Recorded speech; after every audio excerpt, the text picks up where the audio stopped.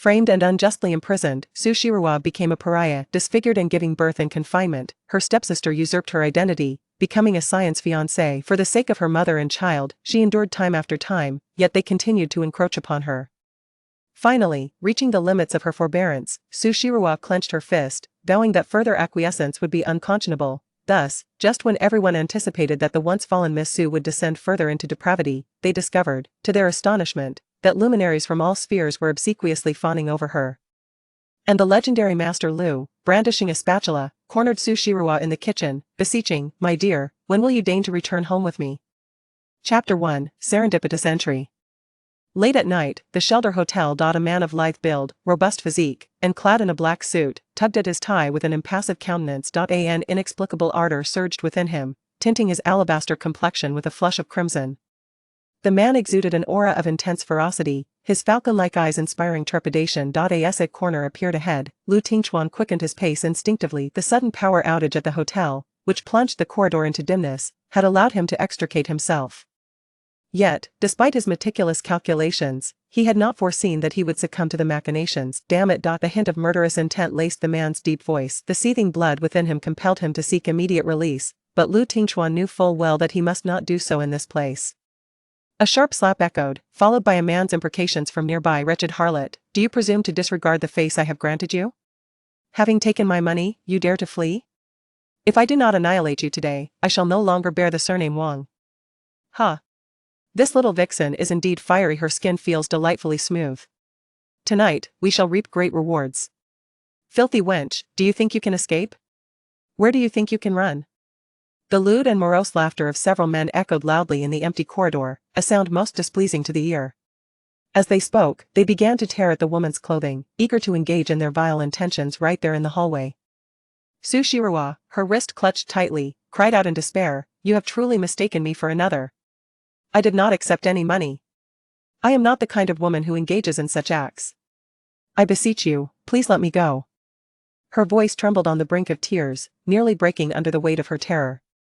The men laughed heartily, their voices dripping with arrogance and mockery. "We are certainly not mistaken. Blame yourself. Who instructed you to offend someone? Why did you choose to provoke us?" A chill ran through Su Shiruwa as she recalled the one who had deceived her into this predicament. As she witnessed the filthy hands of these men reaching to tear at her garments, she cried out in panic, "Money! How much did they give you? I will repay you tenfold." "Bah! You? Tenfold? Can you even afford that? Enough of this nonsense. Get her inside quickly. My little brothers can hardly contain themselves." The men erupted into malicious laughter. Suddenly, a series of footsteps approached, growing nearer. In the dimly lit corridor, a tall figure emerged slowly. A group of delinquents shifted their expressions, abruptly ceasing their harassment of Su Shiruwa, their eyes warily tracking the approach of a man.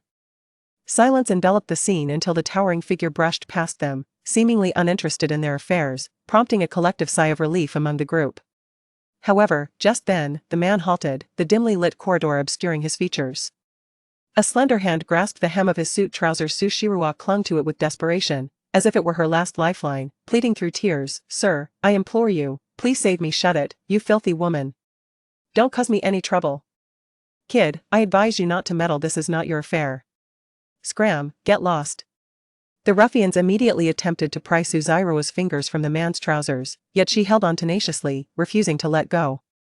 The effects of alcohol rendered her mind foggy, leaving her incapable of contemplating whether her actions might bring trouble to others. All that resonated within her was the imperative not to let these brutes take her away. Her body grew increasingly weak, as if a fire raged within her.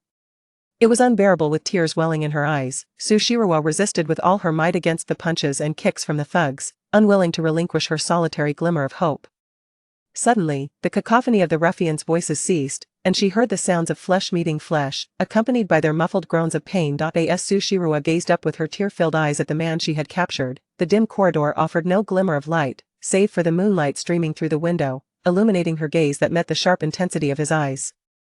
In the shadows, the man's eyes, reminiscent of a hawk, seemed to blaze with an inner fire, and Su Shiruwa could almost feel the high temperature radiating from him. "It is you who has held on to me. Do not blame me," he retorted, his eyes ablaze with fury, beads of restrained sweat forming on his forehead. He was on the brink of an explosion, having initially wished to remain uninvolved, yet for reasons unknown, her weeping pierced through his resolve. He cursed under his breath and, seizing Su Shiruwa, strode away with purpose. He randomly selected an unoccupied guest room, half open, and unceremoniously cast her onto the bed. Unaware of the impending danger, her remaining fragments of rationality urged her to cling tightly to the lifeline before her. It was not until a sharp pain coursed through her body that clarity struck for a fleeting moment. Su Shiruwa struggled weakly, emitting soft whimpers akin to a kitten. An overwhelming presence enveloped her, dimming her vision further. The towering figure leaned down, and the grip on her wrist was painfully tight, as if it would snap. A bitter smile escaped Su Shiruwa's lips.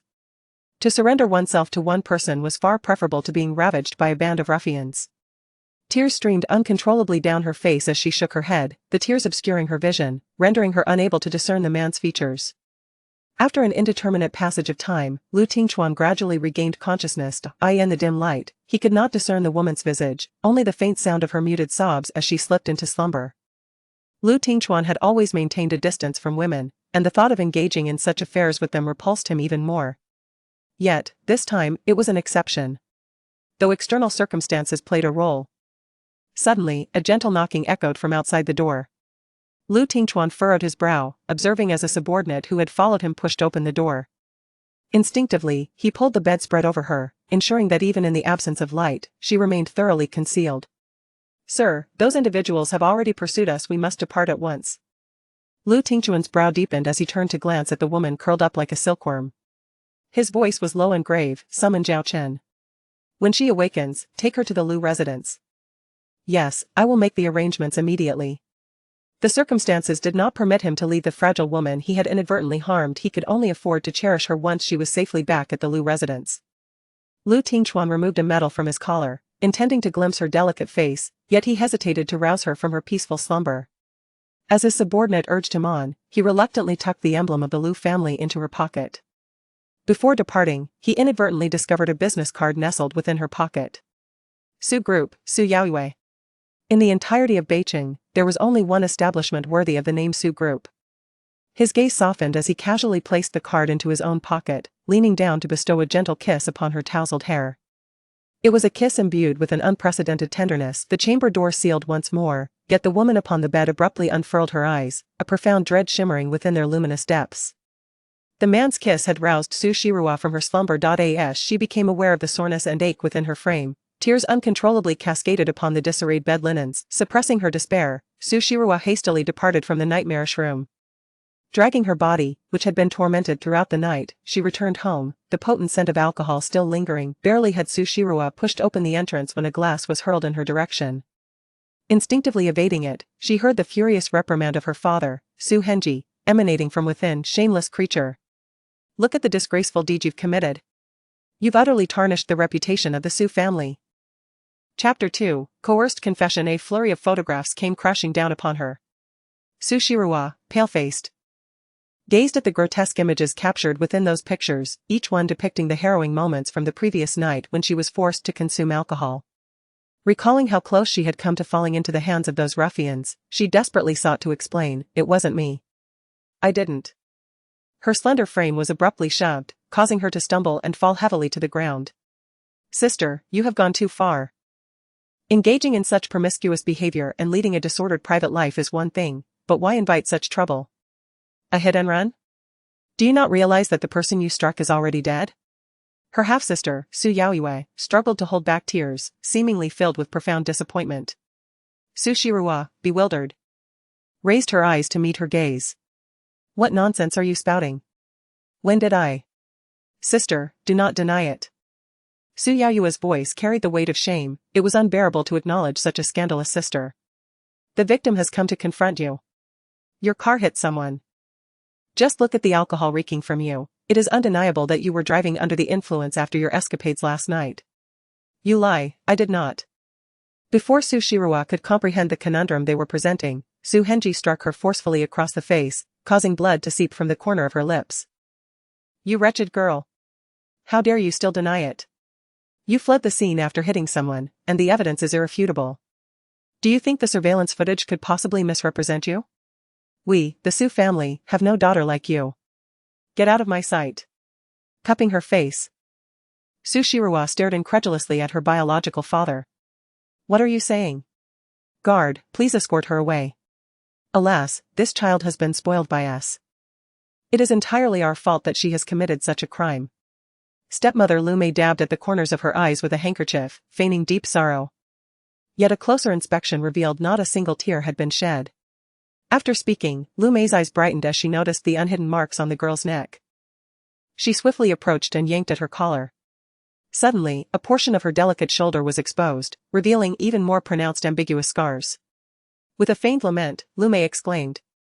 Look at you, my dear. What a disgrace. How could you behave so wildly in public? If your mother were to find out, she would undoubtedly be furious. Su Shiroa stiffened, her body rigid, as she heard Lu Mei's nearly inaudible warning, you had better confess obediently, otherwise, you can forget about your mother's medical expenses. Stunned, Su Shiroa gazed at her biological father, incredulous. Dad, do you also think I am guilty? You wretched girl. Even at this juncture, you dare to argue? Su Henji struck her face with a resounding slap, his eyes devoid of any remorse. Lu Mei sighed with a tone of false compassion, Shiroa, you are still young. When you make a mistake, you must take responsibility, otherwise, your mother will never forgive you. Su Shiroa understood that this seemingly gentle yet cruel woman was threatening her. Her mother lay in the hospital, in dire need of substantial funds for her medical treatment. If she does not acknowledge the unfounded accusations placed upon her, how could this family, with their cruel methods, stand idly by and watch her mother perish? The guards arrived swiftly, and Lu Mei's gaze was filled with a malicious delight. Last night, this woman deceived her into drinking, even providing money to those ruffians, intending for a gang of thugs to ruin her. The driver from the previous night was none other than Su Yaoyue.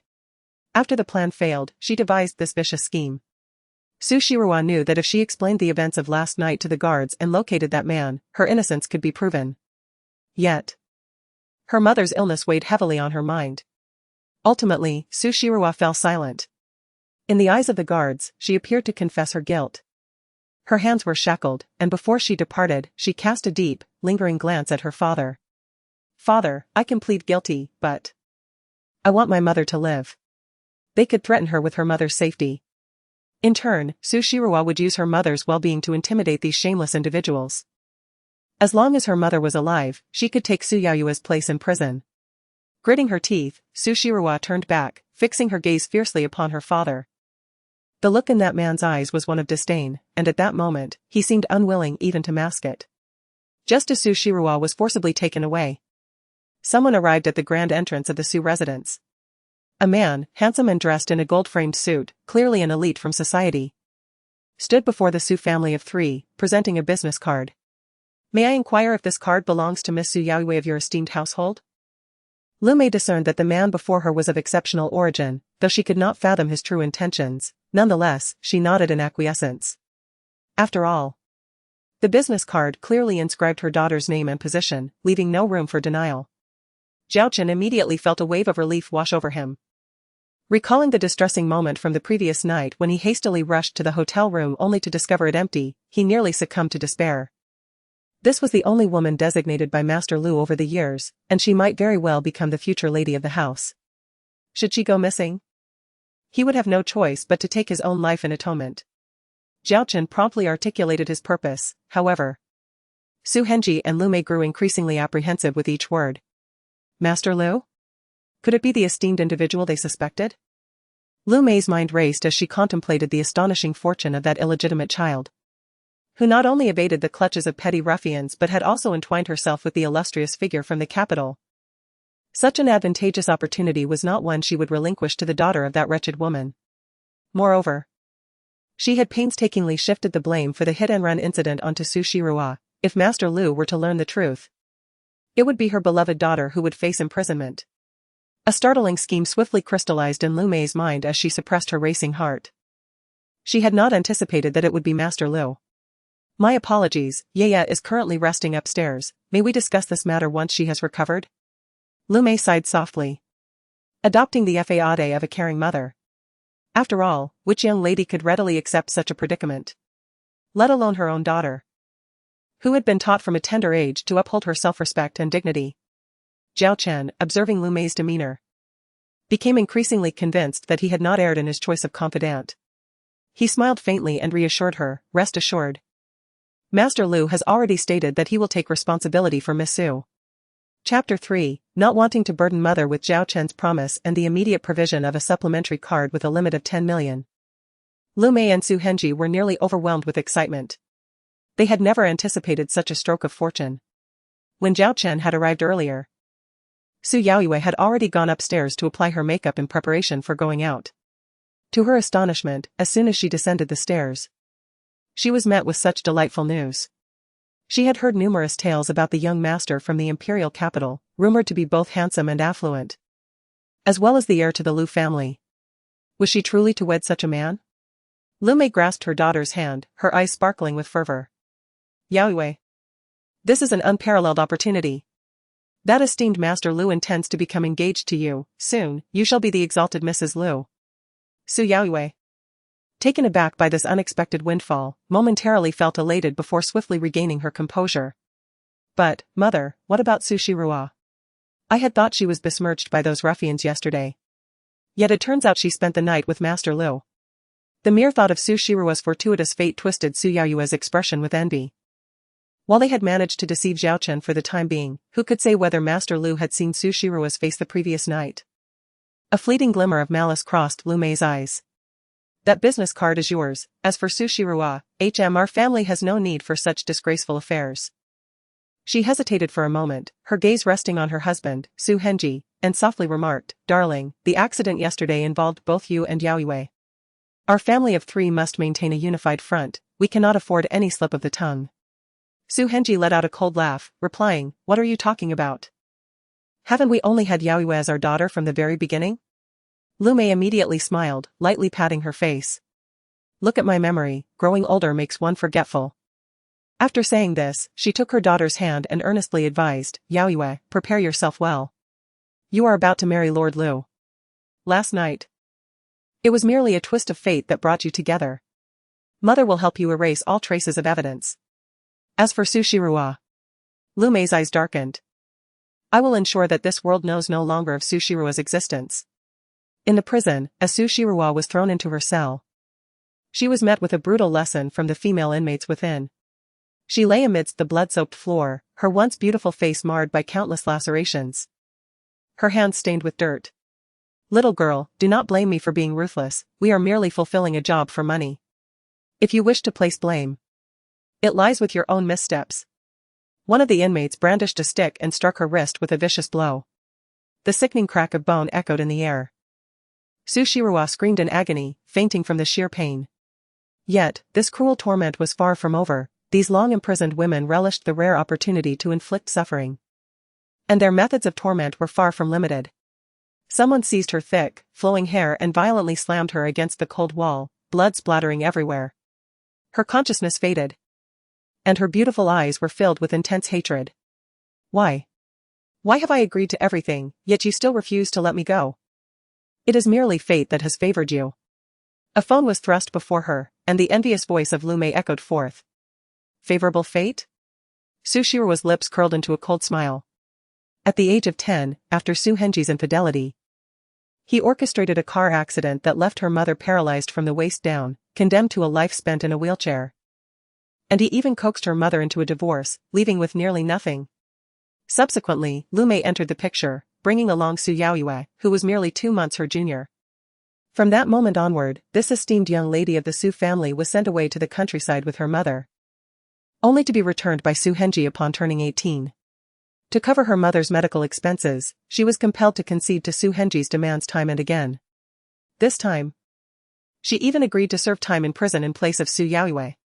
Yet, despite her sacrifices, this wicked mother and daughter duo still refused to show her mercy. Their rationale? Simply that her luck was too good? Su Shirua let out a low laugh, tears mingling with blood, but she felt no pain. Her chest brimmed with countless resentments. "Lu Mei, you shall meet a bitter end." A bitter end indeed. For the first time, Su Shirua forgot her mother's adages of suffering is a blessing, be obedient, and endure if you can, as she gritted her teeth and shouted at Lu Mei on the other end of the line. "Ha!" Lu Mei's disdainful laughter resonated from the phone, but alas, this time it will be you who meets a bitter end. 5 years later. The frail woman, resting by the edge of her bed, was abruptly jolted from her slumber. She wiped away the tears from the corners of her eyes and was haunted by the nightmares reminiscent of her time in prison. Gazing at her delicate, fair fingers, she found that although they had healed, the torment she endured remained an indelible nightmare throughout her life. Su Henji, Lu Mei, and Su Yaoyue. Sooner or later, she would exact her vengeance. Su Shiru wiped the cold sweat from her forehead and glanced down at the sleeping children on the bed. The angelic faces of the little ones instantly warmed her frigid heart. Suddenly, a loud bang bang bang echoed from outside the door. Su Shiru approached and opened it. Su Shiru. This is a medical clinic, not a daycare. Why do you keep bringing your children here? How can you possibly work like this? If you can't work, then get out. A sharp, disdainful face appeared at the threshold, glaring at Su Shiru. This was her colleague, Zhang Yunhui. Furrowing her brow, Su Shiru replied. I had already discussed this matter with the director when I first joined, and he agreed to allow me to bring my children to work. Who do you think you are? I simply cannot abide by this. Why should you be allowed to bring two sickly children to work? You're severely hindering our clinic's business. Zhang Yunhui retorted angrily. No sooner had she finished speaking than Su Shiru delivered a resounding slap across her face. Su Shiru glared at her with a sullen expression. Zhang Yunhui, let me reiterate, do not let me hear those 3 words escape your lips again. My salary here is half of yours. A condition I accepted solely to keep my child by my side. If you have any objections, take them up with the director. Should you provoke me further, I shall not hold back. Her beloved children were merely frail, not the specters of disease you presume. How dare you strike me? Zhang Yunhui exclaimed incredulously, clutching her cheek. Unable to fathom that she had been assaulted by a woman with a criminal past. She nearly leapt to her feet, pointing an accusatory finger at Su Shiru's nose. You, a convict, dare to lay hands on me. Do you have any notion of who my uncle is? Your uncle's identity holds no relevance to me, Su Shiru replied. Her annoyance palpable. Ever since news of her incarceration had spread within the clinic, Zhang Yunhui had sought her out to instigate trouble on multiple occasions. After serving a full 5-year sentence, she found herself unable to secure any decent employment. Even labor-intensive jobs paid her significantly less than her male counterparts. Gaining employment at this clinic came about through a twist of fate, having saved the director's father from peril. However, she had negotiated terms with the director prior to her employment, as she needed to bring her child along. Thus, her salary was half that of her colleagues. But she was permitted to purchase certain medicinal materials at an internal rate. Therefore, she did not perceive herself as taking advantage of the clinic. On the contrary, she occasionally assisted the director in addressing complex medical issues. Though lacking a medical license, she could not charge for her services. Nonetheless, the director, being kind-hearted, had cleared out a vacant storeroom for her and her children to reside in without charge. It is precisely due to this that Zhang Yunhui's envy has been provoked.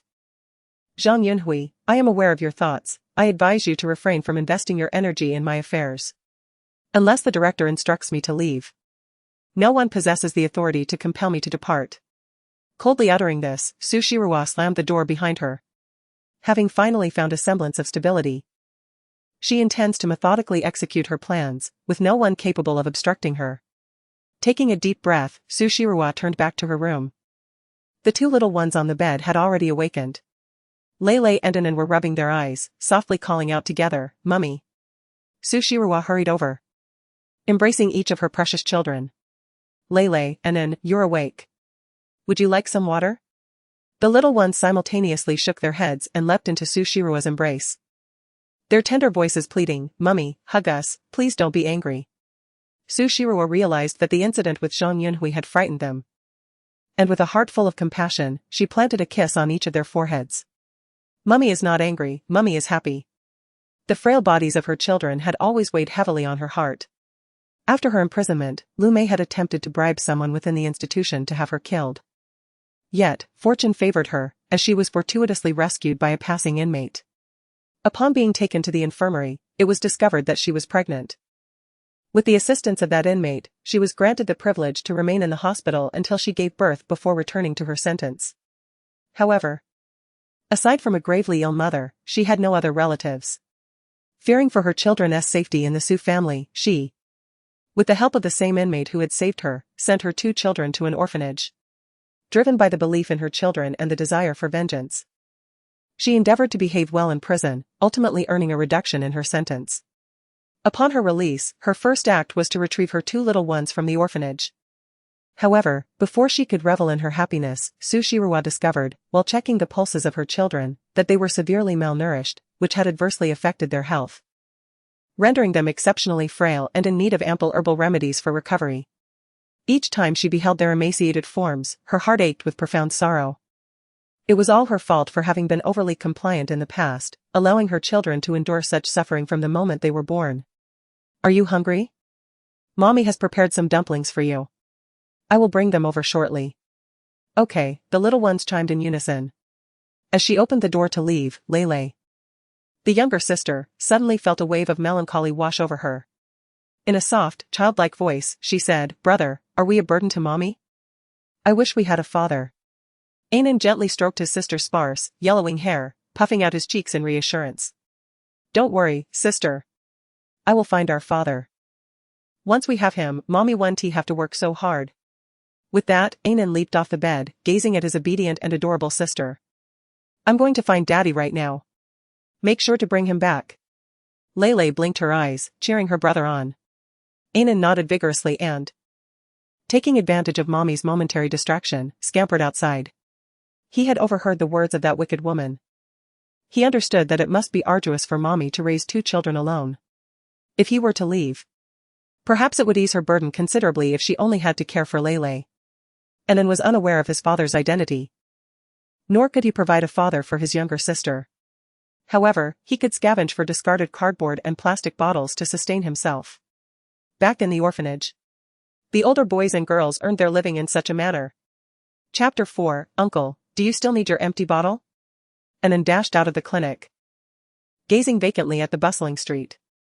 He rummaged through several trash bins, yet found none of the plastic bottles and scrap paper that the older children from the orphanage had mentioned. His thin little face was etched with confusion and disappointment. He did not wish to return and become a burden to his mother, yet he was oblivious to the way back to the orphanage. With his large eyes misted with tears, Anan sniffled, and suddenly noticed an empty bottle swaying past him. His eyes sparkled with excitement as he hurriedly followed the bottle. The person holding the bottle abruptly halted, and Anan, caught off guard, collided with them, landing unceremoniously on the ground. Bewildered, he looked up. Lu Tingchuan noticed he was being followed and stopped, only to see a small boy sitting on the ground, gazing up at him with eager eyes. Anan felt a twinge of pain from his fall, but he held back his tears and, in a soft voice, addressed the unfamiliar gentleman, "Uncle. Do you still need that empty bottle? If not, could you please give it to me?" "You? Want an empty bottle?" Lu Tingchuan stared at the boy's face, which bore a slight resemblance to his own son, and instinctively frowned. A child of 4 or 5 was wandering alone on the streets, trailing after a stranger to ask for an empty bottle. One could only wonder how this child's parents perceived their offspring. Anan instinctively revealed a smile. During his time in the orphanage, whenever he displayed such an expression, the matron would reward him with a piece of candy.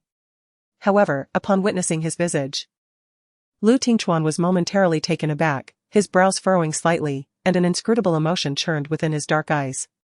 The resemblance between this child and his son was striking, yet Lon Lon would never exhibit such a smile, possessing an inherently frigid demeanor. Oblivious to the stranger's thoughts, Anan looked up at him with wide, innocent eyes, sweetly asking, "Can I, uncle?" Reflecting on his own son, Lu Tingchuan reached out to touzle the little fellow's fluffy hair and inquired, "What do you need this empty bottle for?" Anan puffed out his cheeks, pointing to his fingers, and hesitantly replied, "Anan wants to earn money." "Earning money? Pray tell. Why at such a tender age do you wish to earn?" Lu Tingchuan crouched down, his gaze upon Anan growing more solemn. The striking similarity in features and the child's premature maturity stirred a bittersweet sensation within the usually aloof man, simultaneously igniting an inexplicable anger. Anan blinked, his voice soft and childlike as he explained, "Because mommy doesn't earn much, and she has to deal with bad women. It's too exhausting to support Anan and his little sister. Anan doesn't want to be a burden to mommy, so he wants to earn money to support himself." Lu Tingchuan was taken aback by the depth of the child's thoughts, his typically indifferent expression momentarily lost in contemplation. "Mother is exhausted. having to purchase an abundance of medication for both me and my sister. It's all because of Anan being so young. If only Anan could grow up more quickly, he could assist mother. And Anne's eyes are red and brimming with unshed tears, yet he bravely refrains from crying. He gazes longingly at the bottle in the hands of the unfamiliar gentleman, knowing that if he collects enough bottles, he can earn money to support himself, as well as mother and his sister. Lu Tingchuan's heart softened at the sight of the little boy's pleading eyes.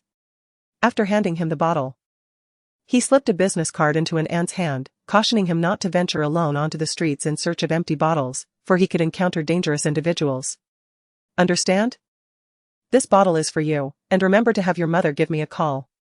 And Anne's eyes sparkled with delight as he hugged the empty bottle tightly. The business card was clutched firmly in his grip. A radiant smile graced his adorable face as he tiptoed and planted a kiss on Lu Tingchuan's cheek. Uncle. You are truly a wonderful person. Lu Tingchuan was momentarily taken aback. Aside from his own beloved son, other children typically kept their distance from him. This was the first time a child had approached him with such affection. He touched his cheek, still able to feel the softness of the little one's lips. Unconsciously, a hint of a smile emerged on his usually stoic face, nearly startling his assistant, Zhao Chen, who had rushed over. Is that a smile? Goodbye, uncle. I'm going home to find mother. The little one waved his small arm excitedly while clutching the business card, then dashed away with delight. Lu Tingchuan rose to his feet, watching the child's figure gradually vanish into a nearby clinic before turning to leave. As Su Shirua, having just discovered her child was missing, rushed out of the medical hall in a state of panic, her heart sank at the sight of her son rushing towards her, tears streaming down her face. Anan, where have you been? Clutching her child tightly, Su Shirua couldn't bear to contemplate the dreadful thought of her child encountering a malevolent stranger. Mummy, mummy. I just met a kind uncle. Anan exclaimed, excitedly shoving a business card and an empty bottle into his mother's hands. Su Shirua was momentarily taken aback, her gaze fixed in astonishment upon the card and the bottle. This was no ordinary vessel. The crystal bottle, adorned with diamonds and gemstones, was worth no less than 500,000. And this business card, Chuanshi Group, Lu Tingchuan. Don't worry, mummy. Anan will collect more bottles, and I can support myself. You only need to take care of my little sister. Anan declared proudly, puffing out his small chest. His mind was already racing with thoughts of where to gather more bottles, completely disregarding Lu Tingchuan's prior admonitions. Su Shirua felt a pang of bittersweet sorrow at her son's maturity. Despite the immense value of the bottle, Anan had dared to take it. Thankfully, it remained unbroken. She resolved to return the crystal bottle. With a gentle sigh, she stroked her son's head and pressed a kiss to his forehead. Anne's primary task now was to take his medicine and nurture his health. When he grew older, he could assist her just the same. However, Anne's expression dimmed instantly as he replied despondently, but I really want to help mummy. Simply eating well and taking your medicine is already the greatest help you can offer me, Su Shirua reassured him with a smile, though her heart felt heavy. It seems she truly must devise a means to earn money. Even Anne has sensed the family's financial struggles and wishes to contribute. As a mother, how could she not strive to exert herself? However, that crystal bottle must be returned promptly. If it were to break, she wouldn't be able to afford the cost. After taking Anne back to their room, Su Shirua hurried out to work. In the room, Lele, who was obediently enjoying her wontons, brightened up upon seeing her brother's return. Anne, feeling guilty, looked at her sister's eager expression and, for the first time, told a lie. I found him. Lele exclaimed, jumping up with curiosity. What about Dad? Didn't he come back with you? Dad has other matters to attend to and cannot return with us for now, Anne replied, casting her gaze downward, unable to meet her sister's inquisitive eyes. What does Dad look like? Lele asked, her little face puffing up in disappointment. Anne's mind conjured the image of the handsome uncle she had encountered earlier that day, perfectly aligning with her expectations of a father. Thus, with utmost seriousness, she responded to her sister, Dad is incredibly handsome. And he is quite tall, too. Chapter 5, Reunion with Old Friends. Amidst humiliation, the Chuanshi Group emerged as a colossal business entity within these past 5 years, dramatically altering the landscape of Nanyuan City upon its inception. Although the valuable crystal bottle was gifted to Anne, it felt unnecessary to accept such undeserved charity. Nevertheless, given the generous intention behind the gift, gratitude must be expressed. The following day, Su Shiruwa took a day off and entrusted her two little ones to a friend before heading directly to the entrance of the Chuancher Group's building. As soon as she stepped inside, her unfamiliar visage was halted by the security guard. "Madam, this area is not permitted for outsiders to enter freely. I apologize. I am merely here to locate an individual and return an item. Beyond this place, I am at a loss as to where to find him. Do you possess the contact information for the individual? I could assist you in inquiring." Su Shiruwa promptly produced the business card and presented it, stating, "This is the person. He inadvertently left an item in my son's possession." The security guard accepted the card, his expression shifting dramatically.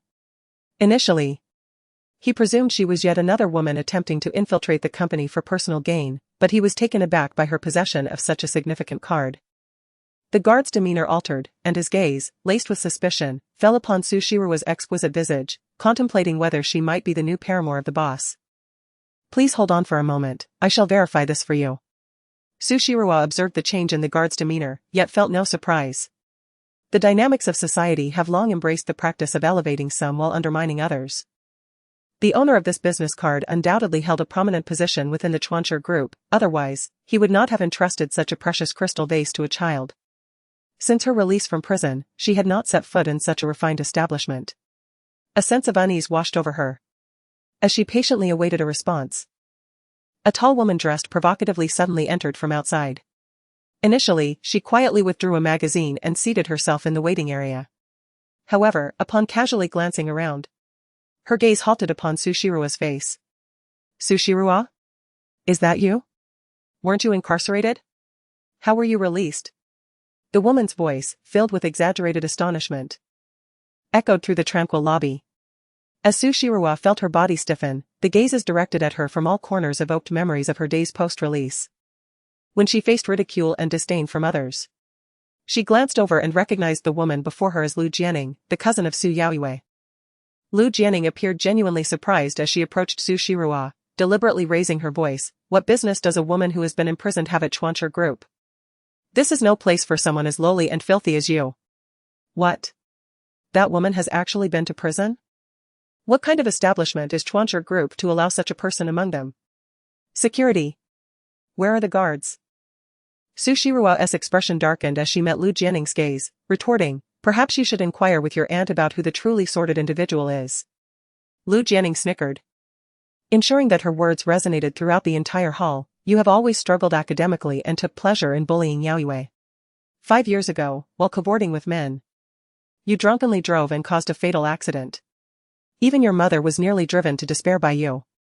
How dare you show your face in public? Did you not reflect on your actions during your time in prison? Truly shameless." Upon hearing Lu Jianing mention her mother, Su Shiruwa clenched her fists, her gaze icy. After her release, she had contemplated seeking out her mother, but was met with rejection upon her arrival. Her mother had believed Su Hengji's words, convinced that she had indeed fled the scene and was involved with unsavory characters, leaving her utterly disappointed and unwilling to see her. Su Shiruwa had attempted to explain. Yet in her mother's eyes, the two children represented irrefutable evidence of her supposed misconduct, rendering any of her words mere excuses. Su Shiruwa, though once heartbroken, had no intention of heeding her mother's advice to return her two children to the orphanage. Now, Lu Jianing was deliberately striking at her vulnerable heart. "Security. Swiftly escort this person away. This place is sullied by such filth. Oh, how could there be such a shameless woman? Just the sight of her was revolting." The murmurs of those around her pierced Su Shiruwa's heart like daggers. Though her eyes were cold as ice, she had no desire to explain herself to these outsiders. One day, she would reveal the truth of the past to the world, for now, their gossip held no power over her. At this moment, in the president's office, Lu Tingchuan furrowed his brows as he examined a contract. His assistant, Zhao Chen, hurriedly knocked and entered, whispering a few words in his ear. Lu Tingchuan raised an eyebrow. "You mean the woman who came to reclaim her belongings has served time?" The small boy he had encountered yesterday was vividly etched in his memory. He was a man of his word, and if someone genuinely sought a part-time opportunity, he had no qualms about extending a helping hand to the child's family. "Indeed," Zhao Chen replied respectfully. "This was explicitly stated by Miss Liu, and it has already caused a stir downstairs. Sir, should we not remove her?" Recalling the little boy collecting bottles on the street, Lu Tingchuan's frown deepened. Despite his rare kindness towards irresponsible parents for the sake of the child, it was disheartening to discover that the woman had a criminal past. He waved his hand dismissively and said, "You handle it." Zhao Chen nodded, understanding the master's intent. Before long, Su Shirua found herself expelled from the gates of Chuancher Group. Lu Jianing stood at the entrance, mocking her. Some individuals truly ought to possess a modicum of self-awareness. How dare such despicable and filthy beings attempt to ascend to lofty heights in this realm, without even casting a glance at their own reflection to assess their character? Su Shirua chose to disregard this barking creature, instead calling out to Zhao Chen. "I apologize. Since the other party is unwilling to meet me, I would appreciate it if you could kindly deliver this crystal bottle to him." Su Shirua handed the crystal bottle, along with a steaming bento box, to Zhao Chen, adding, "Inside is a token of gratitude for his assistance in calming Inen. If he refuses to accept my gift, it can be discarded."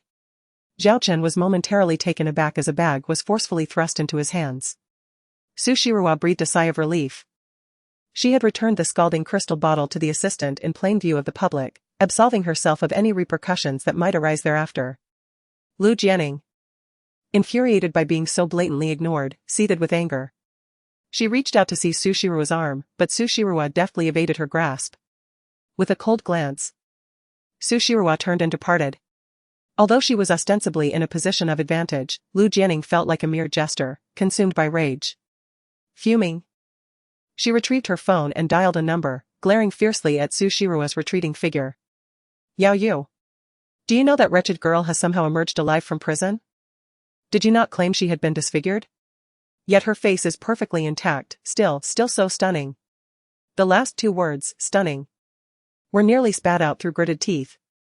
Chapter 6, The Chasm Between Heaven and Earth. Su Yaoyue ended the call, her brow furrowed in disbelief. What nonsense was this? How could that little wretch possibly be released from prison? It must be that Lu Jianing has mistaken her identity. The incident involving Su Shirua was orchestrated entirely by her mother. The charges of drunk driving and hit and run are severe enough to guarantee her a decade behind bars. Furthermore, that utterly detestable face, her mother has confirmed that it has been irrevocably disfigured. Even with skin grafts and cosmetic surgery, there is no hope for restoration. Lu Jianing must have been mistaken. Su Yaoyue did not dwell on the matter.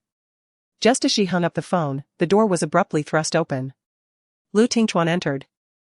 And upon seeing her scantily clad figure in his office, he furrowed his brow and inquired, "What brings you here?"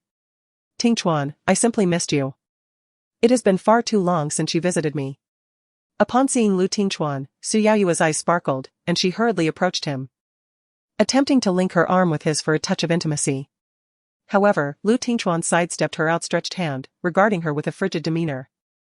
"I have told you not to come to the office."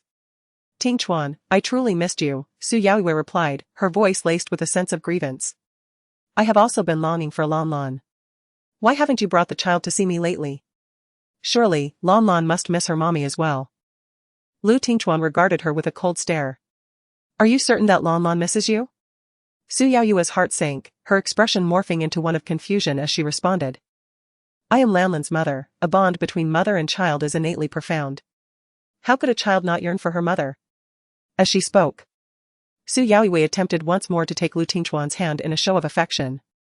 With a derisive smile, Lu Tingchuan retorted, "Without you, Lan Lan is thriving. Do you think your actions have gone unnoticed?"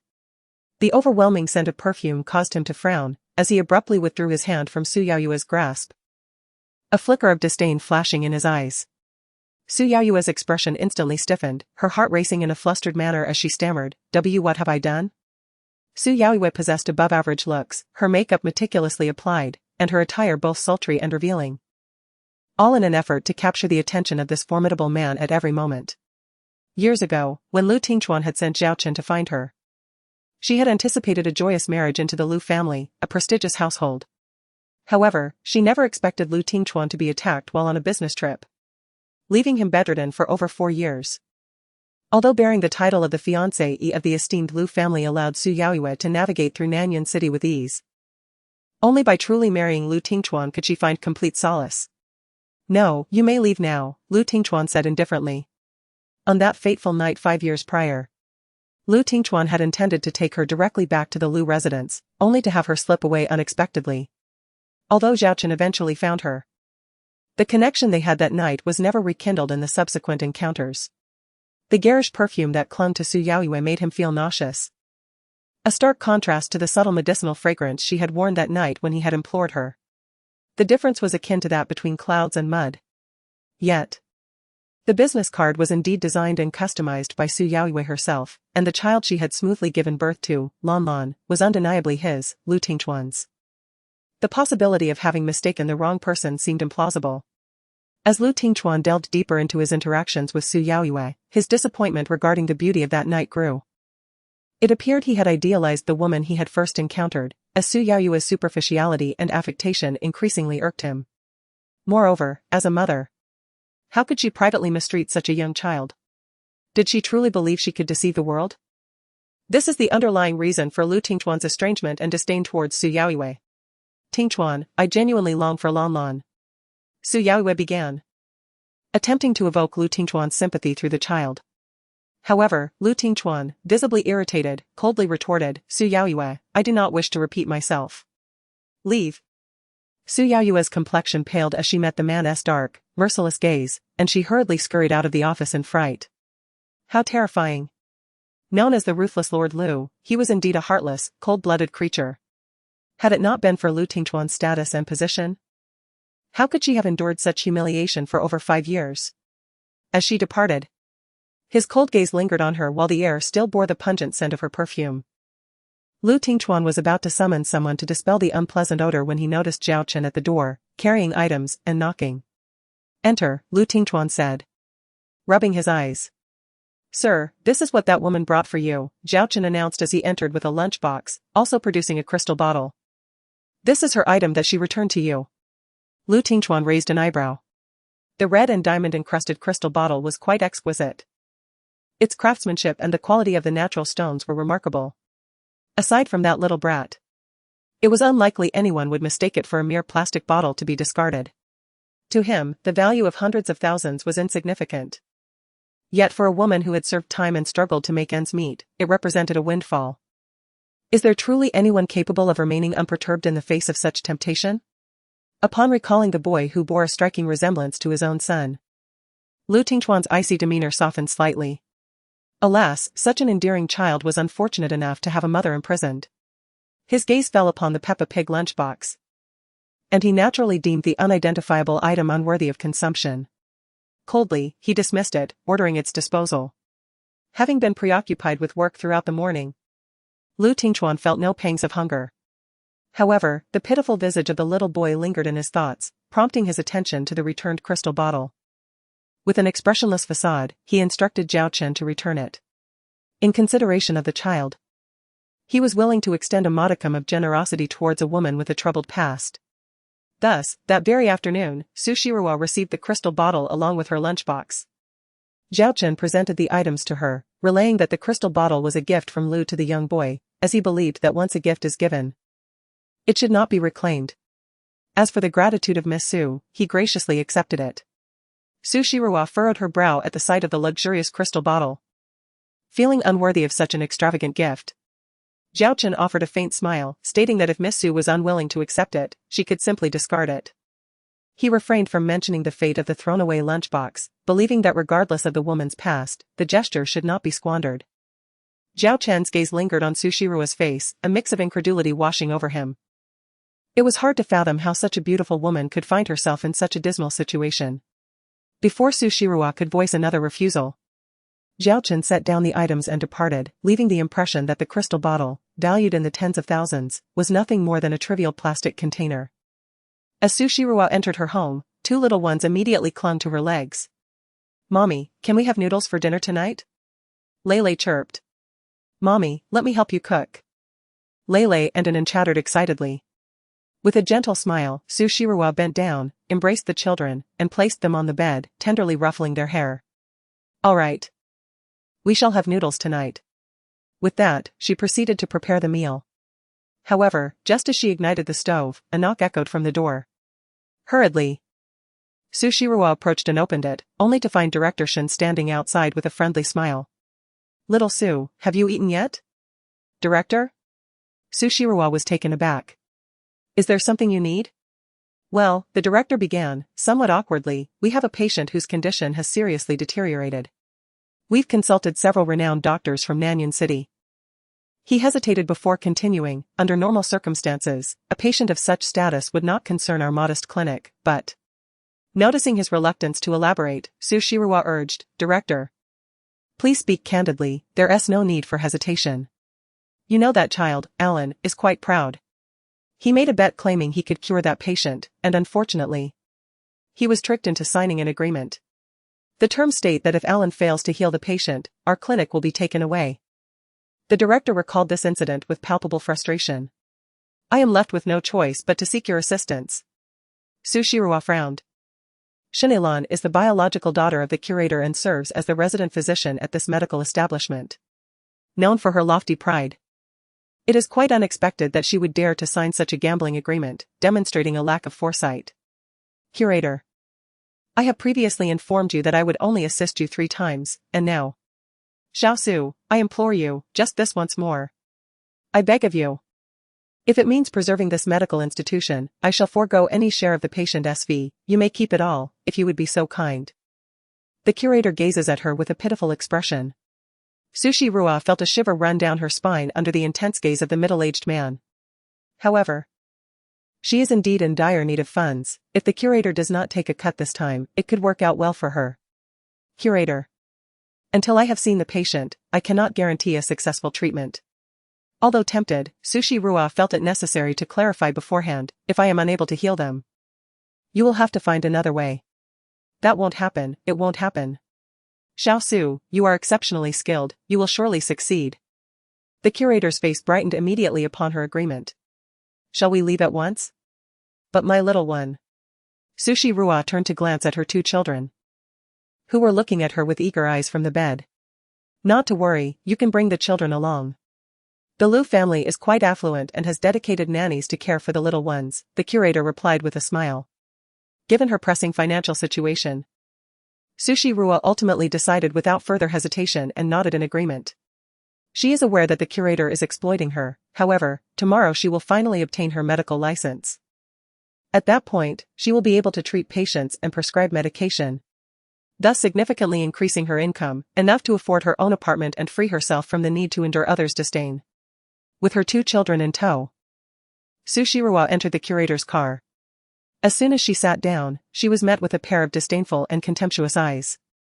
Shinilan scoffed, Sue Shirawa. When we arrive at the Liu family, you had better behave yourself. Don't let anyone discover that you've been incarcerated, or you'll be thrown out by the Liu family, and your fate will be sealed. Chapter 7, The Bed Agreement. Miss Shin, when seeking help, one ought to adopt a humble demeanor. Sue Shirawa had no intention of indulging this spoiled girl, retorting without hesitation, if I were to leave now, do you not believe you would soon become the laughingstock of the community, a prodigal child?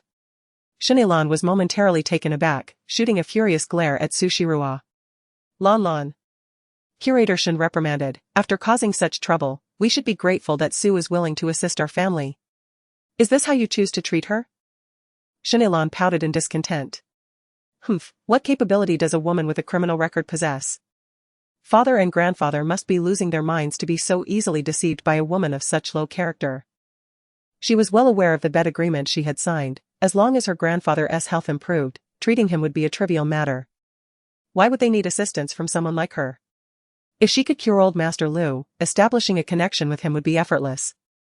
She simply couldn't fathom why her grandfather insisted on having her father seek help from someone like Sue Shirawa. It was truly vexing. Mommy. And then perceived the contemptuous gaze directed at her by Shinilan. She reached out her small hand to tug at Sue Shirawa's sleeve. In a sweet and innocent voice inquiring, aren't you supposed to assist Auntie Shin, Mommy? Why does she lack the proper demeanor when seeking help? And then huffed, Mommy. My sister and I haven't eaten any noodles yet. Can we not go and attend to her illness? And then, do not stoop to your Auntie Shin's level. Director Shin admonished, casting a warning glance at his troublesome daughter. He retrieved a handful of candy from his pocket and placed it into the little boy's hand. Smiling as he said, your Auntie Shin simply lacks understanding. Rest assured, Grandfather Director will certainly give her a proper lesson later. and then huffed again. Her youthful spirit shining through as she remarked, "Mommy is helping Auntie Shen with her troubles, yet she still looks down on her. If I were in her position, I would simply ignore her." Shenlan felt belittled by the remarks of the young child and was on the verge of losing her temper. But her father's warning gaze quelled her fury. With irritation, she retorted, "The Lu family is not a simple affluent household, father. If Su Shirua fails to treat the old master, it will be our family that faces humiliation." Enough. Director Shen sighed, exasperated by his foolish daughter. "Since I have placed my trust in Su, I shall not concern myself with trivial matters. If Su truly cannot cure old Master Lu, then so be it. This clinic can simply be handed over to someone else. Aren't you the one eagerly awaiting its downfall and acquisition by another?" Shenlan's eyes instantly glistened with tears. Feeling wronged for having been tricked into signing a betting agreement, which was never her intention, she had already offered her apologies. In silence, Director Shen drove directly to the Lu residence. This sprawling villa, covering an area of 4 acres and situated in the heart of Nanyuan City, is valued at a staggering 1 billion. Its European architectural style, complemented by meticulously designed greenery, signifies that those who reside in such an exclusive community are invariably affluent or distinguished. Without the owner's invitation, entry is impossible. Director Shen waited outside the grand entrance for an extended period before being granted access to the villa. As a few individuals disembarked from the vehicle, they encountered Lu Qianruo, the esteemed daughter of the Lu family. "Shenlan, you truly dare to come to the Lu residence?" spoke Fang Shuling, a companion of Lu Qianruo, who had previously deceived Shenlan into signing a betting agreement. With a mocking tone, she remarked, "That shabby clinic of yours is only fit for treating the common folk. How dare you show your face here at the Lu family? In your desperate attempt to curry favor with Master Lu, you have truly lost all shame." "Fang Shuling, what are you so proud of?" Shenlan, not one to remain silent in the face of insult, retorted. "Your Fang family boasts of being a renowned medical lineage with a history spanning centuries. Yet, you still cannot find a solution for old Master Lu's ailment, can you? Just wait until we win, you will have to obediently hand over that pink diamond necklace of yours." Fang Shuling let out a derisive laugh, unabashedly asserting, "I must warn you, old Master Lu's health cannot withstand any further strain. If anything goes awry, your entire Shen family will be held accountable." "Enough, Shuling," Lu Qianruo interjected, furrowing her brow. "My grandfather's illness is not a wager for you. If my brother hears this, you will all be shown the door." Had it not been for Fang Shuling's gift of an ancient beauty remedy, she would never have consented to allow the personnel from the insignificant Shen family's clinic to enter the Lu household. Fang Shuling fell silent, her expression brimming with satisfaction as she regarded Shenlan and her entourage. The old Master Lu had succumbed to a terminal illness, and even the most esteemed physician from the Fang family was at a loss. What could a dilapidated clinic like Shen's possibly do to remedy the old gentleman's ailment? While she held the Shen family clinic in disdain, it could serve as a fitting gift. "Miss Lu, might you kindly escort us to meet the old master?" Director Shen inquired respectfully of Lu Qianruo. The rivalry between the Fang and Shen families was well known, and while he could easily dismiss the young lady from the Fang family, he could not afford to offend the old master's beloved sister. "Are you the one tasked with treating my grandfather?" Lu Qianruo questioned him skeptically. "Let me give you a piece of advice. If you lack absolute confidence, refrain from administering any medication to my grandfather, or else." "No, it is not I." Director Shen quickly interjected, pushing Su Shirua forward. "It is Miss Su who will be attending to the old master." Lu Qianruo's gaze then fell upon Su Shirua's face. Despite her bare complexion, her skin was remarkably radiant, and her eyes sparkled like obsidian. Yet, inexplicably, Lu Qianruo felt a surge of disdain. Observing Su Shirua's attire, which bore the unmistakable hallmarks of cheap, mass-produced garments, she could hardly believe that such a person could be a physician. "Are you jesting?" Lu Qianruo scoffed, her tone laced with derision. "How could a woman like you possibly heal anyone? Do you intend to rely on your physicality for treatment?"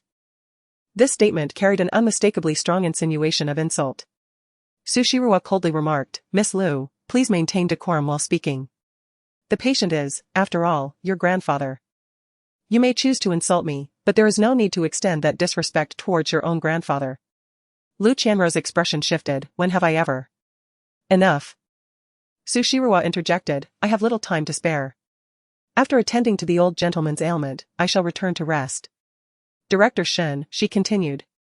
Please take care of my little ones. Director Shen promptly nodded, of course, you need not worry. It was only then that Su Shiruo crouched down to caress the faces of the two little ones. Lele, Anan, Mommy is going to tend to a grandfather's illness. You must behave and stay with Grandfather Shen. Do not wander off, understood? Understood. Anan replied with earnestness, Mommy, go ahead. Anan and sister will be obedient. Anan took his sister's hand, nodding seriously. Lele also leaned towards Su Shiruo, planting a kiss on her cheek, his eyes sparkling, Mommy, good luck. Fang Shuling observed the tender interaction among the trio, scoffing, I have yet to witness a doctor bringing their children along for a consultation. How amusing, truly amusing. Su Shiruo chose to ignore her. Had it not been for financial constraints, she would have departed long ago. Rest assured, little Su. I will ensure the children are well taken care of, Director Shen reassured her, recognizing that at this moment, it was unlikely any nanny would emerge to assist with the children. Given the vastness of the Lu estate, it was indeed safer for him to supervise them personally. Following a steward, Su Shiruo proceeded to the room of the old Master Lu. Meanwhile, outside the Lu villa, a sleek black luxury car came to a halt. Zhao Chen alighted from the vehicle and opened the rear door. Sir, we have arrived. Lu Tingchuan emanated a chilling aura as he alighted from the vehicle.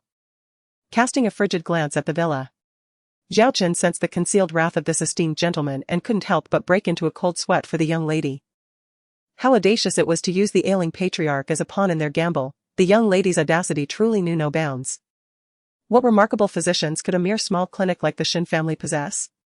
If anything were to befall the old gentleman's health.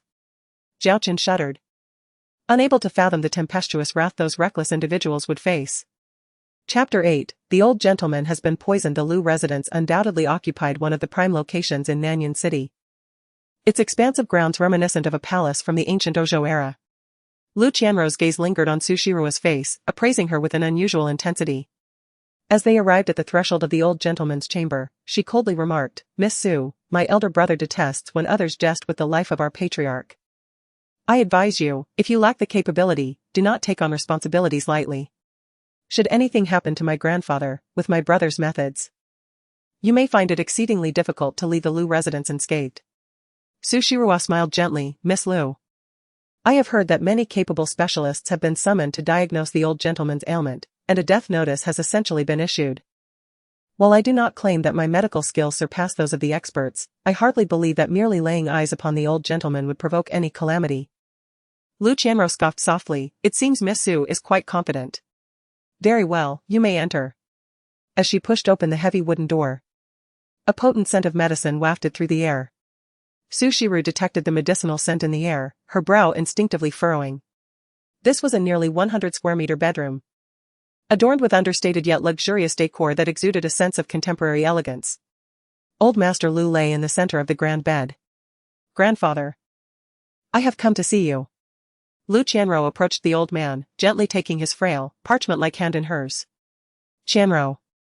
The old man's voice was hoarse, burdened by long illness, rendering even speech a laborious task. Su Shiru stepped forward, politely introducing herself, Greetings, Old Master Lu. I am a physician. Old Master Lu cast a fleeting glance at her, his expression laced with confusion as he turned to his granddaughter. Qianrou, who is this? Grandfather, this is Dr. Su Shiru.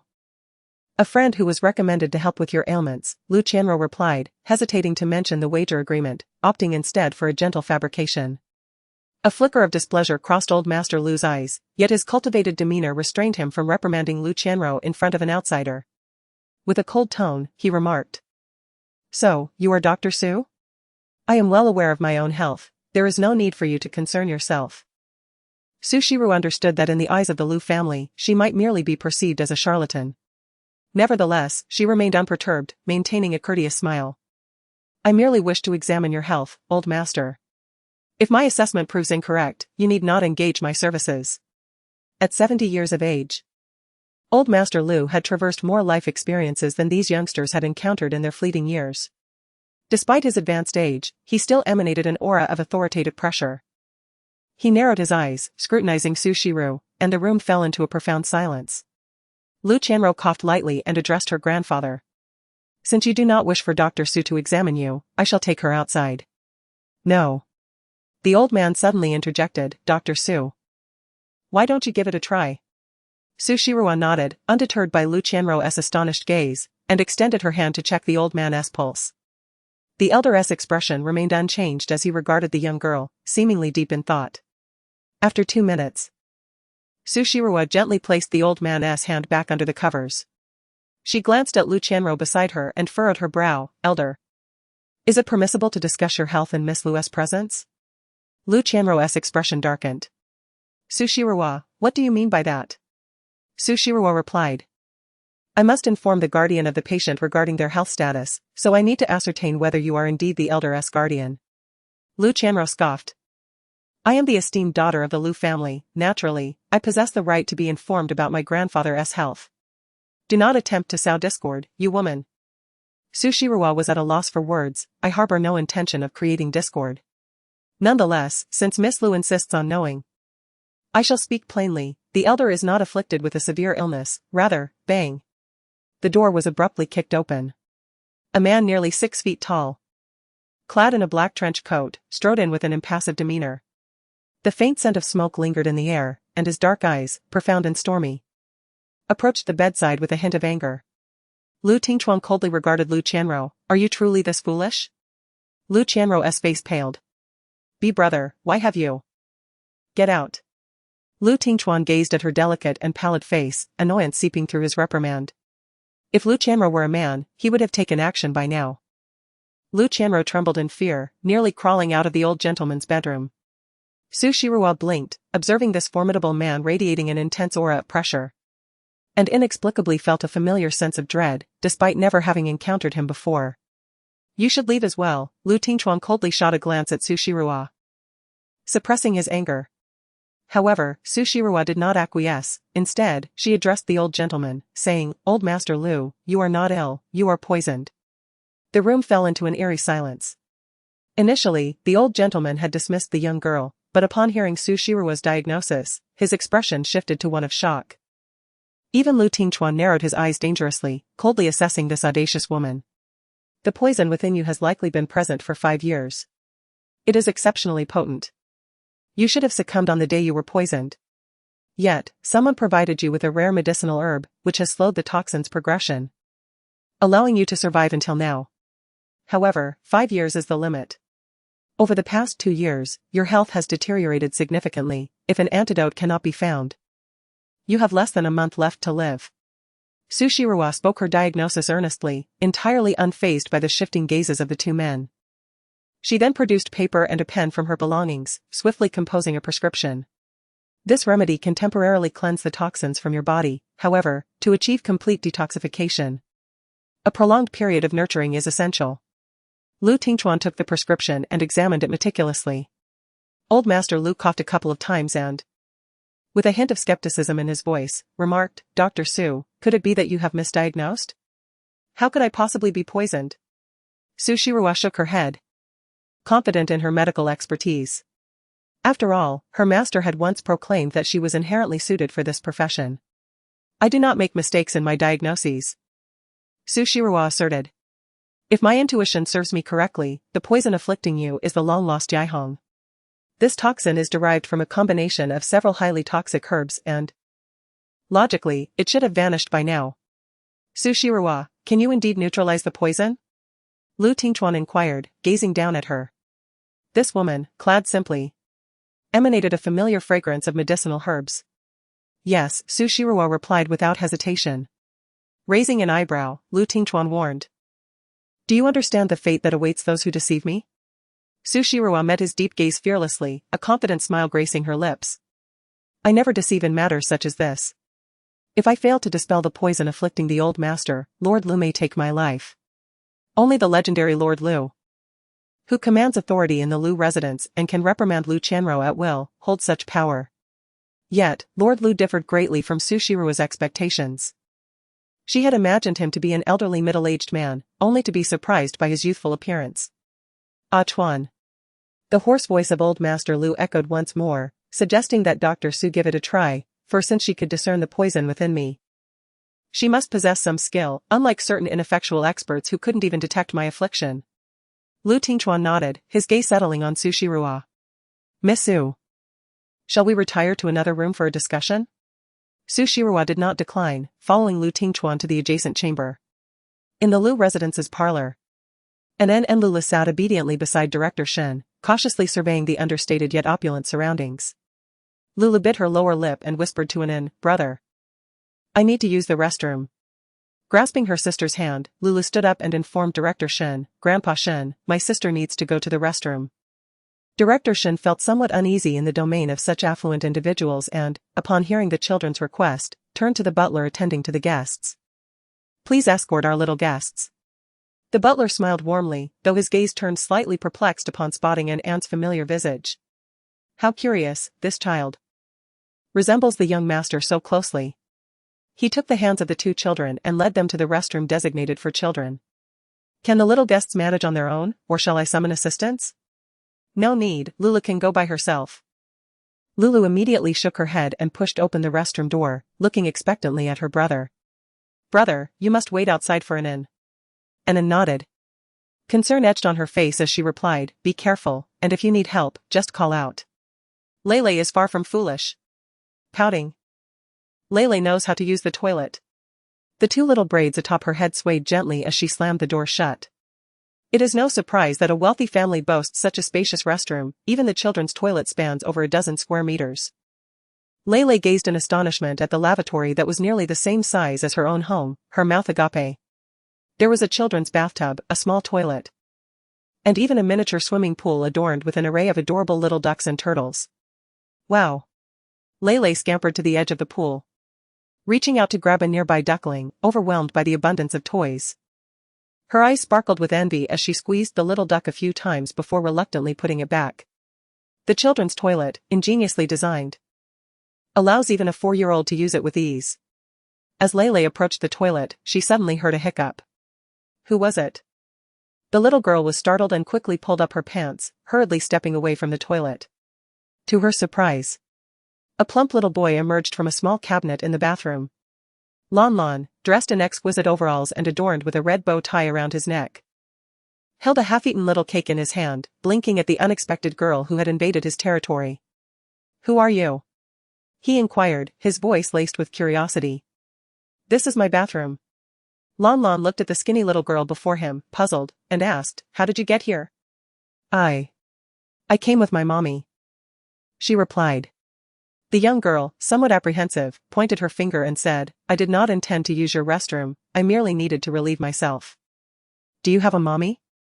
Lon gazed at her enviously and exclaimed, oh, how I long to have a mommy too, but mine does not care for me. The little girl, shaking the braids in her hair, looked astonished and asked, why doesn't your mommy like you? My mommy adores me. She even makes me little wontons. Lanlan's spirits instantly sank, and just as she was about to speak, she heard someone calling her from outside. Young master?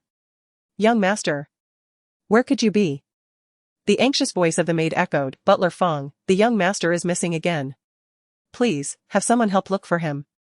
Upon hearing this, Lon quickly retreated back into the cabinet, attempting to close the door behind her. Lele, puzzled, asked, are you hiding from the ladies outside? Yes. Lon nodded. I don't like them, they watch me every day, it's so bothersome. Lele blinked and inquired, why? There's no reason. Lon shut the cabinet door and instructed her, do not tell anyone outside that I am here. Before Lele could respond, a sweet voice called from outside, sister. Have you finished using the restroom? The little girl, having washed her hands, hurriedly opened the door. The maids outside were still frantically searching for the young master. After a moment's hesitation, she approached Butler Fong and tugged at his trousers. Looking down at her with curiosity, he asked, what is it, little one? Grandpa. I know where your young master is. The little girl covered her mouth and whispered, do you know? Steward Fong gazed at the adorable young lady and gently inquired. Where is it? In the bathroom cabinet, Lele replied softly. The older brother told me not to tell you. But the television said that one should not hide in cabinets during hide and seek, as it can be quite dangerous if someone forgets. Steward Fong sighed softly and affectionately ruffled the little girl's hair before rising to enter the bathroom, methodically opening each cabinet door. To his surprise, he discovered the young master curled up inside. With tender care, Steward Fong lifted the young master from the cabinet, exclaiming, "Why have you hidden in the cabinet again? Young master? Are you frightened?" Lon Lon puffed up her cheeks in indignation and shot a glare at the little girl outside. "You promised not to tell." Lei looked innocent, replying, "I didn't. You little snitch. I told you not to inform anyone outside that I was hiding in the cabinet." Lanlan's anger flared, and she felt that the little girl was no longer as charming as when they first met. "You should leave. You are not allowed to play in my house." "But I never agreed not to tell anyone." Lei protested, her eyes brimming with tears as she felt unjustly accused. "The older brother is so mean. Hiding on purpose to make the adults worry, he is not a good child." Despite her young age, Lei had already begun caring for younger children in the orphanage. She recalled a little brother, nearly her age, who once hid in a cabinet during a game of hide-and-seek, but he was never found. Since then, Lei had not seen that little brother again, leaving her heart heavy with unspoken sorrow. The director's mother informed everyone that the little brother was gone. Although Lei did not fully comprehend the meaning of gone, she remembered how sorrowful the adults seemed at that moment. "Let him go." Anan grasped her sister's hand and bared her teeth at the small boy cradled in the butler's arms, declaring, "If it weren't for mommy attending to patients here, we wouldn't have come. You dare to intimidate my sister. Otherwise, I shall strike you." Lanlan's eyes sparkled as she wriggled free from the butler's embrace and dashed to Anan, exclaiming, "Do you wish to fight me? How delightful. Come, let us engage in a duel." "Young master, what are you saying?" the butler exclaimed, hastily lifting the little one back into his arms, exasperated.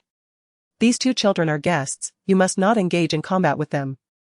"But Grandpa Butler, I have yet to experience what it feels like to fight," Lon pouted, expressing her dissatisfaction. "I want to have a fight." Lon. At that moment, Lu Chanro descended the stairs. Upon seeing the three children huddled together, she frowned and approached Lon, saying, "Why are you associating with such lowly individuals? Come.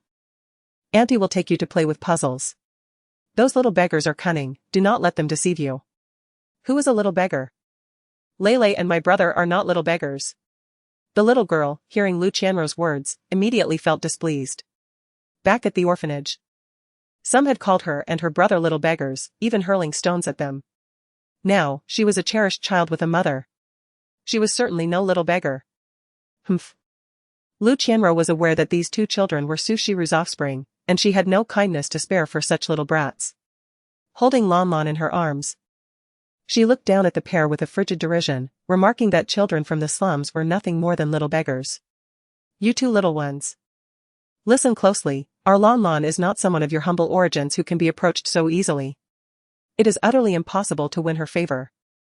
Spare yourself the futile efforts on her behalf." Mississippi. Steward Fong furrowed his brow, feeling that Lu Chanro's scathing demeanor towards the two children was rather excessive. "She hasn't he said anything untrue," Fong Shuling interjected, seemingly appearing from nowhere, her voice laced with mockery. "Do not underestimate these young children. They possess cunning that rivals that of adults. Children from poor families have learned from a young age how to curry favor with those from affluent households to obtain what they desire. Lon is the child of the eldest brother, and there are countless eyes watching her. Steward Fong, you must remain vigilant even with children, lest we allow such impoverished kids to approach Lon and speak recklessly. What if they lead her astray?" Lu Chanro continued to gaze down at the two children, her attention suddenly fixating on Anan's face. Her expression sharpened, and then shifted to her nephew, puzzled by the striking resemblance he bore to Lon. As she spoke, she extended her hand, adorned with crimson nail polish, intending to pinch Anan's cheek. However, Lei swiftly intercepted her hand, shielding his brother behind him, and fiercely declared, "Do not touch my brother." Lu Chanro withdrew her hand, feeling no pain, yet overwhelmed by a profound sense of humiliation. "How dare you strike me, you wretched girl?" With these words, Lu Chanro raised her hand and delivered a sharp slap to Lei. The young girl's delicate face instantly swelled, and she burst into tears, wailing in distress. Chapter 10, The Babies Are Bullied. Bad woman. "You must not hit my sister." Upon witnessing her sister's tears, Anan rushed towards Lu Chanro with fierce determination. biting down hard on her hand. You detestable little creature, are you courting death? Lu Chanro winced in pain, hastily placing her nephew down and seizing Anan, lifting her by the arm. The petite and frail Anan flailed in the air, baring her teeth at Lu Chanro. You wicked woman. You are a vile woman. Lele, clutching her swollen cheek, cried loudly, tears streaming from her eyes like dark grapes. Despite her fear, she bravely charged forward, her innocent voice rising, bad woman. Let go of my brother. Let go of my brother. She extended her tiny arms to grasp Lu Chanro's leg. What are you children doing? The commotion from the children caught the attention of Director Shen and others in the adjoining room. They hurried over to witness the scene of the two children being bullied by Lu Chanro. Butler Fong, seeing Anan suspended in the air, felt a surge of concern and promptly interjected, Miss, they are merely children, you. Children? Lu Chanro kicked the troublesome little girl aside and unceremoniously hurled Anan to the ground. She is not a child of the Lu family, I will not indulge anyone. Anan. Butler Fong was taken aback and hurriedly acted as a human cushion before the little girl hit the floor. Anan, frightened, burst into tears upon witnessing her sister sprawled on the ground, motionless. She rushed over and picked up her sister. Woo-woo, brother, Lele hurts so much. The little girl's pristine dress bore the imprint of a shoe, and she clutched her small belly, tears streaming down her cheeks. Director Shen was also startled, breaking into a cold sweat. However, considering Lu Chanro's status, he refrained from speaking too much, merely offering an apology. I apologize, Miss Lu. The children are quite young. And if they have offended you, Fong, throw these two little beggars out. Lu Chanro's voice was icy. They dare to lay a hand on me in this place. Butler Fong furrowed his brow, sensing that the young lady's temper was growing increasingly volatile. These two children had not provoked her, she had initiated the insults, attempting to pinch their faces. The little girl was merely defending her brother and had done nothing wrong. Yet she was subjected to such bullying. Butler Fong couldn't help but reflect on the stark contrast between a legitimate child of the Lu family and an illegitimate one. At that moment, Su Shanru was engaged in a conversation with Lu Tingchuan regarding the poison in Old Master Lu. Suddenly, she felt a wave of palpitations and quickly rose to head outside. I apologize, Mr. Lu, I will provide you with a detailed document on detoxification and recovery methods later. For now, I wish to check on my little ones. Little ones? Lu Tingchuan exclaimed, you have children? As Su Shirua recalled her obedient and understanding children, warmth enveloped her heart. Yes. Are your children here as well? Lu Tingchuan was taken aback. Despite Su Shirua's youthful appearance, she was already a mother. An inexplicable feeling of discomfort surged within him, yet he did not reveal it. They are here, nothing will happen to them, Lu Tingchuan stated calmly. However, it is getting late, and I am already aware of the old gentleman's condition. A persistent voice within urged her to leave promptly. Su Shirua smiled politely, Mr. Lu. There is no need for concern. As long as you follow my prescribed remedy, the toxins within the old gentleman can be stabilized. And he should be able to get out of bed and move around in about a week. Her tone carried a hint of urgency. I truly must take my leave now. I apologize. With that, Su Shirua left Lu Tingchuan behind and hurried away. He watched her diminishing figure with an inscrutable gaze in his deep black eyes. Upon entering the living room, Su Shirua was immediately met with the sound of her children's cries. Her heart tightened, and she rushed over to see Lu Chanro gripping her son and daughter's arms, dragging them away. All right, I can manage without you, Butler Fong. If you won't discard them, then I shall. Lu Chanro let out a cold laugh, her high heels clicking against the floor as she held a child in one hand, seemingly oblivious to the pain she inflicted on the little one, whose cries were heart-wrenching. What are you doing? Upon witnessing this scene, Su Shirua felt her eyes welling up with tears as she rushed forward to snatch the two children from Lu Chanro's grasp. It was then that she noticed a clear fingerprint bruise on Lele's cheek. Mommy. Mommy. Woo-woo, Lele hurts so much. The little girl, upon seeing her mother, immediately wrapped her tiny arms around Su Shirua's neck. And then, still sobbing, chimed in to report, Mommy, that bad woman just hit my sister and kicked her to the ground. Su Shirua's expression changed instantly as she crouched down to lift her daughter's shirt. On the tender, pale belly, a dark bruise marred the skin, and a small bump had formed on Lele's forehead from being thrown to the ground. Woo-woo, Mommy. Lele clung to Su Shirua's neck, sobbing uncontrollably. Lele didn't mean to hurt the bad woman's hand. That bad woman was trying to pinch brother's face. Lu Qianruo, a pampered young lady, had hands that were meticulously cared for. Her nails were long and sharp. If she had indeed pinched Annan's face, it would surely leave a mark. Lele had witnessed an incident at the orphanage where an ant had pinched a girl's face so hard that it drew blood. Su Shirua's eyes brimmed with tears. The sight of her babies in distress felt like a heavy stone weighing down her heart. There, my darlings, do not cry. It is all Mommy's fault. I should not have brought you to such a place. As tears welled up in Su Shirua's eyes, they cascaded down her cheeks. She should never have brought these two little rascals here. Now, she had offended Miss Liu. Standing nearby, Shenilon remarked with a tone of disdain, enough of this embarrassment. Let's hasten back. Lu Qianruo curled her lips in contempt, gazing at the trio and sneered, if you wish to display your maternal affection, take it elsewhere.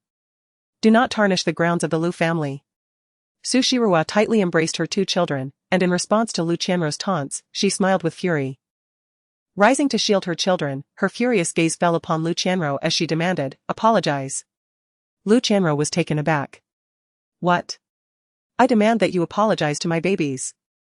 Su Shirua insisted, her eyes ablaze. What nonsense is this? Lu Qianruo scoffed, who do you think you are? How dare you ask me to apologize to those little beasts? Get out of the Lu family at once.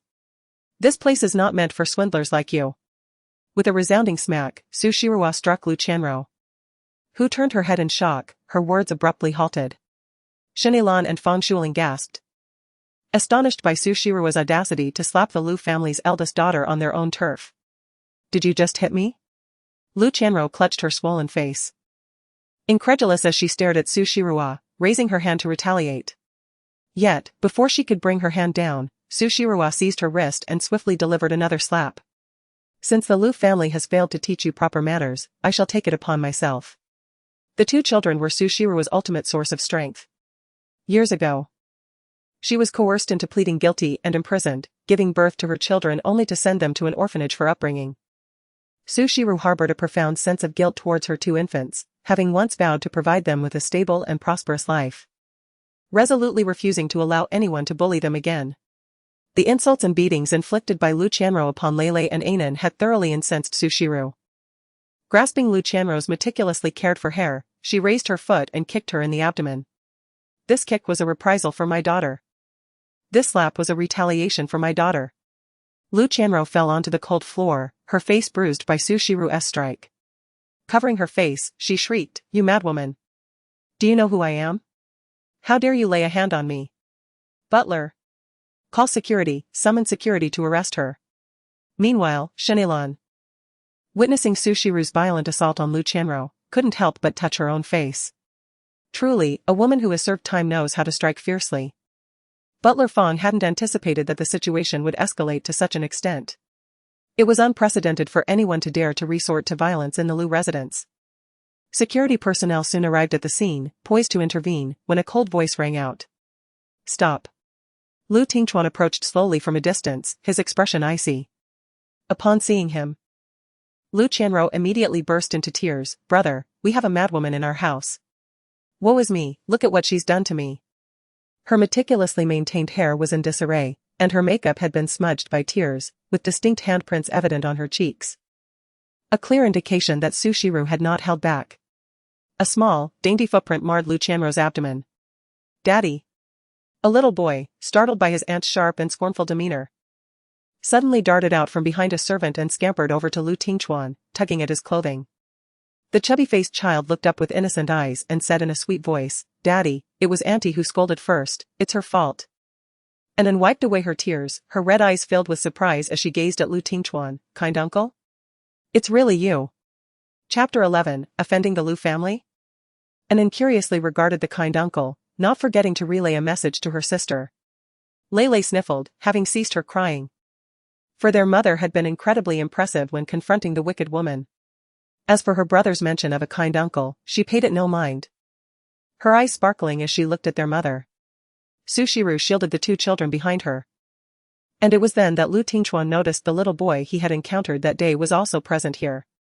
Observing the interaction between the mother and her children, A flicker of surprise crossed Lu Tingchuan's eyes. Could this child's mother truly be Su Shiru? And was that imprisoned individual also Su Shiru? Eldest brother. Woo-woo. Lu Qianrou looked at Lu Tingchuan with a pitiful expression, as if seeking his intervention.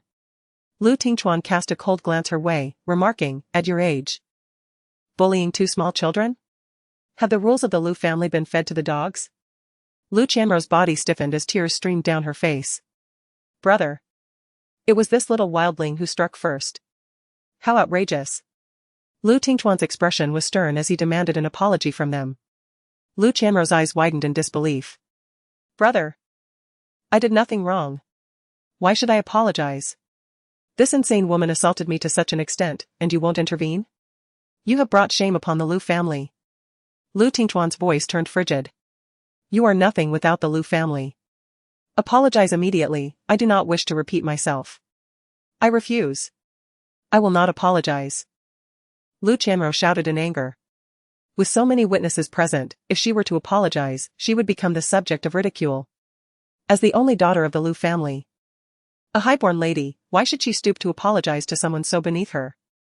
If you do not handle this matter, I shall call upon grandmother, she declared haughtily. Security. Throw this mother and her child out. I never wish to see them in Nanyuan City again. The security personnel exchanged glances, hesitating to follow Lu Qianrou's orders. The head of the Lu household was Elder Lu. Without his command, they dared not act recklessly. Su Shiru raised her hand to gather her hair and looked toward Lu Tingchuan. Elder Lu, let us discuss your grandfather's matters once your sister is willing to apologize. For today, my child has suffered both distress and fright, and we shall take our leave. Lu Tingchuan discerned that this woman was still riled up. However, the audacity to use such a situation to threaten him. A flicker of an unknown amusement passed through his eyes. And he suddenly felt an intense curiosity toward this woman named Su Shiru. Su Shiru, with two children in her arms, exited the Lu residence with a stern expression. Director Shen let out a soft sigh, anxiously trailing behind her, while admonishing Shenilan in the process. Shenilan was utterly taken aback by Su Shiru's retaliatory actions against Lu Qianrou. She never anticipated that this woman, who had once served time in prison, could exhibit such impulsiveness. Lu Qianrou was the only girl of her generation in the Lu family, cherished and doted upon by her elders. Although not born of the main wife, she was greatly favored by the matriarch of the Lu family. If the matriarch were to learn of Su Shiru's actions towards Lu Qianrou today, it would likely spell disaster for her. Apologies, Xiao Su. It is my failure to properly care for the children that has led to this predicament. On their way back, Su Shiru remained indifferent to the Shen father and daughter. Director Shen, feeling somewhat uneasy, rubbed his hands together and tentatively inquired, "Have you assessed the condition of old Master Lu? How is it? Is there any hope for treatment?" Su Shiru replied coldly, "I'm sorry, Director, but I do not wish to discuss such matters at the moment." Dad. You should recognize from her demeanor that she has no solutions. Shenilan scoffed. There are numerous medical experts capable of treating old Master Lu. What can she possibly do? How could she possibly cure him? Be quiet. Director Shen snapped irritably. If it weren't for you signing that ridiculous betting agreement, would our medical clinic be in such trouble? Shenilan huffed, Father, what are you worried about? After all, we still have grandfather. He is incredibly capable and will surely be able to treat old Master Lu. Once we have successfully treated him, who in Nanyuan City will we have to fear? Is it truly so easy to cling to the thigh of the Lu family? If only grandfather could restore Lu Laozi's health, perhaps she might earn Lu Ye's special regard and ascend to the status of Mrs. Lu. Shenilan recalled the man she had encountered at the Lu residence. Indeed, Lu Yi was even more handsome than the rumor suggested. It was no wonder so many women aspired to become Mrs. Lu. With such striking looks, she would willingly offer herself, regardless of the cost. Director Shen longed to give her thoughtless daughter a sharp reprimand. If her father were truly that formidable, would he still need to beseech Su Shiru? This girl, spoiled by her family, remained blissfully unaware of the harsh realities of life. Only a severe fall would teach her the meaning of pain. Xiao Su. Today's incident is entirely my fault.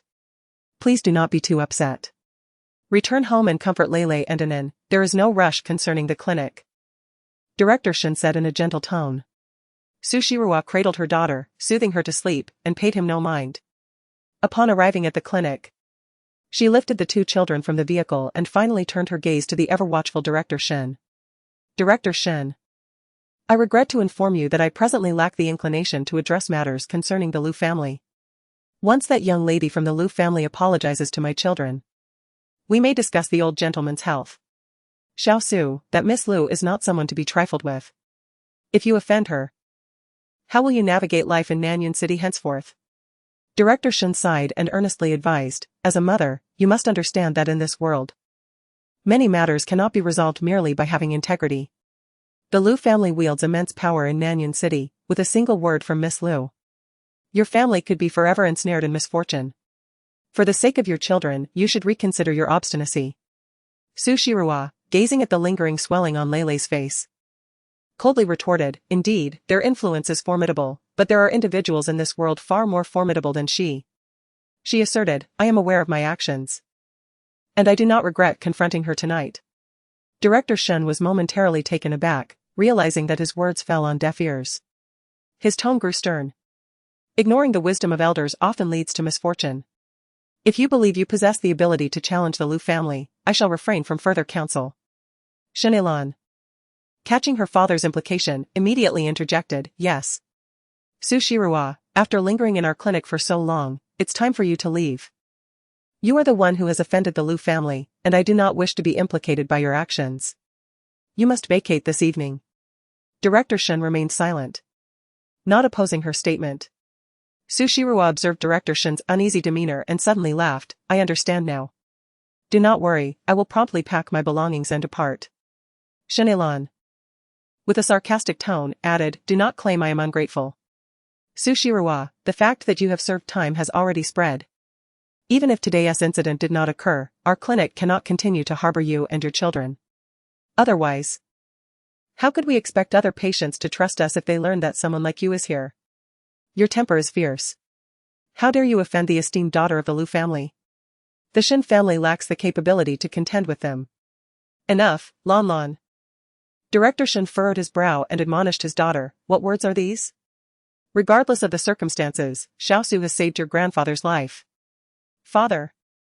It is true that she saved grandfather, but our clinic has been generous enough in sheltering her for this long. Shenelan huffed.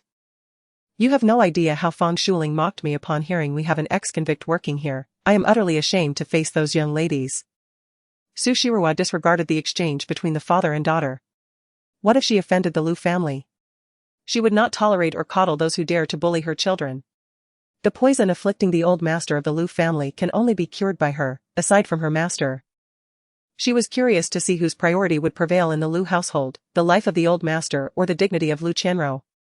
Chapter 12, The Children's Prank in the Liu Residence. After Su Shirua departed, Liu Qianrou erupted in distress. With tears streaming down her face, she lamented to the elderly matriarch seated on the sofa, Grandmother, you should have seen how arrogant that woman, Su Shirua, was. This is our Liu family's territory. And she had the audacity to lay hands on me, not to mention those two wild children she raised. Look, my face has been left in such a state. With the old master gravely ill, Liu Tingchuan held absolute sway within the ancestral home. The only one capable of balancing this dominant figure was the grandmother.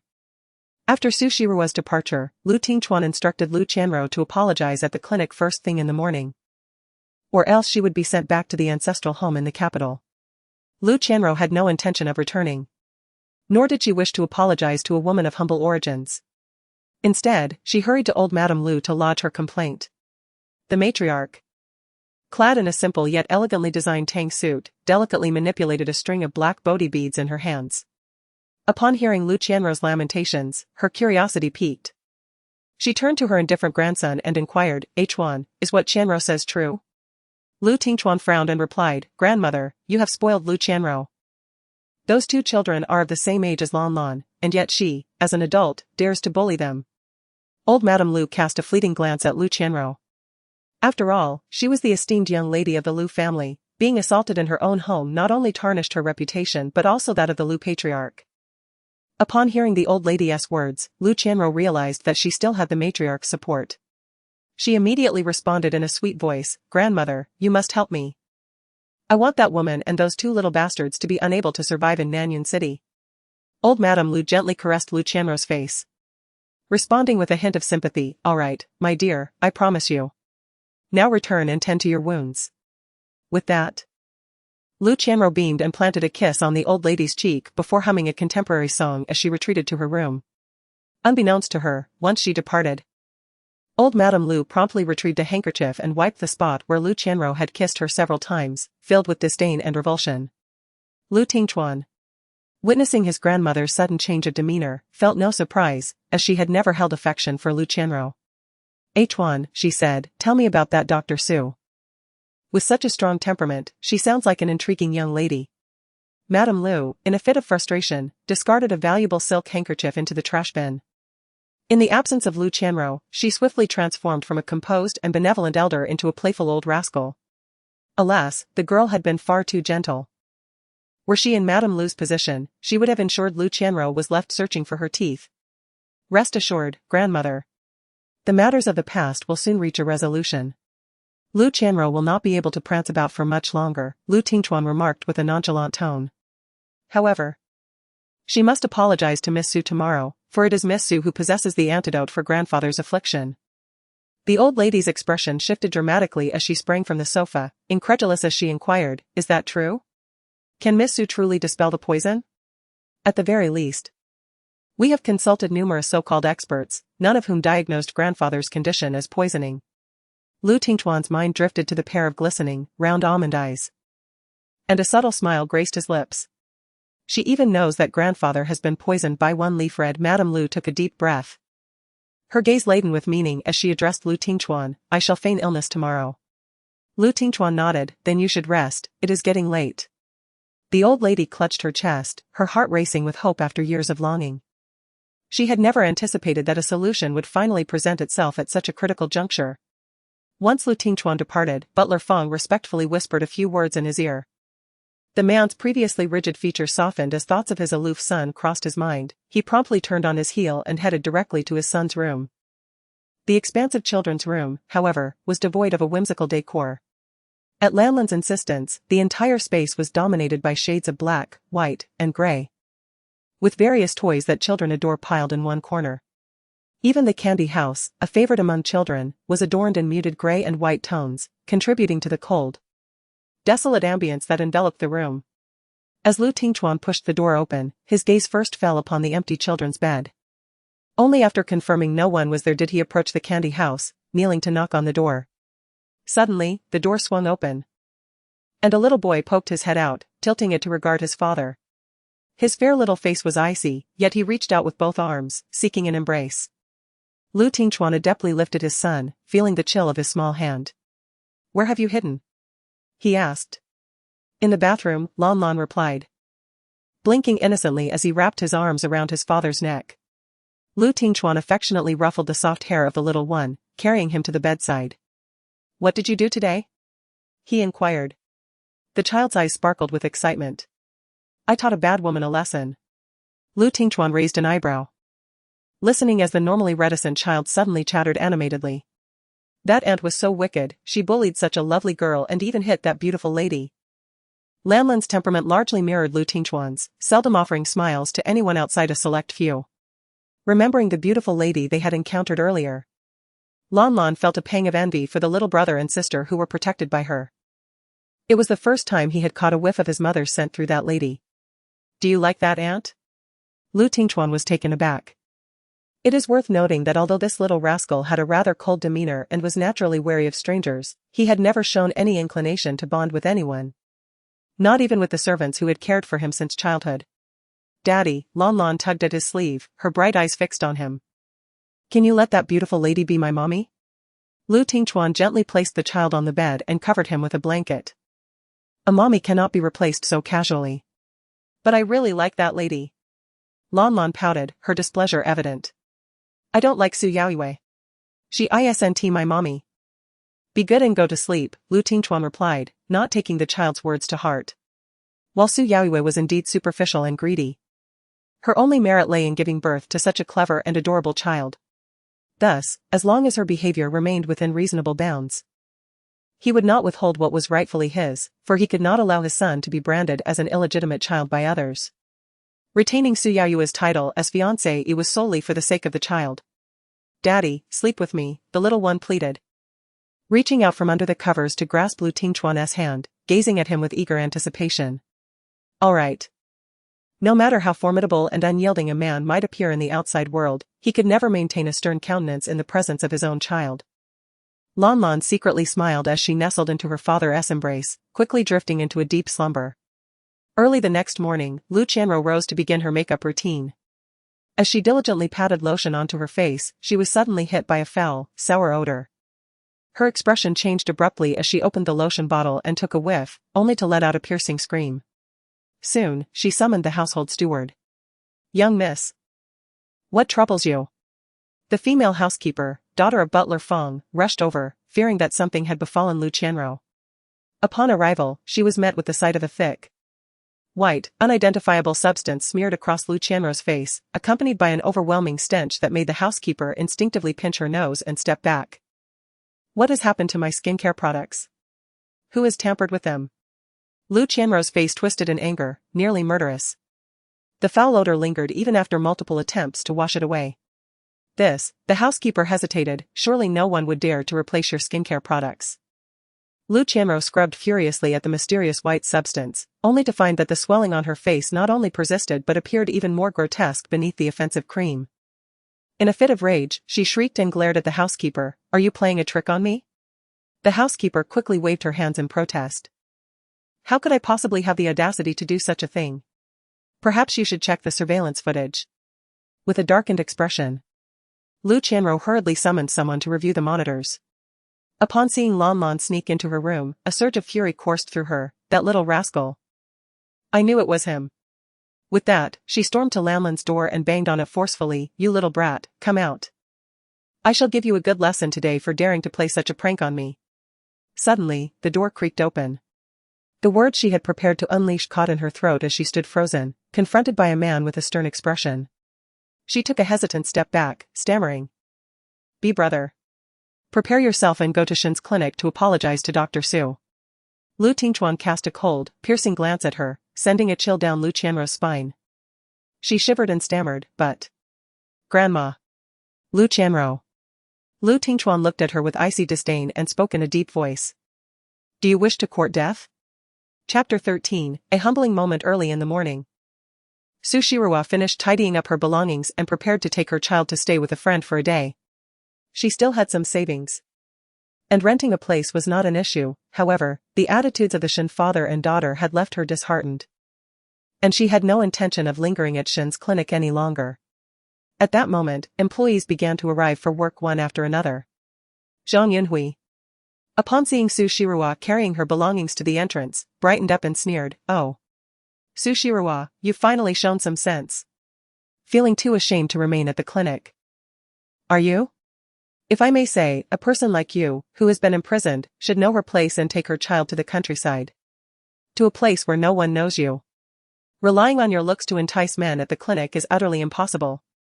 No one would want a woman so steeped in sin as you. Do you have any idea of the impact you've had on our clinic? In truth, your uncle has long wished to expel you, but he has refrained from voicing it due to your past act of saving the old director. Being your colleague is enough to make me feel nauseated. Have you finished speaking? Su Shirua initially had little desire to engage with Zhang Yunhui, this petty clown. Yet, the incessant buzzing of this bothersome fly was rather irksome. Of course, I haven't finished speaking. Zhang Yunhui huffed, tossing her suitcase directly onto the street. Hurry up and take your two little brats and get lost. With a swift motion, Su Shirua retaliated with a slap, her expression icy. Since your mouth cannot be cleansed, allow me to assist you. Saying this, she forcefully seized Zhang Yunhui's arm and dragged her to the staff restroom of the clinic. Pressing her head down and dousing her mouth with cold water. Su Shirua. Let me go. Zhang Yunhui was taken aback by Su Shirua's unexpected assertiveness. A stark contrast to her usual demeanor. Before she could react, the icy water splashed into her mouth. Zhang Yunhui struggled fiercely, but was perplexed by the unexpected strength of Su Shirua, rendering her immobile and subject to humiliation. Fuming with anger, Zhang Yunhui wished to vanish into the ground. For the clinic was filled with patients and staff, all gathered outside the restroom to witness her disgrace. Su Shirua let out a derisive laugh before releasing her grip. My silence was not born of fear, but disdain. It is likely we shall not cross paths again, Zhang Yunhui. Remember this lesson I imparted today. Su Shiruo. You lunatic. Zhang Yunhui's eyes reddened as tears of grievance streamed down her cheeks. With a chilling expression, Su Shiruo stepped forward, causing Zhang Yunhui to retreat in fright. In her panic, she slipped and fell to the ground, inciting a wave of laughter. Mommy is so cool. Wah, Mommy is amazing. I want to be just like Mommy. Lele and Anan, witnessing their mother's prowess, clapped their hands in excitement. As Su Shiruo emerged from the restroom, the group of individuals who often gossiped about her instinctively took several steps back, their guilt preventing them from meeting her gaze. Fearing they might suffer the same fate as Zhang Yunhui and be subjected to a reprimand. Observing the two little ones praising her effusively, Su Shiruo's expression softened as she led the children out of the medical hall. Just then, Director Shen happened to encounter them at the entrance. And upon seeing her with the children and luggage, he hesitated before speaking. Xiaosu, I apologize for, no need for further words, Director. Su Shiruo replied with an indifferent countenance. I have merely saved your father's life, and the Shen family has provided me with temporary employment and shelter. Our accounts are settled. Director Shen withdrew a stack of money from his pocket and placed it in her hand. This is your salary for the month. Su Shiruo did not feign false humility by refusing, the money was rightfully hers. We never signed a labor contract, so I need not submit a resignation letter. She accepted the money, then added, please convey my regards to Grandfather Shen, and may we meet again by fate. Director Shen managed an awkward smile. In truth, he was reluctant to dismiss Su Shiruo, for this young lady truly possessed remarkable abilities. Despite lacking a medical license, she had nearly resolved every ailment she encountered, garnering the Shen family clinic considerable goodwill. Yet, Su Shiruo had a past marked by incarceration, which could tarnish the clinic's reputation and cast a shadow over his daughter's standing. After much contemplation, Director Shen felt compelled to take on this unsavory role. As for whether his father would be angered upon learning of this decision, that was a concern to address when the time came. As Su Shiruo retrieved her suitcase, she tied it securely to the wrists of her children, holding the other end in her hand to prevent them from wandering amidst the bustling street. Summoning a ride through her mobile phone, she and her two children made their way to the curb under the gaze of onlookers. Suddenly, a sleek black luxury car came to a halt before them. Zhao Chen emerged from the driver's seat and opened the rear door. Lu Qianrou, her face concealed by a mask, descended the vehicle, suppressing her tears, followed closely by Lu Tingchuan, who donned a long white trench coat. The perpetually distinguished and handsome man stepped out, his cold gaze assessing the predicament of Su Shiruo and her children, his displeasure evident as he inquired, "What is happening?" "I resigned," Su Shiruo replied, unperturbed by their unexpected arrival. Lu Tingchuan's eyes swept over the crowd gathered outside the Shen family medical hall, and he understood the situation instantly. A smirk of derision crept upon his lips, which Zhao Chen noticed, causing his heart to skip a beat. Such an expression from him could only signify impending misfortune for someone. Lu Qianrou, on the other hand, relished the moment, though she dared not show her glee in the presence of her elder brother's imposing aura. "Do you have a place to stay?" he asked. "Yes," she affirmed. "That is good," Lu Tingchuan nodded, his expression inscrutable beneath the veneer of indifference. A mere glance at Lu Qianrou sent shivers down her spine, despite her reluctance. She stepped before Su Shiruo, bowed respectfully, and gritted her teeth as she said, "I apologize, Miss Su. What transpired last night was my fault.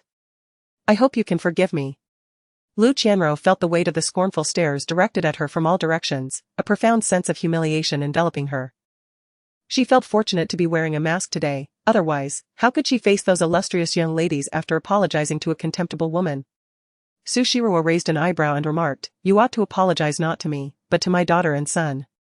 Anan and Lele, hand in hand, blinked their large, watery eyes with curiosity at the masked Lu Qianrou. Though her face was concealed, her voice instantly revealed her identity to the two children. Lu Qianrou suppressed her fury, warning, "Do not push your luck. Is this the attitude of Miss Lu when it comes to apologies?" Su Shiruo scoffed, "If that is the case, there is no need to humiliate yourself further." With that, she turned to leave with the children. Lu Tingchuan observed Lu Qianrou with an impassive expression and said, "Apologize."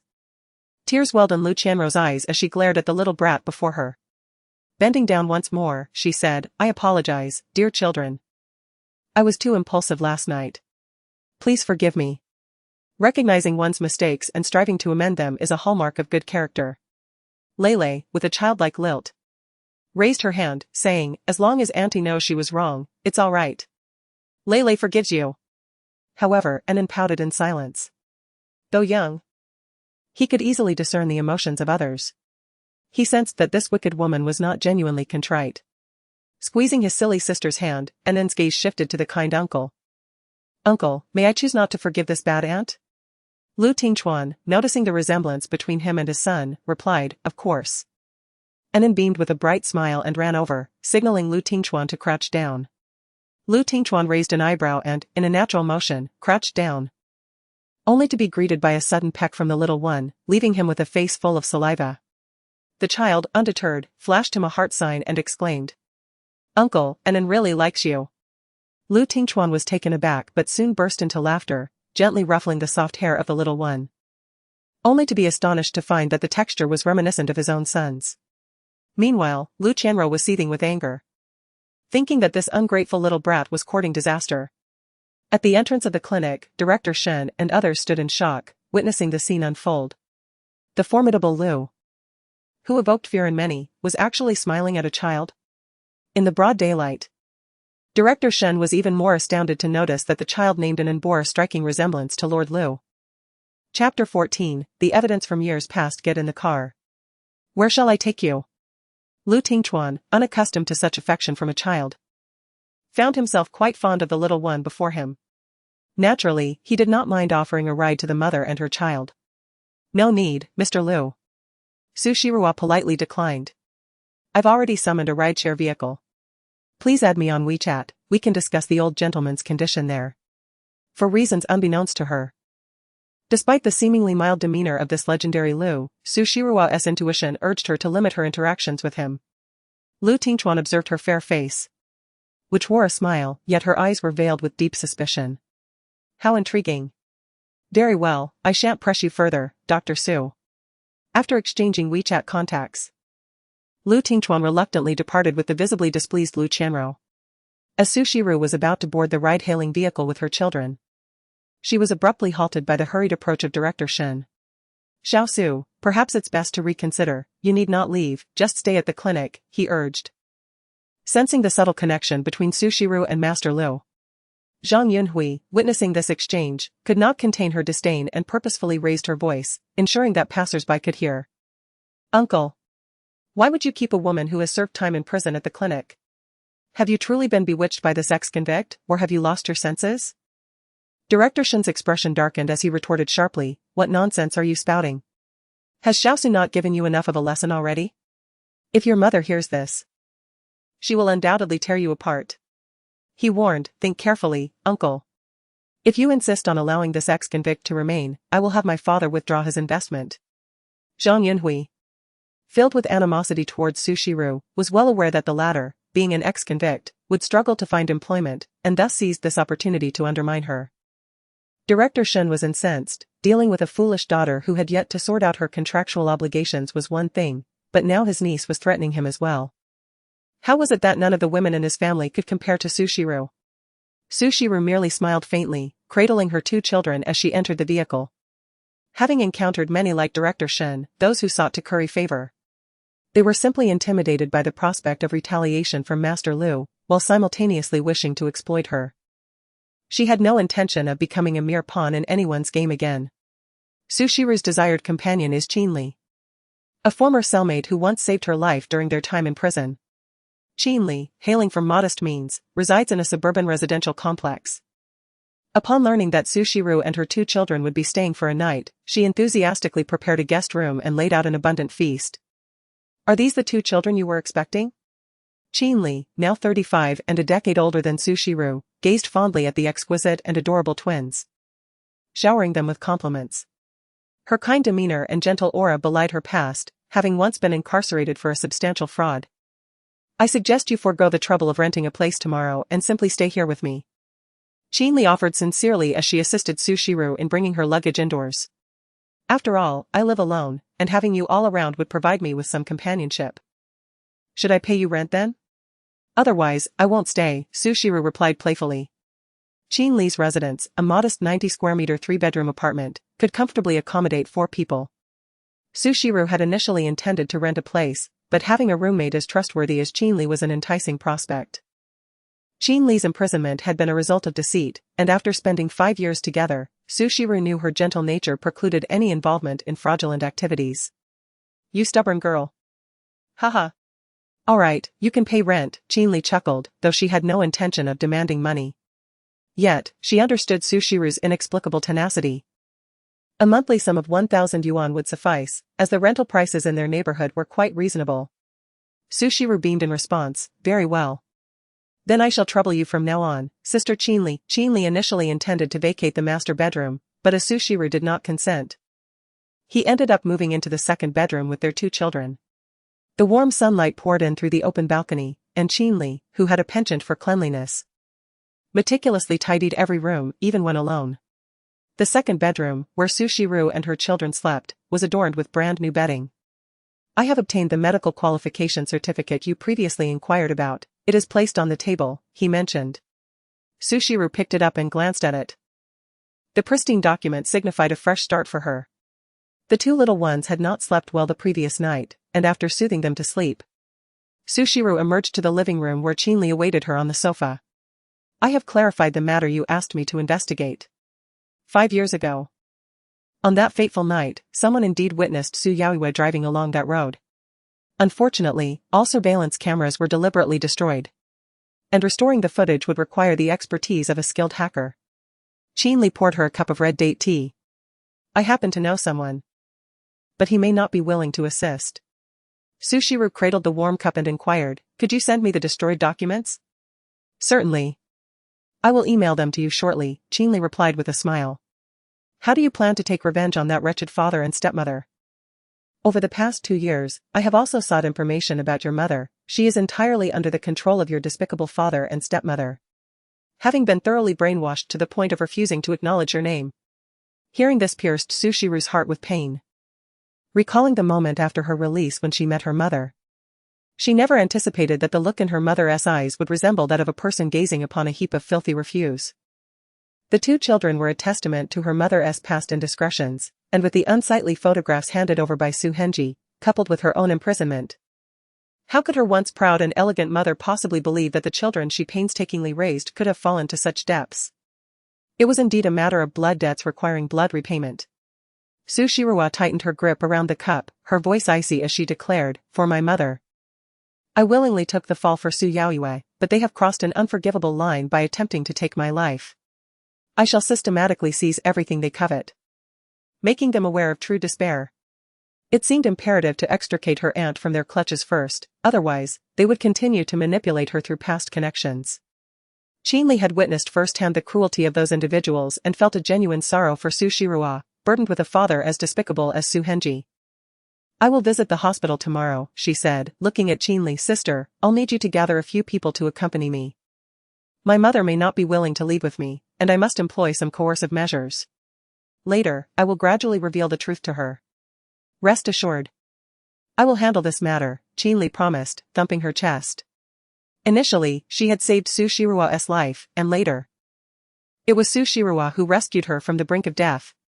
From that moment on, Chin Li vowed to regard Sushiru as her sister. She was released from prison 2 years earlier than Sushiru and often visited the orphanage to care for the 2 children during that time.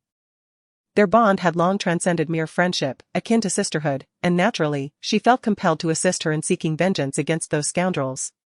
After their conversation concluded, Sushiru returned to her bedroom and retrieved her laptop. She downloaded the corrupted video, her expression devoid of emotion as her fingers danced across the keyboard.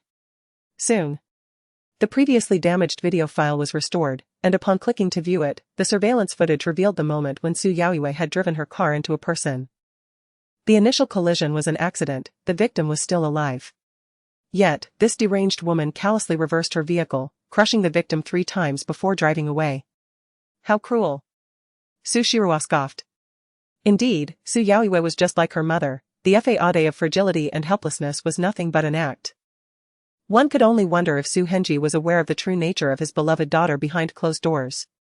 After the video was repaired, the previous blurriness vanished, revealing the expression on Su Yaoyue's face within the car with startling clarity. It was not the panic of an accidental collision, but rather a smug grin. Chapter 15, Concealed in shadows. Gathering her thoughts, Su Shiruwa noted the warm sunlight outside, perfect for an afternoon nap. She lay down to rest alongside the two children when a notification chimed from her WeChat. "When are you free to discuss my grandfather's condition?"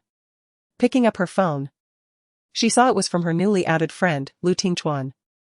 To her surprise, the profile picture was an adorable little robot. "The elder's health should be adjusted according to my prescription for a month, as he has been poisoned for an extended period, with toxins having infiltrated his internal organs. Given his current physical condition, I fear he may not withstand the detoxification process." Agreed. "After a month, I will visit to administer the detoxification. I shall send you a list of medicinal herbs. All that is required is to prepare these herbs within the month. WeChat transfer, 100,000 yuan. Sushi, without hesitation, confirmed the receipt of funds and promptly sent over the organized list of herbs before shutting off her phone. Meanwhile, Lu Tingchuan gazed at the lengthy list, immediately instructing his subordinates to prepare the necessary items. He then fixated on the WeChat chat interface. "Hey, Lu," Fu Yuan remarked, glancing at the phone screen, nudging Lu Tingchuan's arm to peer closer.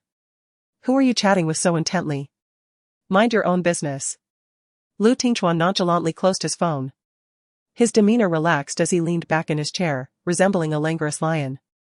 His long, fair fingers toyed with an aged business card, creating a striking contrast. Lu Tingchuan possessed naturally cool eyes, and when he partially closed them, his handsome face became irresistibly captivating. It was evident that he was a mesmerizing force. No wonder socialites flocked to him, and even men could not help but feel compelled to worship him. "I found it." Fu Yuan cleared his throat and tossed a document towards him. "The woman you are inquiring about is rather intriguing. She is the half-sister of your fiancée. 5 years ago, she was involved in a hit-and-run and subsequently imprisoned for 5 years, during which she gave birth to 2 children. Lu Tingchuan raised an eyebrow and inquired about the paternity of the children. It is said that this young lady from the Su family had a tumultuous personal life, often consorting with dubious men and indulging in debauchery. These 2 children were conceived on the fateful night when she was involved in the accident. After being with a group of ruffians, Fu Yuan expressed his confusion regarding what could possibly attract Lu Tingchuan to such a despicable and sordid woman, furrowing his brow as he continued, stating that the Su family publicly severed ties with her due to the disgrace she brought upon them. Even her biological mother refused to acknowledge her, deeming her a source of shame. Lu Tingchuan frowned as he perused the documents. Indeed, the past of Su Shiru was enough to provoke disapproval. Yet, recalling her fair and exquisite visage, it was difficult to reconcile her appearance with the actions of someone who would associate with such ruffians. Fu Yuan clicked his tongue, revealing that there was one scandal absent from the records, which he had heard about. It was rumored that this young lady had once pursued her sister-in-law's fiancé, only to be unceremoniously expelled by her sister-in-law's family. The man's brow furrowed even deeper. "Jiangqingyi?" he asked. "Indeed, it is he," Fu Yuan responded, shaking his head in astonishment. "This woman possesses considerable audacity. She dares to provoke Jiangqingyi. It is no wonder the Su family holds no regard for her." Jiangqingyi, 10 years their senior, was in his mid-30s and had already established himself as a prominent figure in the corporate world, a personage not to be underestimated in Nanyan City. Jiangqingyi and Su Shiru share a profound bond, frequently trending on social media and eliciting envy from many netizens for their celestial romance, which has attracted a considerable following of CP enthusiasts. However, should the scandal of a niece entangling with her uncle come to light online, Su Shiru may indeed become the target of public disdain. "Master Lu, do exercise caution, do not be deceived by such a scheming woman," Fu Yuan advised, noting that such individuals would resort to any means to climb the social ladder. Lu Tingchuan's gaze darkened momentarily, a smirk playing on his lips. Climbing the social ladder? He was intrigued to see what methods a woman possessing his WeChat account might employ to achieve that. As the two were engaged in conversation, Zhao Chen entered, bearing the results of a blood test, accompanied by Fu Yuan's elder brother, Fu Xin. "What's the update, brother? Has Master Lu's test result come through?" Fu Yuan promptly shifted his focus away from Su Shiru and inquired eagerly. Fu Xin nodded at Lu Tingchuan. "Your blood report is ready. The spread of the toxin has accelerated. If we cannot locate the divine physician who initially suppressed the poison, it could spell trouble. Lu Tingchuan shook his head dismissively, there's no need to rush. How can you not be urgent? Fu Shen retorted, exasperated. If news spreads that the poison within you remains unresolved, those still in the capital might very well come rushing in to devour you alive. Lu Tingchuan chuckled coldly. They would need the capability to do so. All right, Master Lu, you are indeed the most formidable, Fu Shen conceded, shaking his head. I will present this blood test report to my mentor and inquire if he has any treatment solutions. As he spoke, his expression grew increasingly grave. Master Lu, you must understand that the poison within you has been there since birth. If a solution is not found soon, Lan Lan will become a second version of you. Fu Shen.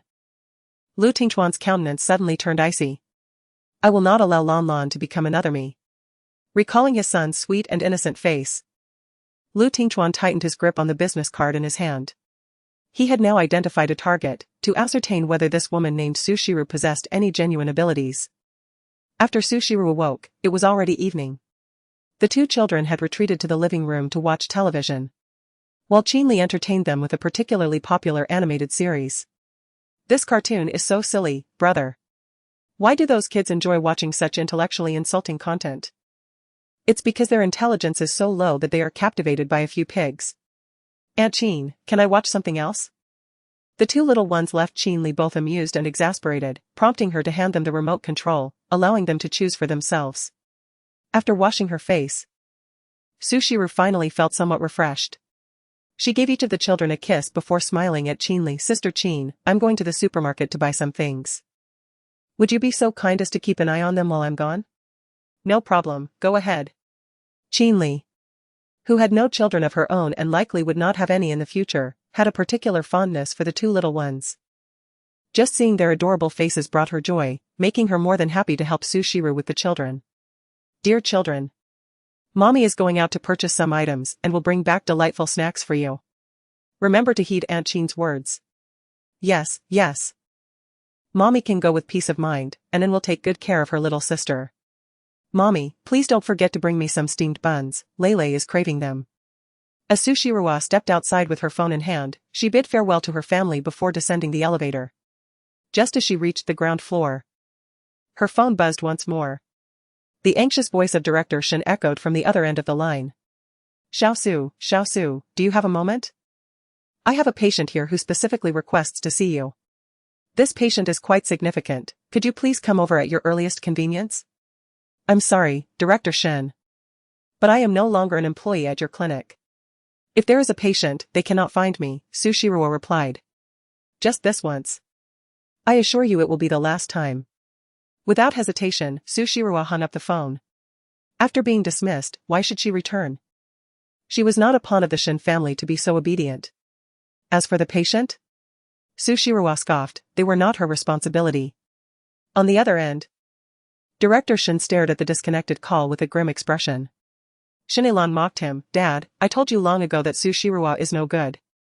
It's ridiculous that you and Grandpa have been so kind to her. Even for this small favor, she refuses to help you. Why do you continue to defend her? Director Shen's face stiffened. She has ties with Lord Lu. You are overthinking it, Father. What standing does Lord Lu have? How could he possibly be associated with such a lowly woman? Shinilan disdainfully remarked that bringing Miss Lu over to apologize was merely due to the rigid rules of the Lu family. Who felt embarrassed by the commotion between Miss Lu and the two children? Zhang Yunhui, seated nearby and applying nail polish, scoffed, Uncle. It was Su Shiru who acted unjustly first. We are merely safeguarding our own interests. Miss Lu has stated that as long as we align with her, this medical clinic will remain under the Shen family's control. The previous agreement will be rendered void, and we will receive 500,000 in cash. Such an extraordinary opportunity does not present itself to everyone.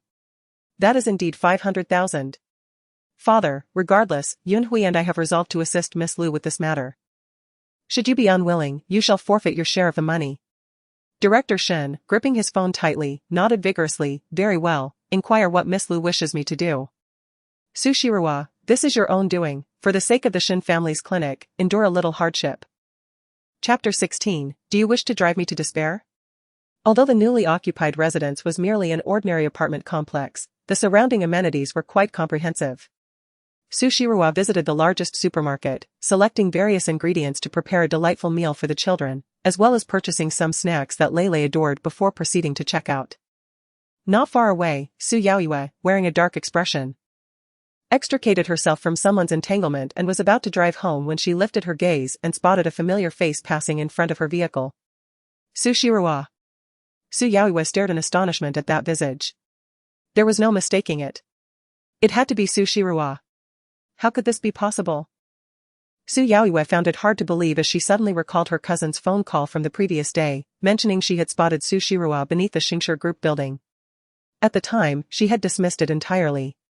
After all, she had witnessed firsthand the devastation of Su Shirua's face.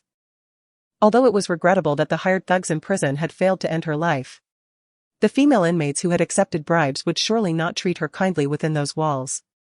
Yet now, what was she witnessing? The face that should have been marred was not only intact but appeared even more radiant than when she had seen it at home.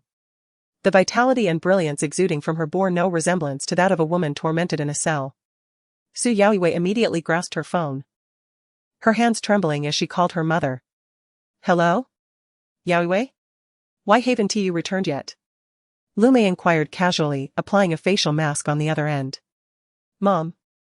That wretched Su Shirua has actually been released from prison ahead of time. Su Yaoyue exclaimed in panic.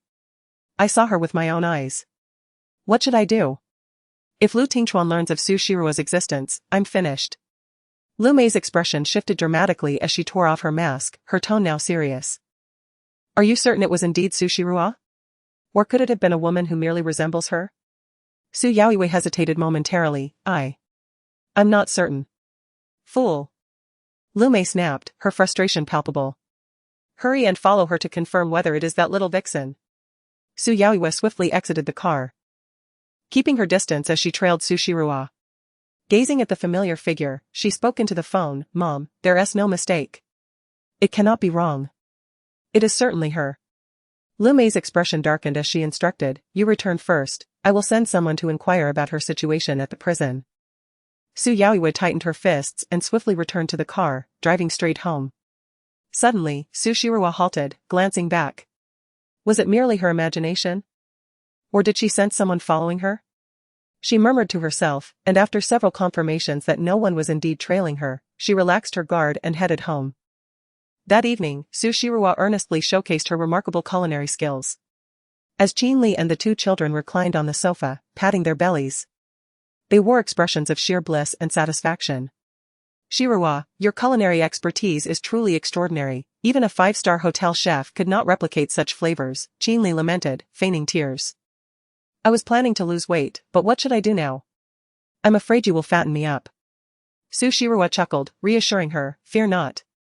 The dishes I prepare are low in calories, dear sister, indulge without worry, you won't gain weight. Qin Li sighed in relief, I wonder which lucky fellow will have the fortune to marry you. It must take great merit from a past life, perhaps saving the world, to be so fortunate. Lei Lei raised her hand, exuberantly exclaiming, it must be Daddy. Definitely Daddy. Anan burped and nestled into the sofa, reluctant to move. Su Shirua gently rubbed the little one's tummies and pinched her daughter's cheek. Time for bed, sweetie. Mommy, when can we see Daddy? Lei Lei blinked curiously, asking. Brother said he found Daddy, is that true? Su Shirua froze for a moment, instinctively glancing at her son. The little one suddenly stiffened, then rolled over with a guilty expression, feigning sleep. Su Shirua gently ruffled her daughter's hair, whispering that Daddy had gone far away, but would return when she grew up. Lei Lei yawned and affectionately nuzzled her mother's warm palm, murmuring that she would grow up quickly, so she could see her father again.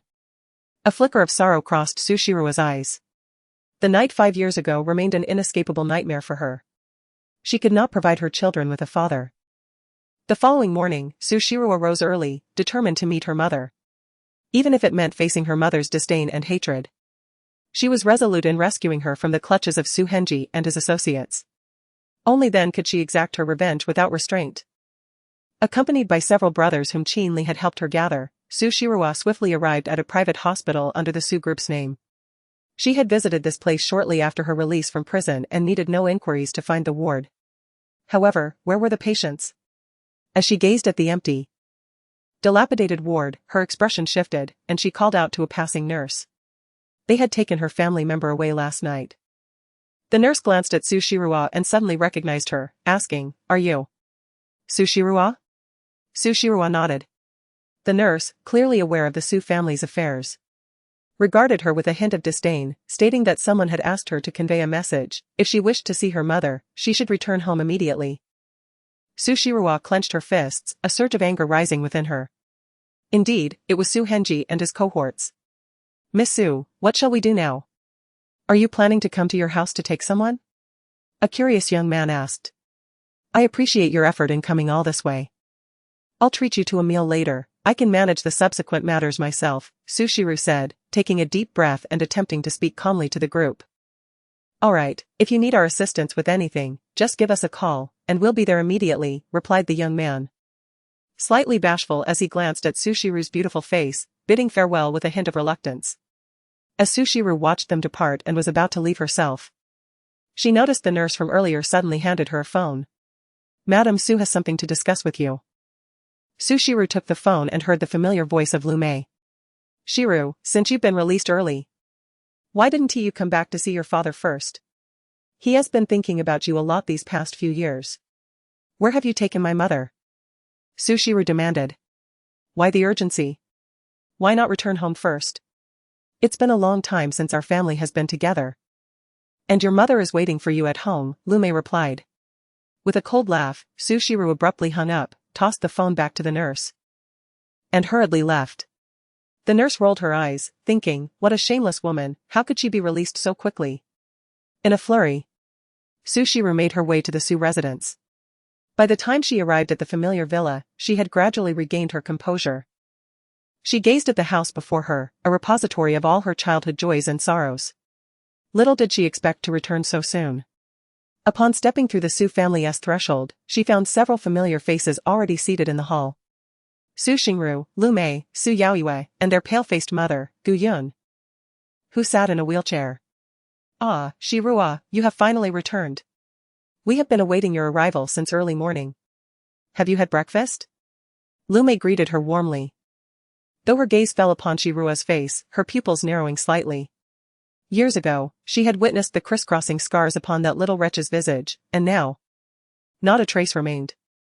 What on earth had this girl employed to achieve such astonishing results? Was it possible that the Gu family possessed ancient remedies, which Su Xingru had inherited? "Mom." Su Xingru disregarded Lu Mei's insincerity and approached her mother directly. Her eyes reddened, and just as she was about to speak, Gu Yun suddenly slapped her. "What are you back for? You brought nothing but disgrace to the Gu and Su families." Gu Yun trembled with rage at the sight of her. "If your grandfather were to learn of your downfall, he would surely be driven to his grave by your actions." "Mom." Tears streamed down Su Xingru's face, her heart aching at her mother's persistent distress. She grasped her mother's hand and knelt before her wheelchair. "Mom. I have not brought shame upon grandfather. The events of 5 years ago were entirely orchestrated by Lu Mei and Su Yaoyue. Even Su Henji conspired with them to defame me. Mom, will you leave this place with me? This entire family is nothing but a nest of vipers. And even the accident that occurred was planned solely by Su Henji." "Enough." Gu Yun's face turned ashen, her voice trembling. "Su Xingru. When did you become like this? How dare you address Su Henji in such a manner? He is your father." "Huh, my father?" Su Shiru let out a low laugh. "For many years ago, he ceased to be my father. Mother, after being deceived by him for so long, shouldn't you awaken to the truth? I am your daughter. Cannot you trust me just this once?" "Enough." The man, who had maintained a facade of seriousness, spoke with displeasure, rebuking her. "You have truly been spoiled by your grandfather. From a young age, you have delighted in telling lies, and it seems you remain unchanged." Su Henji appeared to be a father filled with disappointment as he directly addressed Su Shiru. "Your mother and I have come to an agreement. We cannot allow you to continue in this reckless manner. We have arranged a marriage for you. The suitor does not mind your past indiscretions. Yet those 2 wretched children must be sent away. After your marriage, you are to dutifully serve your in-laws and husband, and bear a child to live a proper life, treating the past as if it never existed." Gu Yun maintained a stern expression. "If you still regard me as your mother, you will obediently comply." I have inquired about that family. The suitor is divorced and has no children.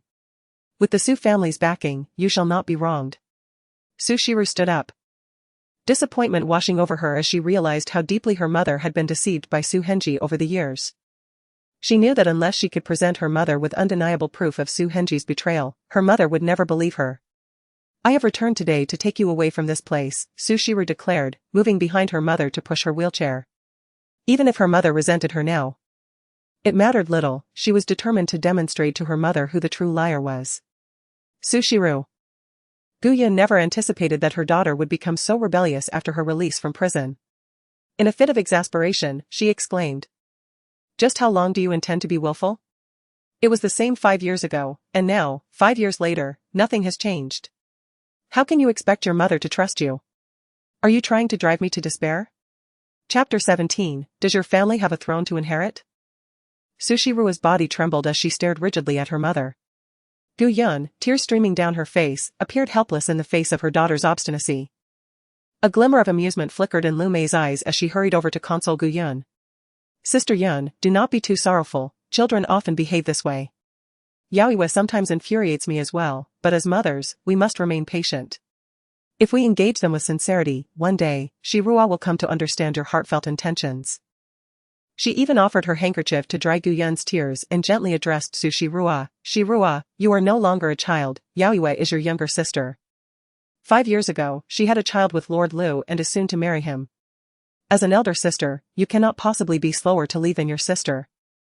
Can you? Your past experiences make it challenging for you to find a suitable match among the elite of Nanyang City. Although the man your father introduced was divorced, he comes from a well-to-do family and possesses a gentle disposition. With a history of imprisonment and entanglements with unsavory individuals, it is truly difficult for someone like you to secure a good marriage. Your father has genuinely done his utmost." Su Henji snorted disdainfully. "This wayward child always assumes that I, as her father, intend to harm her. It's a blessing that anyone would accept her, and she dares to refuse." The couple certainly played their roles convincingly. If it were not for her own experiences, Su Shiru might have fallen prey to their hypocrisy. Su Yaoiwa, with a smirk, tucked a loose strand of hair behind her ear, reveling in Su Shiru's misfortune. With such a foolish mother holding her back, no matter how capable Su Shiru might be, she remained at their mercy. "Su Shiru!" Guyan exclaimed, tears streaming down her face in frustration. "Can't you just listen for once?" "Mom!" Su Shiru cried alongside her. "They are truly despicable. How could they possibly find me a good person? I will not abandon my babies, do not force me. You are the one forcing me." Suddenly, Guyan maneuvered her wheelchair, seizing a fruit knife from the table and pressing it against her neck. "If you don't agree, I might as well end it all. After all, living as a cripple is nothing but suffering." Seeing her mother genuinely poised to harm herself sent Sushiru into a panic. "Mom! Let go. Please, let go. Rua, please listen to your mother. I only want you to be happy." Guyan covered her face with her hands, sobbing. If it weren't for her daughter's lamentable state, she would never wish to resort to such extremes to persuade her. Sushiru, witnessing her mother's desperate act, felt an icy chill wash over her. Tears streamed down her face as her heart ached. Why? Why would her mother rather believe the hypocrite Su Henji than trust her own daughter? Lu Mei and the others would gladly take her life. How could they genuinely wish to find her a good home? What must she do to earn her mother's faith? Sushiru. Upon witnessing the tumultuous scene between the mother and daughter, Lu Mei felt a surge of secret delight within her, yet she feigned a demeanor of helplessness. "You must behave. Do you truly wish to drive your mother to despair? Her health has remained precarious, and her emotions cannot be stirred too violently." As Sushiru glanced at her mother, she noticed that her complexion had turned as pale as parchment, teetering on the brink of fainting. Despite this, her mother stubbornly pressed a fruit knife against her slender neck, the blade glinting sharply, already betraying a hint of crimson. With a heavy heart, Sushiru murmured, "I promise you." The fruit knife clattered to the ground. Guyan, her face streaked with tears, gazed at her daughter, grasping Sushiru's icy hand, choked with emotion. Rua, mother truly wishes the best for you." Sniffling, Sushiru relinquished her desire to argue with her mother. She had been deceived too grievously by Su Henji. After all, who could foresee that her husband with whom she shared her bed, would orchestrate a car accident that left her paralyzed, all while soothing her with sweet words? When she began to suspect that her mother's accident was linked to Su Henji, Su Shiruwa deduced that Su Henji had spared her mother's life solely for the ancient medical prescription left by her grandfather. In his eagerness, Su Henji had tricked her uncle and grandfather onto a ship, which then encountered a storm, resulting in the disappearance of all aboard. If her mother were to perish as well, Su Henji would forever lose the chance to acquire that precious prescription, having toiled tirelessly to reach his current status. How could Su Henji relinquish the secret of the ancient remedy? Thus, he must continue to placate Gu Yun. Meanwhile, her mother, excessively coddled by her grandfather and uncle, had remained naively innocent.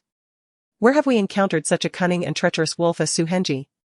Not only is the victim rendered completely paralyzed, but she naively believes that Su Henji's subsequent marriage to Lu Mei is for her care. Little does she know that Su Henji and Lu Mei were childhood sweethearts. And even the stepdaughter Lu Mei brought back, Su Yaoyue, is actually Su Henji's biological daughter.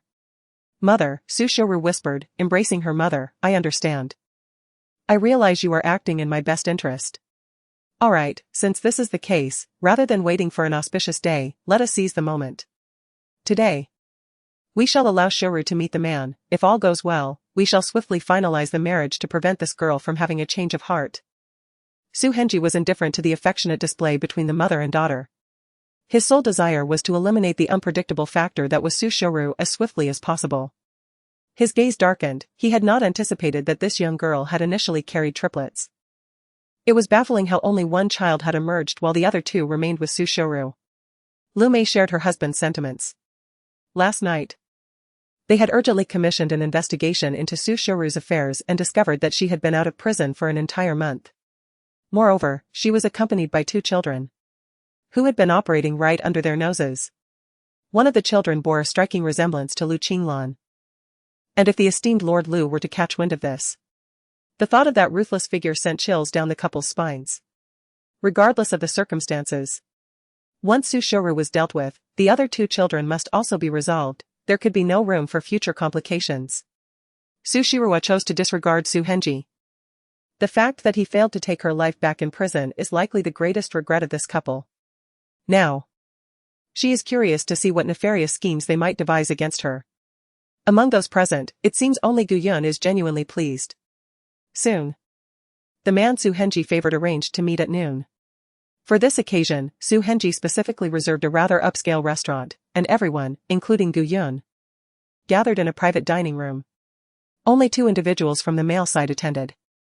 This is the man who claims to be unconcerned with her past. His name is Lin Wenjun, a recently returned overseas elite. Although he is divorced, Lin possesses significant potential and currently holds an executive position at a publicly listed company in Nanyuan City. To be candid, Lin Wenjun is quite handsome. Dressed in a sharply tailored blue-gray suit, he stands approximately 1.7 meters tall, exuding a spirited demeanor. He sports gold-rimmed glasses. His features are well-proportioned, though he does appear somewhat older. Adjusting his glasses, Lin politely greeted each member of the Su family. Gu Yun, seated in a wheelchair, found his age somewhat off-putting. Yet with her daughter's current reputation, she could hardly afford to be particular. Her first impression of Lin Wenjun was relatively favorable. Well then, let us leave them to converse among themselves. Lu Mei, with a bright smile, pushed Gu Yun's wheelchair, saying, Sister, the stewed fish ma chicken here is delightful. Let us go and try it.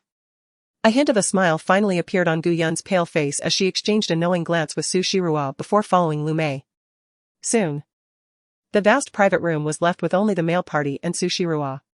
So, you are Su Shiruwa? I am Wenjun's 4th sister. After the elders of the Su family departed, Sister Lin cast a scrutinizing gaze upon Su Shiruwa. Observing her delicate and frail appearance, it was evident that she possessed an allure that could spell trouble. Not a single aspect of her was to her liking. We are already aware of your incarceration, Sister Lin remarked leisurely, crossing her legs and lifting her teacup. Initially, our Lin family would undoubtedly look down upon a woman with your history. However, your father has assured us that you have changed, and for the time being, we shall take him at his word. Su Shiruwa remained indifferent to her words, her mind elsewhere. She had no intention of truly marrying. Her aim was merely to placate her mother for the time being. with plans to later devise a means to reveal the entire truth to her. In our Lin family, there is only one son, Wenjun. Once you marry into our family, you must diligently attend to his needs, for our lineage is singular. It is imperative that you bear a son before you can obtain a marriage certificate with Wenjun. As for the 2 children you previously bore, you must not see them again. Once you are with Wenjun, you must temper your entitled demeanor. He leads a busy life, and it is your responsibility to manage his daily affairs. With our parents aging, you must also care for them. Do not entertain the notion that you can act freely within the Lin household. After you have given birth to a son, we shall grant you a monthly allowance of 3,000 yuan for your personal expenditures. Wenjun's earnings are hard-won, so you must be prudent with your spending. Do not constantly seek financial assistance from other men. Should you give birth to a daughter, your allowance will be reduced to 2,000 yuan. For our family does not lack for daughters, it is the son who holds paramount importance. The private room of the restaurant offered little soundproofing, and those in the adjacent space were left reeling from the shocking nature of the conversation. What an astonishing situation. Does the Lin family truly possess an imperial throne to inherit? In this day and age, one would not expect a marriage certificate to hinge upon the birth of a son. Fu Yuan, taken aback, nearly dropped the spoon from his hand, incredulously lamenting that a daughter merely garners a mere allowance of 2,000 yuan. Is it even possible to hire a nanny for that amount in Nanyuan City? This woman is here for matchmaking, not to bear grievances. Lord Liu, he remarked, which family's daughter is seeking a match in this manner? What manner of individual could she possibly find appealing? Fu Yuan scoffed, recalling Lin Wenjun, a man rumored to have fallen from grace abroad, whose previous wife fled from his domestic violence, returning home like a stray dog. It seems this family remains blissfully unaware of Lin Wenjun's true nature, venturing forth for a match nonetheless. Lu Tingchuan, unhurried, raised his gaze, his eyes as enigmatic as a bottomless well, framed by exquisitely chiseled features that radiated sophistication even in the simple act of dining. Silence enveloped him, for not speaking does not render one mute. The muted tones of the conversation from the adjacent room persisted. Su Shouyue, amused by the absurdity, quipped, 2 or 3,000 for living expenses is indeed extravagant. I have never encountered such a sum in my life. You are correct, should the Lin family fail to produce a son, would they not face extinction? I am quite curious to see which fool would choose to marry into such a family, believing her brother to be a mere vegetable, assuming that being a woman equates to a willingness to offer herself up. Chapter 18, she was well prepared. How could you speak to fourth sister in such a manner? Lin Wenjun, who had remained silent, could no longer contain himself. He fixed her with a serious glare and said, You, a woman of such notorious reputation. If it were not for the favor of your parents, I would never consider marrying you. I hope that after our marriage, you will amend your foul temper. My parents and sister have raised me with great difficulty, you must show them filial respect in the future. Su Shiruwa was taken aback. What was wrong with this man's reasoning?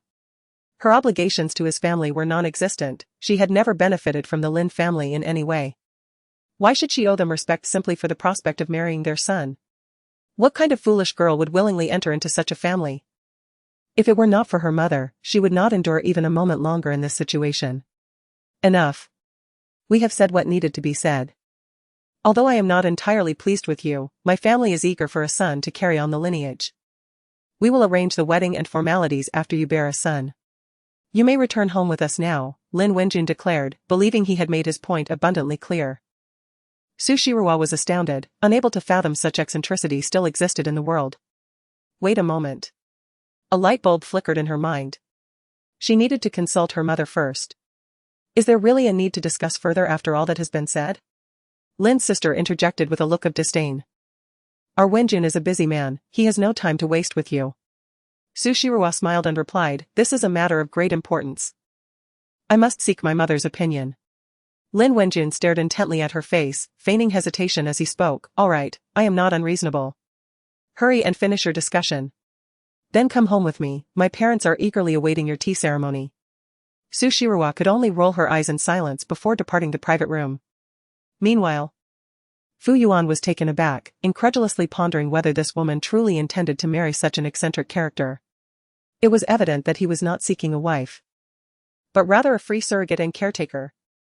Lu Tingchuan recalled the scene from that evening when Su Shiruwa reprimanded Lu Qianro. A glimmer of amusement flickered in his eyes. With a meaningful tone, he remarked, "Observe closely, this little girl may very well have a trick up her sleeve." The man's intuition proved correct. After leaving the private room, Su Shiruwa sought out her mother, who was savoring delicacies alongside Lu Mei. Seeing her mother's satisfied smile as she relished the food, Su Shiruwa clenched her fists. Lu Mei, with her duplicitous nature, was utterly terrifying. She harbored a deep-seated hatred for her mother yet feigned gentleness and kindness in her presence, behaving as if they were as close as sisters. Even when her mother got sauce on her lips, Lu Mei was quick to dab it away with a handkerchief, all the while entertaining her with amusing anecdotes to bring her joy. Guyan noticed her approach and broke into a smile, waving at Su Shiruwa. "Come. Tell your mother what you think of that person." Su Shiruwa nestled beside her mother and smiled as she spoke. "I think Lin Wenjun is quite good.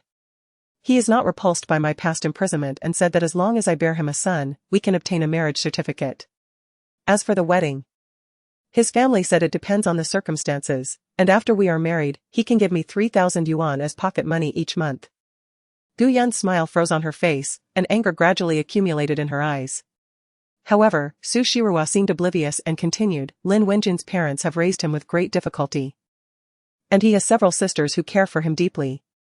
Once I marry into their family, I will certainly honor his parents and sisters well. I will be obedient." "What nonsense." Gu Yun was so infuriated she almost laughed. "How dare a family of such lowly status treat my daughter so contemptuously? Even if my daughter has a past, she is not someone that a fool like him could aspire to. 3,000 yuan is pocket money, how could he even utter such a thing? And to think he expects to marry her only after she bears a son, what does he take my daughter for? A mere breeding machine?" Lu Mei also did not expect the Lin family to be so foolish. She had clearly told them to discuss everything after Su Shiruwa was married into their family. So why were they already trying to assert dominance in such a manner? She quickly tried to calm the furious Gu Yun. "Sister, this must be a misunderstanding." "Certainly a misunderstanding. Perhaps Shiruwa has misinterpreted Lin Wenjun's intentions. No sane person would make such ridiculous demands. This is only inviting enmity." As she spoke, Lu Mei helplessly turned to Su Shiruwa. "Shiruwa, do you perhaps look down on Lin Wenjun and do not wish to marry him? Which is why you are fabricating such lies. I know Lin Wenjun, he is an elite who has returned from overseas. How could he possibly utter such insulting words?" Gu Yun trembled with anger and demanded that the Lin family be summoned. She wished to inquire what they truly considered her daughter to be. "Huh. Even if Shiruwa remains unmarried, her father and I can support her for a lifetime. Eldest sister, do not be overly incensed. I shall seek them out immediately. If they truly possess such an attitude, we cannot allow Shiruwa to marry into their family." Lu Mei signaled to Su Yaoyue with a glance, urging her to step forward. Before long, the Lin siblings stood before the Su family. Gu Yun coldly interrogated. "My daughter claims that you have stated she must bear a son to enter the Lin family. Is this true?" Lin Sijia appeared astonished. "When did we ever utter such words?" "Madam Su, what do you mean by this? If you do not wish to form a union with our family, it would be simpler to say so. We are not in desperate need of a daughter-in-law with a troubled past." Lin Wenjun shook his head helplessly, maintaining a courteous demeanor. "Ladies, Miss Su has clearly stated in the private room that she will not abandon her 2 children, and she has expressed disdain for someone of my standing. As a man of integrity, I cannot take home a woman who looks down upon me, for that would disrupt the harmony of the household." Gu Yun was momentarily taken aback, glancing between her daughter and the aggrieved Lin siblings. Just as she was about to speak, she noticed her daughter producing her phone and playing a recording. "Originally, our Lin family would never consider a woman with your background. However, your father claimed you have changed. And for now, we have chosen to believe that. In the Lin family, we have but one son, Wenjun. Henceforth, should you marry into our family, it is imperative that you attend to Wenjun with utmost diligence. The lineage of the Lin family is singular, and it is essential that you bear a son to obtain a marriage certificate with Wenjun. As for the 2 children you have previously borne, you must refrain from any further contact with them. Once you are united with Wenjun, it is vital that you temper your entitled demeanor. Our Wenjun is often preoccupied with work, and you are responsible for managing his daily needs. Our parents are aging, and you are also obliged to care for your in-laws. Do not entertain the notion that you can act freely within the Lin household. Upon giving birth to a son, you shall receive a monthly allowance of 3,000 yuan. It is important to remember that Wenjun earns his income through hard work, and you must be frugal with your expenditures, refraining from frequently soliciting funds from men. Should you bear a daughter, your living stipend will be reduced to 2,000 yuan, for the Lin family is not in want of daughters. It is the sons who hold paramount importance. As Sister Lin's voice reverberated, both Lu Mei and Su Yaoyue's smiles faltered, frozen in disbelief. Even Lin Wenjun, who had often expressed disdain for Su Shirua, was taken aback, never having anticipated that this woman would record their conversation. Su Shirua smiled, addressing her mother. If you wish for me to marry such a person, I shall heed your wishes. Gu Yun observed her daughter's smile, which, despite its outward appearance of joy, was laced with profound sorrow. Such a gaze pained Gu Yun to the point of nearly suffocating her. Begone. Let the Lin family leave. Gu Yun's anger flared. Had her legs not been immobilized, her temper would have compelled her to strike the Lin siblings across the face. Lu Mei, too, erupted in fury, exclaiming, "How dare you so disgrace our Su family daughter? Get out. Leave at once."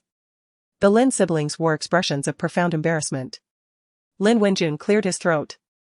Yet there was little to say. Su Henji, filled with indignation, declared, "If you wish for my daughter to serve you as a servant, you must first consider whether your family is worthy of such a proposition. It would be best if I never laid eyes on you again. If I do, I shall strike you without hesitation." After dismissing the Lin siblings, Su Henji shook his head in resignation. "Ayun, I apologize for not foreseeing." "There is no need for further words," Gu Yun interjected, her face stern. "I shall personally take responsibility for Ruoro's matters, you need not worry." Lu Mei sighed softly, suggesting, "How about this, eldest sister? Let us privately organize a matchmaking banquet for Shirua. We can invite suitable young men from Nanyuan City, and you can personally oversee the proceedings. What do you think?" Gu Yun remained silent, clearly affected by the Lin siblings' behavior. Su Henji nodded in agreement, stating, "Indeed. While Shirua has made her share of mistakes in the past, recognizing one's errors and striving for improvement is a sign of a good child. As her parents, we must ensure she finds a suitable match." Su Shirua observed the ongoing theatrics with a hint of derision flickering in her eyes.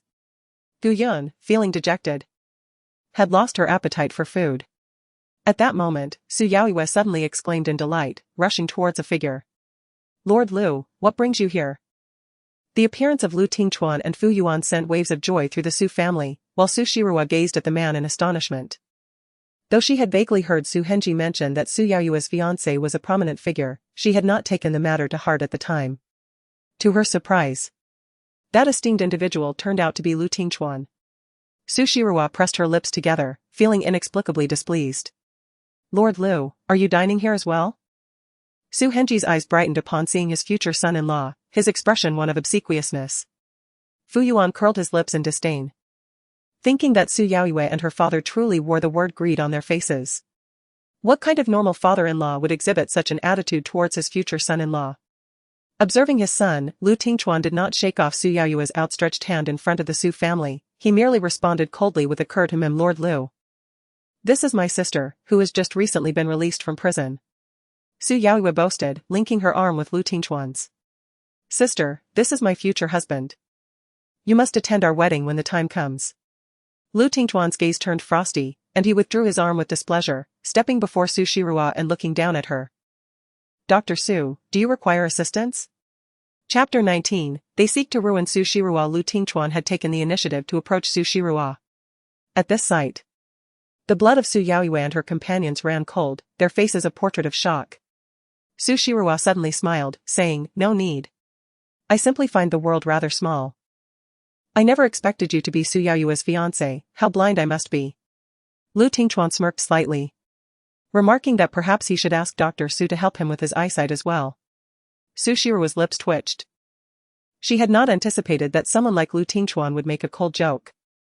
Unable to bear it any longer, Su Yaoyue stepped between them, suppressing her jealousy as she questioned Su Shirua, "Sister, when did you get to know Lord Lu?"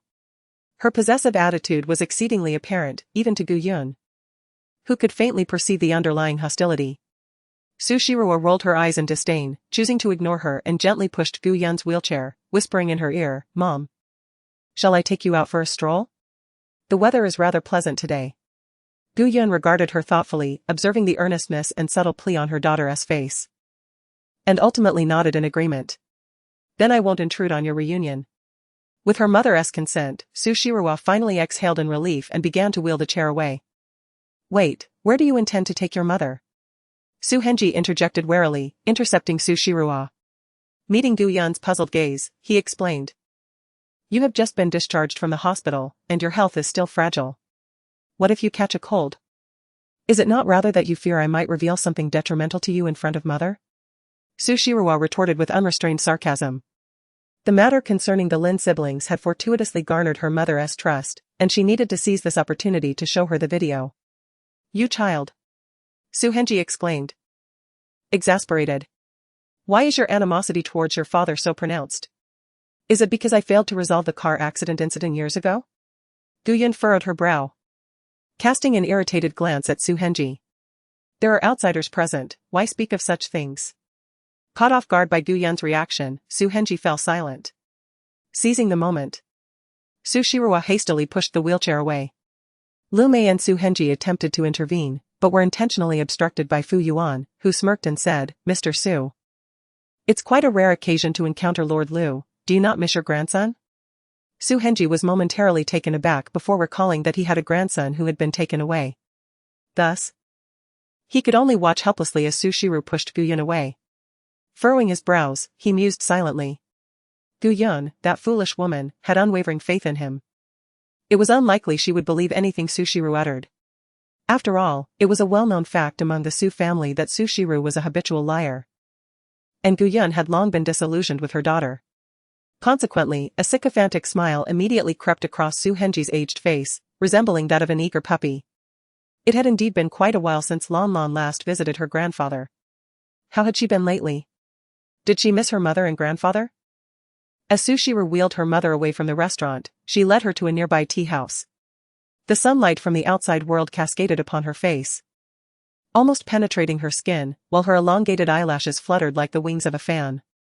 It was astonishing how that once innocent little girl, who had clung to her, had grown up so remarkably. Gu Yun, recalling her daughter's sorrowful eyes from moments ago, couldn't help but reach out to caress Su Shiru's face. Mom?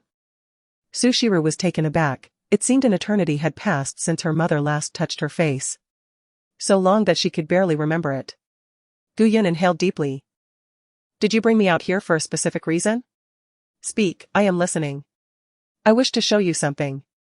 Su Shiru took out her phone and handed it to her mother. I understand that you have harbored distrust towards me for many years, influenced by certain individuals. Nonetheless, I still wish for you to know the truth. All I ask is for a modicum of your trust.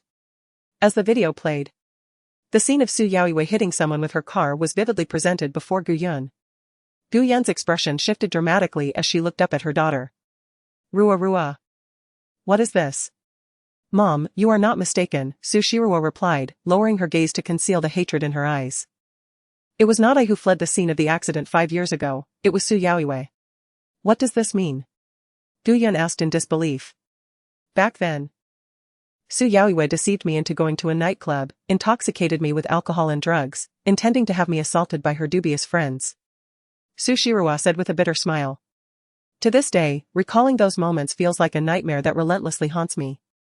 However, I managed to escape, only to return home and find that Su Henji and the others had pinned the incident on me. They coerced me into confessing with your life, Mom. Do you have any idea that during those 5 years in prison, I nearly perished? That cannot be. A tiger does not consume its cubs. How could your father possibly treat you so? Gu Yun, unwilling to accept this reality, closed her eyes, tears welling up, and turned off her phone. Rua Rua.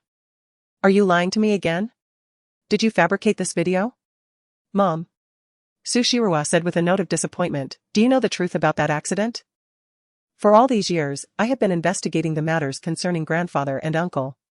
The tickets for boarding the ship were purchased by Su Henji for them. As for the accident, you might not be aware that the driver was a petty thug associated with Sister Lu Mei's in-laws. They meticulously orchestrated everything to seize all the assets of the Gu family from you. I am your biological daughter. The only person in this world who could never deceive you. Gu Yunjin gazed at her in astonishment. Do you possess any evidence for your claims? Secrets remain hidden only when one is not complicit. My dear mother, although I lack tangible proof, I distinctly recall overhearing those two scoundrels discussing the disappearance of grandfather and uncle when I was merely 15, as well as the incident you endured in that car accident. From the very outset, Su Henji approached you with ulterior motives. You have been grievously deceived by them. I understand that you may find it difficult to accept this truth at present. Yet I implore you to consider one thing. Please move out of the Su residence and do not continue to reside with Su Henji and his ilk. Do you comprehend that while I was imprisoned, they attempted to orchestrate my demise through a death row inmate? Now that I have emerged, I am irrevocably at odds with them. Su Shirua crouched beside Guyun, her eyes reddened as she earnestly pleaded, Mother, will you trust me this time? Guyun's voice quivered, as she wrestled with the notion of placing her faith in her own daughter. Having known Su Henji for over 3 decades, she believed she understood him well. If her daughter was not lying, then Guyun pressed her hand to her chest, unable to fathom the terrifying nature of the man she once shared her life with. After a prolonged silence, she finally spoke, I can believe you. But I too seek evidence. If your father truly intended to harm you, I shall not let him escape retribution. Gently stroking her daughter's lustrous black hair, Guyun gazed intently at her. My feelings for your father have largely been familial. However, if this entire affair is indeed a ruse orchestrated by him, I shall personally avenge you. The influx of news overwhelmed Guyun, leaving her to question if her daughter was merely jesting with her. Yet, the sorrowful glimmer in her daughter's eyes lingered painfully in her heart, making it impossible for Guyun to dismiss the idea that her daughter had been led astray by others. Su Shirua, with a newfound resolve, declared, Rest assured, I shall unearth the evidence from that year. Even if you doubt me, I will take matters into my own hands for revenge. My feud with them is one to the death. Guyun stared blankly at Su Shirua, as if witnessing a transformation in her very essence.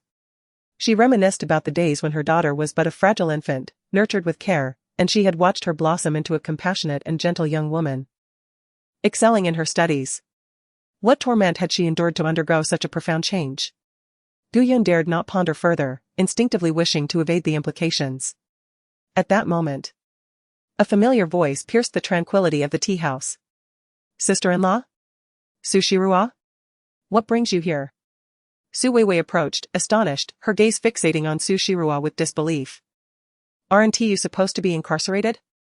When were you released? Her voice was intentionally raised, creating an awkwardness in the already serene tea house. Had Guyun not heard her daughter's previous revelations, she might have perceived no impropriety. However, now, under the scrutiny of curious, disdainful, and disgusted glances directed at her daughter, Guyun felt a sudden realization that Su Weiwei's inquiry was deliberate. In retrospect, it occurred to her that in the presence of outsiders, both Su Henji and Lu Mei would brazenly mention her daughter's past incarceration. If they truly cared for her, how could they allow such disgraceful matters to become common knowledge? For the first time, Guyun cast a glance laden with suspicion towards her once beloved sister-in-law, Weiwei. Do you truly harbor such hatred for Ruarua? Is it your intention to make her imprisonment common knowledge? Guyun questioned, her displeasure evident. Su Weiwei was taken aback. Elder sister-in-law, I did not mean it that way. It's just that Shirua. Enough. I do not wish to hear your explanations. A surge of inexplicable anger welled up within Guyun. Ruarua, let us return. Very well. Su Shirua promptly rose to assist with the wheelchair.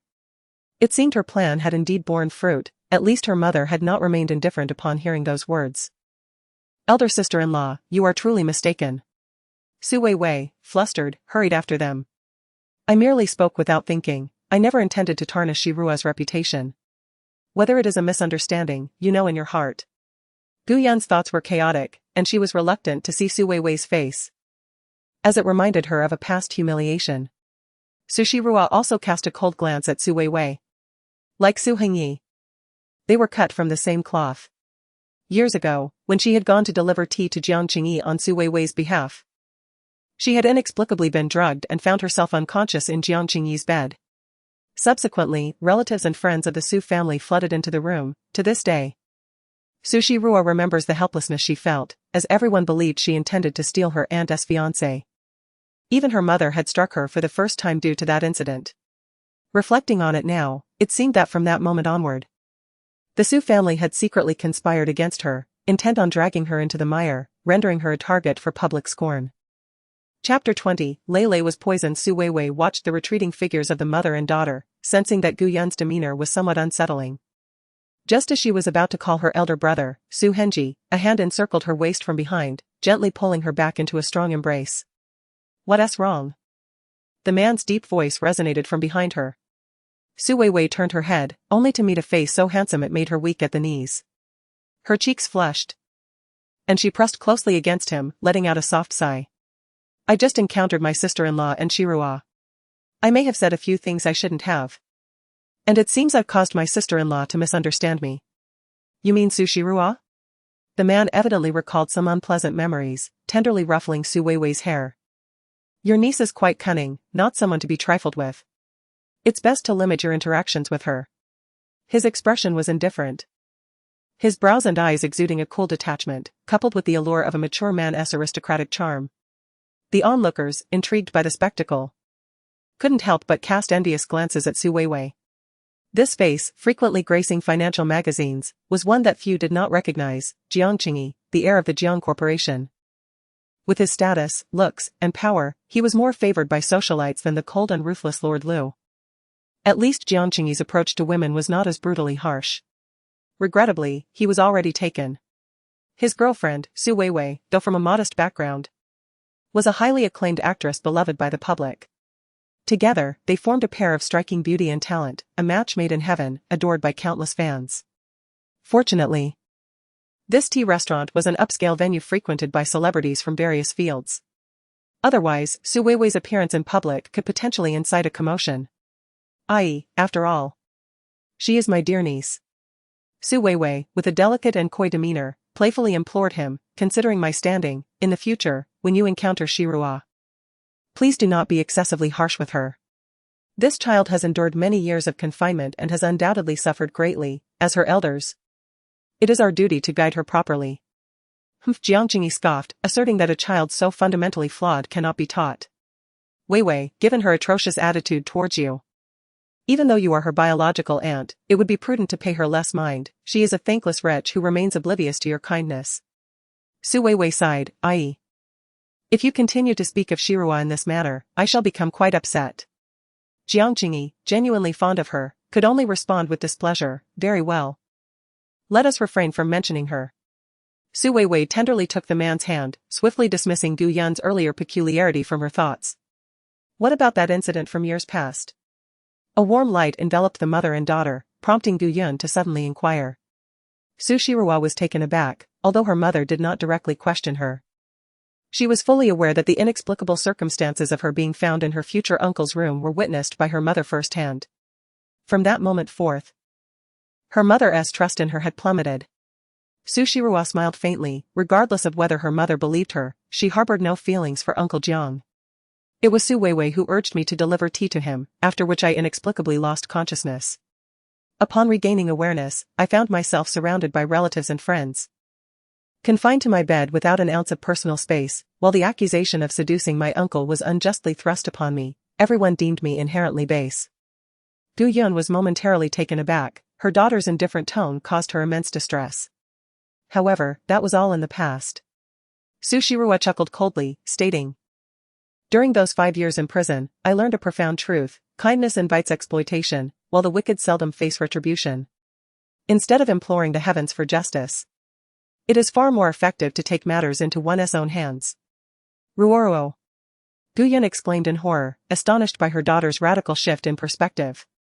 "Mother, I comprehend your concerns," Su Shirua interrupted, "but I am no longer the naive Su Shirua of the past." With that, the conversation reached its conclusion.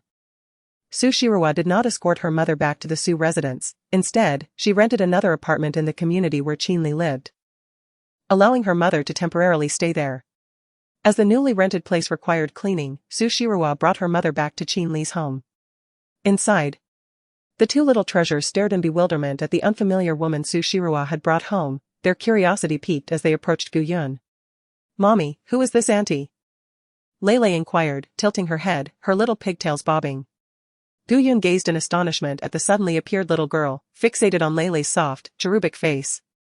She suddenly asked, "Ruoruo, Is this your daughter? Fearing her mother might struggle to accept her two precious children, Su Shirawa gestured for Lei to return to her room. To her surprise, Guyun reached out and picked up the little girl. This child, she resembles you remarkably. With tears welling in her eyes, Guyun held the child tightly. Lei, unperturbed, gently wiped away her auntie's tears with her tender little hands, saying, "Don't cry, auntie. Please don't cry. Silly child, I am your grandmother, not an aunt." Guyun had anticipated that upon encountering these two children, who should not have been born, she would feel repulsion. However, to her surprise, she found herself drawn to them. Filled with emotion and a desire to bond, she embraced the little girl, laughing and crying simultaneously. Lei blinked in confusion and asked her mother, "What is a grandmother?" "A grandmother is your mother's mother," came the reply. Su Shirawa let out a sigh of relief, as long as her mother did not harbor any disdain for the children. She was confident that with the innate charm of her two precious darlings, her mother would eventually come to adore them completely. In bringing her mother into her life, Su Shirawa not only worried that Su Henji and the others might exploit her mother's safety to threaten her again, but she also hoped to heal her mother's legs. 5 years prior, she had been studying her grandfather's prescription for treating broken bones, but regrettably, an incident had interrupted her efforts. Otherwise, her mother would have already been able to stand. "Sister Qinli, my mother will be staying here for the night. Once I tidy up the house next door, she will move there," Su Shirawa said somewhat sheepishly to Qinli, acknowledging that bringing her mother over without consulting the homeowner was her oversight. "It's nothing," Qinli replied, her gaze falling upon Guyun's face, which struck her as somewhat familiar. Observing Su Shirawa's polite demeanor, she smiled and said, "We are friends, such trivial matters are inconsequential. Just call me Sister Shirawa." Su Shirawa felt a wave of gratitude wash over her. Lei, what's wrong?" Guyun's voice rang out in alarm. Rua. Come quickly and see." As Su Shirawa instinctively glanced over, she saw the little girl, who had just been chatting with her grandmother, suddenly flushed all over, convulsing in Guyun's embrace. The child appeared to be in excruciating pain, tearfully crying out in distress. In her agony, she even tore her grandmother's clothing. Su Shirawa's expression changed dramatically as she quickly lifted her daughter, feeling for her pulse. Poison? How could this be? Struggling to believe this diagnosis, Su Shirawa confirmed it repeatedly. Guyun looked at her in confusion. Rua, what happened to Lei? "Mom, Lei has been poisoned." Heartbroken, Su Shirawa held her daughter close and hurried to the bedroom to retrieve her silver needles, carefully inserting them into her child's body. "Mommy, it hurts so much, woo. Mommy, is Lei going to die? Will it be like Brother Huzi? Mommy. Each of Lei's cries pierced Su Shirawa's heart like a needle. With red-rimmed eyes, she continued to administer the needles while soothing her daughter. And then, in a flurry of anxiety, asked, "Mommy, what's wrong with my sister? Why is she poisoned? Be good, and then, go play with Aunt Qin for a bit. Your sister will be fine soon, alright?" And then bit her lip. Her round and bright eyes filled with concern, unwilling to leave. Guyun was also anxious. How could she possibly harbor any dislike for her adorable and clever granddaughter? More importantly, she feared that her daughter might misunderstand and think she was to blame. After the needles were administered, Lei finally calmed down, though she continued to sob intermittently, feeling wronged and yearning for her mother's embrace. Su Shirawa, with tears of anguish, cradled her daughter in her arms, gently soothing her to sleep. After a considerable time, once Lei had cried herself to exhaustion and succumbed to slumber, she carefully placed the child in bed, ensuring that Anan would accompany her sister during the night. What could have transpired? How could she have been poisoned so inexplicably? Qinli, wearing a worried expression, anxiously awaited the outcome alongside Guyun. Su Shirawa's countenance was grave as she revealed, "Mother, Lei has been afflicted with blood poison. Fortunately, the toxins within her body are not yet substantial, but as she matures, within a year at most, it could claim her life." More alarmingly, since the initial onset of the poison, Lei would suffer a recurrence of the same torment every month, with each episode growing increasingly severe, until the poison spread throughout her body, leading to her demise. Guyun's face turned pale with fear. Why? Why is this happening? Who could be so malevolent as to target an innocent child? Blood poison is a chronic toxin that can be inherited. In a bygone era, it was also employed as a means to subjugate slaves. Only through regular consumption of an antidote can the life of the afflicted be prolonged. However, many years ago, the family that possessed the knowledge of blood poison was annihilated by their enemies, and the formula for its creation mysteriously vanished. Sushiro knew who held the antidote. But given that person's character, it was utterly inconceivable that they would allow the blood poison to resurface and endanger lives. Is there a remedy for this poison? Qinli inquired anxiously. It is extremely difficult, Sushiro replied, her face pale. The methods for creating blood poison vary, and consequently, the antidotes differ as well. The toxins within Lele are minimal, presumably inherited from her biological father. To detoxify her, it is imperative to locate the man from that fateful night and utilize his blood to concoct an antidote. The dilemma lies in the fact that she has no knowledge of the man's identity from that night. Mother, I must find the man from that evening, to save Lele. I require his blood. Sushiro's breath quickened in urgency. Time was of the essence. And searching for that man amidst the vast sea of humanity from 5 years ago was akin to searching for a needle in a haystack. It was a memory she would prefer to forget. Yet, Lele is still so young. How could Sushiro bear the thought of this child enduring increasingly severe suffering in the future? Chapter 21, Shadows of the Past. That night, Sushiro was unable to sleep. After examining Lele, she had similarly assessed Anan. The most troublesome aspect of this blood toxin is that unless it manifests, there are no discernible signs of poisoning. This was also the primary reason Sushiro had not detected the toxin after bringing the children from the orphanage. The source of the toxin lay with their father. Lele's health was slightly more compromised than her brother Anan's, which led to the earlier onset of symptoms. Anan likely harbored the toxin as well, but when it would manifest remained a mystery. Shirawa, do not worry too much, your health is paramount. I will assist you in finding the children's father. As long as he is from Nanyun City, we will eventually uncover his whereabouts. Qinli reassured her, observing the persistent cloud of worry etched on Sushiro's brow. The Qin family possesses considerable grey power in Nanyun City. Although she is reluctant to return, she cannot bear to watch the 2 children she raised meet a tragic fate. Thank you, Sister Qinli, I'm fine, Sushiro replied, shaking her head. She was not so easily broken. Even if she could not locate the children's father, alternative methods to detoxify existed, but she needed to find her master first. The incident involving Jianqing provided Su Henji with a pretext to send her to the countryside for education. It was during this time that Sushiro encountered her master. Having followed her grandfather in her youth, she inherited the century-old medical skills of the Gu family and, at the age of 15, learned the art of poison from her master. Both her grandfather and master praised her as a natural talent in this field. However, her master had numerous enemies and never lingered in one place for too long. After teaching Sushiro for only 2 years, he vanished without a trace. Her master never inquired about her background, nor did she question why he always appeared as a vagabond. Yet, he surely possessed an alternative method to counteract the blood poison. This poison would further weaken the children's frail bodies. Lele and Anan were already malnourished, and with this affliction, they needed meticulous care. I must earn more money quickly, at least to alleviate some of the children's suffering. Sushiro's savings were scant. Since her release from prison, she had only managed to obtain 2,000 or 3,000 yuan from the Shin family's clinic, most of which went towards purchasing medicinal materials. Conversely, Lu Tingchuan had provided 100,000 yuan to address her immediate needs, yet this sum was merely a drop in the bucket concerning the precious medicinal herbs. If you are in need of funds, I can assist. Several million is not an issue. Qinli keenly caught her mumblings and immediately responded. Gu Yun maneuvered her wheelchair closer, saying, Mother, there are some savings here, and combined with the dividends from your father's company, it amounts to several million each year. No need, Sushiro gently shook her head. I can earn my own money. As she spoke, she turned to her mother, Mom. The funds for making the ointment are also quite substantial. You should keep your money for yourself. If I truly find myself in need, I will come to you. Sister Qinli, I am not yet at my wit's end, Sushiro smiled. In the past, her restraint and concealment stemmed from her obedience to her mother.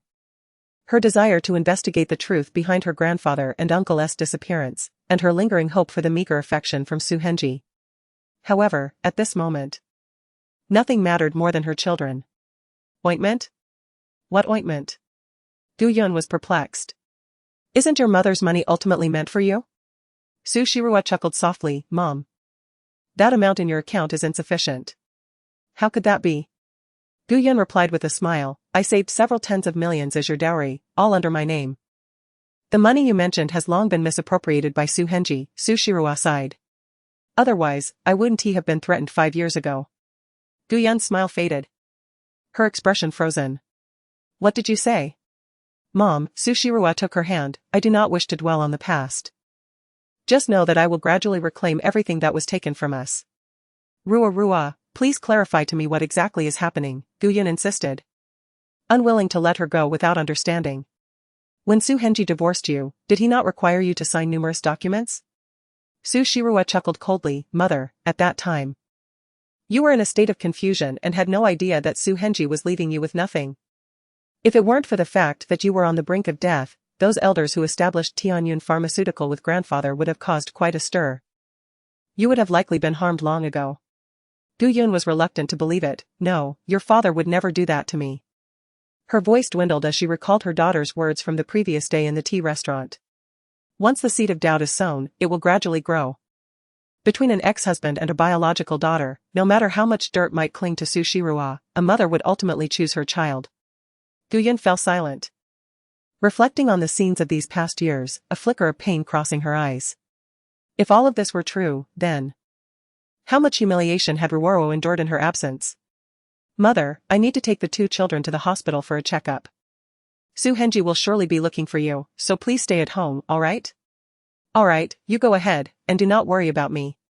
Gu Yun, preoccupied with her thoughts, completely forgot about the ointment issue. Su Shirua did not remind her, for the remedy for broken bones had long been etched in her mind. She just needed to procure enough medicinal materials to brew it. Mother is still so young, she cannot spend her entire life in a wheelchair. I'll take you to the hospital, Qinli immediately offered. Alright, thank you, Sister Qinli. I've told you, there's no need for constant thanks among sisters. Upon her release from prison, Qinli acquired an economical domestic vehicle.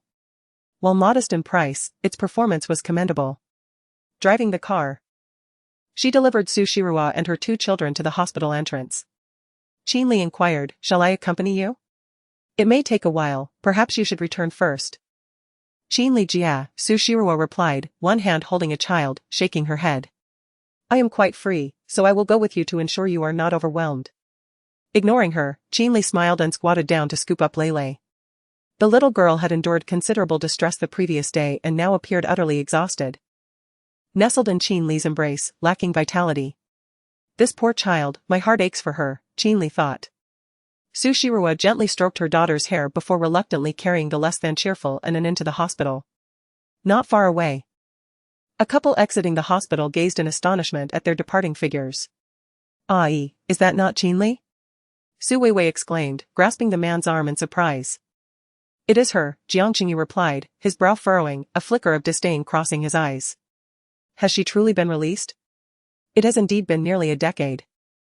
Su Weiwei mused, biting her lip as she looked at Jiang Qingyu. Ai, you do not harbor any lingering feelings for her, do you? Foolishness, Jiang Qingyu said affectionately, wrapping his arm around her waist. How could I possibly have feelings for such a woman? Let us not forget, she was the one I sent away. At this, Su Weiwei smiled contentedly. Though it may not be entirely right for me to feel this way, the mere thought of Qinli being your ex-wife unsettles me.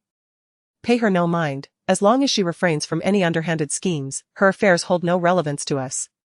Jiang Qingyu did not place much importance on Qinli. He merely found it peculiar that this woman would associate herself with Su Shirua. Unbeknownst to Su Shirua and Qinli, they were the subjects of discussion. They brought the child to the hospital for a series of examinations, which revealed only malnutrition, with no other abnormalities detected. Qinli, could you please watch the 2 children for a moment? I need to find someone, Su Shirua said, glancing at the examination report, her heart aching slightly. However, the absence of other health issues provided her with a sense of relief. Malnutrition was manageable, with diligent care, she believed they could restore the child's health. The troubling matter was the blood toxin. This peculiar poison was so insidious that even the hospital's blood tests could not identify any anomalies. Had it not been for her master, who had previously elucidated the symptoms and antidotes of this blood toxin, She would have been left helplessly watching her beloved children succumb to its effects. At this thought, Sushiro could not help but curse the scoundrel who had intruded 5 years ago. What enmity could provoke such a malicious act of poisoning? If the perpetrator were still alive, it would be one thing, but if her children were to perish, then she must locate her master. After all, only her master possessed the specific antidote required to counteract the blood toxin. As Sushiro hurried past a storage room, she suddenly heard strange noises emanating from within. Instinctively, she paused and turned her head towards the storage room, noticing the sound of heavy objects falling, accompanied by faint human murmurs. Is someone in there? She wondered. This was the hospital's storage room, typically seldom frequented by anyone. Concerned that someone might be in distress, she instinctively knocked on the door. Amidst the heavy, arduous gasps, there mingled suppressed, anguished growls. Sushiro, sensing the undeniable presence of another, paled and hastily flung open the door. Yet, at that moment, a powerful hand suddenly reached out and yanked her inside. What are you doing? To her astonishment, this was not the storage room she had envisioned, but rather a lounge. The bright, pale light illuminated the space with clarity. Gripped by another, Sushiro found herself forcefully pressed against the man's solid, broad chest. Silence. The familiar voice, tinged with a slight rasp, suppressed the pain within. Sushiro's keen ears recognized the owner of the voice, and instinctively, she lifted her head. Only to be met by a strikingly handsome face. Lu Tingchuan? Is that you? Lu Tingchuan appeared disoriented, his eyes narrowed as he recognized the petite, charming woman in his embrace. It's me. What's wrong with you? Feeling the man's exceedingly high body temperature, Sushiro awkwardly sought to escape his grasp. However, his powerful arm ensnared her waist, rendering her struggles futile. Was this man a monster, given his terrifying strength? Sushiro felt a pang of fear. Ever since that fateful night 5 years ago, she had instinctively recoiled from the proximity of the opposite sex. The shadows lurking in her heart made her tremble. But she suppressed them with all her might. Don't move.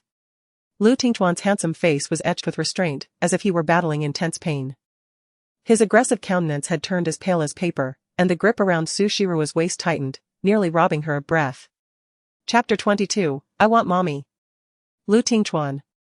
Are you ill or injured? I am a doctor. Release me, and I shall assist you. Sushiro clutched the fabric of the man's shirt tightly. Feeling the painful constriction around her waist, her voice trembling with anxiety. Damn it. Lu Tingchuan gasped heavily, his eyes bloodshot and fixed on her with an intimidating intensity. Suddenly, he caught a whiff of a faint medicinal fragrance. His mind went blank, and memories from years past flashed before him. Uncontrollably, Lu Tingchuan grasped her chin and leaned down to kiss her fervently.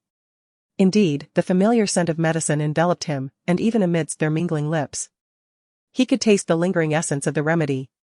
The incessant chatter of the woman became unbearable. If she would not cease her noise, he would teach her the meaning of silence.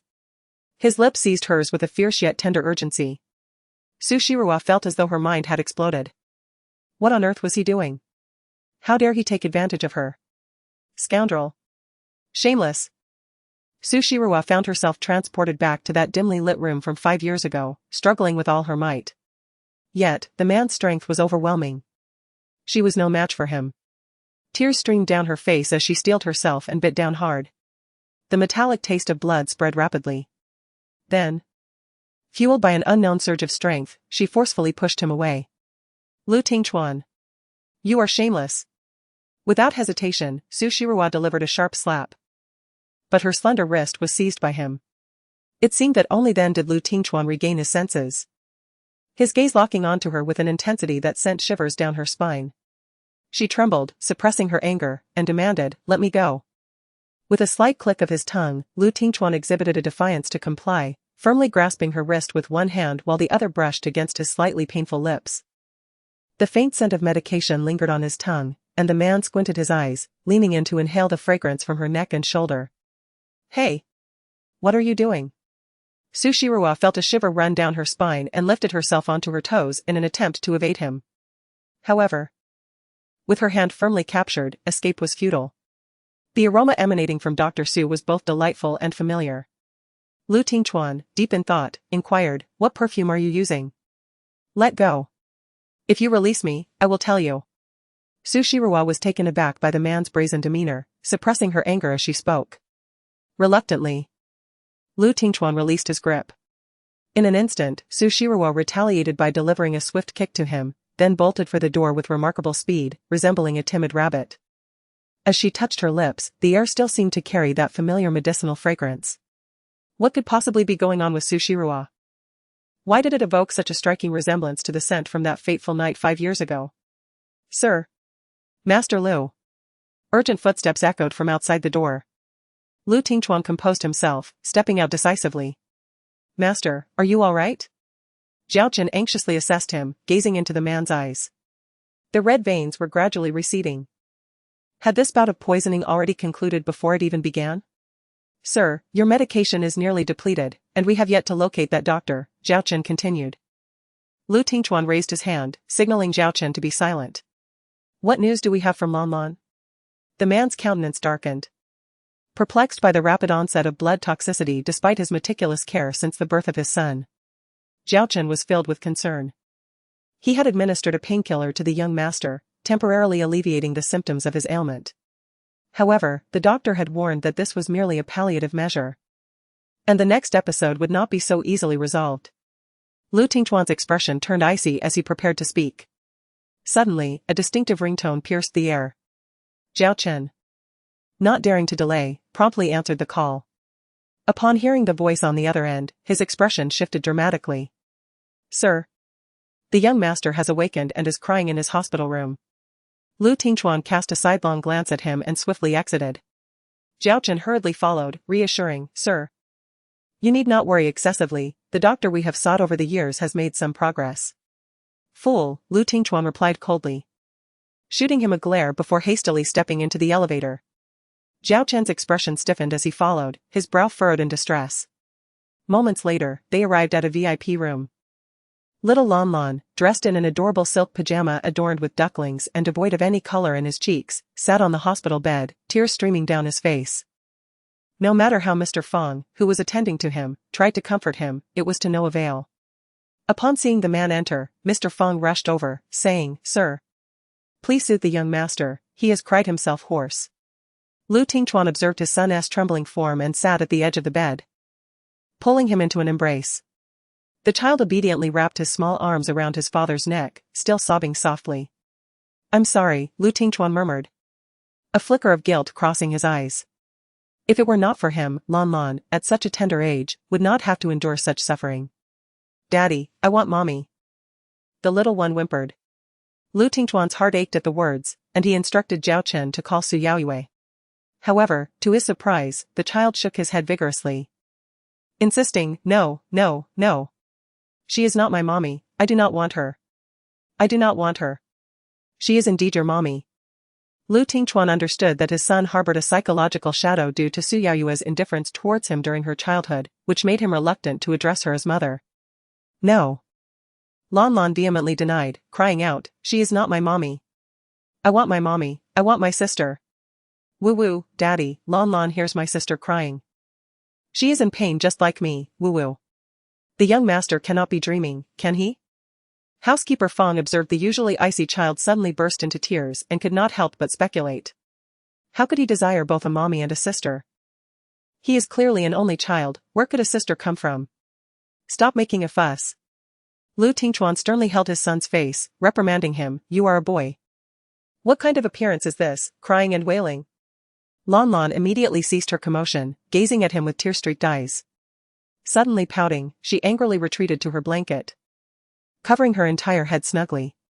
Sir, you are too harsh on the young master, he is still just a child, Housekeeper Fong remarked disapprovingly. Lu Tingchuan rubbed his temples in exasperation, I know, but apart from Su Yaoyue, who else could be considered a mommy for him? The man uttered this line. And for some reason, a delicate, pale face suddenly surfaced in his mind. I have matters to attend to, Housekeeper Fong. Please keep a close watch on him and do not let him run around the hospital. With a soft sigh, Lu Tingchuan extracted the sulking child from the covers, pinching his puffed cheeks. Be good, listen to Grandpa Fong, understood? Humph. The little one turned away, still in a fit of anger. Lu Tingchuan could only smile helplessly as he departed with Zhao Chen. Placing hope solely on the elusive divine doctor was rather perilous. Since the woman named Su Shirua could uncover the poison afflicting his grandfather, might she also possess a remedy for the blood toxin? Yet, recalling the apparent offense he had just committed, a flicker of unrecognized amusement crossed Lu Tingchuan's eyes. Lan Lan covered her small head. And as soon as the butler grandfather was unexpectedly called away by a nurse, she nimbly leaped off the hospital bed. Barefoot, she stealthily exited the ward. If Daddy wouldn't find Mummy and sister for me, then I shall seek them myself. The little one clenched her tiny fists, her face resolute. In the depths of her being, it seemed a voice was guiding her path. Amidst the bustling hospital, Lan Lan wandered aimlessly, however, as she passed a particular room. She suddenly heard a familiar voice. Why hasn't Mummy returned yet? Aunt Jean, Lele is hungry. Aunt Jean is going to buy you something to eat. But you mustn't run around. Okay, Aunt Jean, hurry back. As Jean Li opened the ward door, she was greeted by the sight of a barefoot child clad in a silk yellow duckling nightgown standing at the entrance. Surprise flickered across her face as she squatted before the child. Little one, what are you doing here? Where are your adults? Auntie, I am here to find my sister. Lan Lan peeked into the ward and, sure enough, spotted a familiar little face. With that, she dashed into the room, and joyous exclamations of delight echoed forth from within. Big brother! How did you end up here? Sister! Where is Mommy? Where is Mommy? Who is your sister, and who is your mommy? Go away. Your family is long gone. Brother, do not bully the little brother, look, he seems unwell. Jean Li stood at the doorway, observing the three little ones chatting and laughing, seemingly acquainted, so she paid them no mind. She sent a brief message to Su Shiru and hurriedly left the hospital. This scoundrel. He appears so earnest, yet turns out to be such a person. Su Shiru stood before the mirror, cautiously touching her swollen lips, wincing in pain. If it weren't for their significant disparity in strength, she would have surely transformed Lu Tingchuan's face into that of a pig. However, Su Shiru recalled the man's bloodshot eyes. It seemed rather unusual. Could it be that the illustrious Lord Lu was afflicted with some unspeakable ailment? Otherwise, why would he behave like a rabid dog? Su Shiru grumbled irritably. With her lips in such a state, anyone would find it peculiar, wouldn't they? She rolled her eyes and retrieved a mask from her bag, donning it before hastily returning to the ward upon receiving Qin Li's message. Inside the room, the little ones were engaged in animated conversation, each more excited than the last. As Su Shiru pushed the door open, three remarkably similar little faces turned in unison. Mommy! Mommy! Lele and Anan rushed forward, each clinging to a leg. Lan Lan blinked her bright eyes and joined the fray, calling out in her sweet voice, Mommy! At this moment, it felt as though something heavy had struck deep into Su Shiru's heart. Instinctively, she glanced at Lan Lan, whose face bore a striking resemblance to Anan. And an indescribable sense of intimacy welled up within her. Su Shirua crouched down and gently rubbed the child's soft, furry head, saying, Little one, I am not your mommy. No, no. You are my mommy. Lan Lan pouted, clinging tightly to Su Shirua's neck. The sweet scent of milk wafted from the child, eliciting a smile from Su Shirua just as she prepared to speak, when a piercing scream interrupted her. Lu Qinglan, who are you calling mommy? Your mommy is right here. Su Yaoyue stormed into the room with a dark expression, her fury palpable as she yanked Lan Lan away from Su Shirua. Let go of me. Bad woman. Bad woman. Lan Lan flailed in midair, struggling against the grip. However, upon hearing the little imp refer to Su Shirua as mommy, Su Yaoyue felt a chill run through her veins. The fear of being discovered cast a pallor over her face as she hastily dragged Lan Lan towards the exit. Wait. For reasons unknown, Su Shirua could not bear to see the child in distress and blocked Su Yaoyue's path. Su Yaoyue, what is your relationship with this child? Can't you see he is upset? I am his mother. Su Yaoyue retorted sharply, her voice laced with authority. Why should I answer to you regarding my son? When there were no outsiders present, Su Yaoyue had always been disinclined to disguise her true self. In fact, she even pinched Lan Lan hard in front of Su Shirua. The child, though teary-eyed from the pain, remained resilient and did not cry. Lan Lan harbored a secret. He knew that the wicked woman was not his mother. When he was very young, the vile woman, under the impression that he was oblivious, had gripped his arm and scolded him, calling him a little bastard, and even wished for his demise. Had it not been for his father discovering the bruises on his body and bringing him back home, Lon Lon was certain that this malicious woman would have sought to take his life. Thus, Lon Lon cried out even louder, struggling, "Let go of me. Wicked woman, wicked woman. You are not my mother." As she attempted to take him away, Su Shiroa observed the child's disdainful struggles and suddenly intervened, snatching him from Su Yaoyue's grasp. The little one immediately clung to Su Shiroa's neck, baring his teeth at Su Yaoyue. "What are you doing? Return the child to me." Su Yaoyue's expression darkened as she reached out to reclaim the child. Su Shiroa swiftly evaded her, coldly questioning, "It is evident that this child despises you. Whether or not he is truly your son remains uncertain. Who knows if what you claim is genuine?" "Su Shiroa, what do you mean by this?"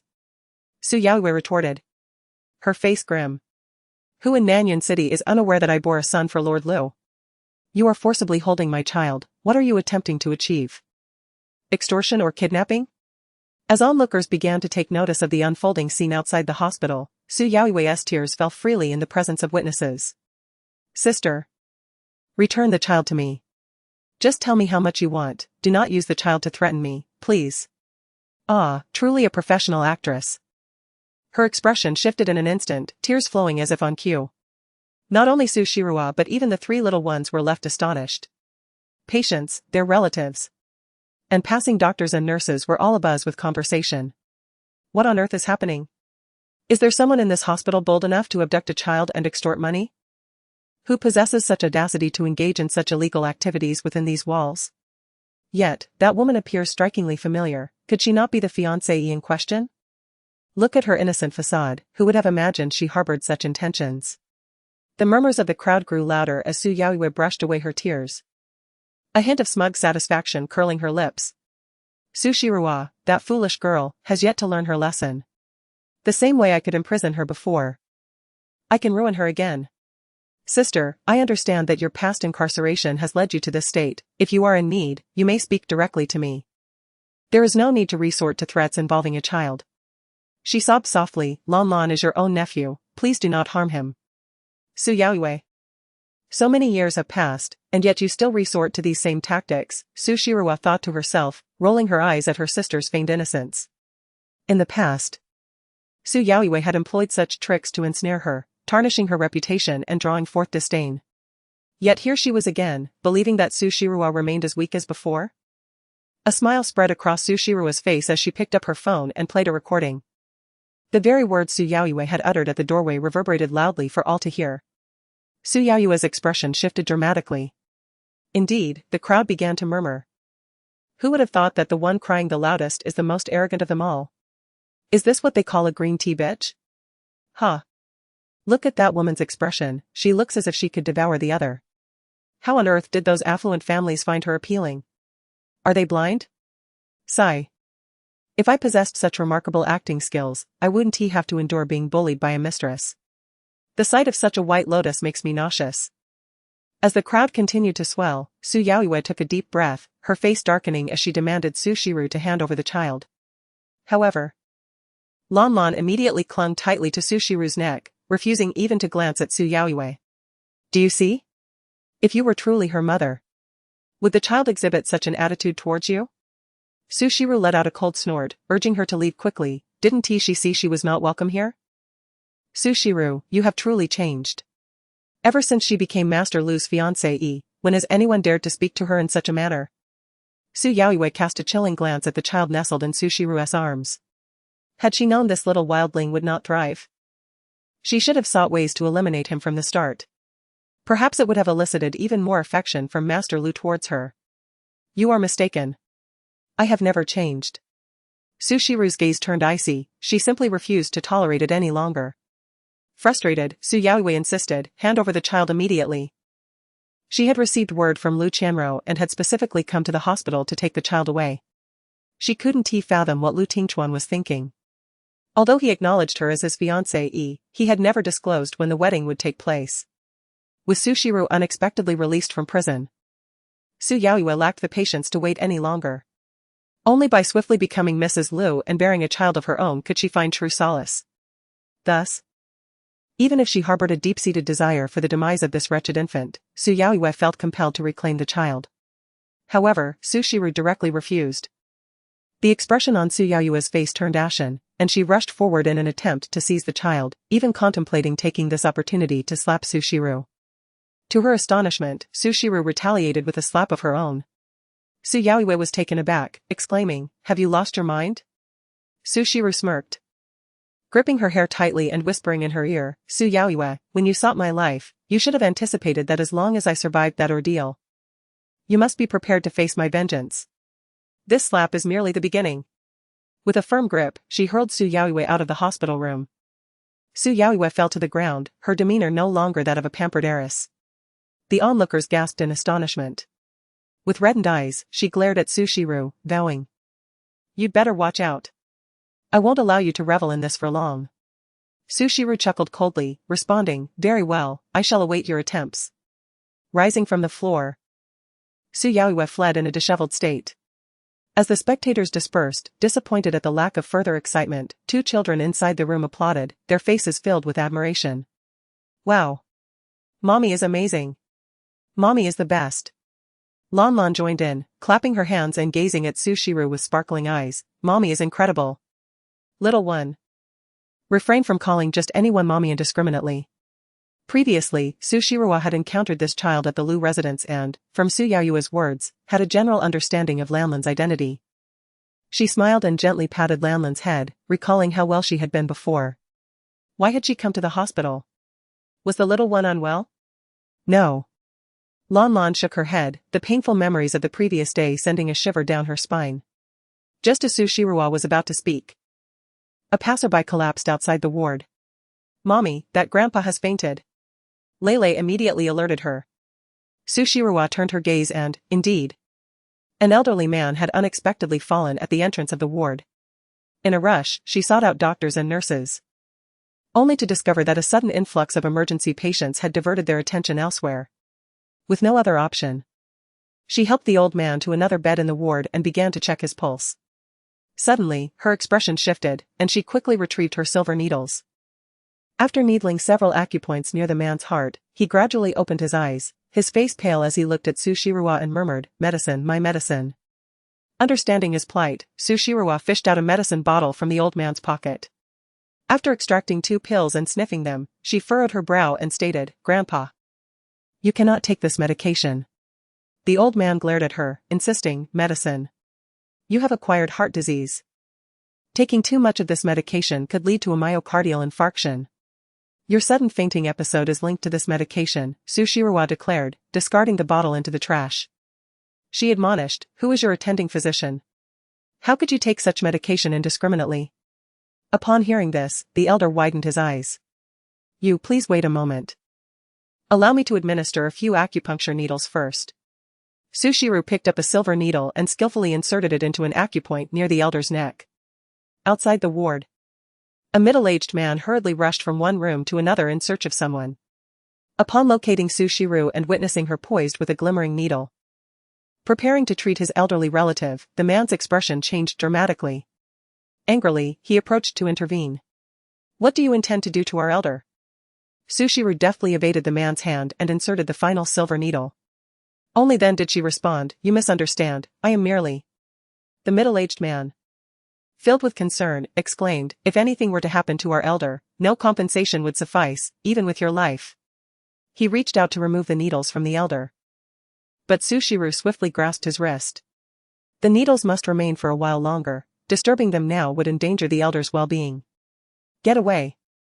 The man forcefully shook off Su Shiru's hand, stubborn in his resolve. Observing the situation, Su Shiru had no choice but to produce another silver needle and directly inserted it into the man's acupoint. The man's body stiffened, and to his astonishment, he realized he had lost control over his limbs. His complexion changed dramatically, completely unprepared for such prowess from a young girl. "Who are you?" Su Shiru instructed the two children to remain seated and, after estimating the appropriate time, removed the needles from the elder. "Now, may we engage in a proper conversation?" Chapter 24, The Art of Acupuncture. The elder's surname was Chiao, and the middle-aged man was his assistant, Yuan Song. When the esteemed elder Qiao realized that he could finally speak without feeling weak, he looked at Su Shiru with surprise. Not expecting such a young girl to possess such expertise. Little girl, what do you mean that I cannot take this medication? Elder Qiao inquired gently, seemingly unfazed by his assistant's immobility. Your heart condition is acquired, and this pill not only fails to aid in your recovery but also poses significant side effects. Su Shiru replied, meticulously placing the silver needles back after sterilizing them with alcohol. The contents of this vial are entirely incompatible with your medication. Someone has deliberately swapped your medicine. Upon hearing this, Elder Qiao fell into contemplation, displaying none of the typical anger or distress one might expect in such a situation. He gazed at Su Shiru, noting her obedient demeanor, exquisite features, and calmness in crisis, which gradually fostered his admiration for her. Was my fainting today due to this medication? He asked. Yes, Su Shiru affirmed with a nod, this drug was discontinued long ago due to its severe side effects on patients' cardiac blood supply. She nearly implied that someone had intentionally altered his medication with malicious intent. Elder Qiao, an imposing figure clad in bespoke attire, clearly was not an ordinary elderly man. Though Su Shiru had no intention of embroiling herself in the intrigues of the affluent, her innate sense as a healer compelled her not to stand idly by. I understand. Elder Qiao nodded, smiling as he asked, Little girl, what is your name? You have saved my life today, and I must express my gratitude. No need, Su Shiru replied, promptly producing her QR code. The acupuncture fee is 300 yuan, please settle it. Old Master Qiao was momentarily taken aback, staring blankly at her QR code. Suddenly, he burst into hearty laughter, saying, all right, I shall scan it for you. This little girl was indeed remarkably amusing. It was evident that she hailed from a privileged background. Rather than seizing the opportunity to ingratiate herself, she chose to settle affairs in this manner. It had been quite some time since he encountered such an authentic young lady. Old Master Qiao, being a man of contemporary trends, took out his phone and scanned 300 yuan, all the while inquiring, may I add you as a friend? You must possess some medical skills, correct? Indeed, I am skilled in medicine, Su Shiru replied, fully aware of the potential client before her. After all, she was rather impoverished at the moment. I can treat ailments and detoxify. Should you require assistance, feel free to call upon me, and I shall offer you a discount. Old Master Qiao laughed heartily once more. Once Su Shiru was assured of his well-being, she removed the silver needles from the assistant Yuan Song.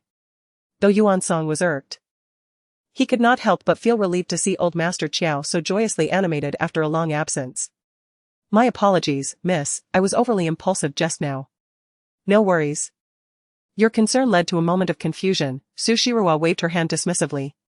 Shortly thereafter, Qin Li returned with bread and milk. Upon noticing the elderly gentleman lying on the adjacent bed, she was slightly taken aback. Here, I have brought back some food. Not only had she procured 2 portions for the little ones, but there was also a serving for Su Shiru.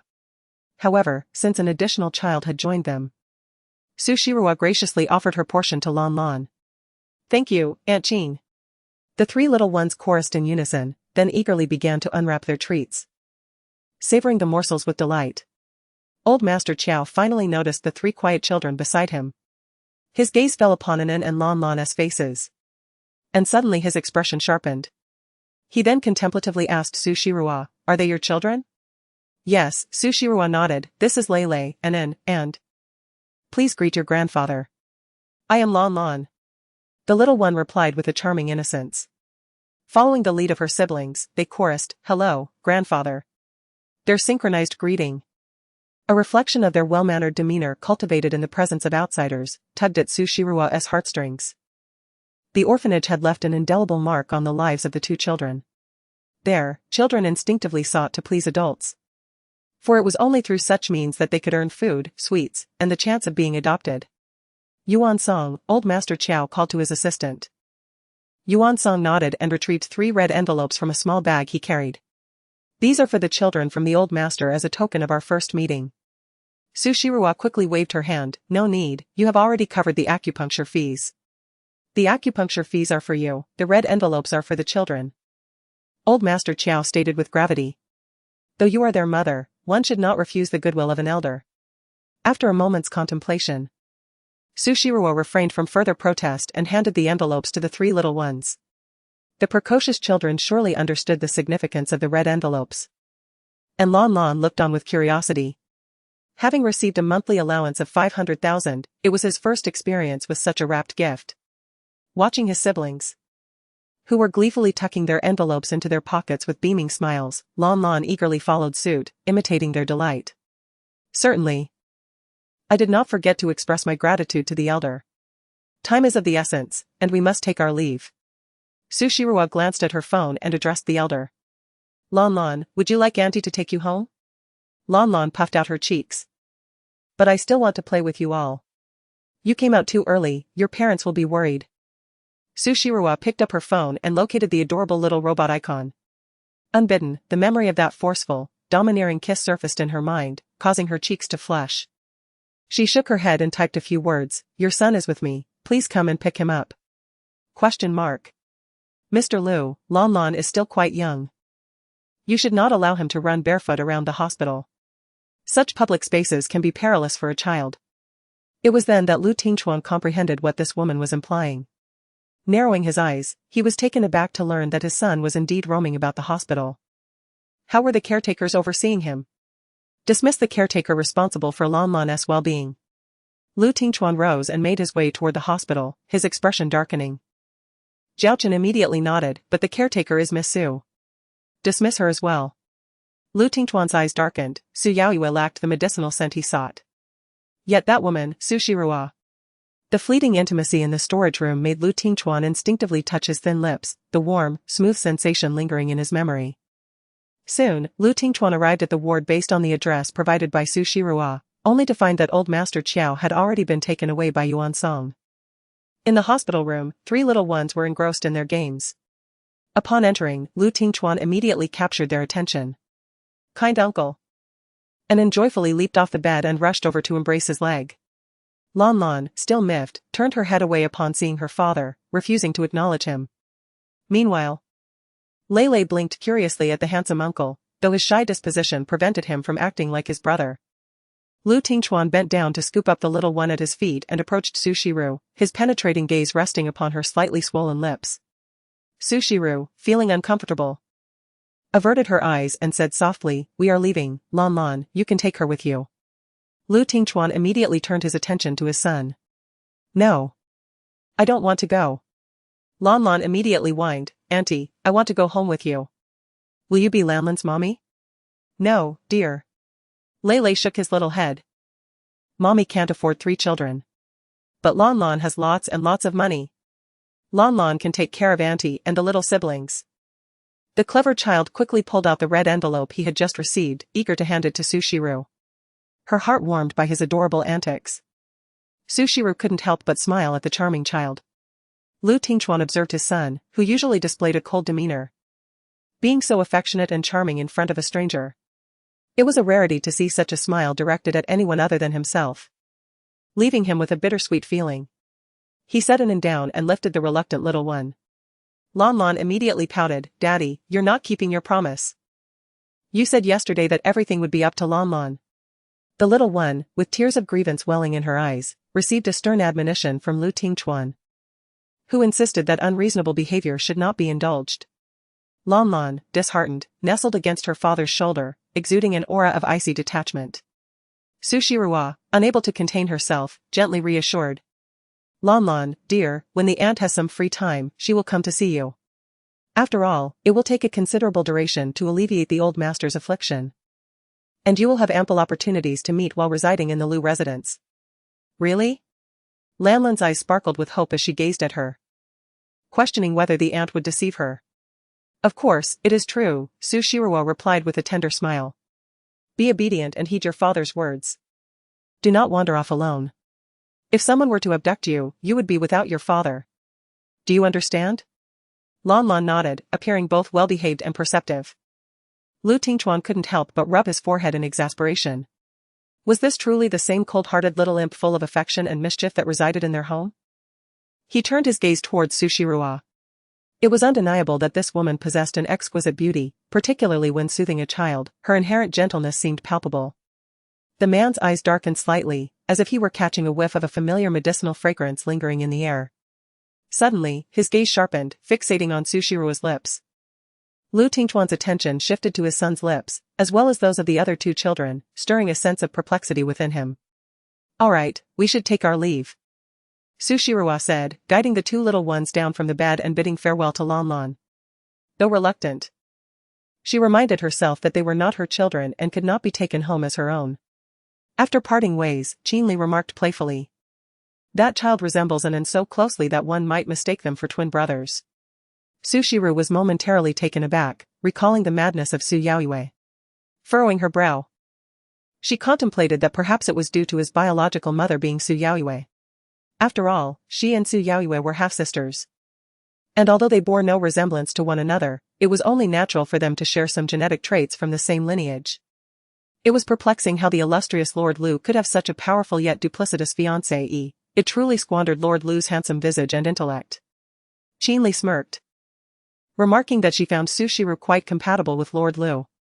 Chapter 25, A Rift in Relations. Sister Qinli, please refrain from making such remarks, Su Shiru said, pursing her lips in displeasure.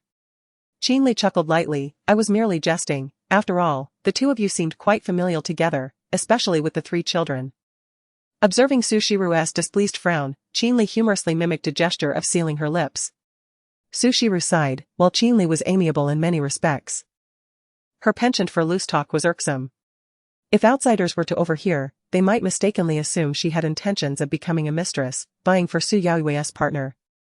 She harbored no fondness for anyone associated with Su Yaoyue, and with Lu Tingchuan being a scoundrel, she was even less inclined to entangle herself with such individuals. Upon returning home, Su Shiru first took the children next door, feeling uneasy about leaving her mother alone. However, upon opening the door, she was horrified to find Su Henji gripping her mother's neck. Su Shiru's expression shifted dramatically as she raised her bag and hurled it at Su Henji, exclaiming, "You beast! What do you intend to do to my mother?" Su Henji was utterly taken aback by the unforeseen return of Su Shirua. Instinctively, he loosened his grip. Yet Gu Yun's face had already turned a shade of blue, perilously close to losing consciousness. "Su Henji, you actually attempted to murder my mother." Su Shirua seethed with rage, rushing forward to seize Su Henji's collar and unleashing a fierce blow to his face. Witnessing this violent scene, Qinli promptly whisked the two children away to his home. Such brutality was unfit for young eyes. "Was it not enough that you framed me before? Now you dare to lay hands on my mother. Su Henji, do you truly believe you can wield unchecked power in Nanyuan City, disposing of others' lives at your whim? Shameless scoundrel, if it were not for my mother, you would not enjoy your current status." With each punch, the force unleashed rendered Su Henji, a grown man, utterly defenseless, his cries echoing in agony. Upon regaining her composure, Gu Yun was horrified by the sight of her daughter, eyes ablaze with fury, and cried out, "Rua Rua! Rua Rua! Come to your senses, quickly! Mother is fine. You ungrateful daughter, I am your father, and you dare to lay a hand on me." Su Henji's cries of pain rang out, yet he still begged for no mercy. Su Shirua tightened her grip around his neck, suffocating him. "You are my father? Huh? Su Henji, do you think I, Su Shirua, care for you as a father? Had it not been for my mother, I would have ended you when you framed me years ago." The bond of father and daughter had long since dissipated, leaving no trace, especially when Su Henji embraced Su Yaoyue and conspired to imprison her. What merit does this man possess to claim the title of father, apart from contributing a modicum of rice? "Rua Rua, remain composed, such a beast will not accompany you in murder." Gu Yun's eyes brimmed with hatred as she gazed at Su Henji. Today, after her daughter had taken her grandchildren to the hospital for checkups, she received a call from Su Henji. On the other end, he expressed concern and urgency, his words earnest, still reminiscent of the perfect husband she recalled. Although her daughter's words had sown seeds of doubt in Gu Yun's heart, having known this man for over 30 years, she acknowledged that, despite the absence of love, a foundation of emotion remained. Thus, she disclosed her location to Su Henji, only to confront him about the circumstances surrounding her daughter's imprisonment. To her astonishment, upon realizing that his past misdeeds had been exposed, Su Henji's demeanor transformed drastically, and he even attempted to silence her permanently. "Mother, are you all right?" After regaining her composure, Sushi Rua delivered a fierce kick to Su Henji before anxiously turning her gaze toward her mother. I am fine, Gu Yun said, her hand trembling around her neck. She had not anticipated the depths of Su Henji's malevolence. His readiness to take her life at the slightest provocation shocked her to the core. Having witnessed the man's true, hideous nature, Gu Yun no longer harbored any doubt regarding her earlier sentiments. She regretted being so thoroughly deceived by his pretense. Watching helplessly as her daughter was slowly cast aside by others. The thought pierced her heart like a thorn. And she dared not contemplate the extent of her daughter's humiliation in her absence. Su Henji, you will surely face retribution for your actions. I will not permit you to continue exploiting my father's company for your own gain. Prepare to be ousted, Gu Yun declared with a cold demeanor. Huh. I've long found you intolerable, you cripple. Do you truly believe that this company still belongs to the Gu family? Su Henji retorted, struggling to rise from the ground while wiping the blood from his lips, a triumphant smirk adorning his face. Go ahead and try. Let's see if you still have any say in the company. Gu Yun's expression shifted. What do you mean by that? When her father and elder brother vanished, the shares of the pharmaceutical company under the Gu family had automatically transferred to her, the sole heir. Unfortunately, shortly thereafter, she was involved in a car accident, which forced her to entrust the management of the company to Su Henji. The realization that she had scarcely engaged with the company over the years filled Gu Yun with a sense of unease. You will soon understand the situation, Su Henji sneered, turning to leave. Wait. Su Shirua called out to him, you think you can simply walk away after your attempted murder? Su Henji chuckled. Do you truly believe you can report me to the authorities? Su Shirua, you are just as foolish as your mother. I have already destroyed all the surveillance here. My people are currently in the company handling documents, and there are witnesses. My alibi is flawless. What can you possibly do to me? He burst into a triumphant laugh. Of course, to prevent you from recording anything secretly, I am equipped with a jammer. Su Shirua narrowed her eyes dangerously and coldly remarked, according to your reasoning, no one is aware of your presence here, so even if I were to kill you, it would remain a secret, wouldn't it? Su Henji was taken aback, his expression shifting drastically. Upon noticing Su Shirua approaching him, he hastily fled through the door in a panic. Su Shirua scoffed, deeming him a cowardly wretch. Ruoruo. Gu Yun furrowed her brows, admonishing, do not utter such foul language, that kind of scoundrel would tarnish your purity. Mother, what on earth is happening? How could Su Henji find his way here? Don't even mention it. Gu Yun lowered her gaze, feeling somewhat guilty as she recounted the entire ordeal. Su Shirua did not hold her mother accountable. Had it not been for Su Henji's ruthless actions, her mother would likely still be skeptical about the words she had spoken. Now, however, with Su Henji revealing his true colors, her mother had finally seen through the faade of that scoundrel. Henceforth, she need not worry about her mother being ensnared by that family's deceitful machinations. I'm sorry, Ruoruo. I truly did not foresee this. Gu Yun sniffled, tears brimming in her eyes. Su Henji was once a student of her father, and when Gu Yun first met him, he was attending university. At that time, she harbored a faint affection for him, undeterred by her mother's warnings about his character and lack of fortune. After reaching adulthood, an unfortunate twist of fate led her to bed with Su Henji. He knelt before her father, vowing to cherish her for a lifetime, which ultimately led to their marriage. Gu Yun chuckled bitterly, unable to fathom that the man she had known for over 30 years could possess such a terrifying true nature. If both my father and elder brother's deaths were orchestrated by Su Henji. Clenching her fists tightly, Gu Yun retrieved her phone and made several calls. Soon, her complexion turned ashen. Uncle Lee, what did you say? The Gu family has long since gone bankrupt? Completely swallowed by Su Henji? This cannot be true, Uncle Zhao. You must be jesting. The Gu pharmaceutical company is substantial, how come I have heard nothing of this? I understand now. You all conspired with that beast to keep this from me, didn't you? Uncle Wang, you have been a stalwart alongside my father. How could you not inform me of such matters? Gu Yan's series of calls left her pallid. Conversely, Su Shirua had anticipated this and felt no surprise. Gu Yan glanced at her daughter and quickly produced a bank card, handing it to her. Rua, this card. Mother, there's no need. Su Shirua sighed.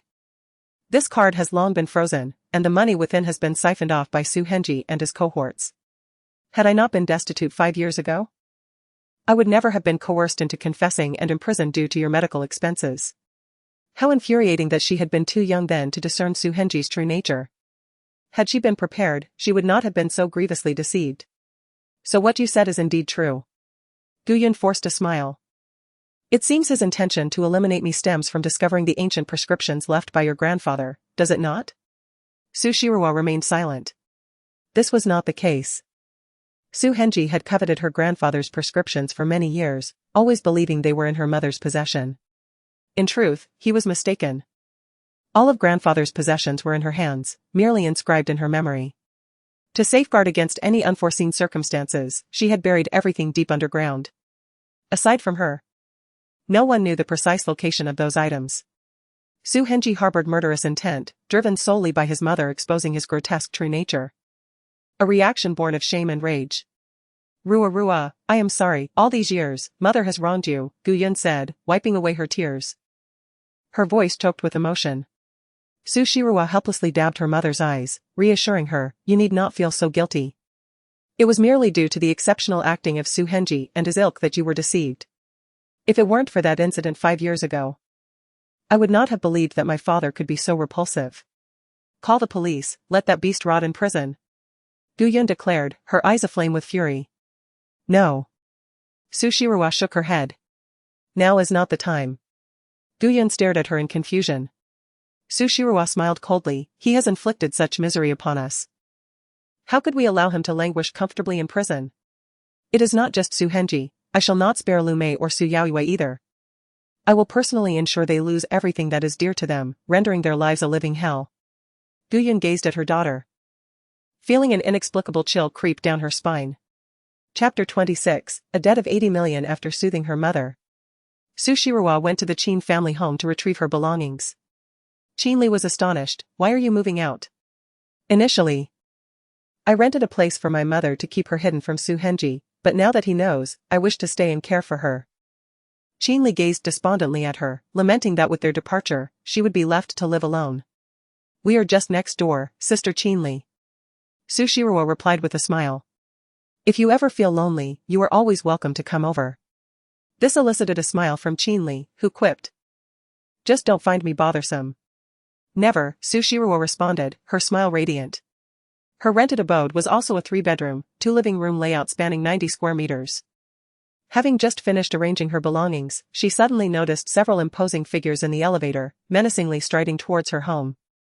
A sense of caution gripped Su Shiruo as she positioned herself at the doorway. Who are you looking for?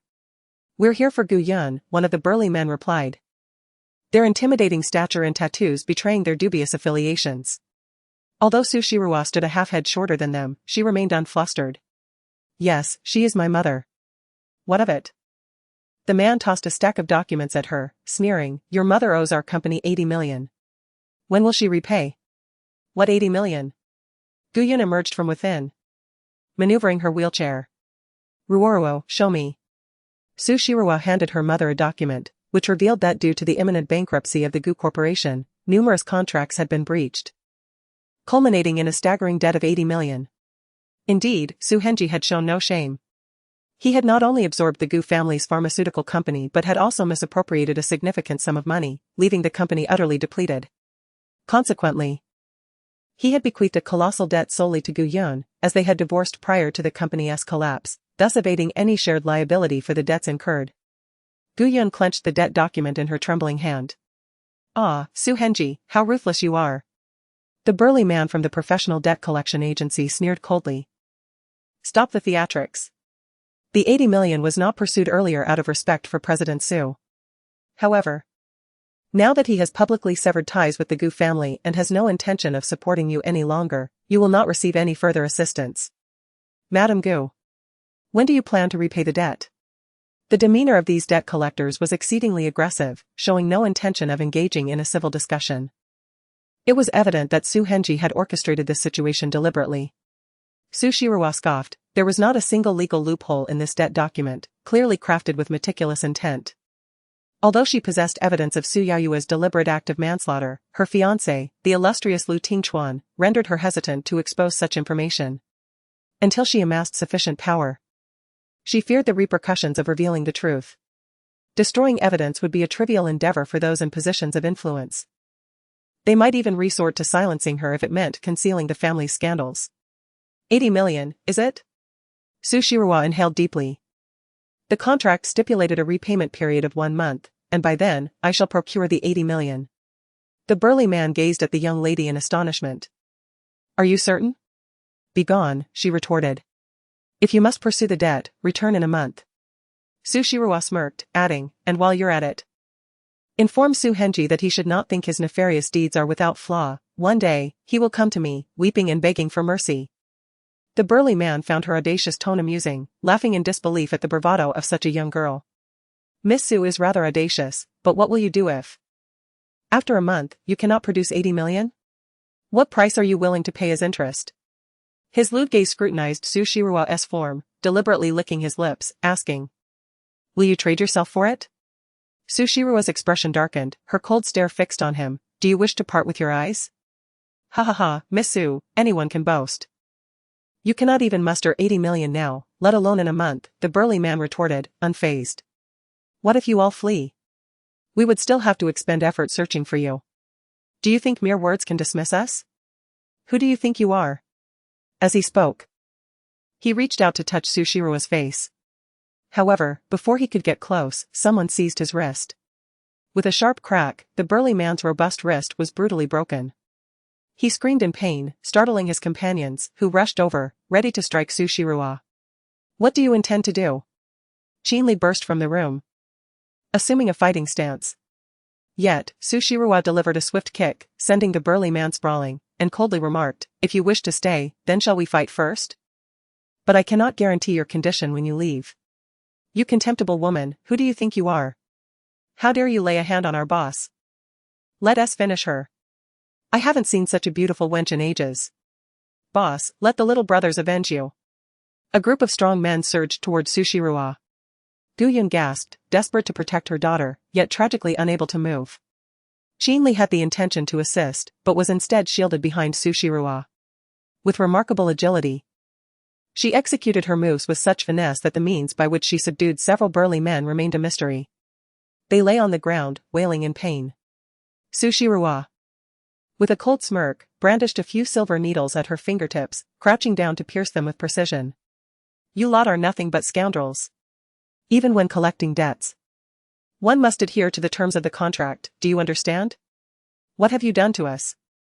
One of the men, aghast, stared at Sushiruwa, utterly bewildered by the immense power contained within her petite frame, which had effortlessly dispatched their group. As a punishment for crossing me, Sushiruwa remarked with a sly grin. You shall live as eunuchs for the next few months. The faces of the thugs turned pale at her words. Sushiruwa, her laughter chilling, warned. If you do not leave at once, I assure you, your fate shall be far worse than becoming eunuchs. The burly man shot a frosty glance at Sushiruwa, muttering. Miss Su, you are formidable, just wait. With that, the group scrambled to their feet and fled in disarray. Guyun stood frozen, utterly dumbfounded by the scene before her. Ruwa, when did you?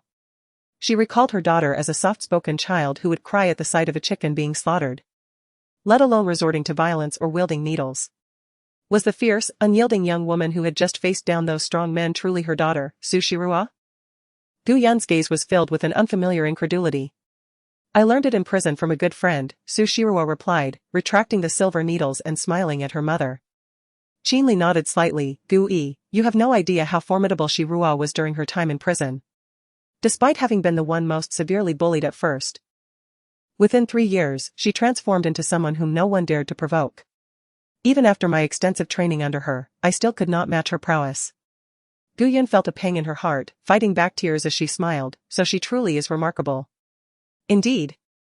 Chinli completely overlooked Guyun's discomfort and instead gazed at Sushiruwa with admiration. Even Ajio remarked on Shirua's astonishing talent. Aside from the year she bore her child, she mastered everything Ajio taught her in just 2 years, and by the time she was released, she could hold her own against Ajio. It can't be that impressive, Ajio must have been going easy on me. Sushiruwa chuckled as she gently ushered her mother inside. Ajio had ended up in prison for accidentally causing someone's death. Originally a reclusive individual, one night, she suddenly suffered a high fever. It was Sushi Rua who expertly administered treatment and acupuncture, preventing her condition from worsening. Since then, Ajio's attitude towards her inexplicably improved, even offering to teach her martial arts. When Sushi Rua first entered prison, her frail physique made her an easy target for bullying. Although she gave birth in the hospital, she still had to serve her sentence. After training with Ajio, Sushi Rua not only grew physically stronger but also enhanced her combat skills.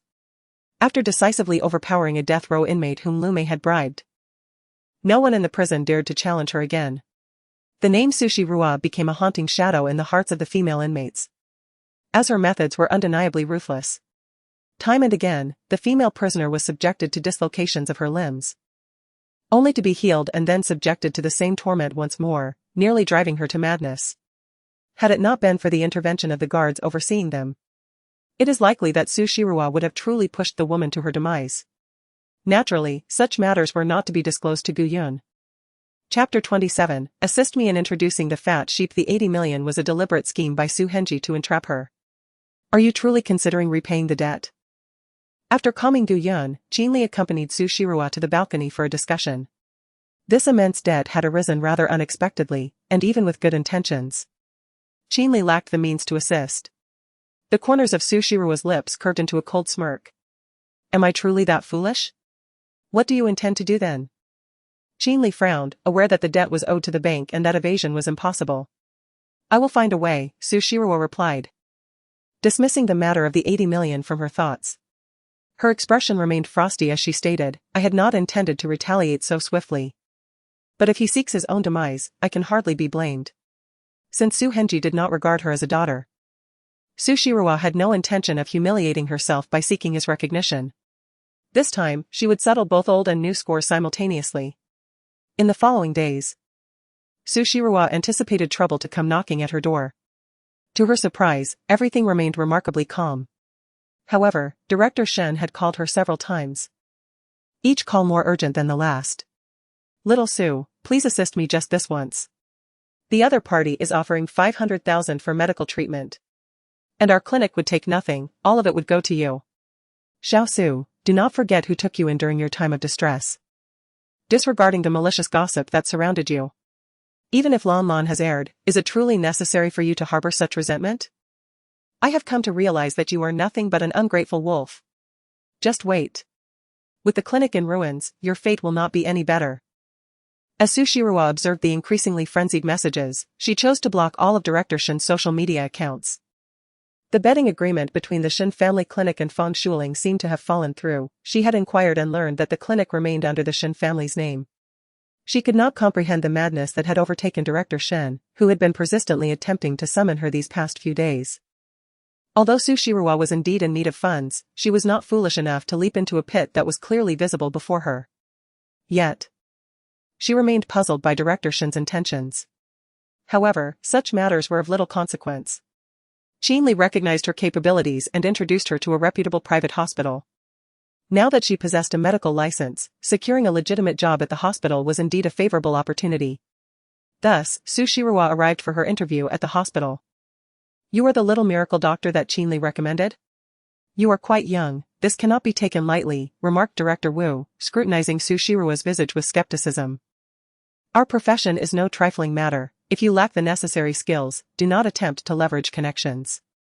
Otherwise, should any malpractice occur, it could ruin your life. My dear young lady, perhaps you should reconsider. Sushi Rua appeared delicate and fragile, akin to a tendril flower, clearly resembling a mere ornament. Were it not for Miss Qin's endorsement, Director Wu would have expelled her long ago. The private hospital holds a reputable position in Nanyuan City. And one must consider the repercussions of tarnishing its reputation over a mere young girl. How could they conduct business thereafter? Director Wu observed Sushi Rua's indifferent demeanor and sighed softly, suggesting that if she truly struggled to find employment, she could remain as a caregiver. He urged her not to underestimate such a humble profession, for the wages of caregivers at their hospital far exceeded those outside. Sister Qin informed me that this hospital operates on a collaborative basis with its doctors, sharing the medical fees on a 70-30 split. I only wish to utilize your esteemed hospital's platform. There is no need for you to concern yourself with anything else. Should I inadvertently cause a fatality, I shall take full responsibility. Su Shiruo maintained her calm composure and spoke with an air of confidence. However, Director Wu frowned as he perused her resume. My dear girl. While it is commendable that you attended the city's prestigious medical university, your expulsion due to certain circumstances, coupled with your incarceration, presents a risk we cannot afford to take. With that, he returned her resume and issued an unceremonious dismissal. Initially, he had spoken with some consideration, owing to Miss Jean's regard. But since the young lady seemed oblivious to the gravity of her situation and had the audacity to present such a resume, he saw no reason to extend further courtesy. Su Shiruo felt no anger. She had long been prepared for the challenges posed by her criminal record in her job search. It was only natural that, with no reputation to her name, she would encounter skepticism. Oh. Isn't that the infamous Su Shiruo? How surprising that after being driven out of our medical clinic, you've come here to swindle again. You truly have no shame. Su Shiruo had intended to leave but unexpectedly ran into an acquaintance. She cast a cold glance towards Shinilan and Fang Shuling as they approached together. Following the revelation of her incarceration history, it was evident that the gazes of numerous individuals frequenting the hospital had shifted dramatically when they fell upon her. My father kindly offered you an opportunity to return. Yet here you are, submitting AR sum. Do you truly believe any hospital would dare to employ someone with your tarnished past? Perhaps you should take a moment to reflect upon your own repugnant appearance. Shinilan's scornful remarks were a direct assault on Su Shiruo from the very outset. While Fang Shuling stood by, arms crossed, reveling in the unfolding drama. Shinilan, I bear no animosity towards you, do I? Su Shiruo, unfazed by the peculiar glances of those around her, responded coolly. Indeed, I simply cannot abide by the presence of such a venomous woman as yourself. Is there an issue with that? Shinilan retorted with arrogance. Su Shiruo chuckled lightly. There is no issue at all, after all. It is quite normal for a dog like Miss Shin to bark. I shan't stoop to barking back at a dog simply because it chooses to bark at me. As she tucked away her sum, she noticed Director Wu ingratiating himself with Su Shuling. Frowning slightly, she mentally blacklisted the hospital. Just as she prepared to leave, Shinilan abruptly seized her wrist. The woman's shrill voice pierced the air. Who are you calling a dog, you filthy harlot? With no hesitation, Su Shiruo delivered a sharp slap. In a low tone, she remarked, Miss Shin, with such foul language, would you like me to clench your mouth? You dare strike me? Shinilan's eyes widened in disbelief as she lunged at Su Shiruo, intent on pulling her hair. Su Shiruo grasped her wrist, impatience lacing her voice as she remarked. Shinilan, do you comprehend what you resemble? You are akin to a persistent pest, clinging on without merit. What pride do you possess? Are you envious of my time in prison, yearning to experience it for yourself? Did you not notice my desire to ignore you? Are you truly that masochistic? Returning to provoke me time and again? One might assume you harbor feelings for me, given your persistence. I have encountered many like you and dealt with them accordingly. You ought to be grateful for my current temper, which has softened considerably, otherwise. Su Shiruo coldly articulated, I would render you mute for eternity. The malice she exuded was palpable, her deep black eyes resembling those of one gazing upon a corpse. Shinilan trembled in fear, her legs yielding as she sank to the ground. Su Shiruo surveyed her surroundings from her elevated position. It was evident that the onlookers were equally intimidated. Hastily averting their gazes, with a frigid demeanor, Su Shiruo exited the hospital. Only then did whispers emerge behind her. That young lady's gaze was truly terrifying. Has she really served time? She appears so slight, yet her past seems quite brutal. However, she did not commit any wrongdoing. After all, who enjoys being insulted? That woman had it coming. I'd slap her as well. Wow, she was magnificent just now. Not far away, Fu Yuan observed the scene with keen clarity, exclaiming dramatically. He nudged Lu Tingchuan with his elbow, grinning. What do you think, Master Lu? Did you not realize she is quite the fiery little pepper? Today, a man dressed entirely in black squinted, a hint of surprise evident on his handsome face. The scene from that day in the storage room resurfaced in his mind. One could hardly imagine that his fiancée had such a sister. Why had she never mentioned her before? It seemed the outside world rarely spoke of the young lady from the Su family. Was it solely due to the incident of her hit and run? However, I have yet to encounter such a striking young woman. Master Lu, do you think I should make a move on her? She appears to embody my preferred type. Fu Yuan continued to chatter. Suddenly, an inexplicable chill washed over him. Instinctively, he glanced to the side and found Lu Tingchuan gazing at him with an enigmatic expression. Ahem. What's wrong, Master Lu? He stammered. Less chatter, Lu Tingchuan shot him a sidelong glance. Just then, the subject of their conversation approached them. The man narrowed his eyes, measuring her presence. Amidst the bustling street, as their gazes met, it felt as if all the surrounding noise had vanished into thin air. As she drew closer, Lu Tingchuan could discern the faint blue veins beneath her porcelain skin. Her slender form seemed so fragile that it appeared a mere gust of wind could carry her away. Yet one could not fathom the immense strength she possessed. Fu Yuan cleared his throat, feeling an unexpected sense of embarrassment. Surely, the young lady hadn't overheard his previous remarks? He only enjoyed a bit of banter, but if she were to become attached to him ahem. It must be said that Fu Yuan's imagination was running wild. As Su Shiruo approached Lu Tingchuan, her beautiful almond-shaped eyes met his deep gaze without a trace of fear. Lu Tingchuan raised an eyebrow, fixating his gaze upon her. Has the old man begun taking the medicine according to my prescription? Su Shiruo felt a twinge of discomfort, yet recalling her purpose, she suppressed the impulse to deliver a swift kick to this insufferable man and patiently inquired, is that so? Lu Tingchuan nodded in affirmation. That's good. Su Shiruo forced a faint smile and continued, there is a matter on which I seek your assistance. Speak, he replied tersely, though a flicker of amusement danced in his eyes. With a furrowed brow, Su Shiruo said, I find myself in a bit of a financial bind. I have 2 children and a mother to support, so I require some patience. Do you know of any wealthy individuals who could be of assistance? Ideally those who would be easy to treat? Pfft. Fu Yuan nearly choked on his drink. Wealthy individuals? He mused in disbelief. Is this young lady truly so candid? Furthermore, she was soliciting Lu for business introductions, which struck him as utterly amusing. This was the first instance he had witnessed a woman approaching Lu not with eager admiration but with a request for business connections. Indeed, Su Shiruo was an intriguing character. Chapter 28, She has changed. Su Shiruo reflected deeply. When she was wrongfully imprisoned, she had yet to complete her university education and held only a high school diploma. Now, with 2 children, she had no intention of returning to school to further her studies. The most expedient means of providing for her family was through healing others. Given her desire to earn a living in this profession, it was only logical to cater to the affluent, as they would yield the quickest financial returns while simultaneously allowing her to build a network. Her financial needs were substantial. Not only did she require funds to procure medicinal materials for her children's health, but her mother also needed specific treatments. More importantly, she yearned to complete the experiments she had left unfinished before her incarceration. In the affluent realm of Nanyang City, she was acquainted with only a handful of the wealthy, most of whom were entangled in some manner with Su Henji. After much contemplation, she resolved to focus her attention on Lu Tingchuan. Despite his engagement to Su Yaoyue, Su Shiruo perceived that the dynamics between them were far from uncomplicated. With a smile that danced on the edge of ambiguity, Lu Tingchuan inquired, if you seek my assistance, what price are you willing to pay? Being a businessman, he never engaged in transactions that did not yield a profit. Su Shiruo responded with a smile.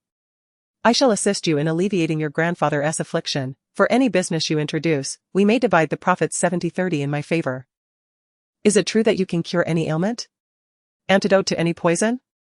Lu Tingchuan regarded her with a penetrating gaze, a flicker of unusual emotion glimmering in his deep-set eyes. I wouldn't dare to exaggerate, but I can indeed address the vast majority of ailments. Su Shiruo spoke with unwavering confidence. Even renowned practitioners of traditional medicine would hesitate to make such bold claims, yet she exhibited no humility. She was either naive or genuinely skilled. Fu Yuan nudged Lu Tingchuan with his elbow and, with a conspiratorial glance, whispered, Lord Lu, don't you possess a certain platform?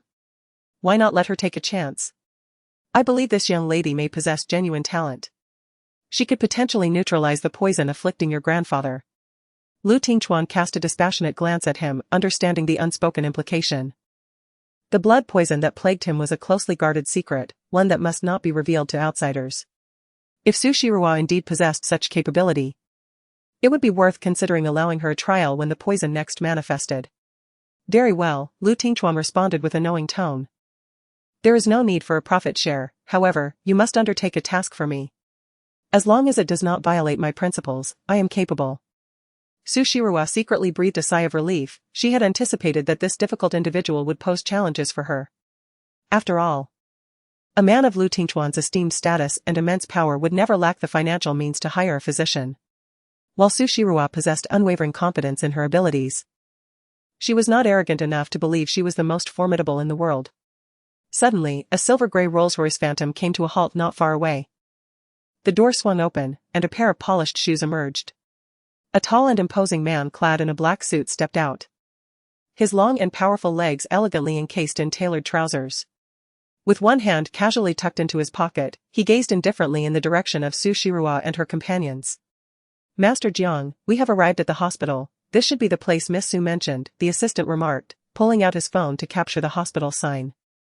One could not help but admire Master Jiang's dedication to Su Weiwei, even taking the time to personally collect medication for her.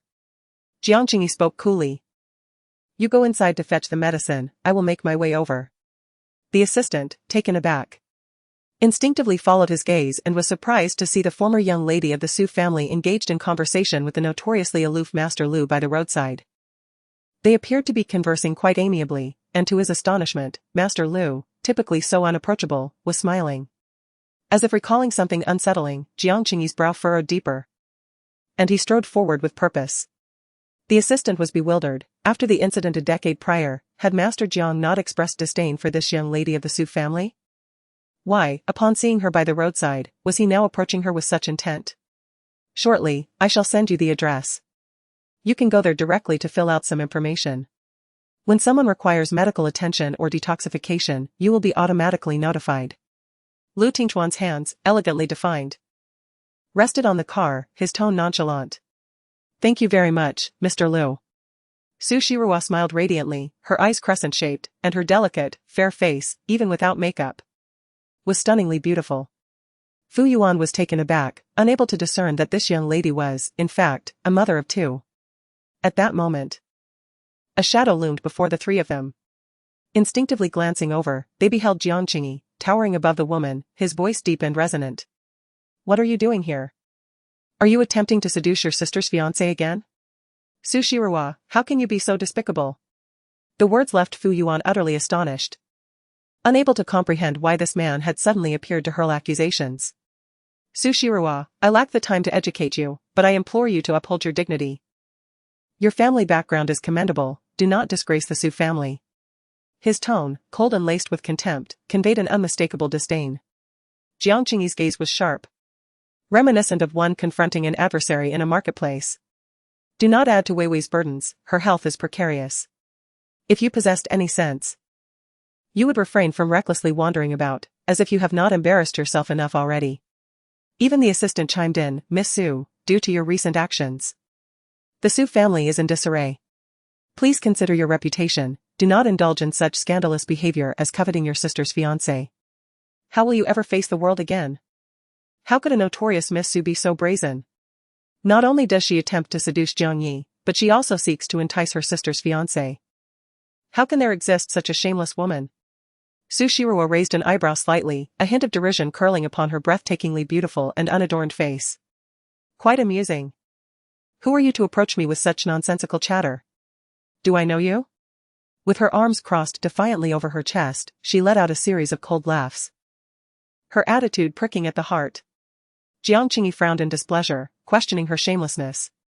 Su Shiruwa, how long do you intend to persist in this manner? You are dishonoring the hopes your grandfather once held. He would be unable to face anyone in the afterlife. Enough, Jiang Qingyi. Su Shiruwa's expression turned as frigid as ice. You lack the right to mention my grandfather. Had I known you were such a fool, I would have never allowed him to treat you. Being a true blind man would have suited you just fine. Jiang Qingyi's expression shifted dramatically, and even the assistant regarded the young lady with disbelief. How dare she speak to Jiang Yi in such a tone? Suddenly, Lu Tingchuan laughed aloud, casting a sidelong glance at Jiang Qingyi, yet his deep, dark eyes revealed no hint of mirth. Mr. Jiang, you truly have the leisure to meddle in matters concerning a woman. Which of your eyes perceived her intent to seduce me? His mocking tone was laced with a casual indifference, yet it unmistakably shielded Su Shiruwa. Jiang Qingyi, growing increasingly displeased. Retorted, Lu Tingchuan, remember you are Yao Yu's fiancé, she bore you a child. Jiang Qingyi regarded himself as one of the most prominent figures in Nanyuan City. Yet he had never fully grasped the intricacies of this man. 8 years ago, a young man in his early 20s appeared out of thin air and rescued the nearly bankrupt Lu family from the brink of destruction. Gradually, he subdued all enterprises in Nanyuan City, leaving everyone in astonishment and trepidation. It would be wise for Mr. Jiang to refrain from meddling in others' affairs.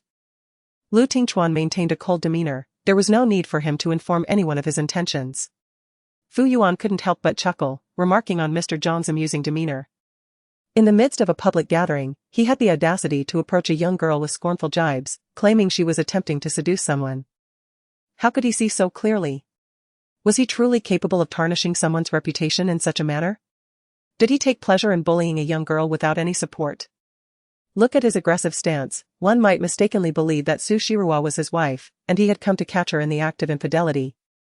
Fu Yuan had no fear of Jiang Qingyi, he simply found his arrogant attitude intolerable. A man in his 30s humiliating a young girl demonstrated a profound lack of decency. Su Shiruo, you truly possess remarkable skill. Jiang Qingyi's expression darkened, and his gaze towards Su Shiruo grew increasingly disdainful. Su Shiruo scoffed, asserting that her capabilities were of no concern to him. Why should she need his worry? Who was he to her? Miss Su, after all, our master Jiang is. The assistant began to interject. Enough, Su Shiruo interrupted with a cold laugh.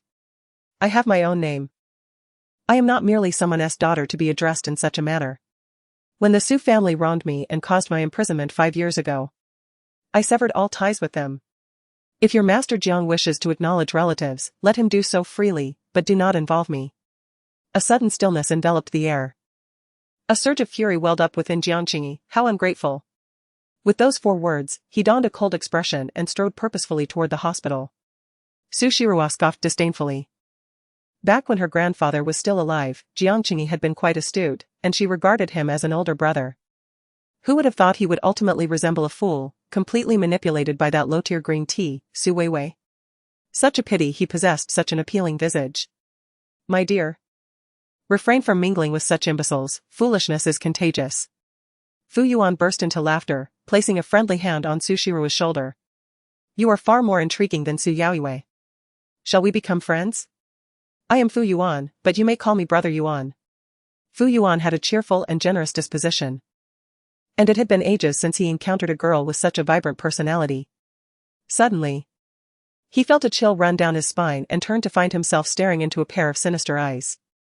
Clearing his throat discreetly, he withdrew his hand but did not forget to ask Su Shiruo for her WeChat ID.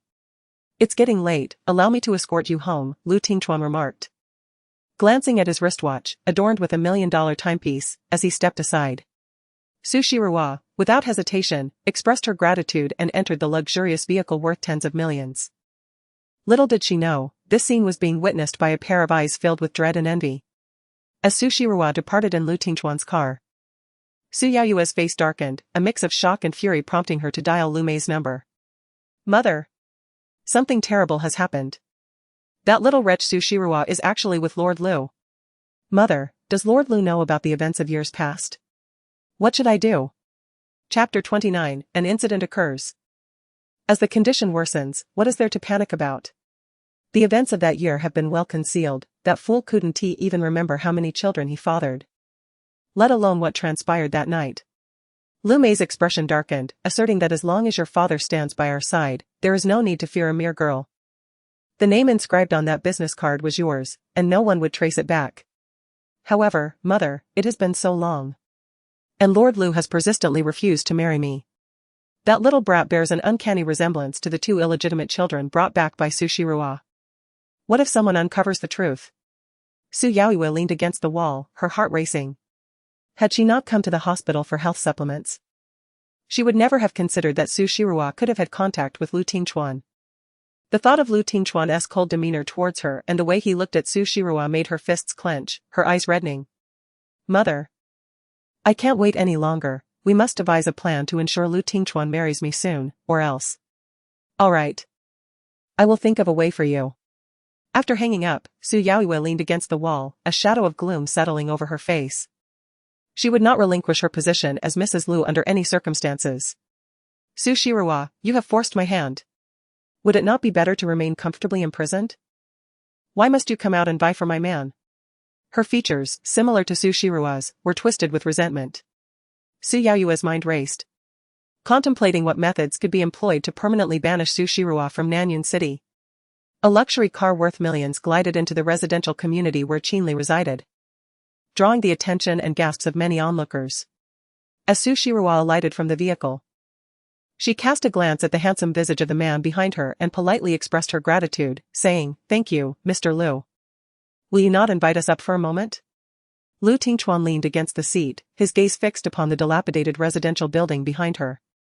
The aging commercial complex appeared worn and shabby, with the sounds of quarrels and brawls audible from below, starkly contrasting with Su Shiruo's demeanor.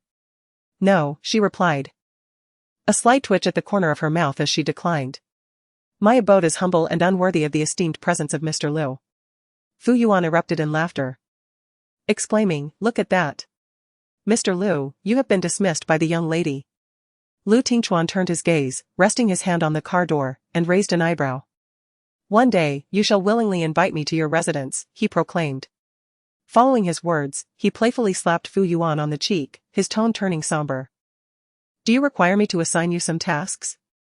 Fu Yuan's smile faltered, and he quickly adopted a grave expression, replying earnestly, "No need, Mr. Liu." Lu Tingchuan snorted lightly and rolled up the car window.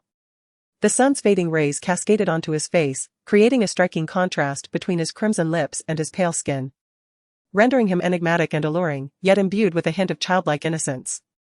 A sudden pang struck Su Shiruo's heart.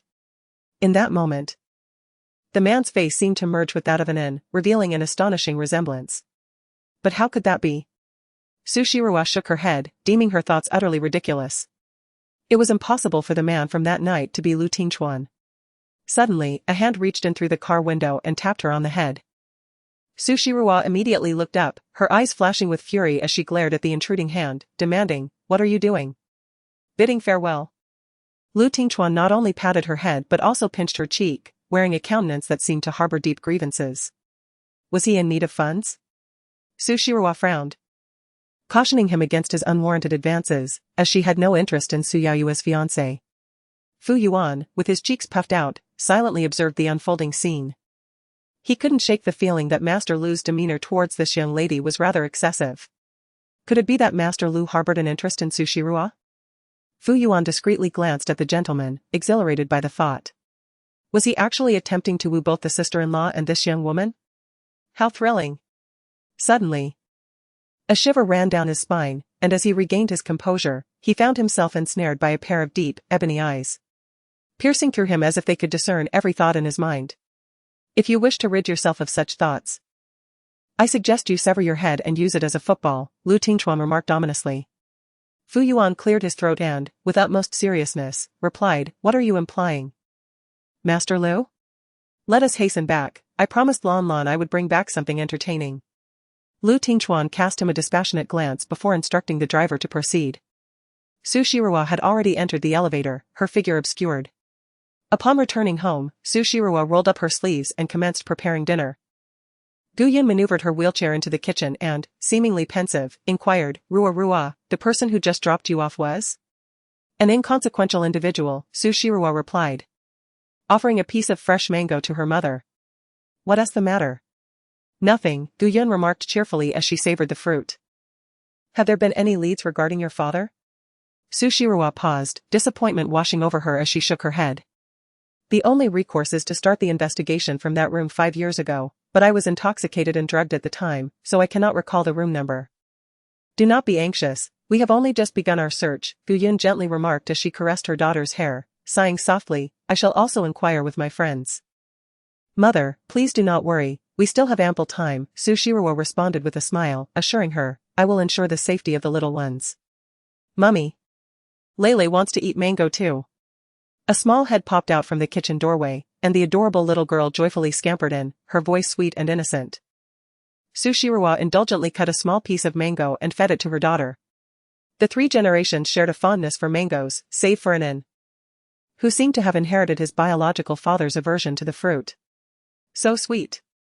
Lele exclaimed, savoring the deliciousness, her eyes squinting into crescent moons. Eat less. We shall have dinner soon, do you understand?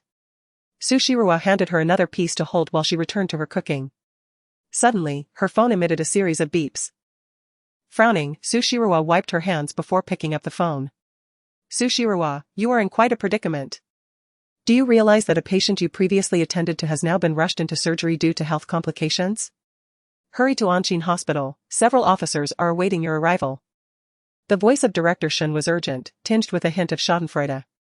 Sushiruwa frowned, inquiring, who are you referring to? She had indeed accompanied Director Shun to examine several patients, but none had seemed particularly severe. Surely there could not be any serious issues. Do you remember that businessman with the surname Chiao? Due to the medications you prescribed, the patient's condition has not only failed to improve but has deteriorated significantly. And they are now undergoing surgery. Director Shin scoffed, stating, I had warned you long ago against indiscriminately prescribing medication to patients. Now you find yourself in a predicament. Chiao. The proprietor? Sushiruwa instantly delved into her memories. Within the Shin medical hall, the patients assigned to her were invariably those whose ailments had confounded Director Shin. This Chiao, in his early 30s, originally hailing from a distant place, suffered from persistent heart pain with no discernible cause. Numerous physicians attributed his condition to hysteria, suggesting that it was merely psychological, leading him to believe he had a heart ailment. The reason Sushiruwa had taken it upon herself to treat him was the alarming state in which he arrived at the medical hall. His complexion was as pale as parchment, and he clutched his chest, as if a hammer were incessantly striking him, emitting cries of agony that startled many. Director Shen had examined Chiao multiple times, yet the underlying issue remained elusive. Upon encountering Sushiruwa, a practitioner of considerable skill, he encouraged her to attempt a diagnosis. Sushiruwa recalled that Chiao was not afflicted by a conventional illness but had fallen victim to a form of neurotoxin. She had formulated a remedy, confident that adherence to her prescribed regimen would swiftly eliminate the toxin. How had the situation escalated to the point of surgery? With a grave expression, she removed her apron and addressed her mother and daughter, saying, Mother, a patient of mine has encountered a crisis, I must rush to their side. Is everything all right? Guyun inquired anxiously, having sensed the distress in the voice of the caller moments ago. It's nothing serious, I'll go and assess the situation. Sushiruwa reassured her. Sushiruwa gently caressed her daughter's face and said to her mother, I will trouble you to look after the two children. Trouble? Nonsense. I am your mother, caring for my grandchildren is only natural. Guyun felt that her daughter was being overly polite. Sushiruwa smiled lightly, refraining from expressing further gratitude, and hurriedly left with her phone in hand. Upon arriving at Anshin Hospital, she immediately spotted Director Shin waiting for her at the entrance. As she stepped out of the taxi, he rushed over, his voice sharp, Sushiruwa, do you realize the calamity you brought upon our medical institution? Boss Joe is now in critical condition, if something goes amiss, you might as well prepare to return to prison. Sushiruwa cast him a calm glance. Where is the patient? They have already emerged from the operating room, and someone is looking for you to ask questions. Director Shin sneered. You are in for it this time. Do you know who is backing Boss Joe? Now that he is in trouble, you will have to pay with your life. Director Shen, have you forgotten? The patient was admitted to the Shin Family Medical Institution, and I merely assisted him. Even if someone were to pay with their life, it would not need to be me, Sushiruwa retorted coldly, observing that Director Shen had completely lost his shame, attempting to shift all the blame onto her. Initially, Boss Joe intended to leave directly when he found no issues on Director Shen's end. However, unwilling to let go of such a significant opportunity, Director Shin summoned Sushiruwa. Sushiruwa's prescription led to Boss Chiao providing a treatment fee of 100,000, yet Director Shin only allocated a mere 3,000 to her, even changing the name of the attending physician treating Boss Chiao to his own. When it comes to taking money, no one is more ruthless, and when problems arise, they are the first to shirk responsibility. Truly, they treat the medical profession as a mere business venture. You. Director Shin's expression darkened, and he scoffed. I possess evidence of your consultation with Mr. Chiao, it is impossible for you to deny it now. The most I could be charged with is complicity, but you. Director Shin's tone grew somber. Practicing medicine without a license is a criminal offense that could lead to imprisonment. In terms of shamelessness, Director Shun would readily admit to being second. No one else dared to claim the top spot. Sushiro mocked as she strode into Anshin Hospital, where indeed, personnel from the health department awaited her at the door of the ward. Director Shun immediately pointed at her and declared to the crowd, "I am reporting her. This woman treated Mr. Chiu without a medical license, and now Mr. Chiu is in this condition because of her." Chapter 30. Do not blame him for being ruthless. Is it you who treated Mr. Chiu Jiming? Did you also prescribe this medication? The health department officials, clad in uniforms, regarded Sushiro with stern expressions, brandishing the prescription she had written. Sushiro nodded, affirming, "Indeed, it was I. How dare you treat patients without a medical license? Do you understand that this is illegal? For the sake of money, you become a heartless beast. If anything happens to my husband, I will ensure you pay with your life." Mrs. Chiu rushed forward, seizing Sushiro by the collar and raged. "With such beauty, you don't rely on your looks but resort to deceit. I truly cannot fathom how you dare to show your face here. Haha. Such individuals care little for human life in their pursuit of illicit gains. At worst, they merely face imprisonment. I have heard that she was recently released after serving 5 years for a hit and run that resulted in a fatality. Such a beast, why was she not sentenced to death? It is a pity that Mr. Chiu, a promising young man, has a daughter who is only 3 years old. If something were to happen, that child would be left without a father." The crowd was abuzz with discussion. Had it not been for the hospital security intervening, they would likely have rushed forward to confront this fraudster lacking a medical license. Mrs. Chiu was both scolding and weeping, while not far away. The sight of Chiu Jiming's 3-year-old daughter crying was utterly heart-wrenching.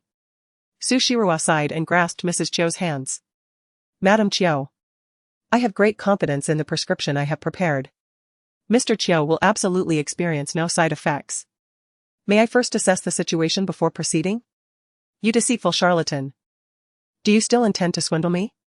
Return my husband's life to me. Return my husband's life." Mrs. Chiu cried out, her meticulously applied makeup now in disarray. Director Shun scoffed, addressing the investigators from the health bureau, "You comrades are unaware of how avaricious Sushiro truly is. I previously mentioned that our medical institution could not ascertain the cause of Mr. Chiu's ailment and therefore could not assist him, yet she, in her greed for Mr. Chiu's money, inserted herself into the situation, and I was powerless to stop her. Had it not been for my father's compassion toward her and her family, allowing them temporary refuge to clean in our institution, Mr. Chiu would not have fallen victim to her deceit. I regret my past actions. If Sushiro claimed that she learned medicine from her grandfather since childhood, I did not question her qualifications and allowed her to proceed, otherwise, Mr. Chiu would not have ended up in his current state." As she spoke, Director Shun could not help but shed tears, a visage marked by regret and self-reproach, prompting those around to offer their condolences. Director Shun had only intended to do good. Who could have known that this woman was a fraud?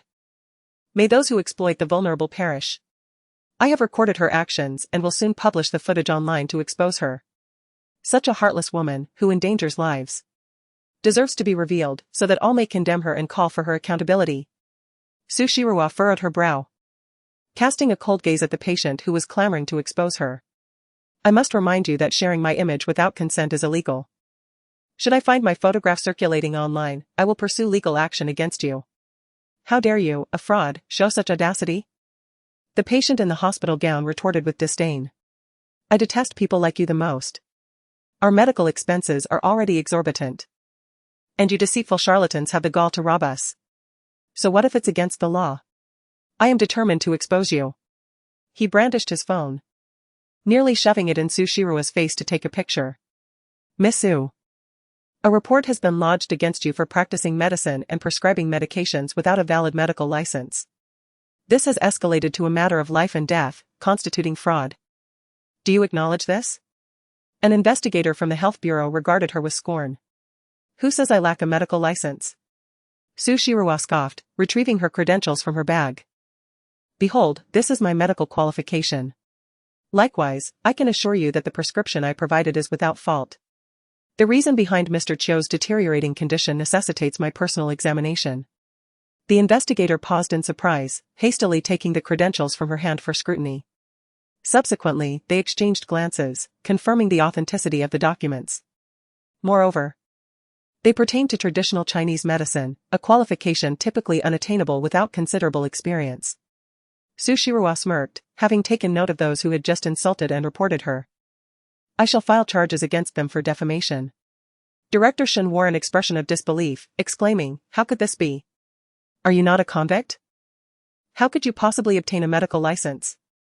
Seeing him act like a fool, Su Shiruo retorted, there is much you remain ignorant of, Director Shen.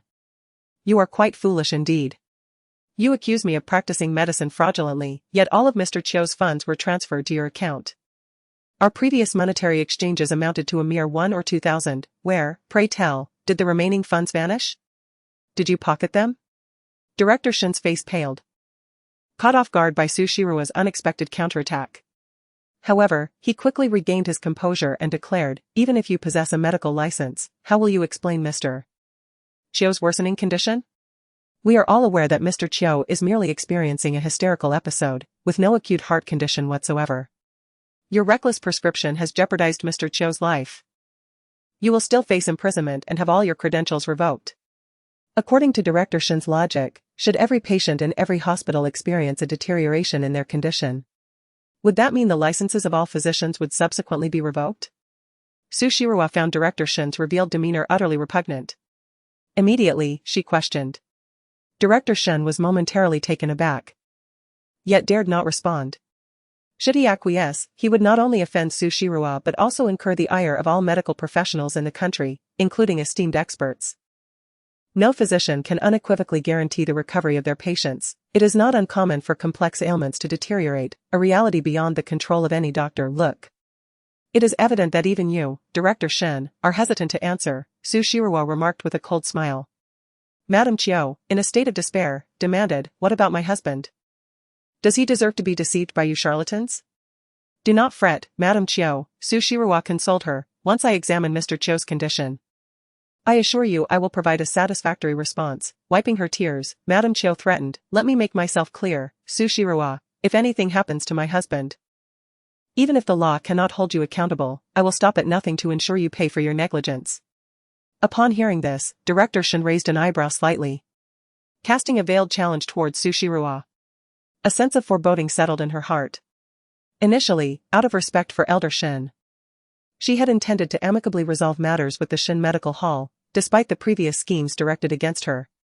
Yet, Director Shen's persistent provocations led her to question whether he truly believed her temperament to be pliable. The investigators, sensing the tension, furrowed their brows and conferred before addressing Su Shiruo. Given that Miss Su is confident, let us proceed to examine Mr. Chiu's condition at once. Fortunately, Mr. Chiu's surgery had just concluded. It was a minor emergency procedure that did not require extensive intervention. Once Chiu Jiming's consciousness was restored, the lights in the operating room were extinguished, and he was wheeled out. They proceeded to the intensive care unit. The attending physician responsible for Chiu Jiming's examination cast an irritable glance at Su Shiruo. Those who attain the position of attending physician have typically endured many years of rigorous training within the hospital or possess extraordinary innate talent. The doctors had long heard from Director Shen about Su Shiruo's past, imprisoned for 5 years starting at the tender age of 20. Only recently released. She audaciously proclaimed her ability to diagnose and prescribe medications, her medical license seemingly procured through dubious means.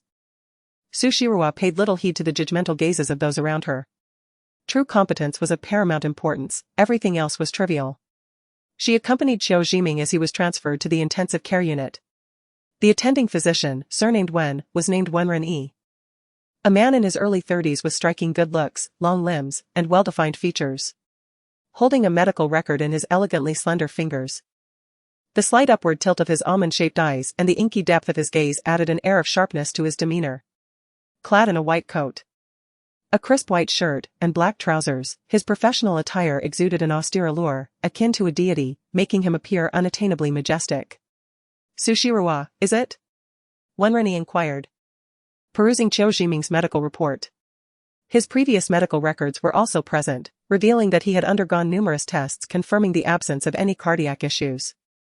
What audacity do you possess to prescribe such a treatment for Mr. Chiu? I have verified that the prescription you provided contains highly potent and toxic substances. An ordinary person, even in good health, could suffer grave consequences from such a concoction. You are not treating Mr. Chiu, rather, you are committing an act of deliberate malfeasance. Do you comprehend? When Rennie's voice resonated with a deep, magnetic timbre. His tone, imbued with anger, was cold and solemn. Even though Su Shirua possessed a visage that could rival the beauty of a fallen flower, it failed to pique his interest in the slightest. Just because you cannot ascertain it does not imply that I am incapable of doing so. Su Shirua, unfazed, approached Mr. Chiu to check his pulse.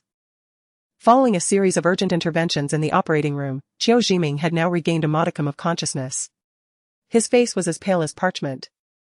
Beads of cold sweat trickling down his forehead, his eyes devoid of spirit, unmistakably a soul snatched back from the precipice of death.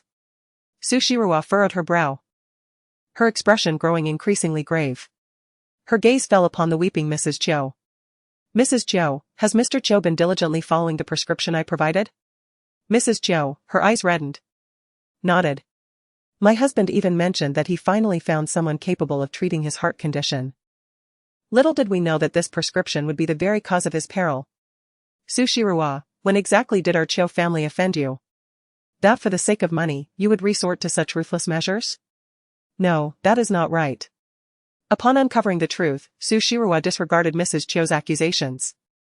Her gaze deepened as she lifted Chiu Jiming's eyelids and examined his tongue, gaining clarity in her mind. What? You two are aware of the truth? This prescription is nothing short of a lethal poison. We must alert the authorities. The charge of intentional harm to life cannot escape you, Su Shirua. Director Shin exclaimed with malicious glee. As long as Su Shirua could be incarcerated once more, the Shin family's medical establishment would remain unscathed, along with the acquisition of a substantial benefactor. Although he felt a twinge of remorse for Su Shirua, he had already granted her several chances. Since she did not cherish it herself, she should not blame him for turning cold-hearted.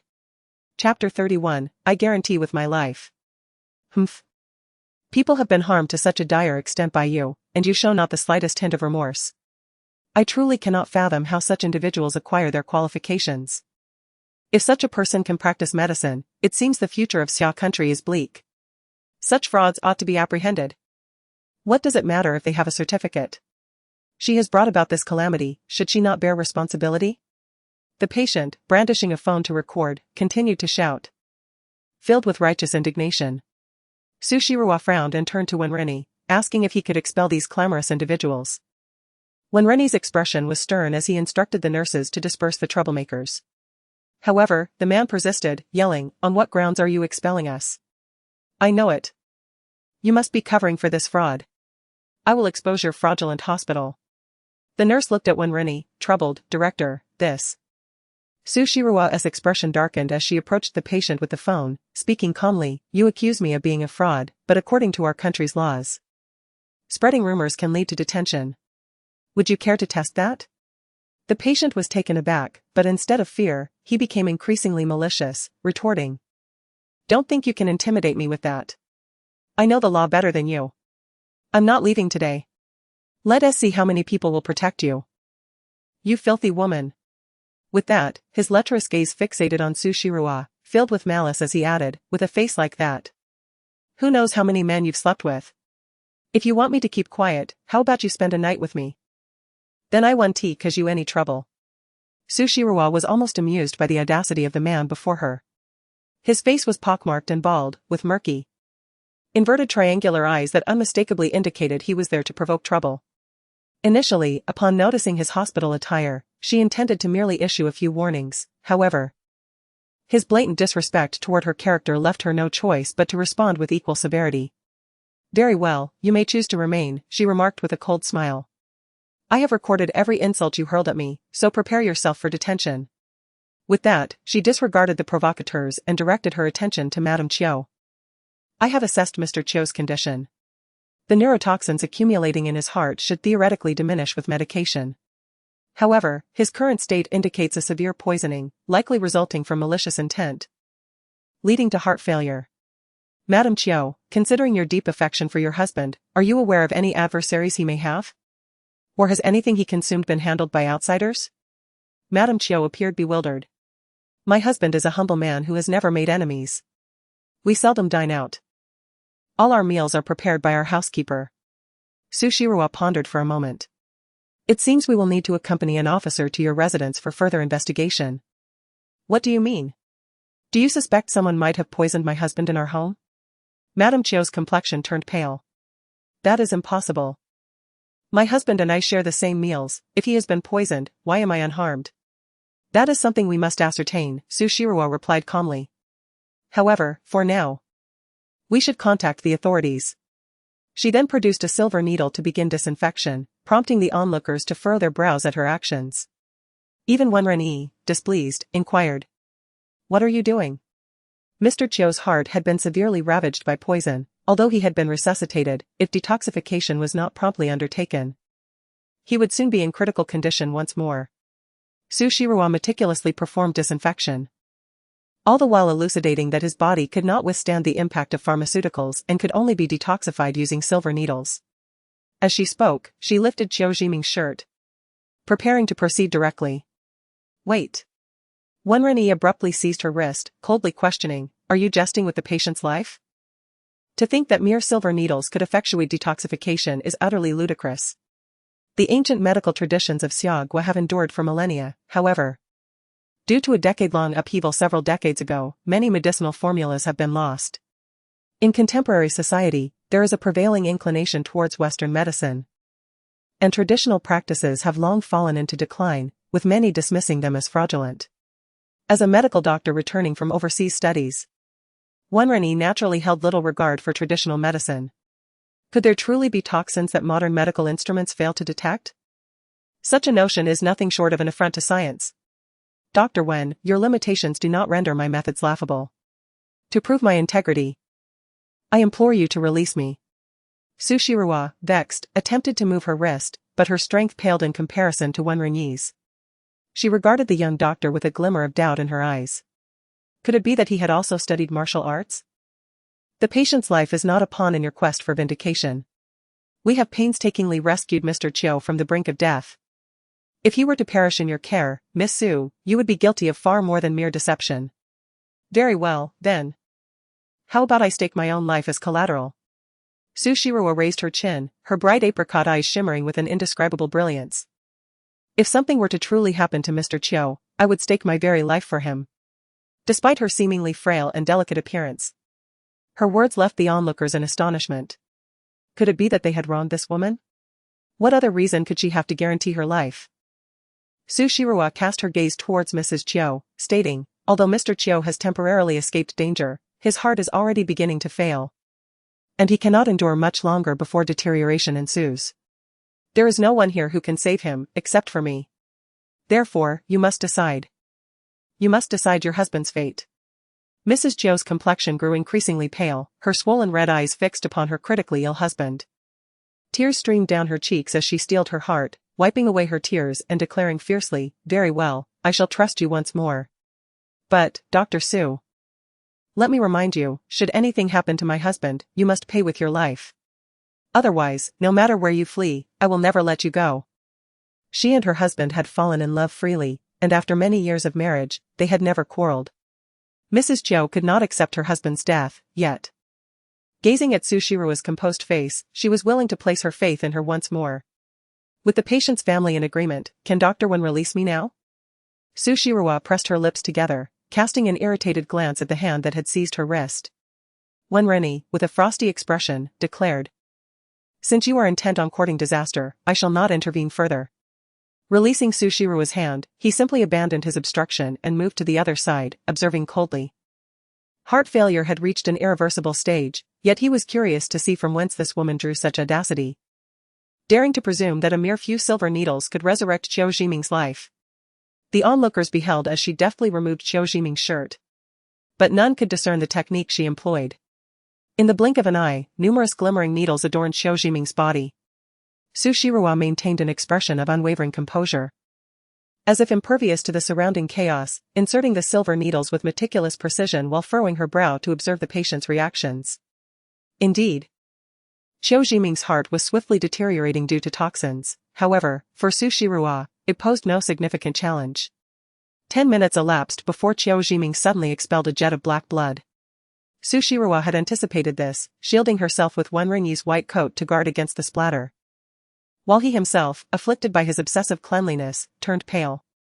Good heavens! Blood was spewing. Surely, she must be a quack, a charlatan. How could this be allowed to escalate to such peril? Why had no one reported this fraud to the authorities? The patient, recording the scene with his phone, was equally alarmed, raising an uproar as if to incite chaos. Madame Chiao's countenance shifted dramatically as she rushed to her husband's bedside, collapsing into tears. Darling. Please don't scare me. Don't frighten me. How malevolent it was, that such a person would dare to take a life in front of so many witnesses. Mr. Chiao had narrowly escaped death, now, it seemed he truly might meet his end. The malicious intent of this woman was astonishing, even as her own demise loomed. She sought to harm others. Arrest her and take her to the police station. A life for a life, let her pay for Mr. Chiao's. The assembled crowd seethed with righteous indignation, casting furious glances towards Su Shiroa.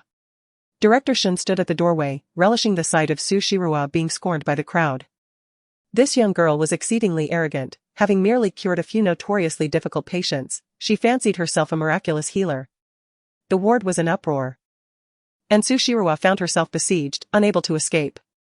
Some patients, vehemently opposed to charlatans, were eager to storm in and confront her, but were intercepted by Wenrenyi.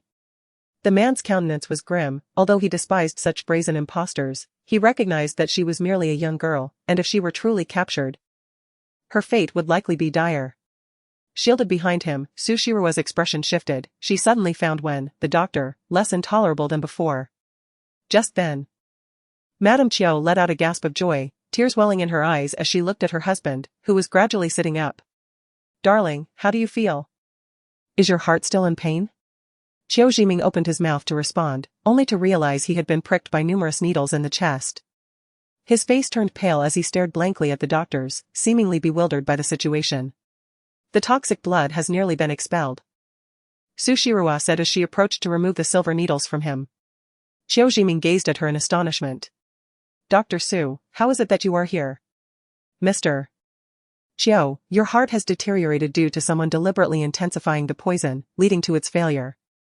While I have extracted some of the toxins with the silver needles, the remnants near your heart have yet to be completely eliminated. If you wish to survive, it would be prudent to investigate who harbors such animosity towards you.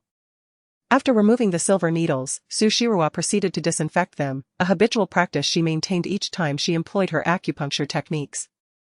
Qiao Jiming pressed his hand against his heart, and upon realizing that the agonizing sensation had truly vanished, he expressed his heartfelt gratitude. Thank you, Dr. Su. Had it not been for you, I might have lost my life this time.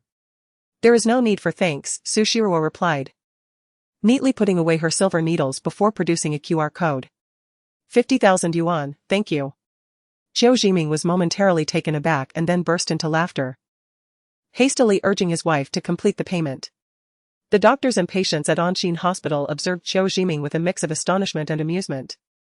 Apart from his slightly pale complexion, he bore no semblance of a patient. One of the patients could not help but inquire, Dr. Wen, could you perform a cardiac examination on Mr. Qiao? I find it hard to believe such miracles occur with merely a few needles. Chapter 32, She is remarkable. ISNT She? Even without prompting, the hospital would promptly conduct a cardiac examination for Qiao Jiming. Upon receiving the 50,000 yuan payment via WeChat, Su Shiroa felt a wave of satisfaction as she withdrew the funds. Although her visit to the hospital had been rather vexatious, the prospect of earning money uplifted her spirits. Her appearance as a little money enthusiast caught the attention of Wenrenyi, who couldn't help but glance at her a few more times, finding her rather endearing. The examination results arrived swiftly. A doctor hurriedly approached with the report, gazing dazedly at Su Shiroa. Mr. Qiao Jiming's heart failure has ceased, and it appears he has made a significant recovery compared to before the surgery. Though Anshin Hospital may not rank among the top institutions in Nanyuan City, it has attracted numerous elite medical professionals returning from abroad. For instance, Wenrenyi is considered one of the leading figures among them. When Qiao Jiming initially sought examination, even he had concluded that the patient's hallucinations were merely a manifestation of his own hysteria. Had it not been for the fact that Qiao Jiming was saved from the operating table by him, Wenrenyi might have begun to doubt the authenticity of the medical records himself. Let me see, he said, his expression grave. After examining the test results, he incredulously turned to Sushiro. This woman does it truly work? Are we not being deceived by the hospital to cover for this fraud? The patient adamantly refused to believe it. Some individuals, fully embracing Western culture, have long regarded traditional Chinese medicine as a charlatan's trick. Now, being informed that it possesses such efficacy, he stubbornly refused to accept it and even incited others to suspect that the hospital had fabricated this to shield Sushiro.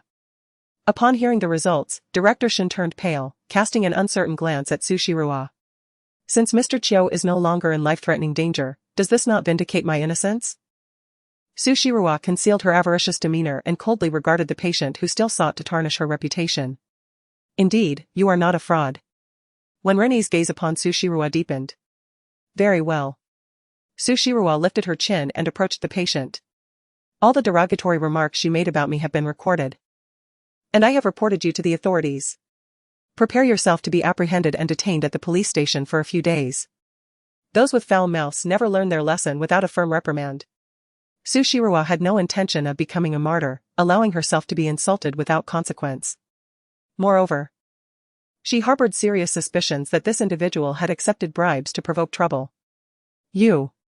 The patient, clearly flustered, attempted to flee immediately. Sushiro grasped his arm and mocked. Weren't you just quite fierce a moment ago? What, have you suddenly turned coward? Let go of me, you filthy woman. The patient's expression shifted as he realized he could not free himself from Sushiro's grip, and he swung his fist towards her.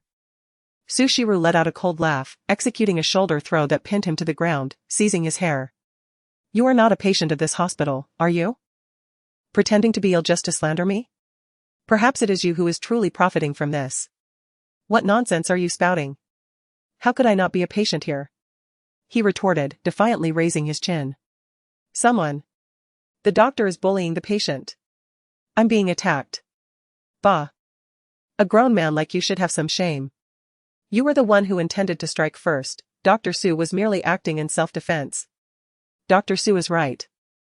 This fellow seems peculiar, intentionally seeking trouble. He may very well have been paid to incite chaos. Call the police immediately, we must investigate this thoroughly. This man is truly not a patient at our hospital, he isn't even wearing our patient gown. The nurses and patients began to question the individual subdued by Sushiro. Some astute individuals had already called the police. When Rene looked towards the investigators nearby, affirming that Dr. Su was innocent. Indeed. Such an exceptional doctor could never be a charlatan. The investigators looked at Sushiro with excitement, even requesting her contact information. In modern society, the pressures are immense. And the ailments are indeed bizarre and varied. Even substances as insidious as neurotoxins, which evade detection by medical instruments, can be treated by mere pulse diagnosis, truly. A living miracle worker. It would be wise to cultivate a close relationship with such an individual, one never knows when one might need assistance. Indeed. Not only the investigators but also the onlooking patients eagerly sought Sushiro's contact information. Recognizing the potential clientele, Sushiro graciously shared her WeChat ID. And each of them added her without hesitation. Director Shin discreetly made his way toward the ward's entrance. However, Sushiro, with keen eyes, spotted him and called out. Director Shin, where are you off to? Feeling awkward, Shin scratched his head and replied, well, it's getting dark soon, I must hurry home for dinner. No rush. Sushiro approached him, her smile devoid of warmth. As it happens, the investigators from the health department are right here with us. Shall we discuss the 100,000 yuan that Mr. Chiu paid you? It was evident that this sum had not been processed through official channels but had instead been pocketed by Director Shin. Otherwise, the health department investigators wouldn't have come. Nor would the crowd have been so quick to brand her a fraud. Xiao Su, we've known each other for quite some time. Director Shin's heart raced. Cold sweat beading on his brow as he forced out a strained smile. Director Shin, Sushiro replied calmly, I have long severed ties with your family. So let us not revisit those matters. If you dare to assist others in undermining me, you must also be prepared for the consequences of failure. At this moment, the investigators also came to a realization, their expressions impassive as they turned to Director Shin. Please accompany us back to the bureau to clarify this situation. Director Shin attempted to argue, only to be taken away by the investigators. When Rennie squinted, scrutinizing Sushiru. Is someone trying to harm you? Sushiru nodded. Have you offended someone? I have offended quite a few. If you need assistance, do not hesitate to inform me. When Rennie's demeanor softened noticeably towards her, with a rare smile gracing his handsome face. It's getting late, I should be on my way. Sushiru glanced at her phone, realizing that 2 hours had already passed and her stomach was growling with hunger. Just as she thought this, her stomach let out a loud rumble. Observing this, Mrs. Chiu immediately suggested, Dr. Su, why don't you join us for a meal? We would like to express our gratitude properly. I apologize for my fear today, which led me to speak to you in that manner. I'm truly sorry. It's quite all right, your concern for Mr. Chiu is understandable, Sushiru replied with a smile. Yet declined Mrs. Chiu's invitation. When Rennie opened his mouth, intending to invite Sushiru to dinner as well, but upon seeing her refusal, he hesitated. Nevertheless, his attention remained fixed on Sushiru, marking the first instance in which he felt a genuine interest in a woman. Meanwhile, Lu Tingchuan received a video file sent by Fu Yuan. Master Lu, you should have seen the scene, this young lady is remarkably composed. She was calm enough to administer injections in such a situation. I am aware of Qiu Jiming's case, I even consulted my brother about the cause of his illness. The toxin that my brother couldn't detect was identified by her. Perhaps she is indeed of use to you. Today, the commotion at Anshin Hospital suggests that Su Shirua is likely to have business soon. Haha. It seems there will be no need for you to introduce her to any fat sheep. Fu Yuan, being quite the chatterbox, sent numerous voice messages. Lu Tingchuan opened the video, and indeed, Su Shirua's delicate and stunning face appeared. Oh. It's Aunt Su. The little one, who was idly playing with a puzzle nearby, caught a glimpse of the video on his father's phone and immediately scrambled into his embrace. Aunt Su is so beautiful. If only she were my mommy. The child cupped his small face with both hands, gazing longingly. Lu Tingchuan cast a fleeting glance at him, holding him close, and said, Don't even think about it. Your mommy is Su Yaoyue. Humph. The little one immediately pouted, his expression filled with displeasure. Lu Tingchuan lightly flicked his forehead, causing the child's face to scrunch up even more. He found it peculiar that his son had never been particularly close to Su Yaoyue since a young age. The first complete sentence he uttered was, Su Yaoyue is not my mommy. The term motherly affection seemed utterly irrelevant to this pair. Don't mention that wicked woman to me. I truly despise her. Lon Lon swatted away his hand and jumped down from his embrace, sulking as he retreated to his room. Old butler Fong, observing from the side, couldn't help but chide, Sir, if the young master dislikes her, perhaps you should mention her less. Why persist in provoking his displeasure? Lu Tingchuan spoke, acknowledging that Su Yaoyue was indeed his mother. Given his young age, should he harbor such sentiments towards his biological mother as he matures? It may become a weapon for others to wield against him. Steward Fong furrowed his brow, saying, Sir, please do not think me too meddlesome. Since you brought the young master back, he is taken to hiding in cramped spaces. The psychologist indicates that this behavior stems from a lack of security and deep-seated fear. I wonder, could this be related to Miss Su? Lu Tingchuan remained silent, his gaze fixed on his son's ascending figure, his expression tightening. Steward Fong sighed, noting that although the young master appeared to function normally, witnessing him nestled within a wardrobe stirred profound sympathy within him. What child would behave in such a manner? Seeing no response, Steward Fong continued, It seems the young master has developed a fondness for another Miss Su. Sir, perhaps. Uncle Fong, you are overstepping. Lu Tingchuan replied with an indifferent tone, causing the steward to break into a cold sweat. He quickly apologized, I beg your pardon, sir. I was mistaken. Rising, Lu Tingchuan approached the toys his son had been playing with, casually picking up a small trinket to toy within his hand. His lineage must not exhibit weakness or fragility, otherwise, how could he ever inherit what rightfully belongs to him? The image of Sushiru was bright. Dark almond-shaped eyes flickered in his mind, inexplicably reminiscent of Lon Lon. In contrast, the thought of Su Yaoyue elicited a subtle distaste within him. That woman seemed to grow increasingly audacious, daring to extend her grasp into the realms of Chuancher Group. The Su family appeared ever more avaricious, audaciously attempting to seize what was beyond their rightful reach. Chapter 33, The Conflict Among Children. Lan returned to his room, clutching his tablet, and sought refuge within the confines of the wardrobe. The dark and narrow space enveloped him with a profound sense of security. The little one wore a discontented expression, pouting as he activated the device. The soft glow illuminated his face as he deftly inputted a few codes, revealing the video that his father had held moments ago.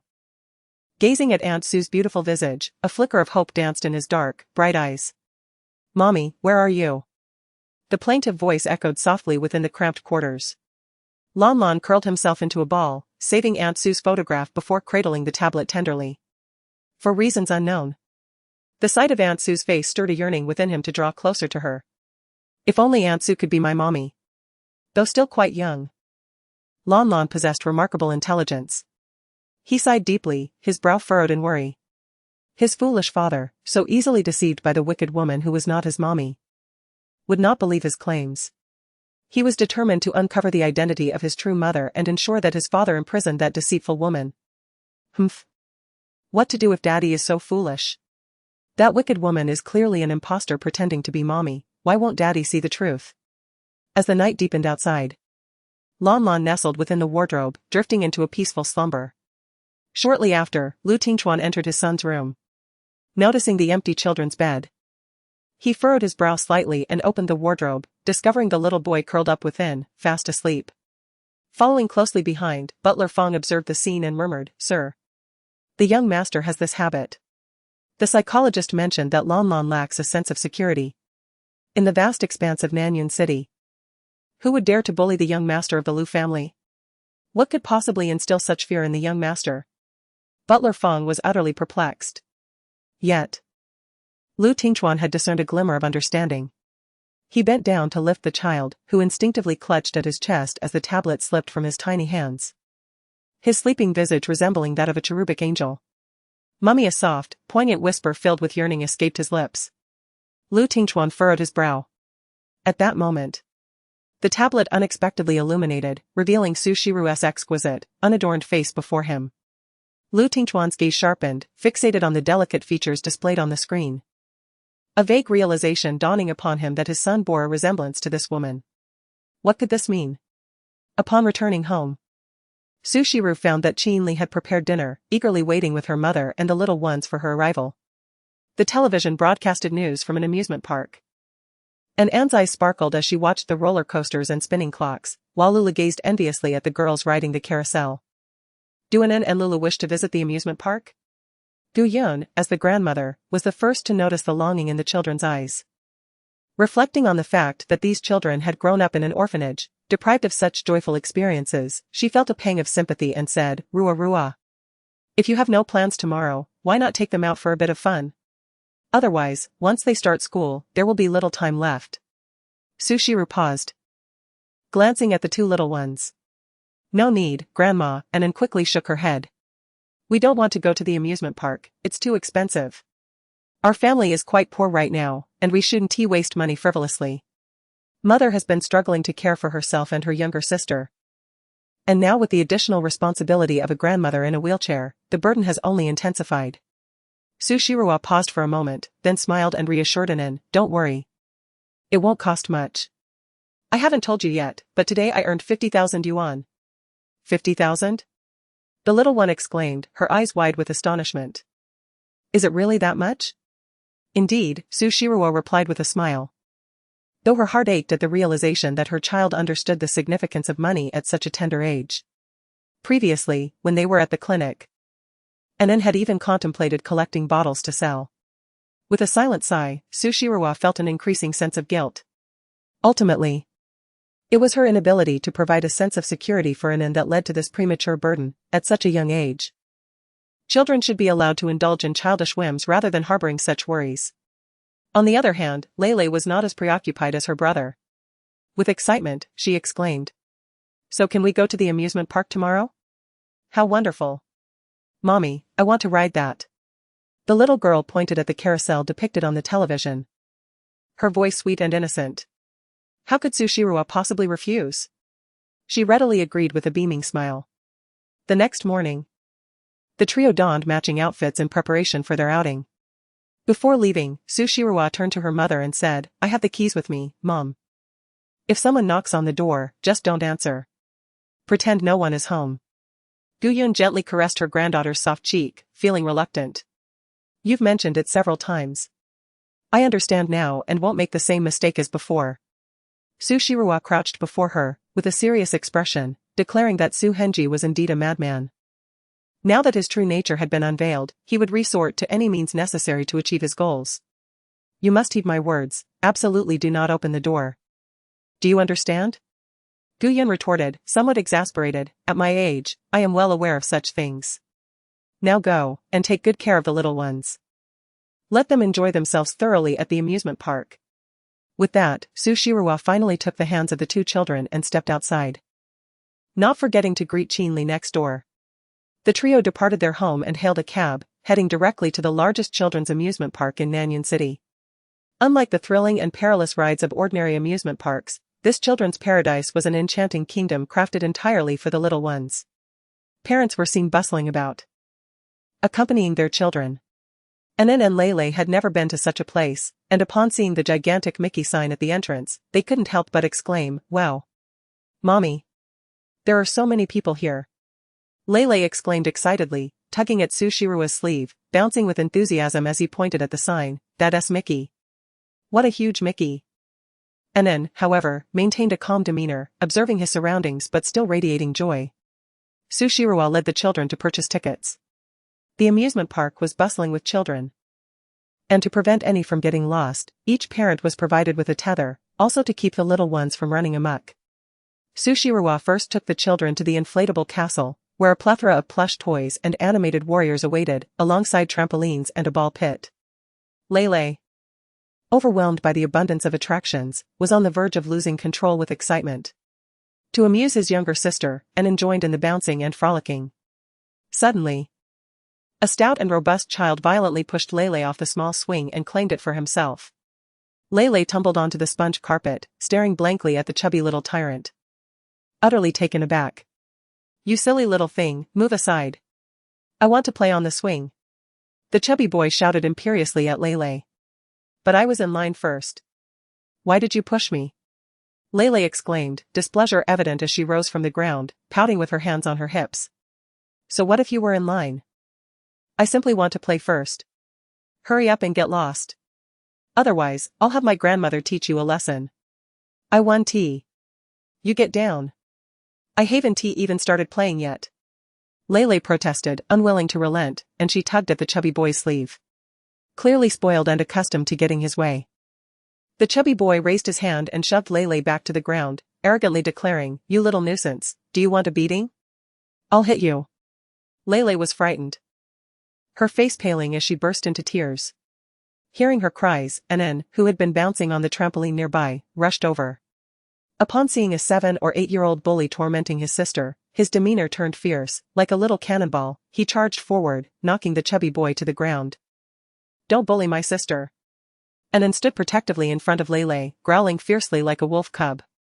The chubby boy, momentarily stunned by the audacity of this small adversary, quickly regained his composure and lunged at him. Soon, the two children were entangled in a scuffle. As Su Shirawa had just purchased warm milk for the children, she turned to witness Anan mercilessly pinning down a chubby boy nearly double his size and beating him. While Lele sat on the sponge carpet, wiping her tears and sobbing. She rushed over, incensed. Who was this audacious little brat that dared to strike? Such a lack of upbringing. Who gave you the audacity to harm my precious grandson? A sharp voice pierced the air as a woman in her 50s seized Anan and forcefully slammed him onto the ground, not hesitating to berate him. You shameless little rascal. Look at what you've done to my grandson. Come here, and see if I don't thrash you. Upon noticing the bruise on her grandson's face, the woman erupted in fury, attempting to grab Anan to deliver a beating of her own. Meanwhile, the chubby boy, having lost the fight, was not ashamed but rather cried out loudly, Grandma, kill this little wildling. Kill him. Anan, equally defiant, glared at the woman, proclaiming, he bullied my sister first. Seeing the frail little girl nearby, the woman reached out to grab Lele, who, frightened, covered her face and began to wail. Lele, dear, mommy's here, mommy's here. Su Shiroa called out as she hurriedly scooped her frightened daughter into her arms, simultaneously shielding in and behind her. With a cold gaze fixed on the woman, she furrowed her brows and demanded, "Auntie, what do you intend to do to my son and daughter? You raised a little brute who assaulted my grandson. And you still have the audacity to argue?" The woman retorted sharply. Su Shiroa glanced at the chubby boy and replied, "It's merely a child's scuffle. What business do you have interfering? Your grandson is such a hefty lad, even my son cannot best him. And yet you still have the audacity to seek revenge on his behalf?" "Mommy, it was he who pushed me to the ground first," Lele lamented, wrapping his small arms around his mother's neck, his voice tinged with tears. "Humph.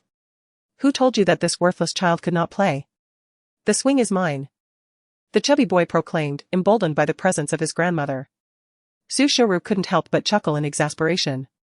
This little rotund child, no more than 7, had clearly been subjected to such teachings on a regular basis. With a cold smirk, she retorted, "Whom do you dare to call worthless? My daughter is my treasure. Far more precious than you. If we speak of worthlessness, it is surely one who cannot even best a younger child who truly fits that description. Grandma. This woman insulted me." The chubby boy fumed, eager to report the perceived injustice. At home, no one dared to speak to him in such a manner. He was determined to have his grandmother deal harshly with these two worthless individuals. "Apologize to my grandson at once," the woman exclaimed, her voice brimming with indignation upon hearing her grandson's plight. "Madam, perhaps you should refrain from meddling if you have failed to educate your child properly. Just look at what your upbringing has wrought. For the sake of your elderly and youthful company, I shall not waste my breath on you further. Go home and properly teach your grandson, do not let him become a burden." Su Shiroa offered her unsolicited advice. "How dare you? How I raise my precious grandson is none of your concern. Do you even know who my son is? Do you believe I cannot make your life in Nanyan City unbearable?" The woman shouted, her demeanor an embodiment of obstinacy. Children are inherently mischievous, and a mere scuffle among them is nothing unusual. However, once adults intervene, the entire situation transforms.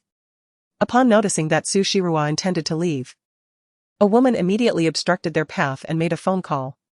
Before long, several uniformed bodyguards arrived, encircling the mother and her 2 children. "What do you mean by this?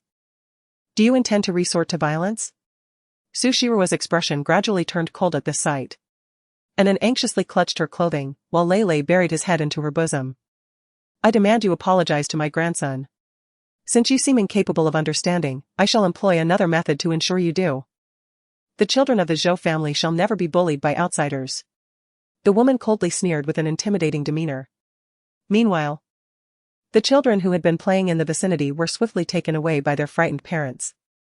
It was a rare sight for children to call for bodyguards during a squabble. The onlooking parents glanced at the elderly woman with trepidation, though they said nothing aloud. They held contempt for the chubby child beside her. How pitiful, unable to hold his own against even a scrawny child, yet he has the audacity to summon elders. They speculated that this child would likely amount to nothing in the future. A crowd gathered at a distance, buzzing with whispers. At the center of it all, Su Shiroa was incensed by the oppressive attitude directed at her. She set Lele down, rolled up her sleeves, and prepared to confront the situation. Suddenly, a little boy dressed in blue overalls and a shirt, adorned with a red bow tie, darted out from somewhere. He spread his arms wide to shield Su Shiroa and her children, looking up at the bodyguards and declaring, "Don't bully Aunt Su." "Lon Lon?" Su Shiroa exclaimed in astonishment, gazing at the little boy. Suddenly, Lon Lon turned her head and said in a sweet voice, "Auntie, don't be afraid, Daddy is here. Those bad people wouldn't dare to bully you." Su Shiroa was taken aback, only to hear her son excitedly call out, "Good-hearted uncle." From the crowd emerged a tall and robust man. Dressed in a fitted black suit, he accentuated his striking figure, with sharp brows and high cheekbones, thin lips pressed together, exuding an aura of formidable charisma akin to a walking embodiment of testosterone. Under the sunlight, he appeared as handsome as the sun god Apollo, radiating an extraordinary presence that suggested he was not to be trifled with. "Daddy! Come here, quickly!" Lon Lon waved at Lu Tingchuan. Su Shiroa was also momentarily taken aback by the exceptional appearance of this man. She had to admit that Lu Tingchuan was truly aligned with her aesthetic preferences. Were it not for Su Yaoyue being his fiancée, she might have felt a flutter of affection. Humph, even if your man has arrived, it won't matter. Although the woman sensed that this unexpectedly appearing man seemed quite formidable, her confidence stemmed from the fact that these bodyguards were hired at a high price. However, to her astonishment, upon seeing the man's expressionless face, the bodyguard's demeanor shifted dramatically. Lord Liu? One bodyguard nearly gasped. Who could have anticipated that the infamous Lord Liu of Nanyuan City would appear in a children's amusement park? Even with just Lord Liu present, they dared not make a move. Seize this woman. Make her kneel and apologize to my grandson. Otherwise, she shall not leave this place today. The woman arrogantly commanded, entirely oblivious to the fear displayed by the bodyguards. However, the bodyguards, who usually obeyed her commands, were now rendered utterly rigid. One of them even collapsing to the ground in weakness. Lord Liu, how did you come to be here? One of the bodyguards stammered. Lu Tingchuan cast a languid glance at them. Who is your employer? We are employed by Mr. Zhou Guang. Zhou Guang is a prominent figure in the entertainment industry in Nanyuan City, owning numerous nightclubs and bars, firmly situated at the pinnacle of the gray area. Naturally, his reputation in Nanyuan City is far from stellar. Yet, in the presence of Lu Tingchuan, Zhou Guang was utterly insignificant. Take his mother and child back, and ensure he disciplines them properly. Lu Tingchuan stated indifferently, showing no interest in tormenting women and children. Yes, we shall leave at once. The bodyguard sighed in relief and promptly approached the woman for a conversation. Although she was Zhou Guang's mother, she demonstrated a complete lack of tact, incessantly hurling insults. Su Shirua frowned, finding the woman's tongue excessively foul, especially with so many children present, displaying no sense of restraint. Meanwhile, the chubby child seemed accustomed to his grandmother's incessant nagging, not at all surprised, and even appeared eager to join in the verbal tirade. Growing impatient, the bodyguard decisively picked up the chubby child and departed. The woman attempted to continue her confrontation but was forcibly pulled away by the bodyguard. You little wretch, just wait. I will have my son deal with you. Wow. That grandmother is so rude. She said so many foul words. Lon Lon puffed her cheeks, yet felt quite proud of her father's formidable presence. Her breath was utterly foul, devoid of any manners. You should not emulate her, do you understand? Sushiru, concerned that the children might absorb the woman's words, could not help but educate them. Anna nodded, reassuringly stating, Don't worry, Mommy, we won't imitate her. That person is truly unpleasant. Mommy, Lele nuzzled against Sushiru's cheek, she is so fierce. Lele, with her introverted, sensitive, and timid nature, was visibly shaken. Her small face paling at the memory of the woman being forcibly escorted away by the bodyguards. Do not fear, she has already departed. Sushiru gently kissed her daughter's cold little face, holding her tightly. Aunt Su, are you all here to play? Lon Lon, enviously eyeing Lele, turned to her and said. My daddy is playing with me too, can we all play together? Sushiru was momentarily taken aback. In truth, she was reluctant to have too much interaction with Lu Tingchuan. However, the eager glimmer in Lanlan's eyes made it impossible for her to decline. She glanced at Lu Tingchuan, who simply remarked, Let us join together. Alright, Sushiru replied with a polite smile. Thus, the two adults, accompanied by the three children, resembled a family of 5 enjoying a delightful outing. Along the way, many passers-by discreetly observed this extraordinarily attractive family, feeling a pang of envy. Under the sunlight, the woman's stunning visage appeared even more radiant, while the man exuded an extraordinary handsomeness, akin to a deity emerging from ancient European mythology, evoking awe and reverence. Despite their lack of communication, the 3 little ones, all of similar age, huddled together, clearly resembling triplets born from the same womb. Yet, this detail did not capture the attention of Sushiru or Lu Tingchuan. The children's amusement park is replete with facilities, offering an overwhelming array of attractions suited for youthful play. Lon Lon has never experienced such joy. On this day, her laughter surpassed that of the past few years combined. Even Lu Tingchuan, the stern father, could not help but let the corners of his lips curl upward upon witnessing the children's delight. Sushirua joined the children in bumper car rides and trampoline fun. The sound of their laughter nearly filled the entire park. Lu Tingchuan's gaze deepened. Not far away, Lu Jianing felt her heart sink as she observed this scene. Trembling, she captured numerous photos on her phone and discreetly sent them to Su Yaoyue. Soon after, Su Yaoyue's call came through, her voice laced with fury and disbelief. What is happening? Cousin, how could that little wretch be with Lord Lu? And your son, one might think he is that little wretch's own. Cousin, let us not forget how we once tormented that little wretch. I firmly believe she is seeking revenge. Deliberately trying to seduce Lord Lu since her release. You must secure Lord Lu tightly.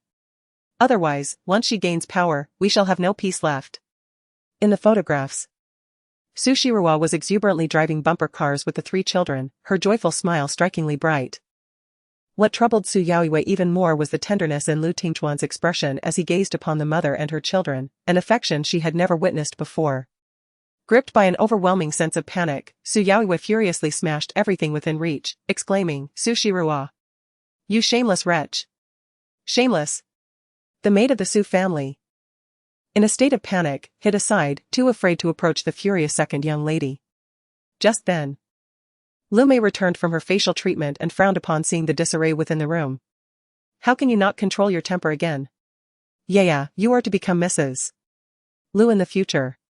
If others witness this disgraceful behavior of yours, how will they mock you? Mother!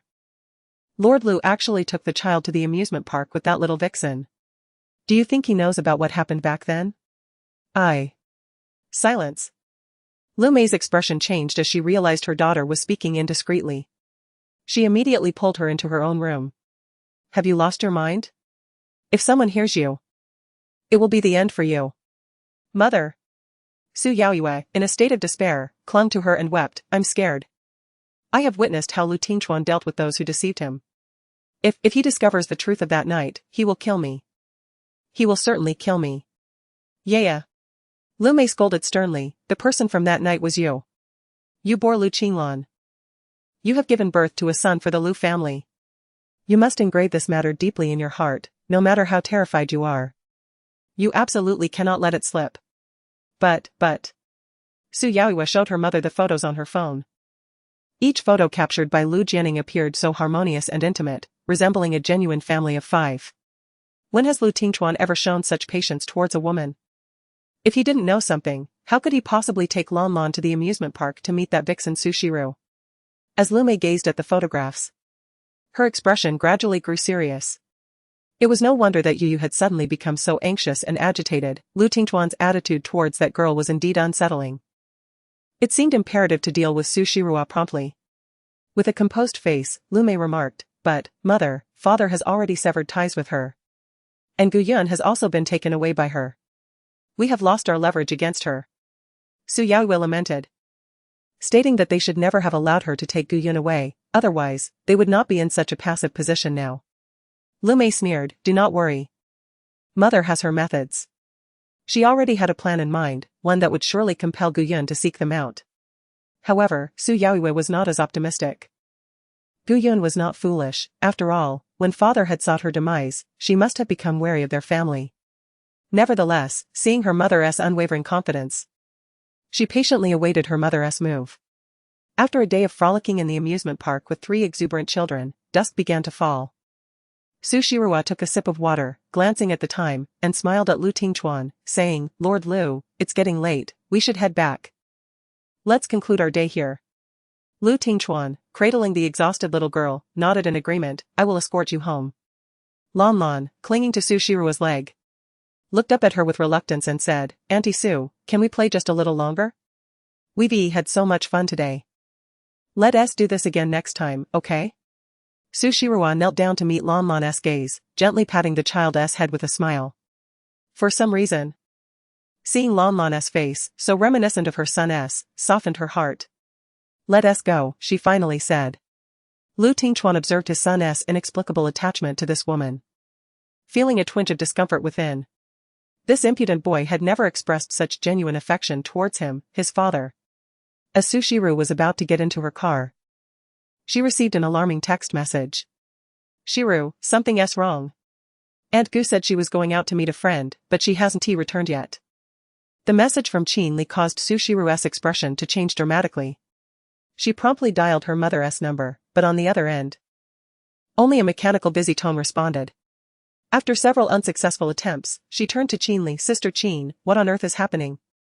Why did my mother suddenly go out? Aunt Gu told me she was going to meet a close friend and mentioned an important matter she needed to discuss. I dropped her off at the tea restaurant and waited outside, but she never came out. I grew worried and went to check the private room, only to find Aunt Gu missing. Qinli spoke in a tone filled with urgency and self-reproach. She had thought that with her presence, there would be no cause for concern, yet she had not anticipated that Gu Yun could vanish right before her eyes. Su Shiru's countenance grew grave. Although her mother was easily trusting of others, the previous actions of Su Henji had instilled a sense of caution in her.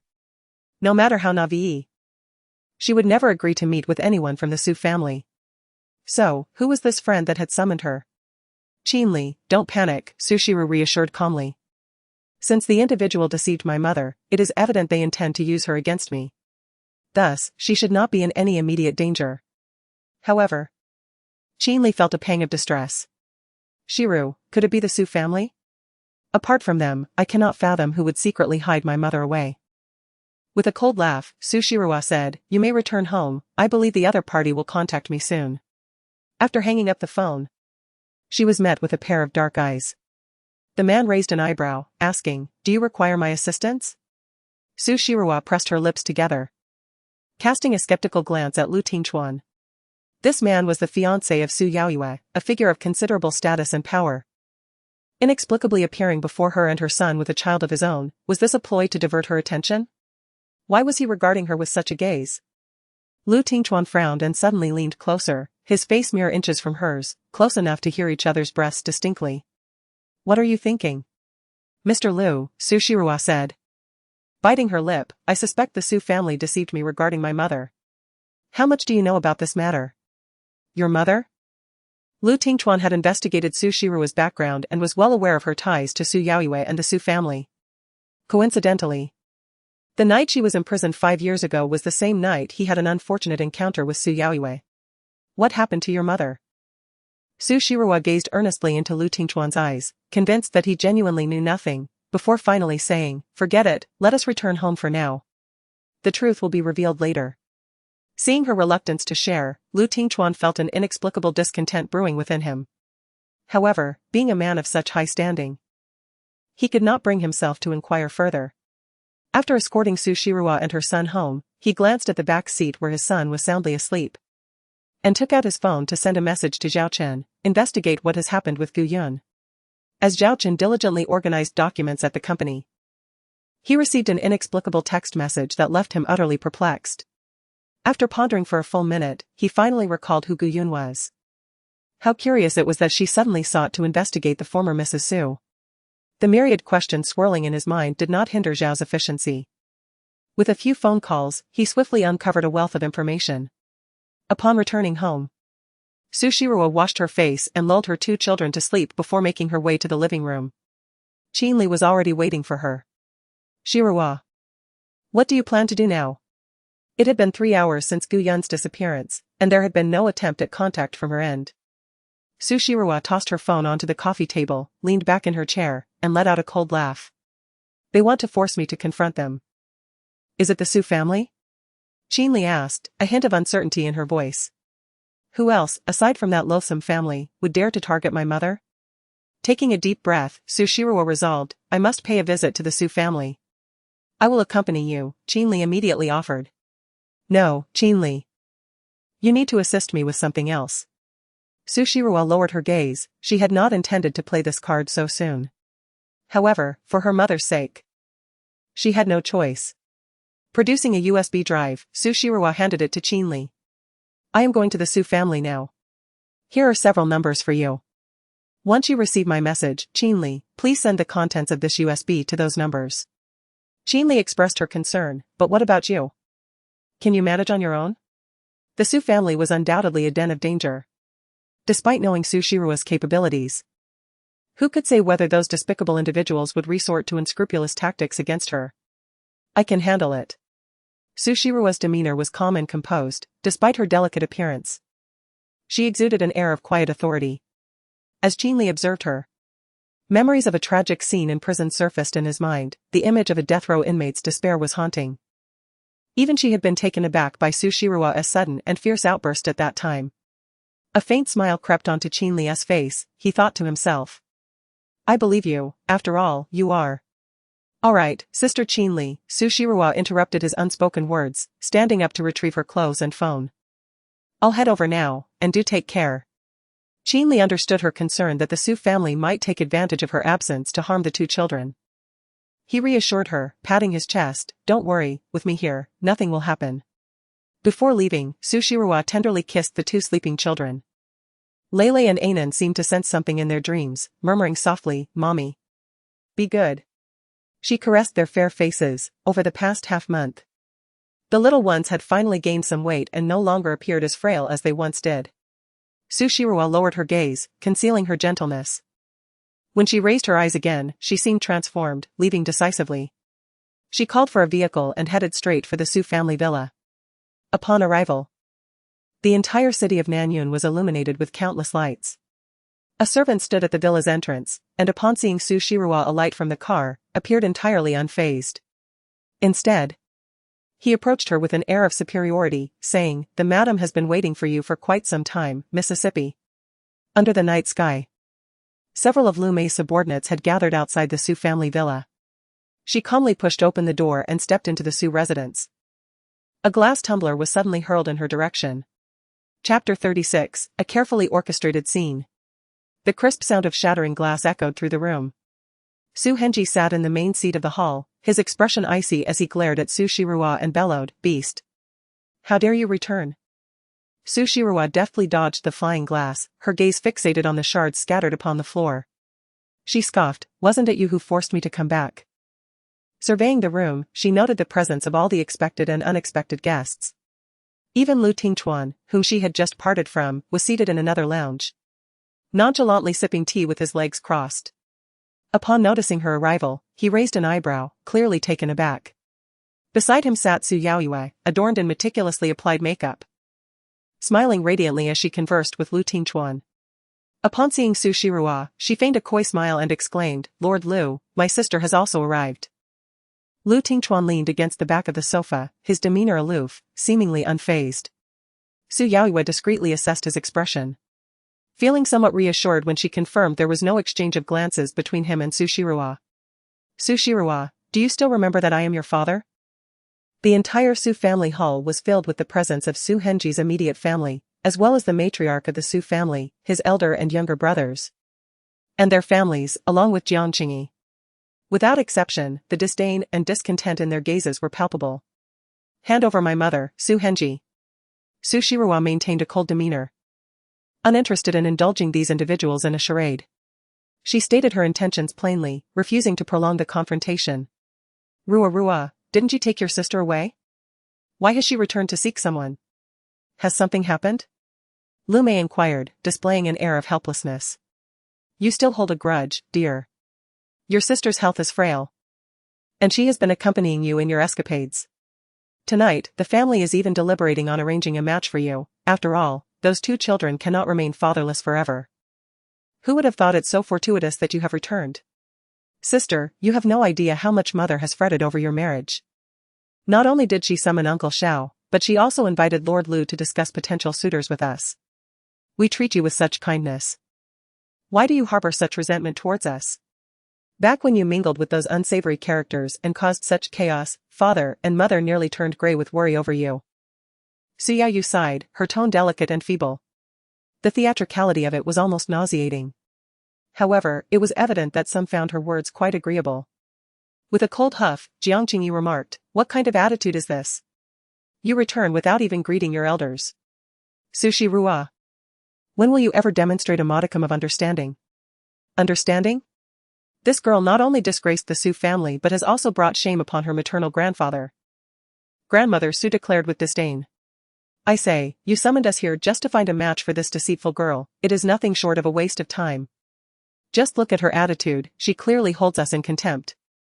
All right, dear mother, let us all calm down. The child has returned, hasn't she? With a smile, Lu Mei tried to ease the tension, not forgetting to wave at Su Shiruo. Your mother must have gone out for a little gathering with friends. She tends to switch off her phone during such times to avoid disturbances. There's no need for you to worry, I assure you, she is perfectly fine. Su Shiruo could discern the hidden implications within Lu Mei's words. She curled her lips into a smile that lacked sincerity, surveying the room filled with people. It was evident to her what their intentions were. With a scoff, she declared, "I have no time to indulge in your theatrics. Lu Mei. I came here to convey a message. If you wish to keep the events of 5 years ago from becoming public knowledge, you would do well to return my mother to me.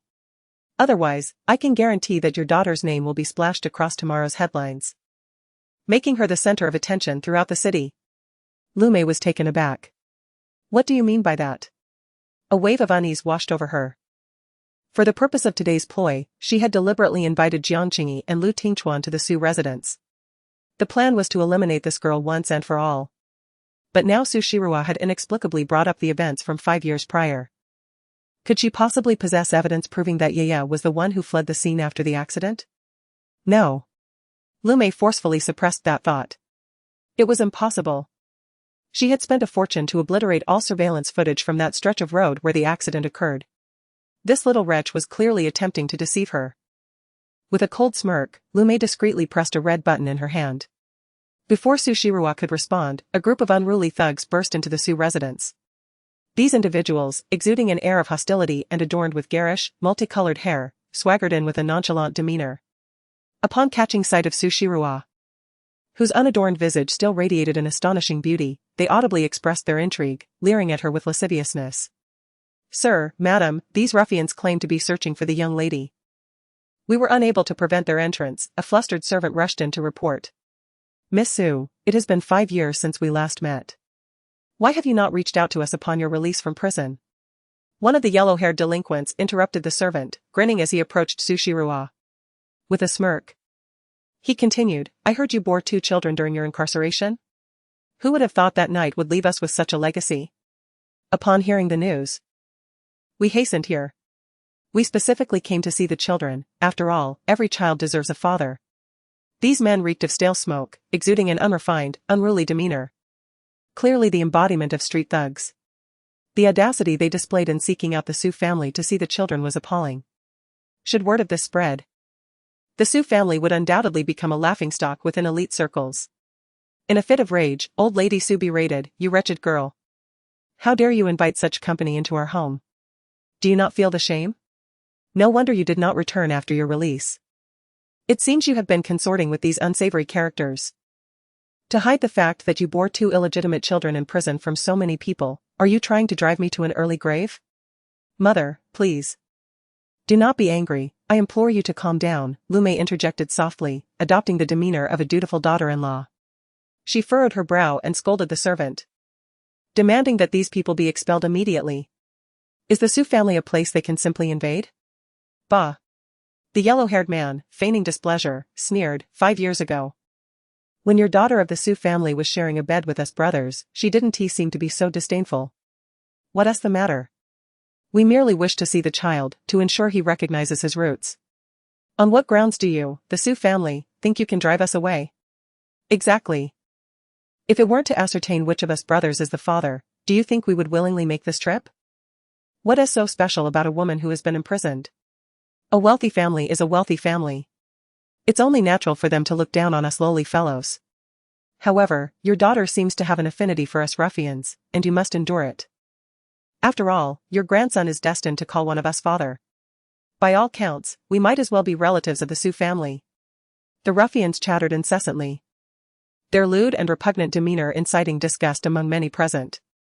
Simultaneously, they cast peculiar glances at Su Shiru, incredulous that she had such a taste, engaging with these delinquents. What is the difference between being open to anyone and this? Jiang Qingyi bellowed, "Silence." The Jiang family of Nanyanxing was not a group these ruffians dared to offend. Moreover, since they were merely putting on a show, upon witnessing his fury, they immediately shrank back into silence. Su Shiru, how could you have fallen to such a state? Jiang Qingyi was genuinely revolted, looking at Su Shiru as if she were a filthy insect in a gutter. The mere thought that such a woman once graced my bed fills me with revulsion. Su Weiwei furrowed her brow, seemingly finding even a glance at her distasteful. She consoled Jiang Qingyi, saying, "Ai, do not be angry, it is our failure that Shirua has turned out this way." Humph. I believe it is not a matter of poor upbringing, but rather that she is inherently worthless. Jiang Qingyi retorted with disdain. I had contemplated introducing that lad Lei Mao to her. Although he possesses little skill, he is honest and simple-minded. Who would have thought she would turn out to be such a disgrace? She is utterly unworthy of him. Su Weiwei appeared troubled, yet she couldn't help but smirk inwardly. After all, Lei Mao is the third young master of the Lei family. While they may not rival the Jiang family, the Lei family is still beyond the reach of the Su family. How could someone like Su Shirua, so utterly debased, be deemed fit for entry into such a prestigious household? It is shameless, truly shameless. What sort of disgrace has emerged from the Su family? The mere thought of it is mortifying. She has even borne 2 illegitimate children. I had intended to speak of my nephew from my maternal family, but I never imagined. How could she act with such a lack of shame? After all, she is the eldest daughter of the Su family, yet she engages with such lowly beings. Perhaps even those young women would refuse to associate with these ruffians? Ultimately, she is nothing more than a wanton, simply craving male attention. I shall never acknowledge Su Shirua as a member of the Su family. She must be cast out. Just the sight of her is repugnant. The others from the Su family murmured among themselves, their gazes toward Su Shirua akin to that of a rat in a filthy drain. Huang Mao and the others seemed dissatisfied, expressing their displeasure. Su Shirua is one of our brother's women. What are you all trying to do? The child has been born, naturally. She must marry one of us brothers. Indeed, we wouldn't mind selecting someone to obtain a marriage certificate with her, then serve us brothers, haha. After all, I cannot afford to marry a proper wife, even if those 2 little brats are not my own, I can always have 2 more with her. Such indecent words and repulsive gazes. Lu Tingchuan, maintaining a stoic expression, turned his gaze toward the frail woman standing at the door. As he witnessed that lewd, yellow-haired man daring to reach out and grab her arm, a flicker of murderous intent crossed his eyes.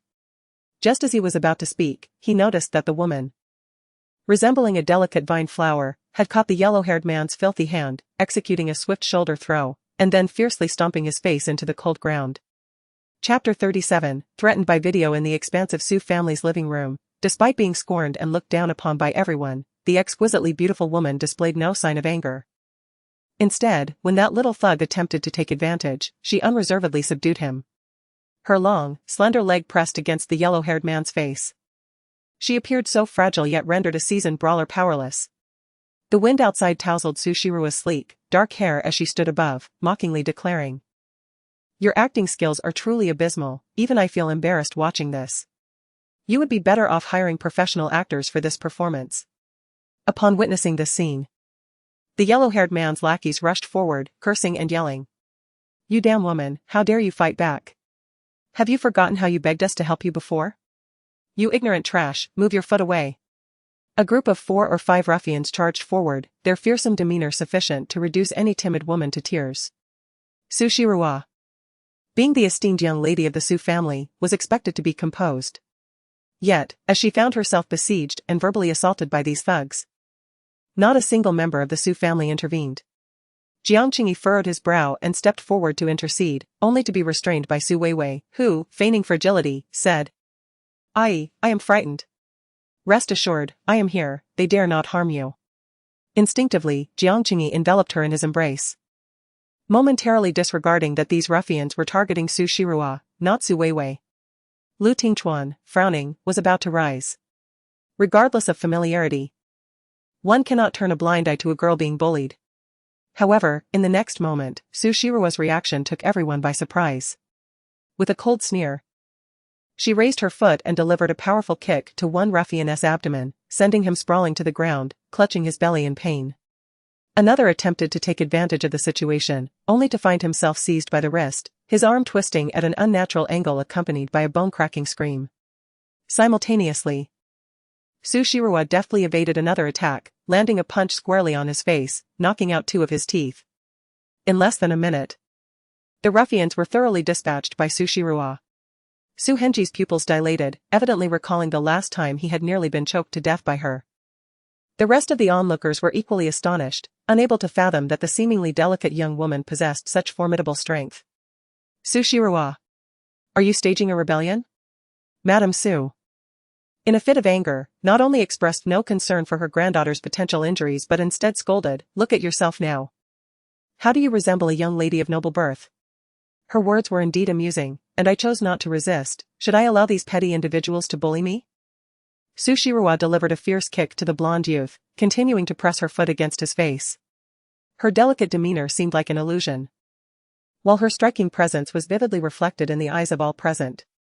Su Yaoyue clenched her teeth in frustration. This little wretch, who once dared not utter a sound when bullied, now displayed an entirely different attitude. Those aware of her past 5 years in prison might mistakenly believe she had been sent away to train in martial arts. How can you still have the audacity to mention it? Were these people not invited into your home by you? Madame Su scolded sharply. Our Su family has never produced someone like you. Get out. Hurry up and leave. Mother, please do not be angry. Lu Mei had no intention of allowing Su Shiroa to leave so easily. To compel her to come forth, she had exerted considerable effort to lure Gu Yun out of that room.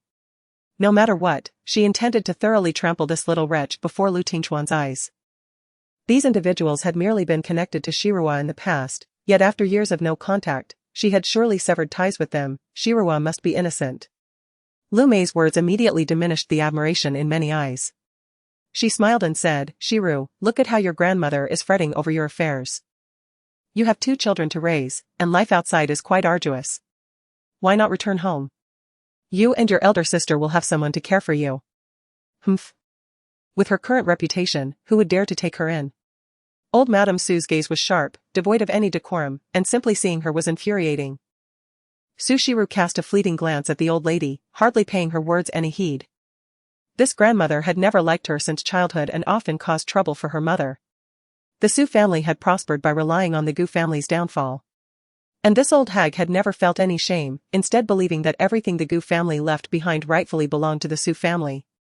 She even suspected that the car accident involving her mother was somehow related to this old woman. Lu Mei, I shall ask you once more, where is my mother? A flicker of impatience flashed in Su Shiru's eyes. The sight of such extreme hypocrisy made her feel sick to her stomach. How dare you address an elder by their name? Su Henji exclaimed in anger, slamming the table. Su Henji, cease this pretense of being an elder. If I do not see my mother within 10 minutes, the contents of this video will become a trending topic across the internet, Su Shiru retorted with a cold smile. She tossed an old phone directly to Su Henji. He received it with suspicion, and upon viewing the video, his expression changed dramatically. Even Lu Mei beside him looked at Su Shiru in disbelief, clearly unable to fathom where she had procured such a clear video. Upon seeing the content, Su Henji instinctively deleted it. Su Shiru narrowed her eyes. It seems that over the years, Lu Mei and her daughter have frequently donned the guise of innocent lilies, while secretly employing despicable tactics that this person is all too aware of. No wonder, 5 years ago, she unhesitatingly disregarded the bond between father and daughter, using her mother to coerce her into imprisonment. Su Shiroa raised her hand, gently caressing her face. The sharp blade sliced through her delicate skin, crimson blood nearly staining her world red, enveloping her in terror, pain, and despair. Su Shiroa would never forget the feelings she experienced at that moment. Ironically, even then, she still harbored a flicker of hope that Su Henji might exhibit a modicum of paternal love toward her. It was only when those individuals sought her life that she completely cast aside such navet. It is indeed a thought to ponder. This malicious and hypocritical man, who was capable of orchestrating the disappearances of her grandfather and uncle, as well as her mother's accident, would surely prioritize his own interests over that of his daughter. Even if you delete this video, I have made numerous copies. Su Shiroa's gaze remained calm and unwavering, yet her tone brimmed with menace. Remember, you have only 10 minutes. Lu Mei's face turned an alarming shade of pale, unable to maintain the facade of a benevolent stepmother any longer. She felt a chilling wave wash over her. Su Shiroa had actually acquired the video of the accident. It even clearly recorded Su Yaoyue's face, which displayed not a hint of panic after colliding with the victim, but rather a brazen cruelty as she callously ran over the deceased 3 times in pursuit of excitement. Should such content become known across the internet, her daughter's life would be utterly ruined. Darling, I will go and fetch my sister, Lu Mei forced a ghastly smile, rising in a daze. 5 years ago. The truth was known only to the 3 members of their family, while many in the Su family remained oblivious. Moreover, with Jiang Qingyi and Master Lu, 2 towering figures at the pinnacle of the South Cloud City, present this evening, should they discover that their daughter had committed such an unspeakable crime, Not only would Master Lu's wife face potential disgrace, but even the reputation of his current fiancée would be irrevocably tarnished. Lu Mei would never permit such a calamity to unfold. Su Henji had never anticipated that Su Yaoyue would be capable of such a heartless act. He had merely assumed she had fled after a simple accident.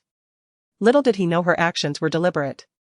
Once the video was revealed, the precious daughter he had cherished would be branded a heinous murderer. Not only would her reputation be shattered, but the Su family would also endure public scorn. He could not panic, he must remain composed. Su Henji endeavored to uphold his image as a stern father, and upon hearing Lu Mei's words, he feigned displeasure, insisting, "Go on, summon her mother. One might think we have wronged Gu Yun." Yet, the change in their expressions had already aroused suspicion among the others. However, out of respect, no one dared to inquire further. It was Jiang Qingyi, with a stern countenance, who asked, "Brother Su, what is that up there?" Su Henji, startled and breaking into a cold sweat, quickly waved his hand, responding, "It's nothing, just a child's prank." "Is that so?" Jiang Qingyi clearly remained unconvinced. Lu Mei hurriedly departed.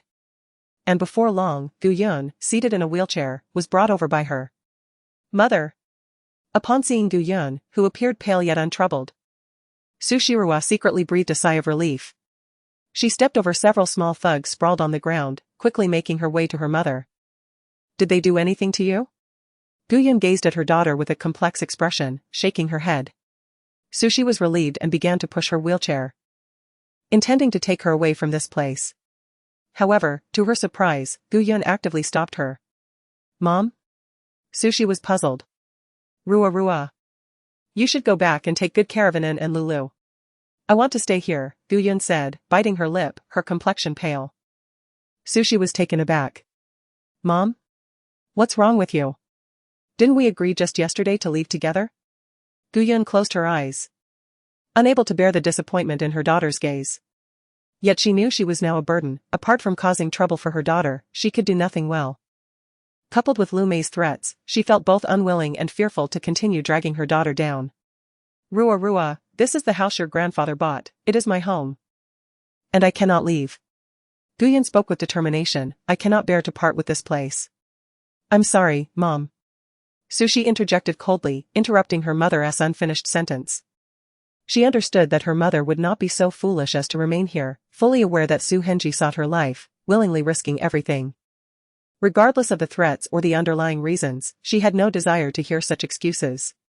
"Even if you are angry, you must return with me tonight. Rest assured.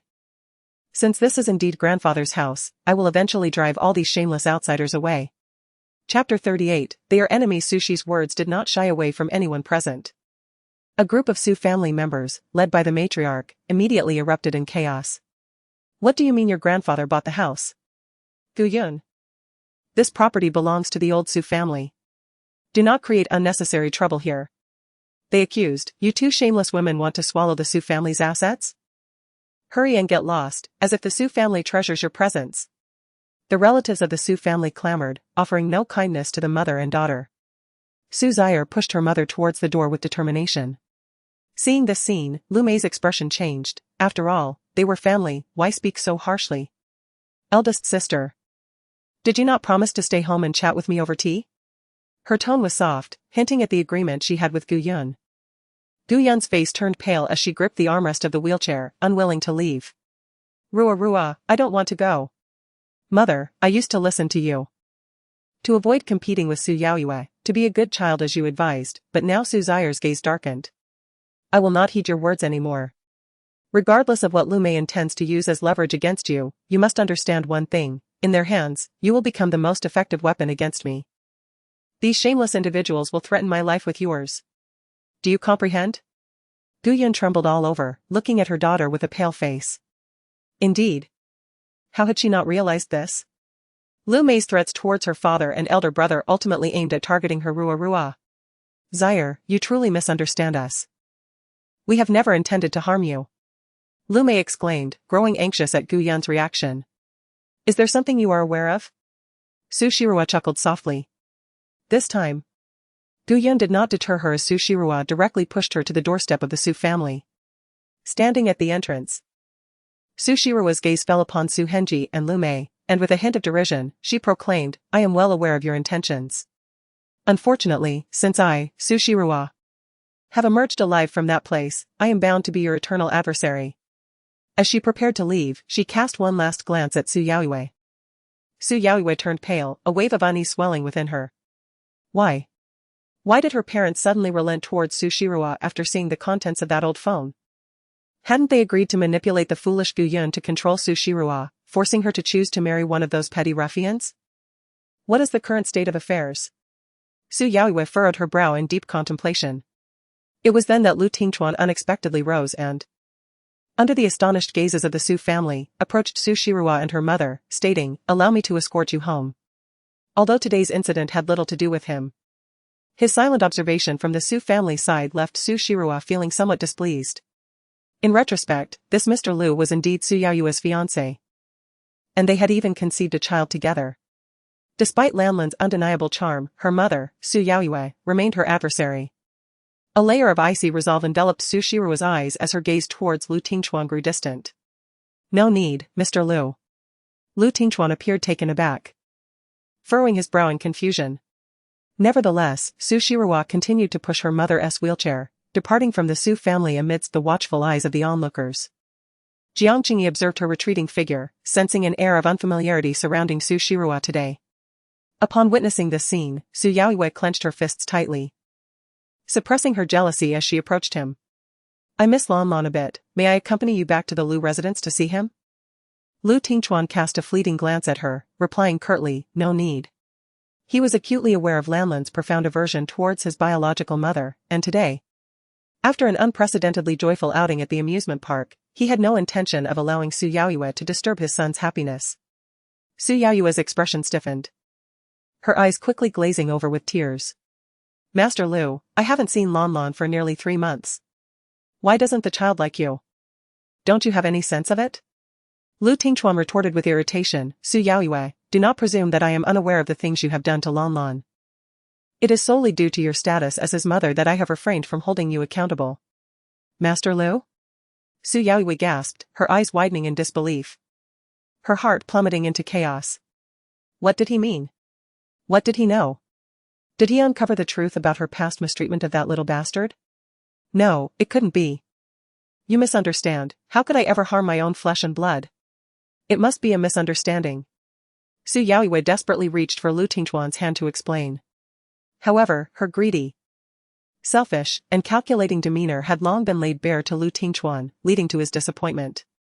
How could he have ever felt any affection for such a woman? Suddenly, the image of Su Shirua's stunning obsidian-like eyes flashed in his mind. Lu Tingchuan's gaze darkened as he chose to disregard Su Yaoyue's frantic justifications and strode away.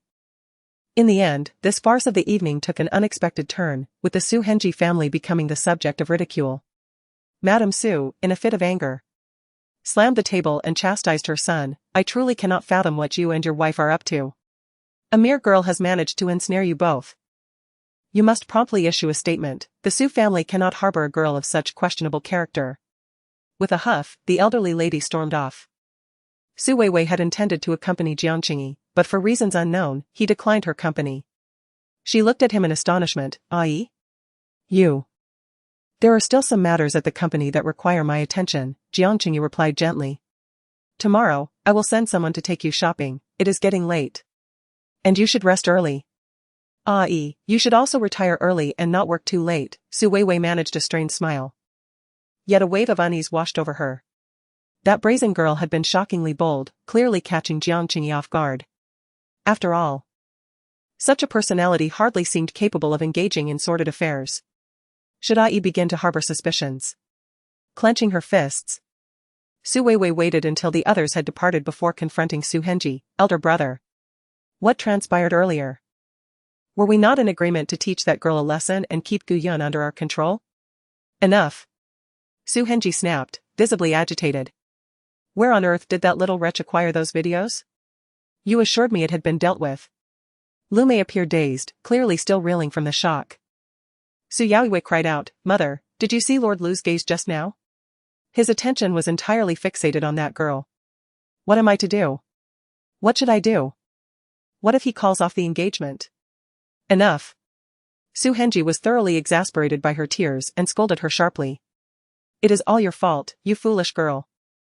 Not only did you cause a fatal accident, but you also left behind such a substantial piece of evidence. Do you have any idea how that wretched creature is threatening us? Su Yaoiwei shrank back at the reprimand, bewildered as she asked, what? Lu Mei took a deep breath, unable to comprehend how she could have given birth to such a foolish daughter. With a cold expression, she stated, 5 years ago. During that accident, Su Shiruo possesses evidence of your premeditated murder. Do you understand now? Chapter 39, Good people often do not live long. The moon hung high in the night sky, casting a chilly light upon the ground, reflecting the shadows of humanity. Su Shiruo pushed her mother away, departing under the bewildered and astonished gazes of the numerous servants of the Su family. After this night, the family was acutely aware that the once infamous young lady of the Su family had transformed. Gu Yun's face was expressionless, lost in her own thoughts. Su Shiruo steered her toward the villa's entrance, taking out her phone to summon a ride. I will take you back. Lu Tingchuan emerged from the shadows, observing the silent figures of the mother and daughter against the night. There is no need to trouble Mr. Liu, I can call a cab myself. Su Shiruo's demeanor was polite yet distant. Lu Tingchuan stepped closer, his shadow elongated in the dim moonlight. Do you dislike me? The man's voice was deep and magnetic. Not dislike. Su Shiruo replied coolly, we are simply destined to stand on opposite sides. What sides? Is it merely because of Su Yaoiwei? Indeed. Su Shiruo grasped the armrests of her wheelchair tightly, her gaze lowered. Mr. Liu, my only adversary is the Su family, and I have no desire to be your enemy. However, your connection with Su Yaoiwei ensures that we cannot stand on the same side as allies. Therefore, out of respect for the elder Mr. Liu, I would appreciate it if you could remain an observer regarding the conflicts between myself and the Su family. Lu Tingchuan's eyelashes fluttered momentarily as he pondered. What if I refuse? Su Shiruo regarded him with earnest seriousness. I will return the 100,000 yuan to you shortly. She would not assist her adversaries. Thus, if Lu Tingchuan were to insist on aiding the Su family, she would be compelled to withdraw from any business dealings with the Liu family. As for potential retaliation, she was unafraid. There are countless ways to earn a living, and her capabilities far exceed what these individuals might perceive. Are you not concerned that I might retaliate, making it impossible for you and the mother of your child to survive in Nanyan City? Lu Tingchuan smiled slightly, a hint of menace lingering in his tone. Mr. Liu may certainly attempt that, Su Shiruo responded, a sudden smile gracing her lips. She lifted her gaze, her eyes sparkling like stars, yet devoid of any mirth, instead radiating a sense of provocation. I shall not grant my enemies any opportunity to harm those dear to me, even if you wield immense power in Nanyan City. She paused. I, Su Shiruo, am not a mere plaything to be molded at will. Gu Yun snapped back to reality, astonished to hear her daughter speak so boldly to Lu Tingchuan. A shiver ran down her spine as she admonished, Ruoruo. Mother, do not worry. If Su Shiruo had known of her mother's indecisive and contemplative nature, she would have felt more at ease. However, from the very first moment she encountered Lu Tingchuan, she had never experienced fear in his presence. You are a most intriguing young lady, Lu Tingchuan remarked after a brief silence, his tone gentle and unruffled despite any provocation. Gu Yun gazed in astonishment at the lofty figure of Lord Liu. During her time at the Su residence, she had overheard discussions between Lu Mei and her daughter regarding this formidable figure from Nanyan City. It was said that his temperament was unpredictable, his methods unyielding, and he harbored a profound disdain for threats. Those who dared to wrong him met with dire consequences. The words her daughter had just spoken seemed to challenge Lord Liu's authority. Yet, to her surprise, he remained not only unfazed but also remarkably composed. Moments later, a vehicle pulled up to the entrance of the Su residence. Lu Tingchuan approached and gracefully opened the door, extending an invitation. This type of rideshare seldom comes here. Miss Su, please get in, I shall escort you home. Su Shiruo was momentarily taken aback, she had anticipated that this man would be angered. What did this mean? Get in, the night breeze is chilly, and your mother is not in good health. Be careful not to catch a cold, he urged with a smile. It must be noted that while his expressionless demeanor could instill fear, his smile was utterly captivating, evoking awe and admiration. He was indeed a mesmerizing enigma. Su Shiruo inwardly cursed, quickly diverting her gaze as she prepared to assist her mother into the vehicle. Although she could not fathom Lu Tingchuan's true sentiments towards the Su family, he had spoken a truth. The night air was frigid, and Gu Yun's health was fragile. Waiting by the roadside for another vehicle could easily lead to illness. Since a ride was readily available, it would be unwise not to take advantage of it. "Allow me to assist," she offered.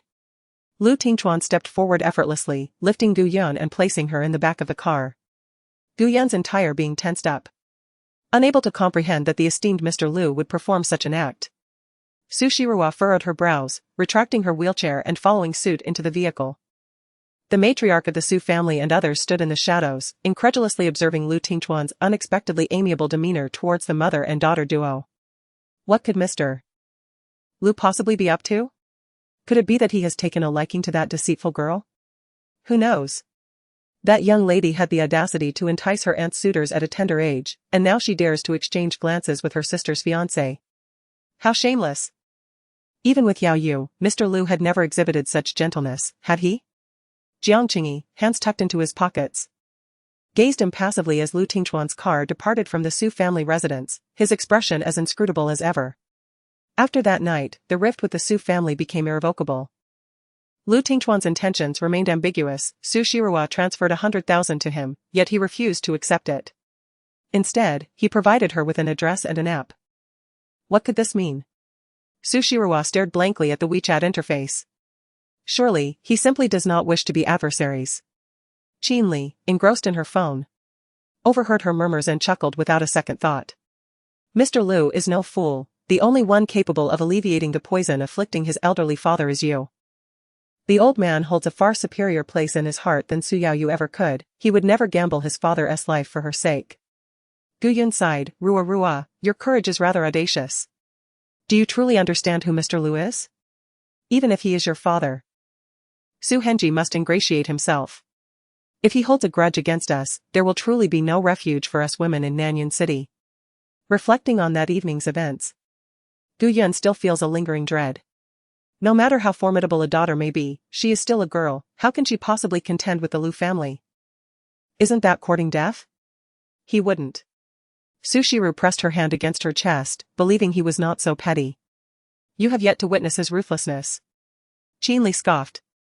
This Lord Lu has not hesitated to ruin lives in Nanyan City. I recall a year ago, a young heiress, emboldened by her family connections and ties in the capital, attempted to force a relationship with Lord Lu. After provoking him, her family went bankrupt, burdened with debts exceeding 100 million. And that young lady was cast away to Africa. What fate awaits a decent girl discarded in such a place? It is precisely because of such examples that women, coveting the Lu family's lineage and power, dare not approach him. They fear that they might be the next to be exiled to Africa. Is he truly that ruthless? Su Shiru inquired, astonished. She had encountered Lu Tingchuan several times, and aside from that incident at the hospital, she perceived him merely as a scoundrel, never witnessing his wrath. Despite the terrifying rumors, her instincts told her that Lu Tingchuan was not such a man. You will understand if you remain in Nanyan City a little longer. Qin Li shook her head, as if to avoid the topic. Gu Yun also urged, Ruoruo, please refrain from provoking or threatening him again, otherwise. Mom, I understand. Su Shiruo interrupted her mother's words with a note of resignation. I have already been investigating the matters concerning grandfather and uncle. If Lu Mei's words were not a deception, we will eventually uncover their whereabouts. Gu Yun sighed, acknowledging her impulsive behavior on that day. Ruwa, how do you intend to confront the Su family? Gu Yun inquired anxiously. Merely relying on that video will not pose any real threat to them. They could easily dismiss it as fabricated. Su Shiruo was well aware of this reality. Although she had obtained footage of Su Yaoyu's hit-and-run incident from 5 years ago, without additional evidence, the Su family would adamantly refuse to acknowledge any wrongdoing. With her eyes cast downward, she replied coolly, I never intended to use this so-called evidence against them. Su Henji meticulously orchestrated everything, leading to the mysterious disappearance of grandfather and uncle, all for the sake of wealth and power. The higher the Su family stands now, the more catastrophic their fall will be in the future. She had no intention of wasting time gathering evidence of Su Henji's illegal activities. Instead, she planned to strike back decisively and directly. I need to step out for a moment, Su Shiruo announced abruptly, addressing her mother and Qin Li. Where are you going? Gu Yun asked.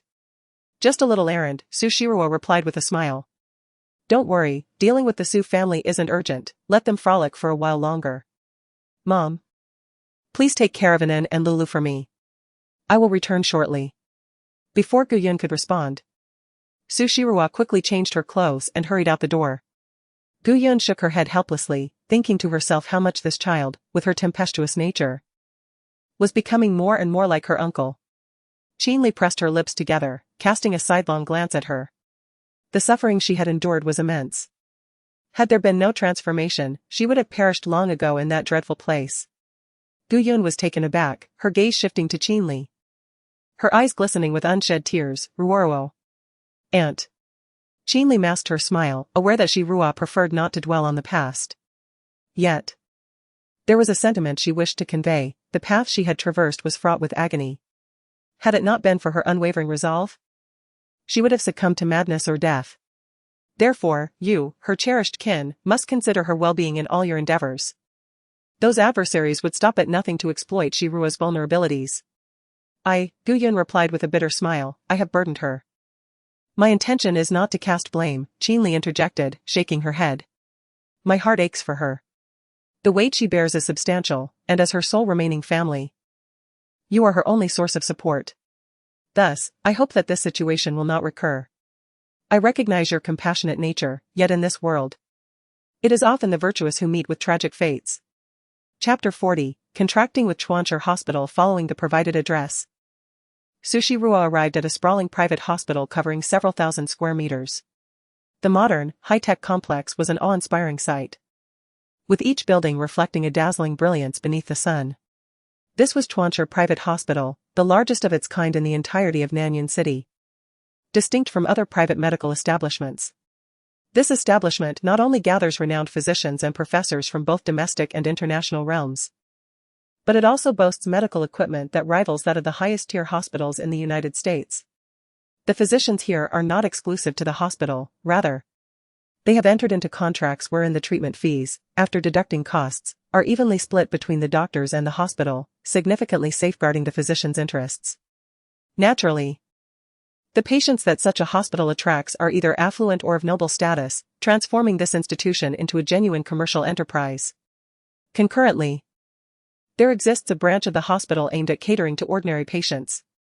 Physicians who sign contracts here are required to offer free consultations at a general hospital at least once a month as a means of giving back to society.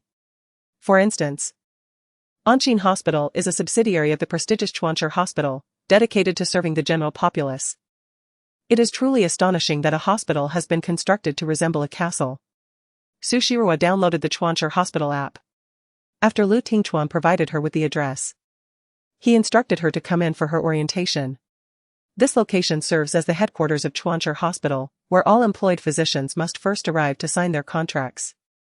Subsequently, a representative will assist in completing a series of documentation and uploading it to the app. Patients will then be able to schedule appointments for treatment via the app. Are you Dr. Su? A nurse inquired upon seeing her, immediately smiling and stating, we have already been informed about you. Please follow me to complete your documentation and sign your contract. Su Shirua nodded in acknowledgement. Every physician at Chuancher Hospital enjoys the freedom to select their patients.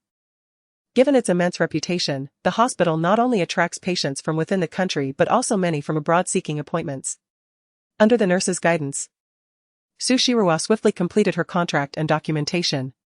On the Chuancher app, the profile of a physician now prominently features her photograph. It is rather astonishing that a woman in her 20s, who has not even completed her university education, has managed to secure a contract with Chuancher. Is this a jest? Could it be that she has connections with some high-ranking official at Chuancher, allowing her to engage in such audacious behavior? While she may possess an appealing appearance, her lack of clinical experience raises serious concerns. Is Chuancher truly willing to jeopardize its esteemed reputation by allowing such an individual to practice in their facilities? This is nothing short of folly. I cannot fathom anyone willing to entrust their health to her. It would be more prudent to purchase a coffin and await one's fate. Whenever a new physician signs onto the app, users are promptly notified.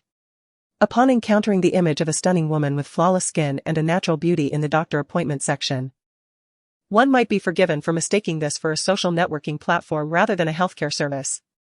Users of the app, whether they be doctors, patients, or their families, are encouraged to leave comments in the physician sections. Apart from being a dedicated hospital application, many of its functionalities bear similarities to those found on Weibo. Consequently, the app has attracted not only signed doctors and nurses from Chuanchi Hospital but also numerous students and faculty from other medical institutions. After all, it frequently features expert analyses of unique cases, providing valuable insights for all users involved in the medical field. The arrival of Su Shirua was akin to a thunderclap, startling everyone into attention. To my astonishment, her profile lacks even a mention of an alma mater, leading one to wonder from whence she has emerged. That face seems familiar. Is she not the notorious young lady from the Su family who was involved in a hit-and-run incident? I recall that she was sentenced to 7 or 8 years. So how is it that she has suddenly been released? Yes, it is indeed she. I once attended the same school as her, where she was regarded as an academic prodigy. Unfortunately, her moral character was lacking. She once seduced her own aunt's fiancé, the well-known Mr. Jiang, as many are aware. How could such a person possibly become a contracted physician at Chuanchi Hospital, let alone a chief physician? Has the owner of Chuanchi Hospital lost his sanity? This application is not a platform for beauty contests. I am acquainted with Dr. Su. I was once her junior. I must quietly admit that I find her quite impressive. There was an instance when she administered a few crucial injections to a pregnant woman suffering from severe hemorrhage, ultimately saving her life. Chuanchi Hospital would not be so foolish as to enlist someone lacking competence, thereby tarnishing their own reputation. The individual upstairs must be Su Shiru herself. Boasting about her own accomplishments, how audacious. It amuses me to see someone with a criminal record still dare to brag. If anyone is brave enough to seek her medical care, they may do so. After all, having served time once, she would not fear a second. Of course, Su Shiru has seen the comments in her personal column on the application. However, she does not take them to heart. Compared to the more malicious and humiliating remarks she has previously endured, these comments are merely trifles, uttered without consequence, as they bear no weight. Dr. Su. Our hospital guarantees a minimum salary of 10,000. If patients wish to make an appointment with you, the fees can be divided according to the contract. The nurses also noticed those comments and cautiously glanced at her expression, ready to proceed with signing if there were no objections. If my patients do not schedule appointments through the hospital but seek me out independently, do I still need to share half? Su Shiru inquired as she perused the document. Certainly not. For privately contacted patients, the sharing is merely 10%. This measure is implemented to prevent doctors from intentionally guiding patients towards alternative treatment methods. The nurse elucidated with a smile. Such a scenario is not entirely implausible, yet many patients still prefer to trust the efficacy of the renowned medical equipment and pharmaceuticals. Thus, instances of patients reaching out to doctors privately are quite rare. Su Shiru nodded in understanding, finding nothing amiss. After signing her name, she was escorted to her office. This is your private office, where you will meet with patients who schedule appointments online. Our hospital does not mandate that doctors remain on-site at all times, however. There will be designated on-call days. On those days, the app will send you reminders, and you will be required to be present at the hospital, the nurse explained. I see, Su Shiru nodded, appreciating the hospital's humanized approach. The headquarters of Chuanchi Hospital accommodates patients with complex medical issues, providing not only the finest medical care but also luxurious accommodations. Even the meals are prepared by professional nutritionists, adhering to the directives of the attending physicians. While a typical hospital visit may cost around 100,000, transferring to the headquarters of Chuanchi will start at a minimum of 1 million. Expensive, yet worthwhile. Since I do not have any patients assigned to me at the moment, may I leave for now? Su Shiru inquired, gaining a clearer understanding of the situation at the headquarters. Yes, came the response. The nurse nodded, indicating that it was acceptable for individuals to come in after making an appointment through the app. Su Shiru, having just signed her contract, contemplated the reviews and surmised that, for the time being, no one would seek her medical assistance. She decided to leave momentarily, recognizing that there were numerous avenues to earn a living and that there was no immediate rush. Doctor. Is there a doctor present? My sister has been bitten by a snake. She's been bitten by a venomous snake. Suddenly, a young man rushed into the headquarters of Chuanchi Hospital, cradling a girl of about 17 or 18 in a state of panic. The emergency department staff immediately sprang into action upon seeing the girl's face turn purple. Her lips blackened, and the telltale puncture wounds from the snake's fangs on her arm. Their expressions shifted in alarm. What kind of snake bit her? The venom is extraordinarily potent. The doctor hastily attended to the girl, cleaning her wounds and administering antivenom. A young nurse, noticing the young man's pallor, urgently exclaimed. "You too have been affected by the snake's venom, you must come with us at once." The young man, clearly distressed and with blackened blood on his lips, had evidently attempted to suck out the venom from his sister. However, this desperate act had left him vulnerable to the snake's toxic effects. Sushiro approached, observing the girl being wheeled towards the emergency room. Furrowing her brow, she remarked, "She has been bitten by a red-ringed snake, standard antivenom will be ineffective. We must use silver needles to extract the venom." "Silver needles? What nonsense are you spouting?" The doctor administering the antivenom retorted, clearly displeased. "If you lack knowledge, refrain from making unfounded claims. I've only heard of the silver-ringed snake." "Who are you?" "Dr. Du, this is the newly contracted Dr. Su." The nurse interjected promptly to clarify the situation. Dr. Du was on duty today and had not paid attention to the app notifications. Hearing the commotion, he cast a cold glance at Sushiro before ushering the young girl into the emergency room. The young man had also received an injection of antivenom serum and was now seated outside the emergency room, his face ashen, with an intravenous drip attached to his arm. The red-banded snake is an exceedingly rare medicinal venomous snake, typically raised by specialized snake handlers. It possesses a gentle temperament and does not readily attack humans. "How did you get bitten?" Sushiro inquired curiously, gazing at the young man. My sister and I were visiting an uncle when..." The young man stammered, his complexion pale and his body drenched in cold sweat. "The snake appeared from nowhere, my sister carelessly reached out to grab it and was bitten. I'm so cold, why do I feel colder and colder?" The young man's teeth chattered as he spoke, his voice trembling. Sushiro produced a silver needle and remarked coolly, "I mentioned that the antivenom serum is ineffective against the red-banded snake's venom. Do you want me to use the silver needle to extract the venom?" The young man was taken aback. "What about my sister?" You should first extract the venom from her." Sushiro contemplated that the emergency room would soon bring the girl out. Although the red-banded snake's venom is potent, it is not immediately fatal, allowing them some time. She withdrew a silver needle and swiftly inserted it into the young man's shoulder. "This will seal the venom in your blood, preventing it from spreading too rapidly." At that moment, Dr. Du emerged from the emergency room, his face etched with sorrow. He looked at the young man, his expression pale and apologetic. "I'm sorry, we have done all we could." He never anticipated that after administering the antiviral serum, the toxin within the patient would not only remain unresolved but would also trigger a stress response. They barely had time to attempt resuscitation before the young girl ceased to breathe. The young man, in disbelief, roared, "How is this possible? My sister cannot be dead. She was perfectly fine just moments ago. This snake venom is too potent, unlike any recorded venom we have encountered." Dr. Du, visibly troubled, replied, "We truly did not foresee this. What about you? Aren't you able to extract the venom from my sister? I implore you, save her. She is my only family."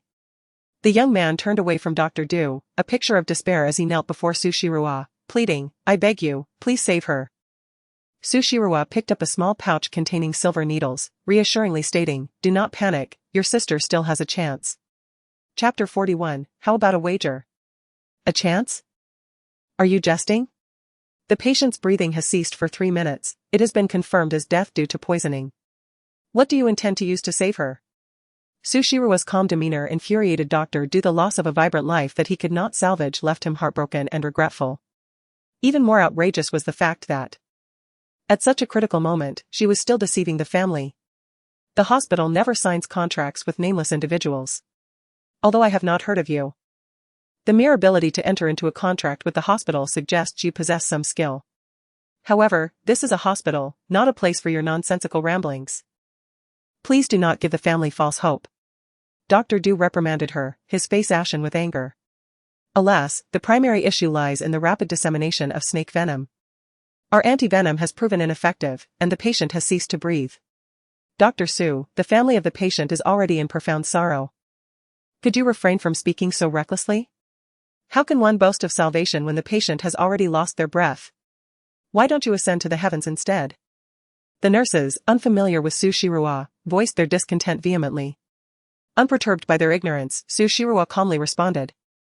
I had previously warned you that the antivenom is ineffective against the venom of the red-ringed snake. Now that I assert I can save the patient. You may consider it mere bravado, but allow me to examine the patient before you dismiss my claims, if you please. Dr. Du sneered, very well. I am indeed curious to see what methods you propose to revive a patient who has lost all signs of life. I have exhausted every possible approach myself. If I were not certain of the patient's demise, I would not so readily abandon the effort. Such youthful bravado will surely bring shame upon the hospital when it becomes evident you cannot save them. A few nurses had gleaned some information about Su Shiruwa from the app notifications and were aware of her accomplishments. They derided her, Dr. Su, if you lack the capability. Do not indulge in empty boasts. If you can indeed resurrect a deceased individual, I shall resign from my position on the spot. As Su Shiruwa pushed open the isolation door of the emergency room, she paused at the comment. She looked incredulously at the unfamiliar round-faced nurse. Perplexed by the inexplicable hostility directed towards her. The round-faced nurse raised her chin defiantly and declared, if you fail to save the patient, you will immediately terminate your contract with the hospital. Admit that you are a fraud. Hey, Xiaoyang, that's not quite right, is it? Another nurse quickly tugged at her, furrowing her brows. Dr. Su means well, there's no need for this. Humph. The round-faced nurse was Xiaoyang. With a disdainful snort. She certainly wouldn't divulge to her colleagues that she could not stand the sight of a mere ornamental figure securing a contract with Chuancher Hospital. The doctors chosen by the hospital each month are selected under stringent criteria. She had a brother, an exceptional scholar who returned from abroad, yet despite several attempts, he had not succeeded in obtaining a contract. How could a woman just released from prison effortlessly secure one? If it weren't for some backdoor dealings, it would be baffling. One could only wonder whose bed she had warmed within the hospital's upper echelons to have such audacity to directly land a contract. What do you say, Dr. Su? Are you willing to gamble?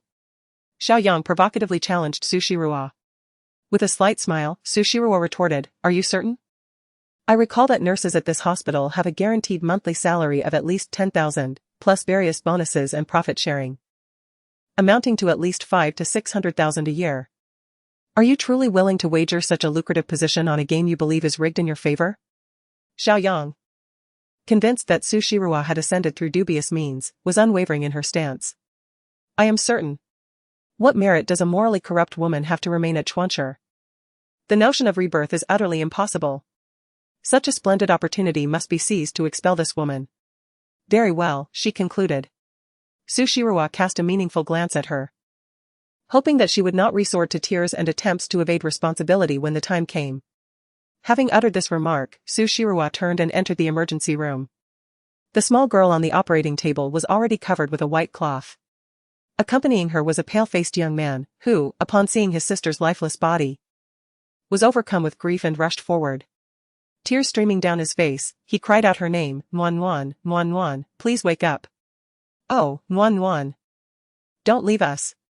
Please make way for the classmates, Su Shiruwa instructed another nurse to pull the young man aside before lifting the white cloth. The 15 or 16-year-old girl had ceased to breathe, her skin now a horrifying shade of dark purple due to the poisoning. 5 minutes had elapsed since her breathing stopped. Yet her body remained warm and soft. How could one possibly revive a person who had already passed away? Even if one sought to show off their skills, they ought to consider the circumstances. Dr. Du observed with a cold eye, curious to see how Su Shiruwa would handle the situation. This young girl was clearly unaware of her limitations. Despite having no connection to the matter, she insisted on inserting herself into it. Now, facing the deceased's family, if she were to utter words of inability to save, her future at the hospital would be bleak. Please, do not crowd, allow for proper air circulation, she added. Su Shiruwa paid no heed to the skeptical and scrutinizing stares. With a grave expression, she extracted silver needles and meticulously inserted them into several acupoints on the girl's body. The brain and heart, being the vital centers of human function, received 6 silver needles each. The physicians and nurses present, witnessing this scene, found themselves inexplicably anxious, their gazes fixed upon her every movement. Only the round-faced nurse, With a tone of disdain, remarked, "The patient is already dead, and yet you continue to toy with her.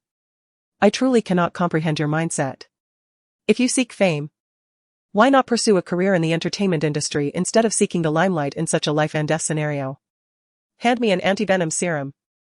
Su Zire calmly instructed the nearby nurse. "Isn't it said that antivenom is ineffective against this type of snake venom?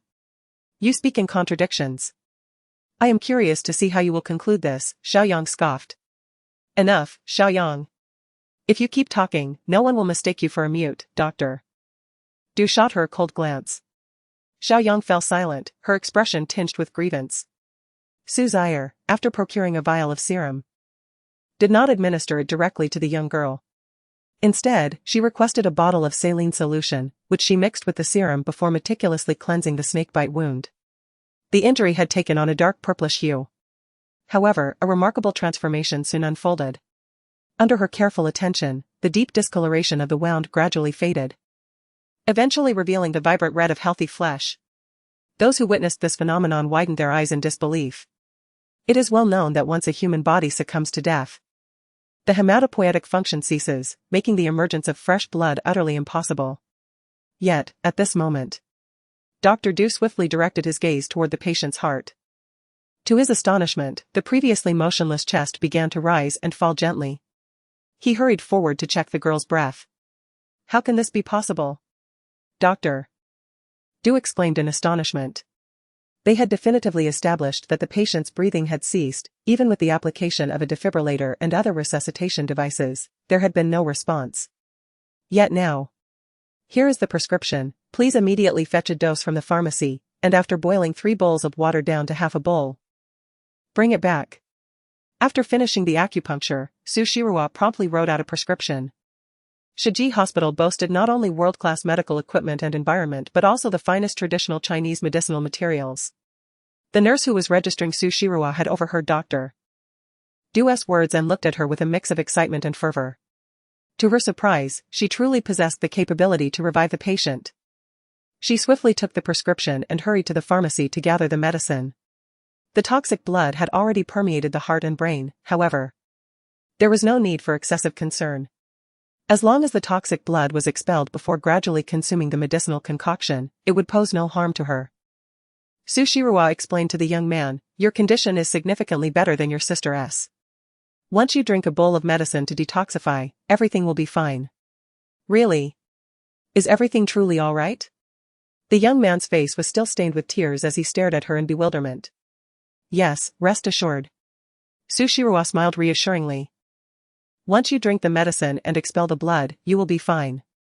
While the silver needles could assist the young girl in expelling the blood, the process would be exceedingly slow. Without the aid of medication, it would still adversely affect her brain, though there was no need to voice such concerns. "Thank you, doctor." "Thank you." The young man's legs gave way, and he sank to his knees before Su Shirua. The young man had just lost his parents, and his sister was now his sole remaining relative. If she were to perish due to his negligence, he would find little reason to continue living. Overcome with grief, he buried his face in his hands, his sobs resonating with a profound sense of despair and relief, moving several nurses to tears. Even Dr. Du could not help but cast a few lingering glances at Su Shirua. The fact that the deceased had regained breath was undeniable. Had he not witnessed it with his own eyes, he would have found it nearly impossible to believe such miraculous medical skills existed. To revive a person with merely a handful of needles seemed utterly fantastical. Could this be the extraordinary medical legacy passed down from ancestors? Dr. Du's perception of Su Shirua transformed. He acknowledged her brilliance and offered his sincerest apologies for his earlier skepticism. Su Shirua smiled warmly, assuring him that his doubts were entirely natural, and she bore no resentment. The surrounding nurses gazed at her with admiration, their eyes sparkling with awe. Yet, only Xiaoyang appeared pale, struggling to fathom that Su Shirua could truly bring someone back from the brink of death. Unable to contain her disbelief, she instinctively took a few steps back, contemplating a discreet exit. Gaining entry into the prestigious hospital as a nurse required navigating numerous hurdles, and her own connections, coupled with her academic prowess, had enabled her to remain. How could she possibly resign over a mere wager? "Xiaoyang, the patient has resumed breathing." It seems you've lost this bet, remarked an observant colleague with a hint of schadenfreude. A bet is a bet. When do you plan to resign? Chapter 42, The Sleepless Man. Xiao Yang's real name was Yang Rui. The nursing positions at Chuanchi Hospital are indeed limited. Initially, she managed to secure one of the spots by leveraging connections, which naturally incited considerable discontent among her colleagues. However, due to her influential backing, no one dared confront her, despite her ostentatious displays of authority. After all, the salary and benefits at Chuanchi Hospital are exceptional, and the clientele tends to be affluent, making any connection made here a valuable asset, both prestigious and financially rewarding. Who would easily relinquish such an opportunity? Several nurses, dissatisfied with her demeanor, began to press her for answers. Yang Rui's complexion paled, and she retorted defiantly, she has merely regained a semblance of breath. Perhaps it's just a fleeting moment of revival. Are you wishing ill upon my sister? The young man, who had been weeping inconsolably, could hardly bear her words and glared menacingly at Yang Rui, raising his hand as though to strike her. Fortunately, a nurse swiftly intervened, simultaneously chiding Yang Rui, Yang Rui, you are going too far. Do you really wish to curse someone to death? With a scoff, another colleague remarked, it seems she simply cannot accept defeat.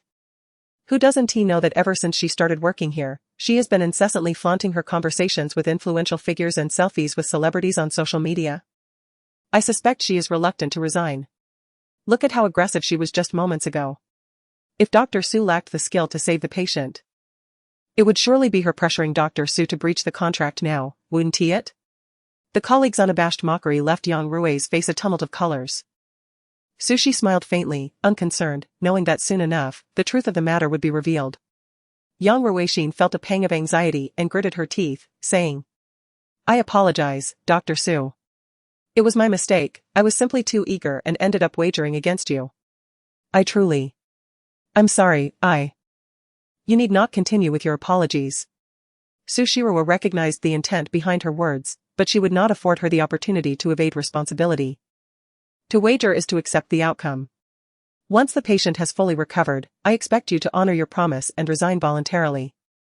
In the past, she might have overlooked such a trivial dispute, deeming it unnecessary to escalate matters. After all, it is often wiser to cultivate friendships rather than enmities. However, the circumstances had changed. Sushiro discerned the resentment glimmering in Yang Rui's eyes. It was her own fault, yet instead of offering a genuine apology, she acted as if her insincerity had gone unnoticed, harboring animosity towards Su. Did she truly believe herself to be a benevolent saint, easily manipulated? It was merely a jest. Must she be so aggressive? With a grim expression, Yang Rui retorted, Dr. Su, you may not know, but my uncle is the deputy director of the hospital. Are you attempting to threaten me? Sushiro raised an eyebrow, regarding her with a sardonic smile. Yang Rui's face stiffened, and with a stomp of her foot, she fled. There was no way she would voluntarily resign. If Sushiro had the capability, she should arrange for her dismissal. TSK. I knew Yang Rui would surely try to weasel out of her loss. This isn't the first time. A nurse scoffed. Last time, she asked to swap shifts with me. And after I covered a night shift for her, she pretended not to understand. She nearly drove me to the brink of exasperation. It was quite normal, previously. We had agreed to split the bill for hot pot, yet she either forgot her wallet or her phone had run out of battery. The excuses she fabricated were so embarrassing that I could hardly bear it. To put it bluntly, she simply wanted to enjoy a free meal and drinks. After all, her uncle is the associate dean, even the dean would have to show him some respect. The nurses expressed their indignation as they discussed the matter. Sushiro found it amusing. It turned out that Yang Rui was a habitual offender. Humph, she dared to curse my sister. I absolutely will not allow her to remain unpunished. The young man wiped away his tears, and after calming down, he returned to his usual self. He looked gratefully at Sushiro and said, Dr. Su, rest assured, I will ensure that nurse is expelled from the hospital. Such a person is utterly unworthy of being called an angel in white. Sushiro blinked. It need not be overly complicated. At worst, she could simply mention it to Lu Tingchuan, and she believed that the esteemed Mr. Lu would certainly grant her this small favor. The young man managed a faint smile. I am Xiao Yan. You have saved the lives of both my sister and me, Dr. Su. If you ever encounter difficulties in the future, Feel free to seek my assistance, I shall do my utmost to help you. After saying this, he insisted on retrieving his phone to add Su Shirua as a WeChat friend. Although Su Shirua initially hesitated, Xiao Yanyi was quite persistent, and she eventually relented. Meanwhile, the group continued their conversation in the emergency room. Concurrently, updates regarding the day's events were surfacing on the app. Amidst the ridicule and vitriol directed at Su Shirua, a single message appeared among the numerous comments. Initially, I believed Dr. Su to be merely a decorative figure. Yet I witnessed with my own eyes as Su Shiru miraculously revived a patient who had ceased breathing for 5 minutes due to snake venom. Astonishingly, Dr. Su is a practitioner of traditional Chinese medicine. With just a few silver needles, she restored the patient's breath, truly impressive. Traditional Chinese medicine? A few silver needles? Is the commenter above using Su Shiru's pseudonym? Do they truly believe this is a fantastical tale? Why not proclaim her as a reincarnated medical sage? Snake venom is hardly a grave concern, timely administration of antivenom is all that is required. I chuckled at the absurdity of someone defending Su Shiru. What compensation could she possibly offer you? Apologies, but I was present as well, and I must assert that Dr. Su is indeed remarkable. Yang Rui, after losing a bet with her, vowed to resign, yet she shamelessly evaded the consequence. It appears that Miss Su Shiru has become desperate for fame, concocting such a blatant ruse without fear of repercussions. The personal column of the app was ablaze with heated discussions. Several nurses huddled together, infuriated by the comments targeting Dr. Su.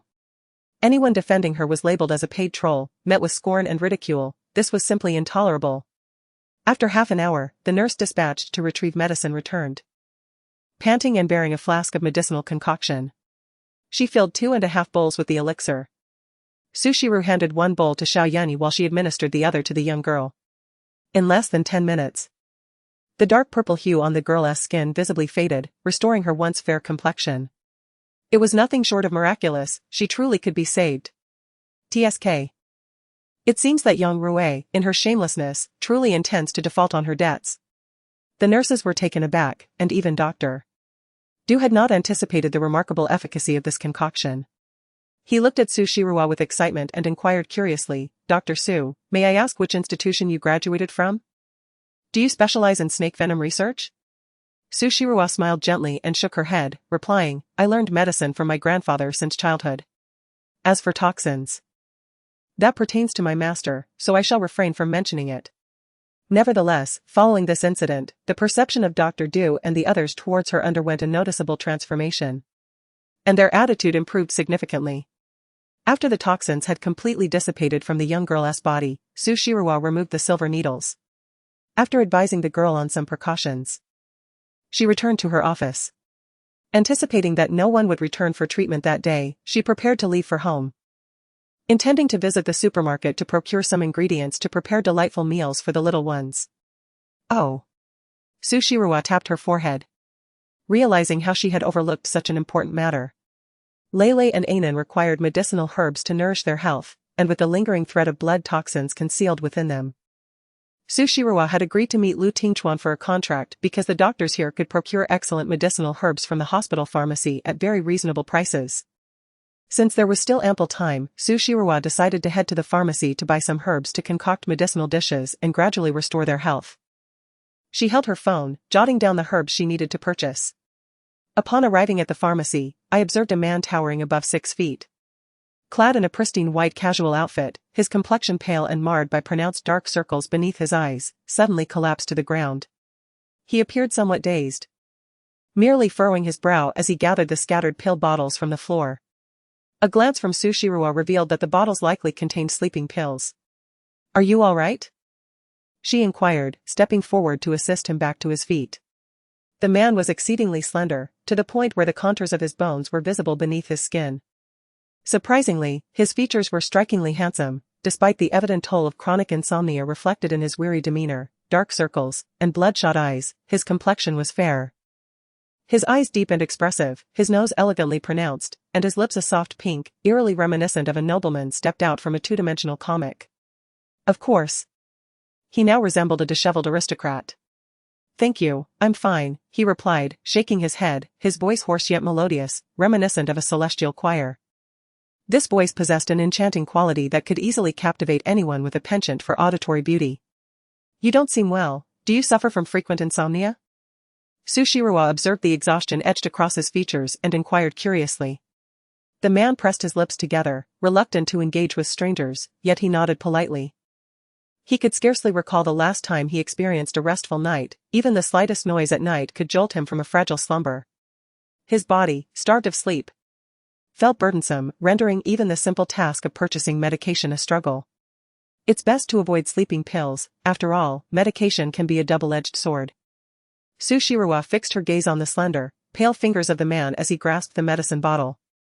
With genuine kindness, she suggested, if you trust me, you may register here. I can prepare a sleep sachet for you. What do you think? Are you a doctor here? The man inquired, visibly surprised. Sushirawa was not clad in a white coat. He had presumed she was a relative of a patient. He shook his head, seemingly resigned to his condition, stating, My insomnia has persisted for quite some time. No method has proven effective, only sleeping pills offer me a modicum of relief. Although he was compelled to consume a dozen pills daily to achieve even a brief slumber, he considered it a significant improvement. Since you are already in the hospital, I can prepare a sachet for you to take home and try. If it proves effective, you may return for a refill, Sushirawa offered with genuine intent. Having recently secured a formal position as a physician, she felt it was her duty to fulfill the responsibilities of her profession. Insomnia was a trivial matter, after all. Chapter 43, The Identity of Xiaoyun. Sushirawa entered the pharmacy, lost in her thoughts, and penned a new prescription, requesting the staff to assist with the preparation. Shortly thereafter, a packet of herbs was placed into her hands. She glanced at the man and instructed, Please proceed to my office. These ingredients require processing before they can be fashioned into a sachet. The man hesitated momentarily but inexplicably followed her. Once seated in Sushirawa's office chair, he became acutely aware of his surroundings, questioning his own sanity. How could he possibly believe that such a young female doctor could alleviate his insomnia? It is worth noting that, in his quest to alleviate this ailment, he has consulted countless eminent figures in the medical field, both domestically and internationally, yet to no avail. Sushirawa's office is bathed in natural light, with the sun streaming through the windows and casting a gentle glow upon her, as if enveloping her in a delicate halo. Her fair complexion appears subtly flushed under the sunlight, and her exquisite features, along with her fan-like eyelashes, leave one momentarily entranced. Having completed the sachet, Sushirawa instinctively smiled as she spoke, Place the sachet beside your pillow while you sleep. Should it prove ineffective, feel free to return to me. The man, lost in thought, accepted the sachet and inquired, What is your name? I am the physician here, Sushirawa, she replied, gesturing to her name badge with a cheerful demeanor. My surname is Gu, I am Gu Xiaoqing. He said this with a pallid expression, adding, If it works, I will be grateful. With that, he ambled away unsteadily. Sushirawa found the name Gu Xiaoqing somewhat familiar, yet she could not recall where she had heard it before. After attending to 2 patients, she gathered her medical bag and prepared to leave for the day. On her way, her phone suddenly buzzed with 2 text messages. Xiaogua Bank, your account ending in 6112 received a deposit of 114,000 yuan on October 22 at 1843. Ah! Sushirawa exclaimed in surprise. The hospital's financial department is remarkably efficient. It appeared that Xiaoyun had settled the fees, and she had not anticipated such a substantial amount. Just then, a WeChat message arrived from the newly added contact, Xiaoyun, WeChat red packet, wishing you prosperity and great fortune. Dr. Su, thank you for saving my sister. Please accept this token of gratitude. Sushirawa replied, You've already settled the expenses. There is no need for you to insist on giving me anything further. No. That sum pales in comparison to the lives of my sister and me. Doctor, please do accept it. The hospital has not prohibited private donations, after all. Sushirawa countered. I must return it. I have already received a payment once, and it is against professional ethics to accept a second. All right then. May I treat you to a meal later? Sushirawa sighed, I'm afraid I may not have the time. Can we consider it a gathering among friends? Please. I implore you. Sushirawa sighed again. Fine. I must admit, Xiaoyun is quite persistent. With a smile, Sushirawa returned home in high spirits. Mommy's back. Mommy. Mommy. A kind uncle has come to visit. Upon entering, she was warmly welcomed by Lele and Anan. Hearing Anan's voice, she paused slightly and noticed the presence of a remarkable figure in her home. The man donned a pure black silk shirt, the collar slightly open, revealing his exquisitely shaped collarbone. His handsome face appeared as if meticulously sculpted, and his eyes remained as inscrutable as ever. The children were unaware of Lu Tingchuan's true identity. Yet Gu Yun was fully aware. Surprised that the esteemed Lord Lu would personally visit, Gu Yun felt immense pressure as she entertained him, even baking some cookies. Mr. Lu. Is there a particular reason for your visit? Su Shirua changed her shoes upon entering, looking rather bewildered. Lu Tingchuan curled his lips, stating he had a matter to discuss and thus paid a visit. Mommy, look. This is the transformer that kind-hearted uncle bought for me. He also got a doll for my sister. And excitedly showcased a robot model nearly as tall as himself. Su Shirua frowned, such transformers were worth several thousand, if not more. How could they casually accept such an extravagant gift? Just as she was about to admonish her son, Lu Tingchuan interjected, these toys hold little value. I recently acquired an import toy company, and these are merely sample products. Even if they are samples, they are still far too expensive, Su Shirua replied, shaking her head. We cannot accept such lavish gifts without cause. If you dislike them, you may discard them, Lu Tingchuan replied nonchalantly. They are intended for the children, not for you. Su Shirua was momentarily at a loss for words and turned her gaze to the two little treasures. And then, pouting, reluctantly pushed the transformer back to Lu Tingchuan. Kind-hearted uncle, you should take it back. Anan cannot accept such an expensive gift. Lele also trotted over with the doll, eager to return it. Lu Tingchuan took a deep breath, asking, is it not acceptable for me, as the employer, to gift these to the new staff at the hospital? He continued, moreover. Due to your bravery in saving the Xiao siblings today, the contract that the Chuancher group has been negotiating with the Xiao family has finally succeeded. You are the hero here. These small toys are merely a token of appreciation. Tomorrow, another portion of your bonus will be credited to your account. Su Shirua wore a face full of questions, her confusion palpable. Lu Tingchuan gazed at her, unsure whether to commend this woman for her remarkable fortune. The siblings, Xiao Yan and his sister, had lost their parents, leaving behind the vast Xiao family fortune. In Nanyuan City, Xiao Yan was not to be underestimated. Even compared to Jiang Qingyi, this woman had inexplicably saved the lives of the siblings, unknowingly forging significant connections. While not quite on par with Lu Tingchuan, Xiao Yan certainly had a fair number of individuals eager to curry favor with him. A quick online search for Xiao Yan would reveal his considerable renown. Lu Tingchuan patiently nudged her to search. It was only then that Su Shirua picked up her phone to investigate. To her surprise, beneath his youthful exterior, Xiao Yan was quite the influential figure. Online, she found photographs of him in a suit and glasses, recognized as the sole authority of the Xiao Corporation, who had successfully carved out a substantial empire in the country through his exceptional intellect. Many netizens even referred to him as one of the most desirable wealthy heirs to marry that year. Reflecting on the young man she had seen weeping so sorrowfully in the emergency room, Su Shirua was astonished to learn that Xiao Yan was indeed a big shot. Very well, you may accept this, she concluded. Upon reviewing this information, Su Shirua, having tucked away Lu Tingchuan's gifts for the children, felt no hesitation in her generosity. She would accept what was rightfully hers while shunning anything that was not. The two little ones instantly burst with excitement, rushing back to their bedroom with their toys in tow. Su Shirua watched them with a tender gaze, her eyes brimming with warmth. Unbeknownst to her, this sight equally captivated Lu Tingchuan, leaving him in awe. The sun dipped below the mountains, and dusk gradually enveloped the Su family villa.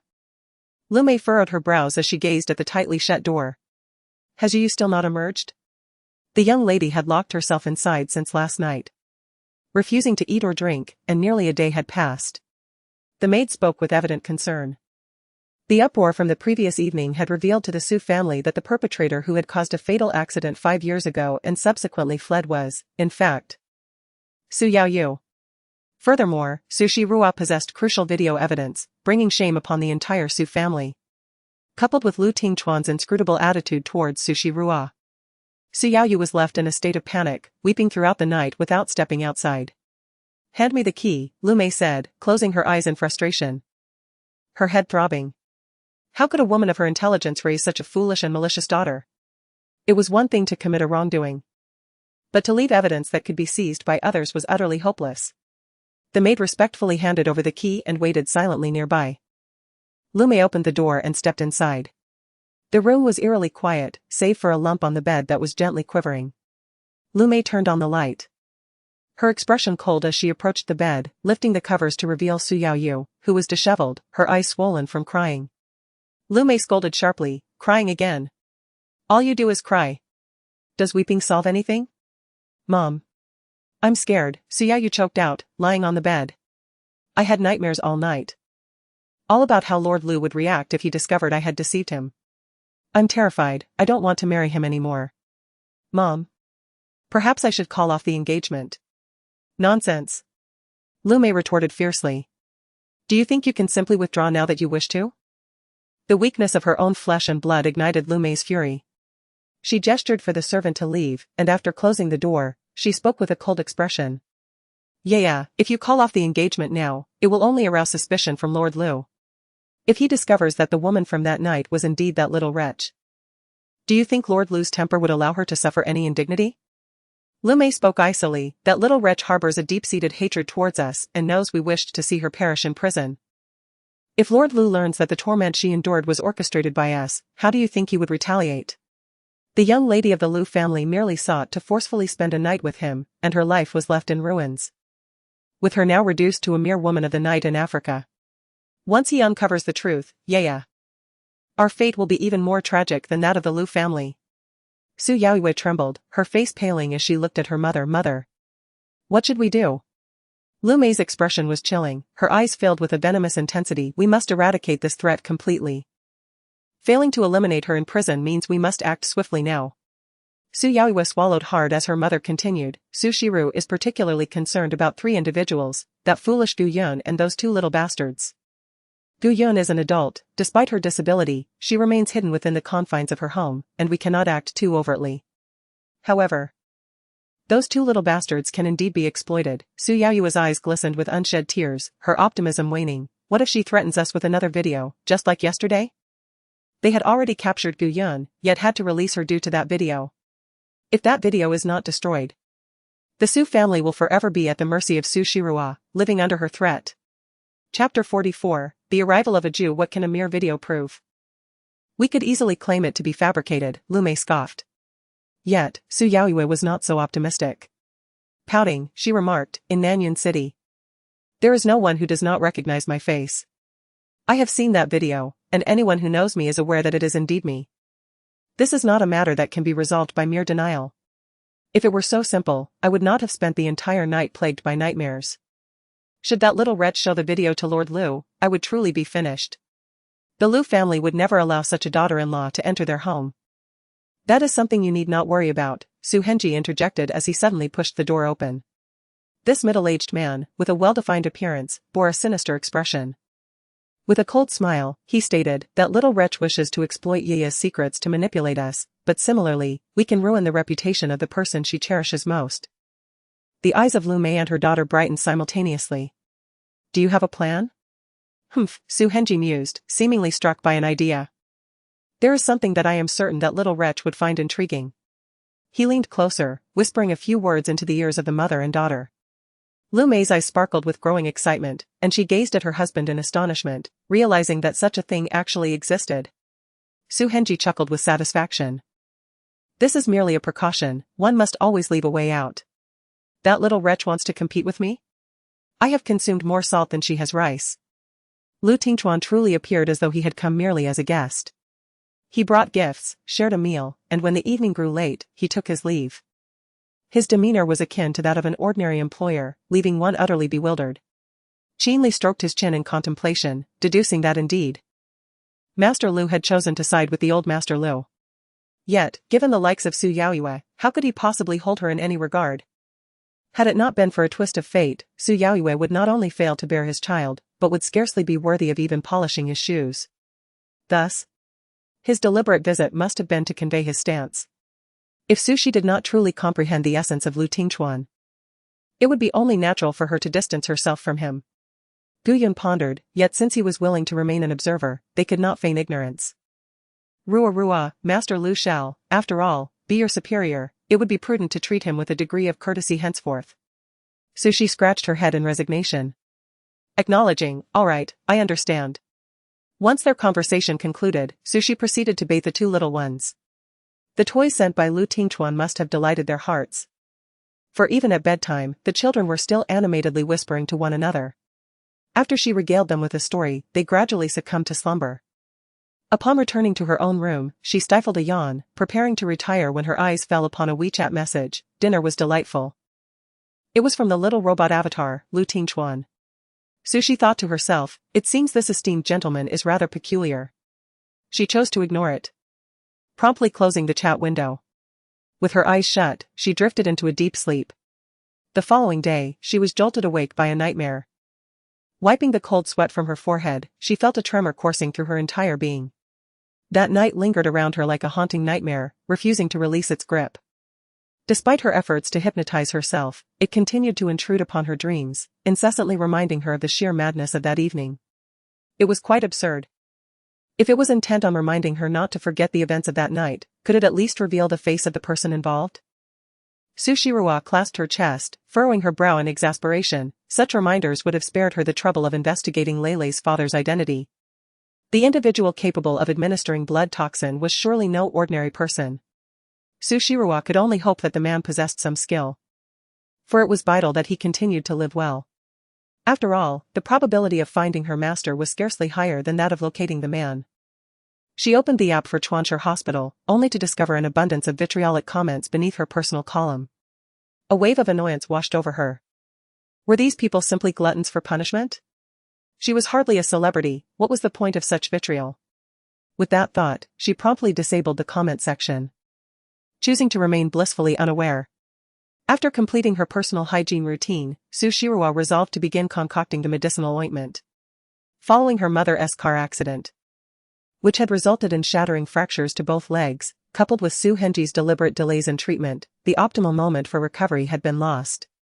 Yesterday, she had purchased a considerable amount of medicinal herbs from the hospital pharmacy, and once the ointment was prepared, her mother would be able to stand again within a month. The amalgamation of traditional Chinese herbs produced a potent aroma. Upon rising, Yun caught a whiff of the strong medicinal scent and couldn't help but cover her nose, exclaiming, Rua, what on earth are you concocting? It's a type of medicinal ointment, Su Shirua replied with a smile. It's for you, mother. Me? Yun was taken aback. Yes. Su Shirua explained that this ointment was derived from an ancient prescription left by her grandfather, specifically designed for alleviating pain. Mother, don't you often suffer from leg pain? I will prepare some ointment for you, it is sure to be effective. As for why she directly disclosed the ointment's efficacy, Su Shirua was concerned that if it proved ineffective, it would only add to her mother's distress. Although she had tested it several times while in prison, the absorption of medication varies from person to person. Without absolute certainty, Su Shirua hesitated to guarantee a complete success. Is that so? Yun smiled gently, feeling her heart soften. The two children had just finished washing their faces and were now brushing their teeth. Observing them, Yun quietly remarked, Rua. Lulu and Anan are already 4 years old, aren't they? Do you plan to continue keeping them with you without sending them to kindergarten? Su Shirua paused, having certainly contemplated this, but she had yet to find a suitable school. Moreover, she intended to properly nurture their health. Life in the orphanage had left them with many deficiencies. If she did not compensate for these while they were still young, they might encounter numerous issues as they grew older. The children were getting older, they could not remain out of school indefinitely. Yun continued to chatter. I will have someone inquire if there are any good kindergartens available. We must ensure that Su Henji does not have the opportunity to harm the children. Su Shirua nodded in agreement, as this was a concern that had long occupied her thoughts. That night, Su Henji's family was merely taken aback by the video she presented. And with Lu Tingchuan and Jian Qingyi present, it allowed her to smoothly take her mother away. Had the circumstances been different, such revelations would have had little impact. Instead, it would only provoke Su Henji's malice. Now, that family likely harbors a deep-seated hatred towards her, and Su Shirua is concerned that these frenzied beasts might target the children. It seems imperative to deal with the Su family swiftly, otherwise, we may find it impossible to even send the children to school in peace. Gu Yun remarked with a grave expression. Su Shihua smiled reassuringly, do not worry, as long as Lu Tingchuan does not intervene. I will soon ensure they reap the consequences of their own malevolence. After breakfast, Gu Yun contemplated finding something to occupy her time. Su Shihua had purchased a variety of embroidery tools for her, which would serve as a perfect diversion. With the daily responsibility of entrusting the two children to her mother's care, Su Shihua planned to make a trip to the hospital. However, just as she stepped outside, she spotted Qin Li standing at the door. What is it, Sister Qin Li? Qin Li's expression was serious. Shihua, a Jew has arrived. What? Su Shihua was taken aback. A Jew? Yes, I just received her message. She wants you to meet her regarding an important matter. What matter? Su Shihua inquired. Qin Li shook her head. I am not quite sure, she asked me to bring you to her. Without any hesitation, Su Shihua replied, all right, let us go. A Jew could be considered her second mentor. Although she had never openly acknowledged Su Shihua as her disciple during her time in prison, Su Shihua's current skills are entirely attributed to a Jew's teachings. Thus, despite a Jew being only slightly older, Su Shihua held her in the same regard as a master. The same could be said for Qin Li. A Jew was a woman of few words and shrouded in mystery. They only knew she had been imprisoned for murder, but the details of her past remained unknown. Even her true name had never been revealed. Qin departed with the car, escorting Su Shihua to a CAF designated by a Jew. Early in the morning, the CAF was nearly devoid of patrons. A petite girl, sporting a bobbed hairstyle and a doll-like face, was seated by the window, earnestly sipping her coffee while clad in a beige jumpsuit. Her expression was one of deep concentration, as if nothing in this world could surpass the exquisite taste of coffee. When Su Shihua and Qin arrived, this was the scene that greeted them. Both were filled with excitement upon spotting a Jew, but before they could utter a word, the diligent coffee drinker lifted her head and whispered, "Shoo, let us keep quiet for now." Exchanging glances, Su Shihua and Qin took their seats opposite a Jew. Once she finished her coffee, a Jew smiled, revealing her adorable little fangs. "Shihua, I've come to seek your assistance with something. Just tell me directly." "I'll help with whatever I can," Su Shihua replied. A Jew frowned slightly and said, "I need you to help me kill someone." Chapter 45, The Peculiar Usurped. Su Shihua gasped, her eyes wide in disbelief. "A Jew, what did you just say? What do you mean?" A Jew blinked innocently. Her tone as casual as if she were ordering a bubble tea. "I said, help me kill someone." "Wait a moment." Su Shihua placed a hand on her forehead, striving to regain her composure. "A Jew, murder is illegal. I'm sorry, if it were anything else, I could assist you, but this is beyond the pale."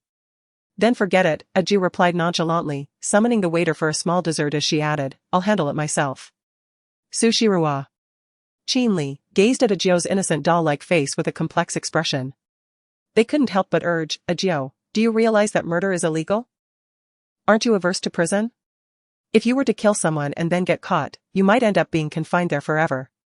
A Jio exclaimed in surprise, "Really?" After speaking, she frowned and shook her head, "Then I won't kill anyone, I don't want to be locked up again." Su Shihua and Qin Li exchanged a glance, feeling puzzled. They had found a Jio to be quite peculiar since they met her in prison. Possessing an unimaginable level of formidable strength, she nevertheless lacked common sense, often appearing more childlike than a child. Yet, no matter what they asked her, she remained tight-lipped, never disclosing any details about her past. Su Shihua couldn't help but inquire, "A Jio, why do you want to kill?" "Because I want to earn money," a Jio replied earnestly, "I want to make a lot of money." "You can acquire such wealth through other means, you don't necessarily have to resort to illegal methods," Su Shihua said in a tone akin to that of a mother comforting her daughter. "You are so capable, you could easily work as a bodyguard for the wealthy. I've heard that some skilled bodyguards earn several million a year. Killing doesn't pay as well as being a bodyguard." "Is that so?" a Jio pondered, her eyes lighting up as she processed the information. Qin Li chimed in, "A Jio, where did you go after you got out of prison? You didn't actually go out to kill someone, did you?" A Jio shook her head honestly, replying, "No, I have returned home." Su Shihua then inquired, "Why did you suddenly decide to venture out to earn money?" Is your family in dire financial straits? Do you urgently need funds? In response to this, Ajio chose silence. The caramel pudding she had ordered was brought to her by the waiter, and her eyes sparkled with delight as she scooped it with her silver spoon, savoring its sweet aroma with a look of utter satisfaction. Observing Ajio's fair complexion, Sushiruwa suddenly spoke, "If you are not in immediate need of money, you could work with me." Ajio, perplexed, bit her spoon and asked, "With you?" "Indeed." Sushiruwa replied, believing that Ajio's strength would alleviate concerns about the safety of her mother and children. "How much do you need?"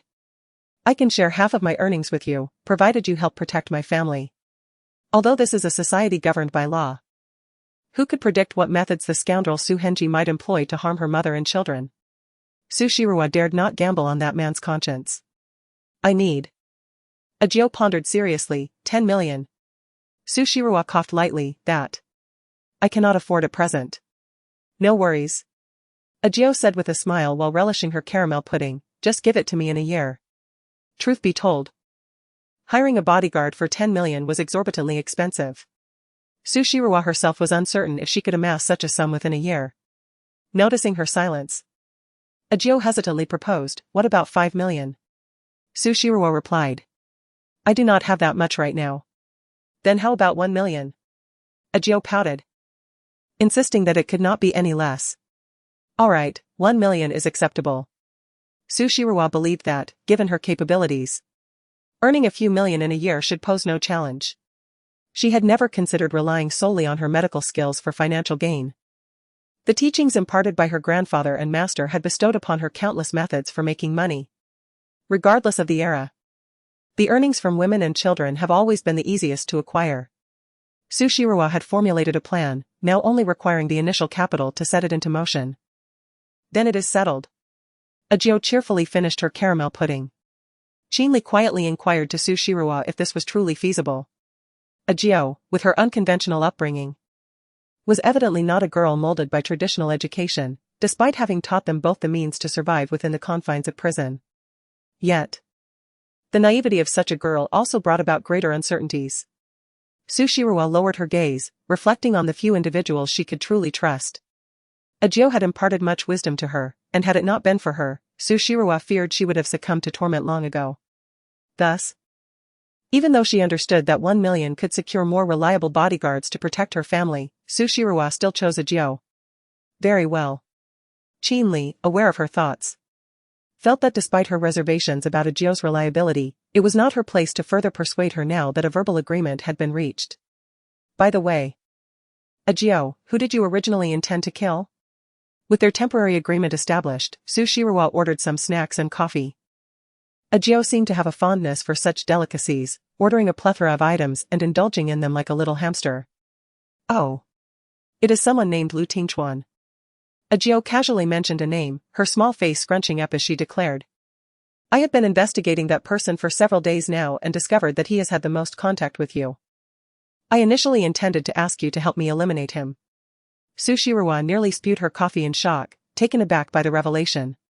She stared at Ajio, incredulous. "Do you know who he is? How could you even consider taking action against him? Lu Tingchuan's life is worth 500,000. Ajio lamented, "Unfortunately, he is too formidable, I can hardly approach him." Sushiruwa was left speechless. The notorious Lord Lu, whose life was merely valued at 500,000. Had Ajio not spoken with such earnestness, Sushiruwa would have thought she was jesting. Chinli, unable to contain himself, chuckled softly. Ajio, puzzled, asked, "Chinli, why are you laughing at me? Do you know who Lu Tingchuan is?" Chinli replied, stifling his laughter.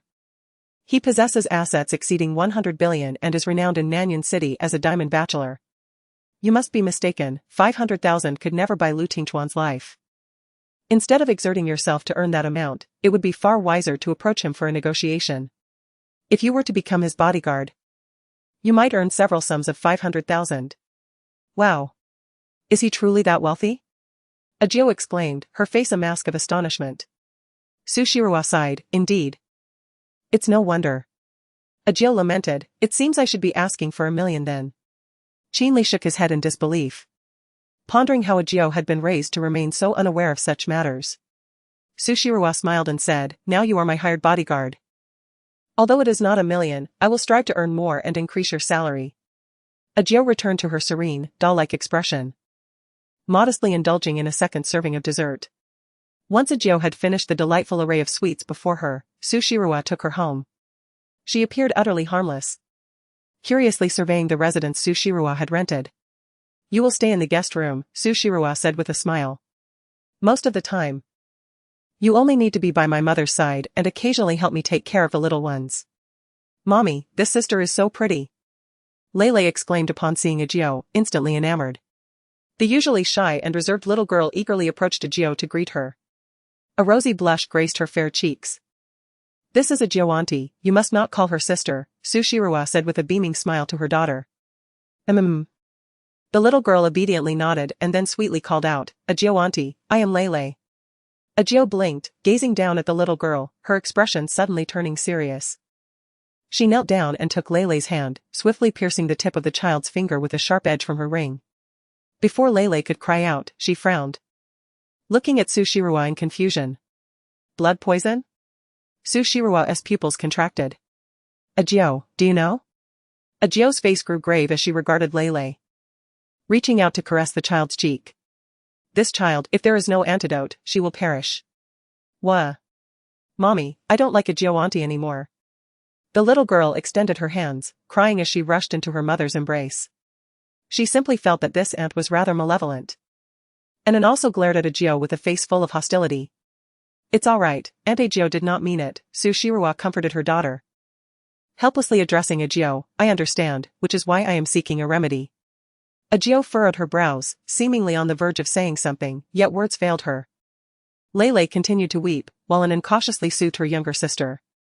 Though still young, he displayed an unusual maturity, a result of his upbringing in an orphanage. Upon overhearing the conversation between his mother and Aunt Ajio, a hint of concern shadowed in Ann's eyes as he gazed at his sister. "Blood poison? What could that possibly be?" Ajio's arrival seemed merely to increase the household's numbers. Guyun did not inquire why her daughter had brought a stranger into their home. Her Ruoro had been forced to mature prematurely. Whatever she did, there were always her own reasons. As a mother, all she could do now was unconditionally trust her daughter, striving not to become a burden. Looking at her own legs, Guyun felt a wave of despondency wash over her. After settling Ajio, Sushirawa proceeded to the kitchen. The medicinal paste she had simmered in the morning was nearly cool. After vigorously stirring, it had become quite viscous. Sushirawa brought the paste out and squatted before Guyun, saying, "Mom, let me apply this medicinal paste for you. You should see results in about a month." Guyun nodded. "My legs are already in this state, there's no need to spend money on such expensive herbs. You are my mother. It is only right that I spend whatever it takes for you," Sushirawa replied with a smile, carefully applying the paste to Guyun's legs. Su Henji and the others had never intended to genuinely treat Guyun's condition. Her legs, having remained inactive for years, had already atrophied. The dark ointment applied, Guyun felt nothing at all. However, Ajio stared intently at the ointment in her bowl and suddenly inquired, "Sushirawa, I no longer wish for your money. Could you possibly spare me a portion of that ointment?" Chapter 46, The disgusting nature of Su Henji. Since Ajio could discern the blood toxin on Lele at a glance, it indicated her profound understanding of pharmacology. "No need for that, I will give you the money as well as the ointment."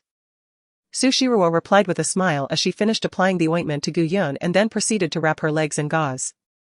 This ointment required 3 days for absorption, after which she would procure more herbal materials to continue the treatment. Ajio nodded enthusiastically, her gaze towards Sushirawa growing increasingly fervent. Although she had known of Sushirawa's medical skills during her time in prison, she had never anticipated that she could concoct such a long-lost remedy. It seemed that she would not need to earn 1 million to heal a Yun's legs after all.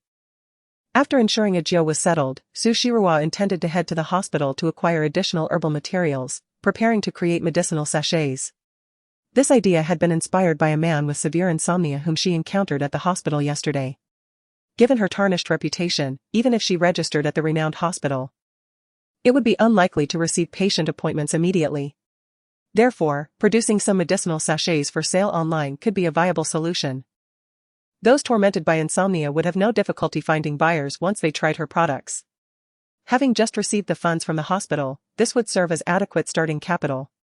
Once the sachets gained traction in the market, she could venture into creating beauty and skincare medicinal cosmetics, aiming for expansion and success. The more she contemplated, the more exhilarated Su Shirua became.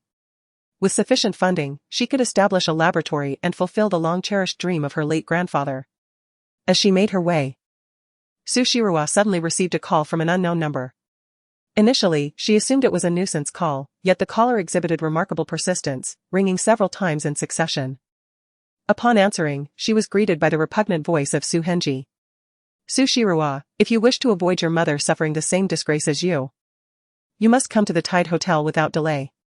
What scheme are you plotting now, Su Henji? Su Shirua retorted coldly. The mere sight of your face makes me nauseous. Are you not aware of how utterly revolting you are? Ha, you little harlot, do you think I am not disgusted by you? Since you are indifferent to Gu Yun's reputation, don't blame me for being ruthless as a father. Su Henji sneered, TSK, if your mother's scandalous photos circulate online, it should certainly incite a stir. After all, even though she is now a cripple, her physique remains quite alluring. Su Henji. Su Shirua could hardly believe her ears. How could a man be so shameless and vile as to threaten to share his ex-wife's scandalous photographs with the world? I will give you 20 minutes to change into something presentable. The Tide Hotel is currently hosting a banquet, and if I do not see you here in 20 minutes, Gu Yun's photos will be broadcast across the hotel's grand screen, he threatened with a cruel laugh before abruptly ending the call. Su Shirua's eyes reddened with fury. Disgusting. Utterly repulsive. How could there be such despicable individuals? Yet, when it concerns her mother's reputation, Su Shirua dares not take the risk. When her mother suffered a car accident, it left her with a mental blow, unable to stand again, otherwise, she would not have been easily deceived by Su Henji into leaving with nothing, while her substantial assets were transferred away. If Su Henji indeed possesses such damaging material, the mere thought of its revelation terrifies Su Shirua, as it could devastate her mother. After all, before her maternal grandfather and uncle vanished, her mother had been cherished and raised as a princess. With her prideful nature, how could she bear the exposure of such disgraceful information? Even Su Shirua could not have anticipated that Su Henji would resort to such tactics to threaten her. With a grim expression, she hurried to the nearest mall to select an evening gown and then rushed to the Tidal Hotel. Fortunately, her location was not far from the hotel, and within 20 minutes, she made her appearance. This is my eldest daughter. Come, Shirua, let me introduce you.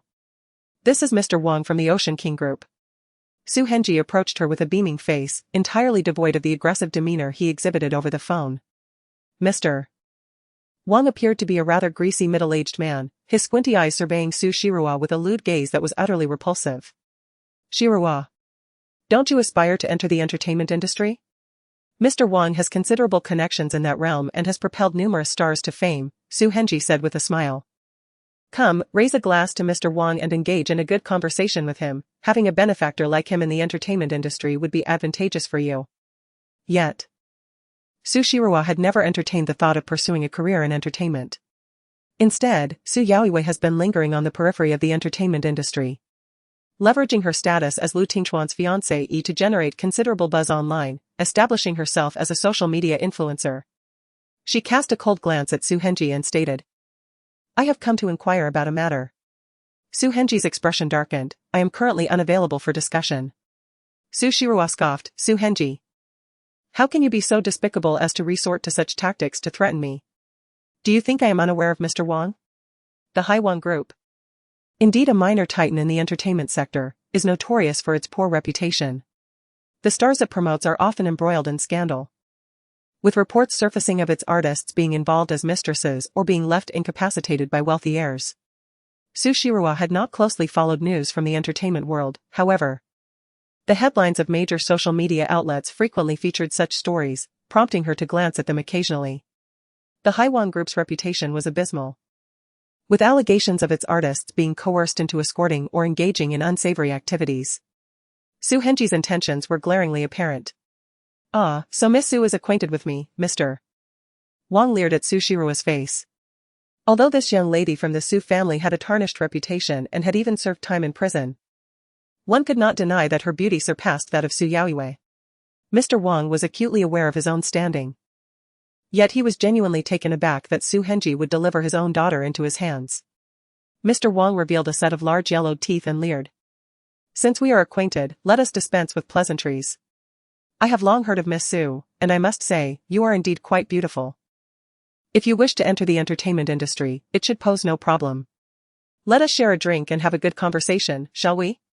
With that, he extended a glass of pale red wine towards Su Shiruo. With a composed expression, Su Shiruo refrained from accepting it. Su Henji's gaze turned icy, and he threatened her with displeasure. "Behave yourself. Mr. Wang is offering you this drink out of respect. I warn you, with just one call, Gu Yan's photos could swiftly ascend to trending topics." Suppressing her rage, Su Shiruo cast him a cold glance before reluctantly taking the glass. Mr. Wang laughed heartily. "Miss Su, come, let us toast." The wine had been tampered with, and the intentions of these two men were unmistakable. Su Shiruo gripped the glass tightly. Feeling the weight of Su Henji's threatening gaze, and with a stoic face, she downed the drink in one go. The smile on Mr. Wang's corpulent face deepened. Su Henji chuckled lightly. "Mr. Wang, let us not forget our contract. My daughter is obedient, you must treat her well." Mr. Wang replied jovially. "Rest assured, my brother Su. The contract will be sent to your company shortly. This moment of indulgence is priceless. I shall take your esteemed daughter upstairs to rest." The Title Hotel was owned by Mr. Wang, and Su Henji cast a cold glance at Su Shiruo. Noticing her eyes glistening with unshed tears, he warned, "Serve Mr. Wang well, and as long as you comply, Gu Yun will remain unharmed. Do you understand?" Su Shiruo could already sense the effects of the drug beginning to take hold. Yet she maintained her composure.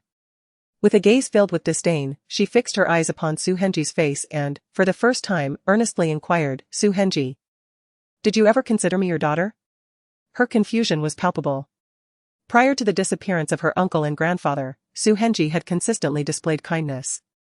He would buy her toys, personally prepare meals for her, and even shed tears when she stumbled and fell. Her childhood was marked by the love of her parents and a harmonious family life. Even when falsely accused by Su Henji and imprisoned 5 years ago, she found it hard to believe that the father in her memories could treat her in such a manner. Yet today, her father resorted to such threats against her. Why? Despite being his daughter, did Su Henji harbor such animosity towards her? Su Henji was momentarily taken aback, then let out a cold laugh before turning to leave. The gathering was clearly far from a typical affair. Su Shiruo even noticed a group of people encircling a young celebrity, whose clothing had been completely stripped away, wearing a face that exuded a desperate eagerness to please. Her presence naturally attracted considerable attention. A debauched-looking young heir approached, whistling as he sidled up to Mr. Wang. "Mr. Wang, who is this young lady? I haven't seen her before. With such a catch, how could you keep her hidden away? That's rather ungracious." Mr. Wang cackled. "This is Su Henji's eldest daughter. Don't worry, Heng Xiao. We'll let her join us shortly. She's consumed a red pill and will soon be like a dog for us to play with." "Wow. A red pill?" The individual known as Heng Xiao remarked with praise, seemingly oblivious to the situation. "That fellow surnamed Su is truly despicable. He actually administered a red pill to his daughter. It is evident that Su has never been a person of integrity. He deceived the esteemed young lady of the Gu family and devoured the Gu family's resources without a trace, likely dismissing this girl as insignificant." Thus, Mr. Wang and Heng Xiao began conversing in the presence of Su Shiruo, seemingly awaiting the effects of the drug. Su Shiruo felt a rapid surge of debilitating emptiness within her, rendering her body weak. Yet, she remained cognizant of her surroundings. Biting her tongue to maintain clarity, she gazed at Mr. Wang and suddenly proposed, "Mr. Wang, how about we strike a deal?" "Oh?" Mr. Wang paused momentarily, clearly surprised that she could retain such lucidity after consuming the red pill. Intrigued, he inquired, "What do you have in mind?" "If you release me today, I shall save your life." Mr. Wang was taken aback, then erupted into laughter, exclaiming, "You are quite the charming girl, even in such circumstances, you dare to jest." Chapter 47, Master Lu Plays Big. Does Mr. Wang not feel the daily agitation, anxiety, insomnia, and the excessive hair loss, accompanied by palpitations and unbearable liver pain? Su Shiruo maintained her composure. She was uncertain about the nature of this red pill. However, Since the incident 5 years ago when Su Yaoyue had drugged her, she had taken measures in prison, enlisting the guards to procure various herbs, solely to prevent a recurrence of being drugged. From a young age, her body was meticulously nurtured by her grandfather. And later she encountered a master proficient in the art of toxins. Under the master's diligent care, Su Shiroa became impervious to poisons. However, she never anticipated the existence of Substance C, which was the very reason she found herself powerless 5 years ago when she was schemed against. Yet, times have changed. And she can now endure the effects of such a potion to some extent. Upon hearing her words, Mr. Wang appeared momentarily taken aback and, with a hint of uncertainty, inquired, "How do you know these things?" Currently, he was plagued by insomnia, unable to find solace in sleep, often brought to tears by the pain that assailed him in the dead of night. Nevertheless, Mr. Wang had an inherent aversion to hospitals. Despite his wife's repeated suggestions to consult a doctor, he remained obstinate, fearing the possibility of a diagnosis that might terrify him. With a smirk, Su Shiroa observed him with a keen eye, her knowledge of traditional Chinese medicine allowing her to assess his condition merely by his outward appearance. "Ha ha ha, Mr. Wang. You cannot truly be fooled by a mere girl, can you?" Mr. Heng laughed exaggeratedly as he approached Su Shiroa, raising his hand as if to touch her face. "Miss Su, rather than trying to deceive others here, why not simply spend a night with Mr. Wang? Rest assured, his skills are quite commendable and will surely satisfy you." Su Shiroa deftly evaded his unwelcome advance. She had heard of this Mr. Heng even before her incarceration. He was notorious for his indiscriminate pursuits, seeking to entertain himself with anyone deemed attractive. Known for his debauched lifestyle, Mr. Heng elicited a flicker of disdain in Su Shiroa's eyes. "Do not touch me." "Ah. What is this? Am I not to your liking?" Mr. Heng's demeanor turned icy as he reached out to grasp Su Shiroa's face. Su Shiroa felt an overwhelming heat coursing through her body, rendering her utterly powerless to resist. Gritting her teeth, she rapidly contemplated an escape when suddenly the visibly weakened Heng Xiao was unceremoniously kicked aside. With a muffled groan, he angrily rose from the ground, shouting, "Which little beggar dares to lay hands on your Heng grandfather? Living life on the edge. Lu, Lord Lu?" Heng Xiao's eyes widened in shock, nearly popping from their sockets. A man clad in a silver-gray thin trench coat had appeared at Su Shiroa's side without her noticing. With broad shoulders and a slender waist, his tall and imposing figure bore deep black eyes that gazed at Heng Xiao as if he were examining a corpse. His handsome face was shrouded in an icy demeanor that sent shivers down one's spine. What brings you here?" Such frivolous gatherings were notorious for fostering chaotic dealings. Those attending such soirees often harbored predatory intentions. In the world of the affluent, the games they played were quite daring.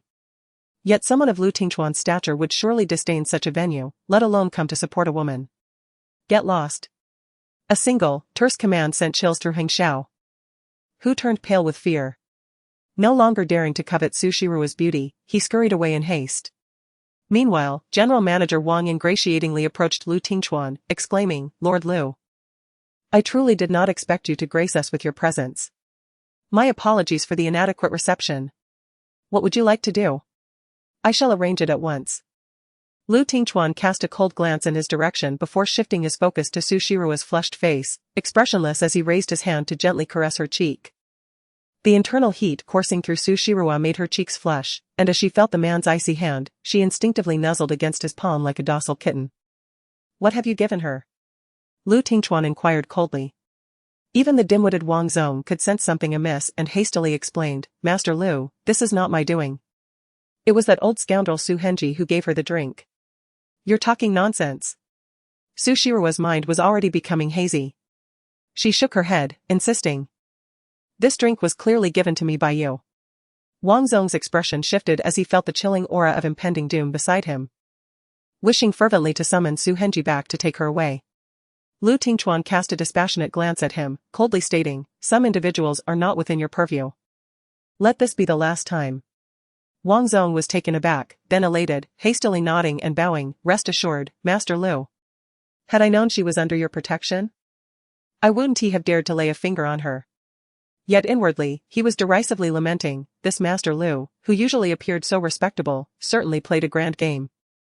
His fiancée was Su Henji's second daughter, Su Yaoyue, yet here he was entangled with his sister-in-law. Ah, merely putting on a faade of propriety. The innate flaws of man are indeed evident. He smiled obsequiously. Master Lu, the presidential suite at the Tidal Hotel has always been reserved for you. How about you and Miss Su retire there for the night? Lu Tingchuan, perceptive of the sordid thoughts swirling in Wang Zong's mind, sneered coldly and promptly lifted Su Shirua into his arms, striding out of the banquet hall. Unbeknownst to him, the scene of him cradling Su Shirua in his arms was utterly astonishing to those present. Lu Jianing, with a mindset of witnessing a spectacle, had stealthily made her way here, only to unexpectedly behold this moment. A flicker of urgency flashed in her eyes as she discreetly snapped numerous photos to send to Su Yaoyue, cursing under her breath about the failure to deal with that little vixen. What on earth was Su Yaoyue thinking? Did she truly intend to relinquish such an exceptional man as Lu Yi to Su Shirua? Lu Jianing seethed with resentment. No. She would not permit Su Shirua to ascend to such heights. That little wretch had once shown her not an ounce of respect, causing her to lose face among the Su and Lu families, and to this day, she was mocked by those bastards as a thief. How could she swallow such humiliation? Unless she personally cast Su Shirua into the depths of despair, how could she avenge the scorn and ridicule she had endured over the years? A glint of malice flickered in Lu Jianing's eyes as she stealthily followed, watching as Lu Tingchuan truly escorted Su Shirua into the presidential suite. Her face darkened with fury. That shameless little hussy, employing such tactics to ensnare a man. Just wait, Su Shirua, I shall ensure your utter disgrace. Lu Jianing scowled at the photos captured on her phone. Since that useless Su Yaoyue could not handle Su Shirua, she would take matters into her own hands. She commanded to keep a close watch on the Haiwan group and to orchestrate something that would cause that Wang fellow to vanish from Nanyuan City henceforth. Lu Tingchuan carried the person into the room and issued orders to Zhao Chen at the doorway. Well, my lord, what do you mean by this? Zhao Chen hesitated, casting a glance at the demure woman nestled in his arms, making it difficult not to leap to conclusions. Mind your gaze, Lu Tingchuan warned, shooting him a sidelong glance as he closed the door. Su Shirua clung tightly to his neck, her form resembling that of an octopus, though her rationality remained somewhat intact. She softly inquired, Mr. Lu, are you intending to take advantage of me in this moment of vulnerability? Her voice was smooth and gentle, each note laced with an alluring tone. Lu Tingchuan's deep, dark eyes fixed intently upon her as he carried her into the bathroom. Su Shirua shook her head, feeling a twinge of trepidation. Despite modern perspectives on such matters being more liberal, she had never experienced such intimacy with any man. Except for that one night 5 years ago. Perhaps it was a moment of delirium, but as she gazed upon the intoxicatingly handsome face of the man before her, a sinful thought suddenly crept into her mind. Throughout her life, Su Yaoyue had always sought to outdo her in every aspect. If she were to steal Lu Tingchuan away from Su Yaoyue, that woman would surely be engulfed in anguish, wouldn't she? Clenching her fists, a voice within her persistently seduced her into entertaining this notion. Lu Tingchuan placed her in the bathtub, standing beside her, looking down with an imposing presence before turning on the cold water, suddenly dousing her with it. Su Shirua shivered, her mind snapping back to clarity. What are you thinking? How could such a distasteful thought cross my mind? Awaken now? The man's low voice echoed hollowly in the bathroom as he observed the drenched woman seated in the tub. His interest piqued. What do you suppose I intend to do? Su Shirua, as a contracted physician at Chuancher Hospital, it would be prudent to refrain from creating any unfortunate incidents, particularly by indulging in alcohol at such gatherings. Are you truly in want of male companionship? Su Shirua's complexion paled as she began to respond, but Lu Tingchuan interrupted her with a sardonic laugh. I had assumed you possessed some intellect, yet here you are, demonstrating sheer foolishness. Whom are you insulting? Su Shirua's face flushed crimson as she glared at him, unaware that her expression lacked any semblance of intimidation. Rather, it appeared almost endearing. Lu Tingchuan's gaze darkened, and he swallowed hard. Adjusting his collar, he reprimanded her. Now, speak plainly. What has Su Henji employed to compel you into consuming something you know to be questionable? Turning her face away, she retorted, it's none of your concern. Huh? Lu Tingchuan crouched before her, grasping her cheek. None of my concern? Without my presence, do you truly believe you would emerge unscathed after consuming that drug? The individual surnamed Wang was notorious within the circle for his despicable conduct. Should you fall into his clutches, you would enter upright and exit horizontally. Upon discovering that Su Shirua had entered such a disreputable environment, Lu Tingchuan cast aside his business partner without a second thought. In the past, he had always refrained from involving himself in such matters, yet the thought of this foolish woman being toyed with by those men ignited a fierce rage within him, clouding his judgment. The sight of that lowly individual daring to touch her face nearly drove him to the brink of violence. Observing Su Shirua's continued defiance only fueled his frustration. Lu Tingchuan took a deep breath, gently running his fingers through her damp hair. For the sake of Anan and Lele, you must take care of yourself. If something were to happen to you, what do you intend to do about the two children? Su Shirua, remember, you are not alone. In times of difficulty, you can always seek my assistance. Chapter 48, Su Yaoyue comes calling. Why? Even as the flames of anger ignited by Gu Qian began to cloud his judgment, the man's words struck a chord deep within Su Shirua's heart. She lifted her gaze, her tearful eyes fixed intently on the remarkably handsome face before her. His expression was icy, yet his deep black eyes were filled with emotion she could not comprehend. Lu Tingchuan offered no response, merely caressing her flushed cheek. The heat radiating from her indicated that the effects of the medicine were beginning to take hold. In the bathroom, a faint fragrance of medicine gradually permeated the air as the water from the shower enveloped Su Shirua's fragile form. Her complexion turned pale as she curled into herself. Cold. So cold. Su Shirua trembled, her mind growing increasingly foggy, and even the face before her began to blur. Lu Tingchuan furrowed his brows. The red medicine was not a benign substance, and intimacy would only further harm her body. Be good, hold on a little longer, once the effects wear off. Everything will be fine. Despite his reassurances, he still sent a message to Zhao Chen, instructing him to prepare some red date tea and similar remedies. In the expansive bathtub, Su Shirua curled up within, the frigid water soaking her entire body. Her inky black tresses clung to her cheeks, framing a delicate visage that appeared pale yet possessed an eerie flush, reminiscent of a disheveled fairy, stunning yet heart-wrenching. After an hour submerged in the cold, her rationality slowly returned. Throughout this period, Lu Tingchuan remained by her side, silent yet providing Su Shirua with an unprecedented sense of security. With a pallid complexion, she emerged from the bathtub, and Lu Tingchuan enveloped her in a thick towel, simultaneously offering her a cup of perfectly warm red date tea. Upon sipping, the subtly sweet flavor transformed into a comforting warmth that coursed through her heart. She pressed her lips together and tilted her head to gaze at Lu Tingchuan, whispering a soft, "Thank you." "You're welcome," he replied. As he inhaled the familiar medicinal aroma, his gaze darkened, and he swallowed hard. Suddenly, a series of vigorous knocks echoed from the door, shattering the fragile atmosphere between them. They instinctively turned their attention to the entrance. "I prepared some clothes for you. Please go change in the room," Lu Tingchuan said with a slight smile.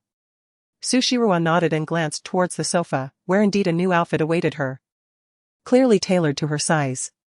She took the garments and stepped into the secondary bedroom, only to find Lu Tingchuan opening the door. "What brings you here?" he inquired, his expression impassive as he regarded the panting Su Yaoyue, an imperceptible impatience flickering in his eyes. "Lu. Master Lu, I came to find you and my sister." Su Yaoyue's eyes were red. In the past, she had always regarded Lu Tingchuan with a blend of respect and fear, yearning to approach yet daunted by his aloofness. Yaoyu could not bear it any longer as she repeatedly received intimate photographs of Lu Jianing and Su Shirua. Clearly, she was the fiancée of this man. Yet she had never been granted a single kind glance from him. Tears streamed down her cheeks as she implored, "Master Lu, are you truly with my sister? I am your fiancée. Why have you chosen Su Shirua as your mistress? What nonsense are you saying?" Lu Tingchuan frowned, his expression tinged with displeasure. "I know everything." Yaoyu sobbed, her eyes glistening with tears, filled with both indignation and sorrow. "Do you have any idea how much she despises me? Su Shirua has been scheming to approach you, luring you in, solely to take revenge on me. Master Lu, her feelings for you are not genuine. Please do not allow yourself to be enamored by her." "Revenge on you?" Lu Tingchuan narrowed his eyes dangerously, a cold smile creeping onto his lips. "What makes you think you are worthy of her revenge?" "Because you are my betrothed, the father of my child," Yaoyu replied. "That night, you witnessed it yourself. She bore 2 illegitimate children with those delinquents, all to make you their convenient father, granting those children an identity." With a sniffle, Yaoyu composed herself and continued. Though Su Shiroa is my sister, she once contemplated stealing my aunt's fiancé. She is, by nature, a wretched being, unaware of the filth and diseases she harbors. Master Lu. When you sent Steward Fong to propose, you promised to cherish and pamper me for a lifetime, yet 5 years have passed. Do you have any idea how they mock me? Su Yaoyue, I once believed you to be quite intelligent, yet the truth has revealed your folly. Lu Tingchuan remained composed in the face of Su Yaoyue's accusations, a hint of derision curling at the corners of his lips. Were it not for an Do you truly think you could parade around under the guise of my fiancée? Let me clarify, regardless of whether there is any connection between me and Su Shiroa. It is none of your concern. Bear in mind, I possess the power to bestow upon you everything, yet I can just as effortlessly reclaim it. At his words, Su Yaoyue trembled, disbelief etched across her face. Lu, what do you mean? She stammered. You ought to be more sensible. Perhaps then your Su family could still leverage my name for some advantage. Lu Tingchuan's voice turned icy as he replied, even if you were to bear Lan Lan. You shall never be my wife, do you understand? No. You cannot do this. Su Yaoyue vehemently shook her head, breaking into tears. It must be that vile woman who has bewitched you, right? Lu, you promised me happiness. I am to be your future wife. And I will not allow that wretched girl to usurp my place. With that, she abruptly dashed into the room. Coincidentally, Su Shiroa had just changed her clothes and was drying her hair as she emerged from the guest room. Upon seeing Su Shiroa's damp hair, Su Yaoyue's expression froze momentarily before contorting into a grotesque mask of rage as she lunged forward, her sharp claws aimed at Su Shiroa's face. Instinctively, Su Shiroa seized her wrist and retaliated with a swift kick. Su Yaoyue, lacking any combat experience, was no match for the battle-hardened Su Shiroa. With a scream, she fell to the ground, clutching her stomach as she gazed at Lu Tingchuan. Lord Lu, I am your fiancée. Are you truly allowing this woman to bully me? As she spoke, she cast a scornful glance at Su Shiru and coldly remarked, Su Shiru, did you not claim to disdain mistresses? Yet here you are, intruding between Lord Lu and me. Are you not just a repugnant mistress? I once believed you were proud. But it seems you are willing to play the mistress simply to retaliate against me, is that so? Su Yaoyue, do not project your own wretchedness onto others. Su Shiru brushed her hair aside, responding with a calm smile. As for your relationship with Mr. Lu, it is of no concern to me. I will not become a mistress, even if I were to seek revenge, it would depend on whether you are worthy of it. She continued disdainfully. Perhaps for a fleeting moment, I entertained thoughts of revenge, but to betray my own conscience for someone like you? I'm afraid you are not worth it. Su Yaoyue lay on the ground, her face contorted with anger as she looked at her. What are you pretending for? No matter how high and mighty you speak. You are still alone with Lord Lu in a room, are you not? Su Shiru, if you wish to find a father for your 2 illegitimate children, you must consider whether the elders of the Lu family will permit it. With a heartbroken expression, she turned to Lu Tingchuan. I know, Lord Lu, that you have already been ensnared by this wretched woman. However, Lan Lan is my son. If you intend to annul our engagement, I swear I will do whatever it takes to reclaim custody of Lan Lan, even if it means exhausting the resources of the Su family. No matter how powerful you are in Nanyuan City, you cannot take my son, Su Yaoyue's child. Lu Tingchuan's expression instantly turned ashen. Are you threatening me? Su Yaoyue. Do you think the Su family can snatch the child from my grasp? Su Yaoyue, with tears and laughter intertwined, retorted, you are the esteemed Lord Lu. How could our Su family possibly prevail against you? However, Lan Lan is my son, Lord Lu. If you push me to the brink, I am capable of anything. Her tone was laced with a sinister resolve. Lu Tingchuan regarded her with indifference, coldly stating, very well, feel free to give it a try. He then turned to Su Shiru, saying, let us depart, this room has become tainted with foulness, making me feel nauseous. Su Shiru nodded. Observing the hint of madness in Su Yaoyue's demeanor, and an unsettling premonition stirred within her. Yet, she quickly reassured herself, with Lu Tingchuan's capabilities. No matter the Su family's clandestine schemes, they could inflict no harm upon them. Such intrigues among the affluent were beyond the maneuvering of someone as insignificant as herself. She decided to disregard Su Yaoyue's predicament, for even if Lu Tingchuan refrained from taking action, it was inevitable that he would eventually deal with the Su family. 5 years prior, Su Yaoyue had colluded with her parents to frame her, even bribing a female convict to ruin her face and seeking her life. This vendetta was etched in her memory. Following Lu Tingchuan, they changed rooms. At that moment, several marketing accounts online suddenly released sensational headlines. Shock. A certain tycoon caught cheating. Jailed with a sultry woman. Spotted at a renowned hotel. Let's investigate what has become of the wealthy heiress who fled after causing an accident and served time 5 years ago. The eccentricities of wealthy daughters are truly astonishing, as a young woman finds herself entangled in intimate exchanges with multiple men. Lo and behold, I hail from Nanyun City. And I believe I have deduced the identity of the individual in question. Is it not the young lady who once courted her aunt's fiancé? Wow. It appears I too have an inkling of who this may be. Rumor has it that just a few days ago at the Su family banquet, several ruffians approached, vying for the title of the father of that young lady's illegitimate child. Su Shiruwa, you may simply read my ID card, there is no need to mention names. I never imagined Su Shiruwa would reveal such a repulsive side. How desperate must she be for male companionship? To think she would even entertain the thought of being with such unattractive and diminutive ruffians is enough to make one retch. Isn't the Su Shiruwa the top student from our school? I recall her academic prowess, she was quite exceptional. It was perplexing when she abruptly withdrew 5 years ago. And now I realize she was incarcerated. Allow me to divulge a juicy tidbit. This young lady not only pursued her aunt's fiancé but also had numerous senior suitors during her school days. Now, she seems to have set her sights on her younger sister's fiancé. This individual is truly loathsome. What compels one to sabotage familial relationships? These scandalous revelations were accompanied by numerous photographs of Su Shiruwa with various men. Naturally, Lu Tingchuan's visage was obscured. For many in the media are well aware of his temperament and wish to avoid incurring his wrath. Chapter 49, Exposure. A city in turmoil. Su Shiruwa's photographs have, for the first time, surged to trending status. The city of Nanyun is quite expansive, and the circle of affluent families is equally considerable. It wasn't long before the Su family began receiving calls from various parties.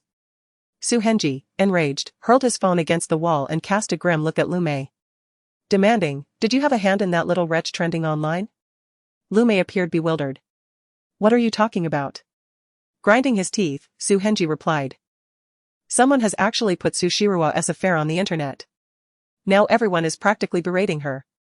Lu Mei blinked. "Isn't that a good thing? Are you feeling sympathetic?" "Sympathetic, my foot," Su Henji retorted irritably. "She is, after all, my nominal daughter. Such a scandal tarnishes the entire Su family. Many are reveling in my humiliation. My reputation is on the verge of being utterly destroyed." Lu Mei, however, remained unfazed. The one being shamed and scorned was Su Shiruwa, not the Su family. Yet, seeing her husband trembling with anger, she kindly suggested, "Why don't we simply issue a statement severing ties? After all, that little wretch's reputation is already in tatters. It shouldn't affect the Su family's standing." Su Henji furrowed his brow. Truthfully, he was reluctant to completely sever his father-daughter relationship with Su Shiruwa. The old man and Gutsen were still unaccounted for. Gu Yun and her daughter were 2 cards in his hand. Should the Gu family be alive and return to discover the current state of the Su family, they might seek vengeance on behalf of the mother and daughter, which would indeed pose a problem. If he were to cut ties, there would be no leverage left in case of unforeseen circumstances. With a playful smile, Lu Mei tugged at Su Henji's arm. "Darling, are you truly afraid that the Gu family, that father and son duo, are still alive?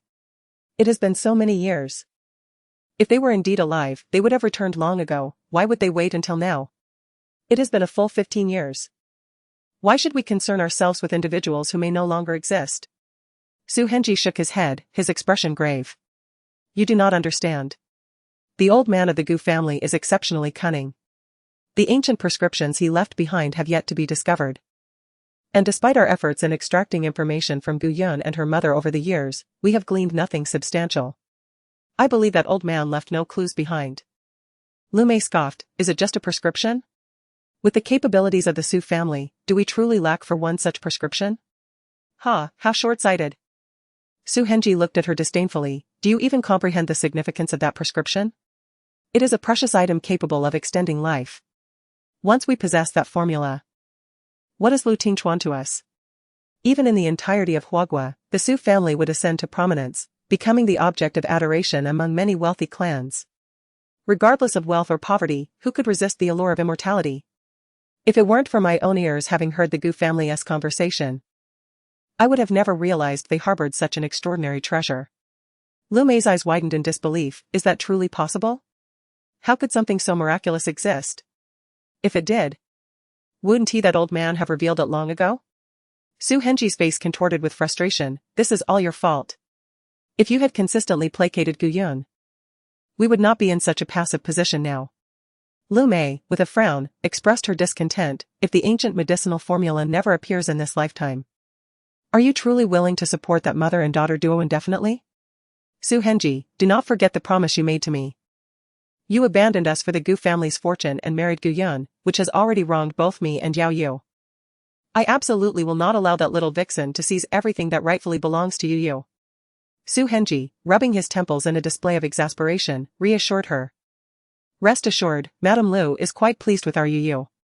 Moreover, with the formulas and supplements we provided, even if Lord Lu wishes to dissolve our engagement, it will ultimately depend on Madame Lu's consent. Furthermore, that little brat is a card in Yu's hand. As long as we maintain proper control, there should be no issues. Lu Mei's expression remained somber, her thoughts far from the naive optimism Su Henji harbored. A child not born of one's own flesh is indeed a treacherous creature. That little brat evidently thrives in the Lu household and shows no hesitation in expressing disdain for the Su family. With all the good fortune you've acquired from the Gu family, is there truly nothing that could ensure our daughter bears her own child? That little rascal is certainly not Yu's biological offspring. If Su Shiruwa were to return with 2 more seeds, and the truth of the past were to surface, it would be we who would face the consequences. Let us observe the situation further, Su Henji replied in a low voice. As the online rumors regarding Su Shiruwa continued to proliferate, the onlookers were savoring the melons in the melon field. And it was curious how an ordinary person had managed to provoke these marketing accounts, even overshadowing the trending searches of popular celebrities. Lu Jianing watched with delight as Su Shiruwa was mercilessly criticized online. A hint of smug satisfaction curled at the corners of her lips. Su Yaoyue, you ought to thank me. If it weren't for my intervention, once Su Shiruwa captured Lord Lu's heart, you would be utterly out of luck. Lu Jianing, in high spirits, was applying her makeup. Suddenly, her assistant rushed over, whispering, Sister Jianing, President Wang wants to see you. A flicker of disdain crossed Lu Jianing's eyes. Hadn't she sent a few small celebrities to accompany him? Why was he seeking her out again? Tell him, unless he grants me the leading role in Heroine, he shouldn't bother me, she instructed. The assistant chuckled wryly. President Wang is throwing a fit over there. It seems to be about the trending searches. Lu Jianing paused, taken aback. What's going on? The assistant explained. President Wang invested heavily to promote that little star, Zhou Rui, but now her trending search is being overshadowed by Su Shirua's. And many of the images are clearly from the lobby of Tidal Hotel. He's worried that Lord Lu might see it and cause trouble. And then he would be in a dire situation. Lu Jianing then remembered the little vixen, Zhou Rui. Her eyes twinkled mischievously, and she suddenly remarked. I recall Zhou Rui has a fan named Lu Ro, right? I've heard she's Lord Lu's biological sister? The assistant nodded. Yes, Sister Jianing. She is Zhou Rui's dedicated fan and has spent considerable money on her. Upon witnessing the situation, Lu Jianing burst into a fit of laughter, exclaiming. I am indeed a genius. Fear not, for the matter concerning Su Shiruwa will not come back to haunt us. Let Zhou Rui handle her. She recalled that Lu Ro also harbored a strong dislike for Su Shiruwa. The inquisitive assistant asked, Jianing, what do you intend to do? Lu Jianing gestured her to come closer and whispered a few words. Meanwhile, the turmoil surrounding Su Shiruwa had stirred up quite a storm throughout the city. Those who once associated with Gu Yun began to call her one after another. Gu Yun quickly became aware of the rumors circulating online and, upon seeing images of her daughter in compromising positions with various men, her face turned pale. She hurriedly dialed Su Shiruwa's number. At that moment, Su Shiruwa was in another room, expressing her gratitude to Lu Tingchuan. Had it not been for his timely intervention today, she might have faced a significant disaster. Though it wasn't a matter of losing her virtue, the thought of being taken advantage of by that loathsome, greasy-headed CEO was quite repulsive. Moreover, Lu Tingchuan's chivalrous conduct had surprisingly fostered a measure of trust in Su Shirua. Mr. Lu, if you truly intend to annul your engagement with Su Yaoyue, that would indeed be a sagacious decision, Su Shirua teased with a smile. At least I wouldn't have to regard you as an adversary. Lu Tingchuan raised an eyebrow. Oh? So, Miss Su has always considered me an enemy? Not quite, Su Shirua replied solemnly. I find myself at odds with the Su family. That woman, in collusion with her mother, once conspired against me.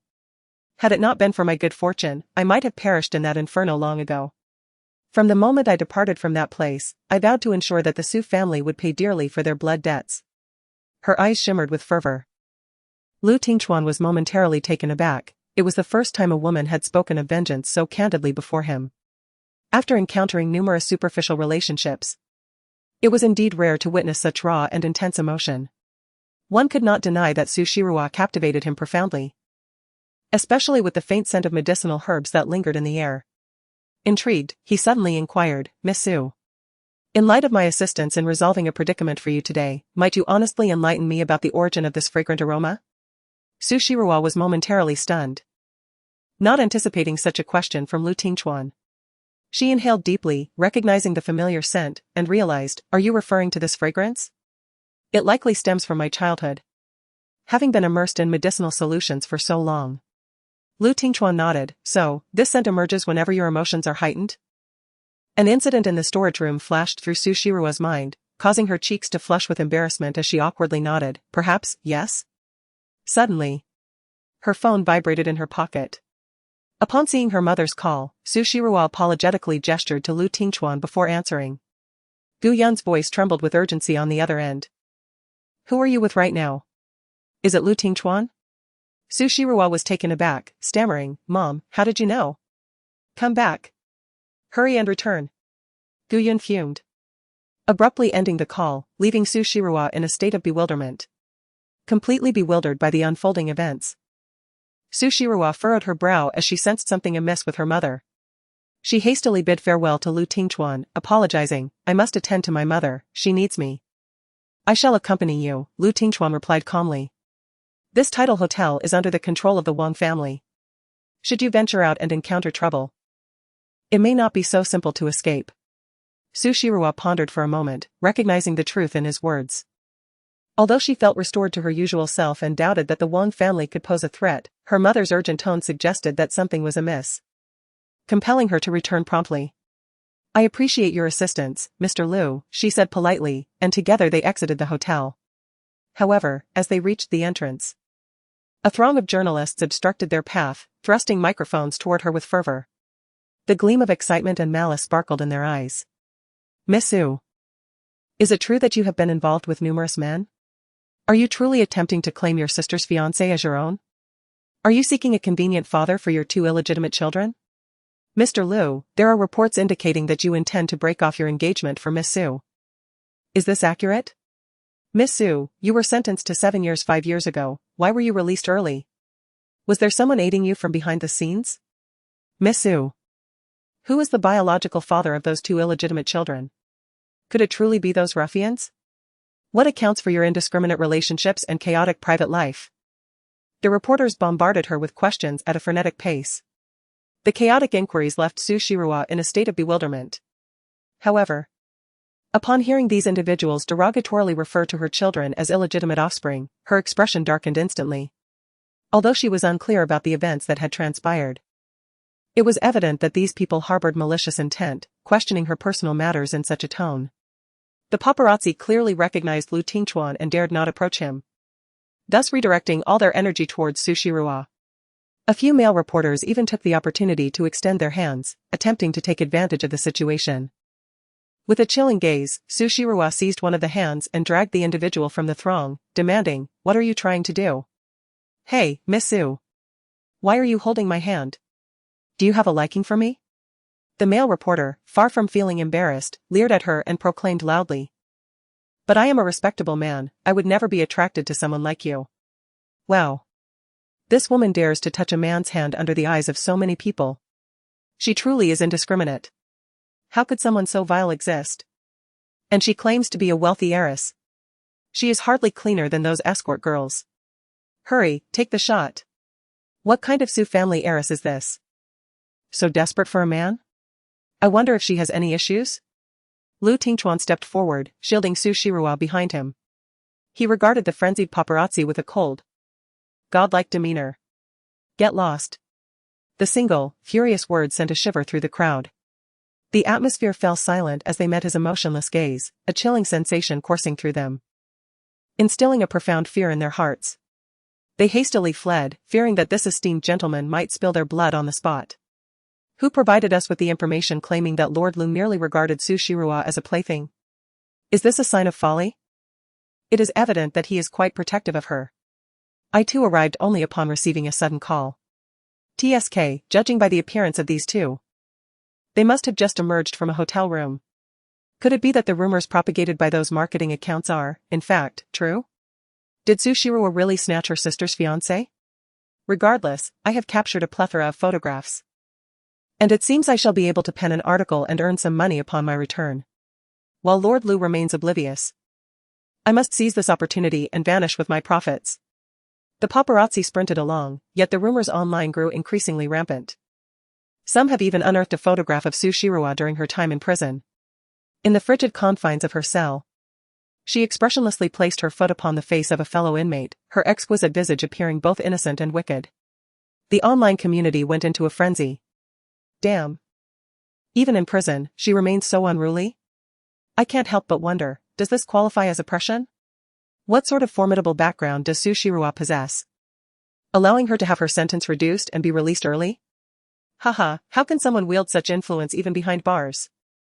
No wonder certain wealthy businessmen are utterly enchanted by her. This woman is simply shameless. There are also images of her violently gripping Zhang Yunhui's hair, forcing her down at the restroom sink to wash her mouth out. In the photograph, her gaze is sharp, her demeanor domineering, while Zhang Yunhui appears utterly aggrieved, unable to voice her anger. I am utterly speechless. Is this not a form of humiliation? Poor young lady, subjected to such disgrace. Isn't this the Shin Family Medical Hall? I am familiar with this place. This young lady is a staff member there. It is said that during her time at the medical hall, Su Shiruo displayed an arrogant demeanor, bullying the staff under the pretense of having once assisted the elderly gentleman of the Shin family. There are also photographs from 5 years ago, depicting her in a more innocent and youthful light, surrounded by a group of delinquents at a nightclub, being coerced into drinking. Gu Yun's face turned ashen as she gazed at these trending photos, gripping her phone tightly. The latest updates reveal an image of Su Shiruo being embraced by a man. Although the man's face is obscured, Gu Yun immediately recognizes him as Su Yaoyue's fiancé. Her expression darkens, and tears stream down her face. Qin Li cautiously advises, "Auntie, please do not be upset.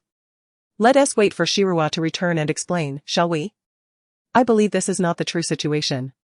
Gu Yun remains silent, her face taut with distress, as if she were on the verge of a breakdown. Qin Li, filled with anxiety, keeps glancing at the doorway. Meanwhile, the two little ones remain oblivious to the tense atmosphere, engrossed in watching television and laughing.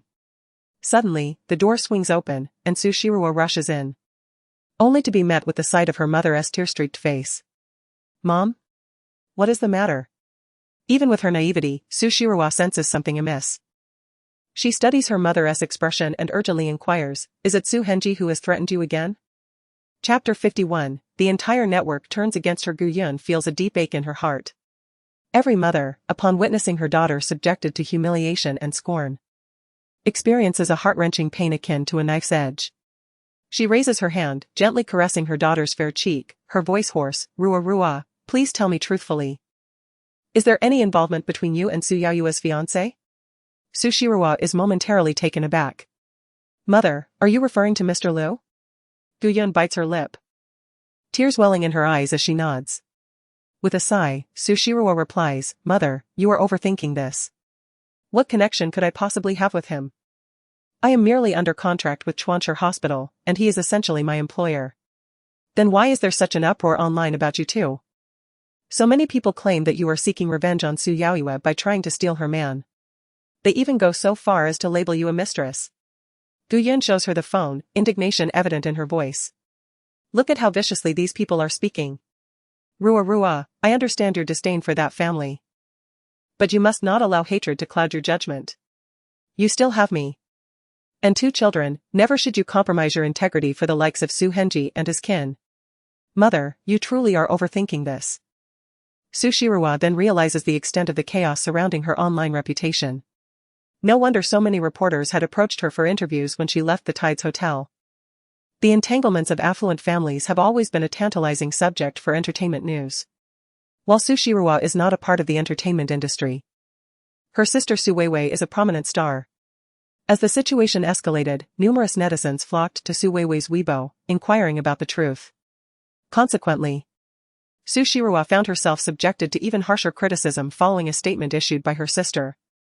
Su Weiwei, I am grateful for everyone's concern. Although I wish to support Shirowa while concealing these matters, I find myself in a predicament, for Yaoyue is also my beloved niece. The heart is torn between two. And it is challenging to show favoritism.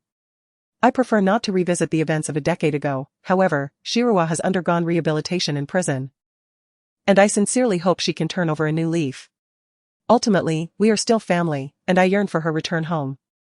Over the past 5 years, Su Weiwei has ascended to become a household name, celebrated for her delicate beauty and noble lineage, complemented by an adoring fiancé. This fairy tale existence has endeared her to countless fans. Moreover, her impeccable reputation, unmarred by scandal throughout her career, and her amicable relations with numerous celebrities have further amplified her popularity, amassing over 50 million followers. Although this Weibo post does not directly address the sensational claims circulated by various marketing accounts, it subtly affirms the authenticity of the circulated photographs. Why hasn't Su Shirowa met her end? Su Weiwei personally responds. A look into the private lives of wealthy heiresses. Several topics concerning Su Shirowa have surged to trending status. My heart aches for our Weiwei. Who would have thought her niece could possess such a venomous heart, even daring to covet Weiwei's fiancé? How shameless! Weiwei is truly beautiful inside and out. Though she is deeply saddened, she must forgive the errant child due to her role as an elder. Countless fans left comments on Weibo, expressing their outrage. Some even unearthed photographs of Su Shirowa's 2 children, accompanied by vicious remarks. The love child of a seductress is hardly a paragon, just look at that sycophantic demeanor. It seems they are merely seeking a wealthy benefactor to escape the poverty of living with their mother, the mistress. To be honest, these 2 children are rather adorable, but alas. With a mother of such dubious morals, they are destined to become a bane. Su Shirowa, for the sake of your children, I advise you to act with kindness and marry their biological father legally, lest your children bear the stigma of being illegitimate for life. No way. My brothers and I have no intention of supporting such bastards. With Su Shirowa's numerous affairs, who can say these children belong to us? We certainly do not wish to contract any unsavory diseases. Wow. The person involved has appeared. Let us gather around and watch. The relentless barrage of insults ignited Su Shirowa's anger. With a fierce look in her eyes, she turned off her phone and earnestly addressed her mother. Mom. I will resolve this matter. You needn't worry. Worry? How can I not be concerned? Guyun trembled with rage at these comments, realizing they aimed to completely ruin her daughter. In this era of advanced connectivity, netizens are increasingly formidable. Guyun initially intended to send her 2 children to kindergarten. Yet given the current trends, she fears that enrolling them might render them targets of bullying. At times, the cruelty exhibited by children can surpass that of adults. With a furrowed brow, Guyun expressed her concerns. Rua, what shall we do? Having been paralyzed for over a decade, she often found solace in the internet, becoming acutely aware of its formidable influence. She feared for her daughter's well-being and hesitated, suggesting, perhaps we should return to our hometown? The Su family, with their treacherous hearts and ruthless natures, were adversaries too formidable for them to contend with. Su Shirowa grasped her mother's hand tightly, asserting, Mother, do you truly believe that retreating to the countryside would spare us from their wrath? No, they would not relent. They would see my departure as a sign of guilt. If they wish to destroy me, it matters not whether I consent or not. Her features were ethereally beautiful, reminiscent of a sprite. Even amidst the harshest of online criticisms, no one dared to remark upon her appearance unfavorably. At most, inquiries arose regarding her cosmetic procedures, often steeped in malice, as if she were the architect of their misfortunes. A flicker of derision passed through Su Shirowa's eyes. Having endured the depths of despair, such verbal assaults seemed trivial. After all, she had little to lose. Her indignation stemmed not from the insults directed at her, but from the impact on her family. These fiends, who thrived on the suffering of others, even preyed upon innocent children. Once she had reassured her mother, Su Shirawa resolved to contemplate her strategy for retribution. Just then, her phone vibrated within her pocket. Glancing at the caller ID, she answered the call. On the other end of the line was a man's deep and melodious voice. "Do not concern yourself with the online rumors, I will take care of them." Lu Tingchuan's tone revealed no hint of anger or joy. Meanwhile, his assistant Zhao Chen had already begun to mourn for the mastermind behind the incident. Ever since encountering the three members of the Su family, it seemed as though Lu had transformed into a different person. This was the first time he had witnessed Lu actively showing interest in a woman, especially one who had been imprisoned and had given birth. "No," Su Shirawa declined. A glint of coldness flickered in her starry, resplendent eyes. "Mr. Lu, you assure me you will not stand on the opposing side, correct?" Lu Tingchuan raised an eyebrow. "What do you intend to do?" "I wish for them to experience the same bitterness." Su Shirawa took a deep breath. "It may lead to your fiancée's utter ruin." Lu Tingchuan narrowed his keen eyes with interest. "Very well, I am curious to see how far you can go." After hanging up the phone, Su Shirawa glanced at her two children, who were engrossed in watching television. She turned to Gu Yun and said, "Mother, please rest for a while. I have some matters to attend to." Gu Yun expressed her concern. "Ruoro, do not confront them too forcefully, what if?" "There will be no what ifs," Su Shirawa replied calmly, turning to her mother. "I initially intended to engage them gradually, but it appears they are unwilling to coexist peacefully." It was simply abhorrent that Su Henji would resort to threatening her with such photographs. Su Shirawa lowered her gaze. She had once promised that she would never use the knowledge he imparted for unlawful deeds. However, now Su Henji has taken the lead in violating the rules of this nation, thus, her actions against him cannot be deemed as bullying the weak, can they? Lacking the appetite to dine, Su Shirawa temporarily entrusted the two children to her mother and Aju for care. Aju, indifferent to the matters discussed online, immersed herself in a melodramatic series with laughter that was carefree and unrestrained. Influenced by her, Gu Yun's spirits were considerably lifted. Although she occasionally cast worried glances towards the bedroom, concerned about what her daughter was up to. In the bedroom, Su Shirawa opened her computer, effortlessly typing a series of codes, seamlessly breaching the Su family's network. Although the Su family was considered affluent, they were merely nouveau riche who had deceitfully usurped the Gu family, lacking the knowledge to install firewalls or similar protective measures for their network. To Su Shirawa, the security wall they employed was akin to a mere faade, entirely transparent and easily navigable. The first thing she sought out was Su Henji's computer. Within, she discovered numerous unsavory documents that she promptly backed up, ultimately uncovering a suspicious video image file tucked away in a hidden folder. Upon opening it, her countenance darkened with fury. "Beast!" Su Shirawa spat through gritted teeth.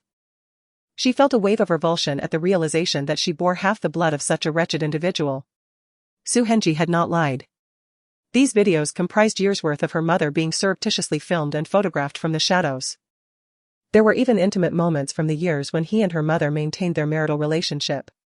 Although they were not scandalous pictures, the potential dissemination of such material would undoubtedly inflict catastrophic damage upon her proud mother.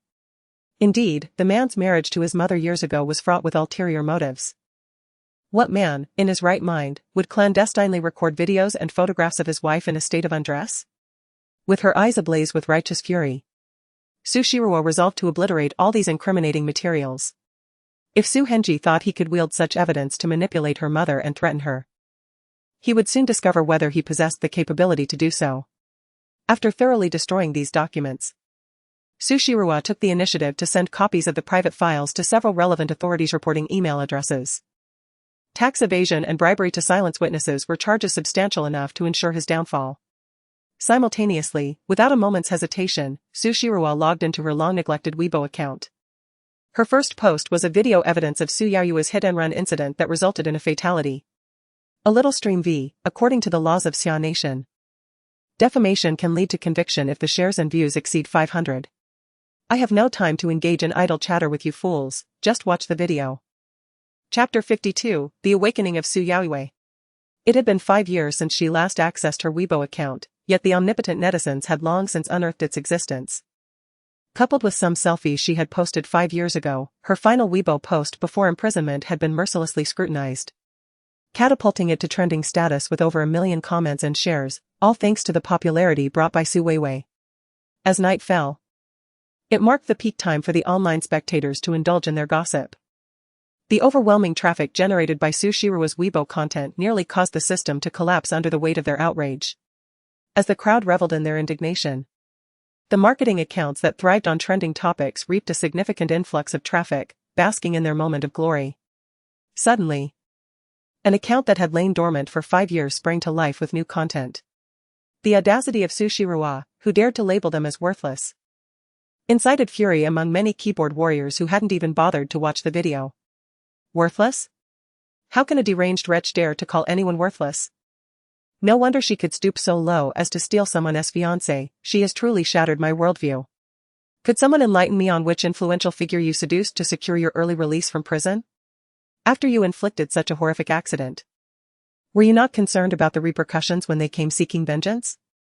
Ah. This infuriates me. How can such an arrogant woman exist? Has she been so spoiled during her school years that she has never faced the harsh realities of life?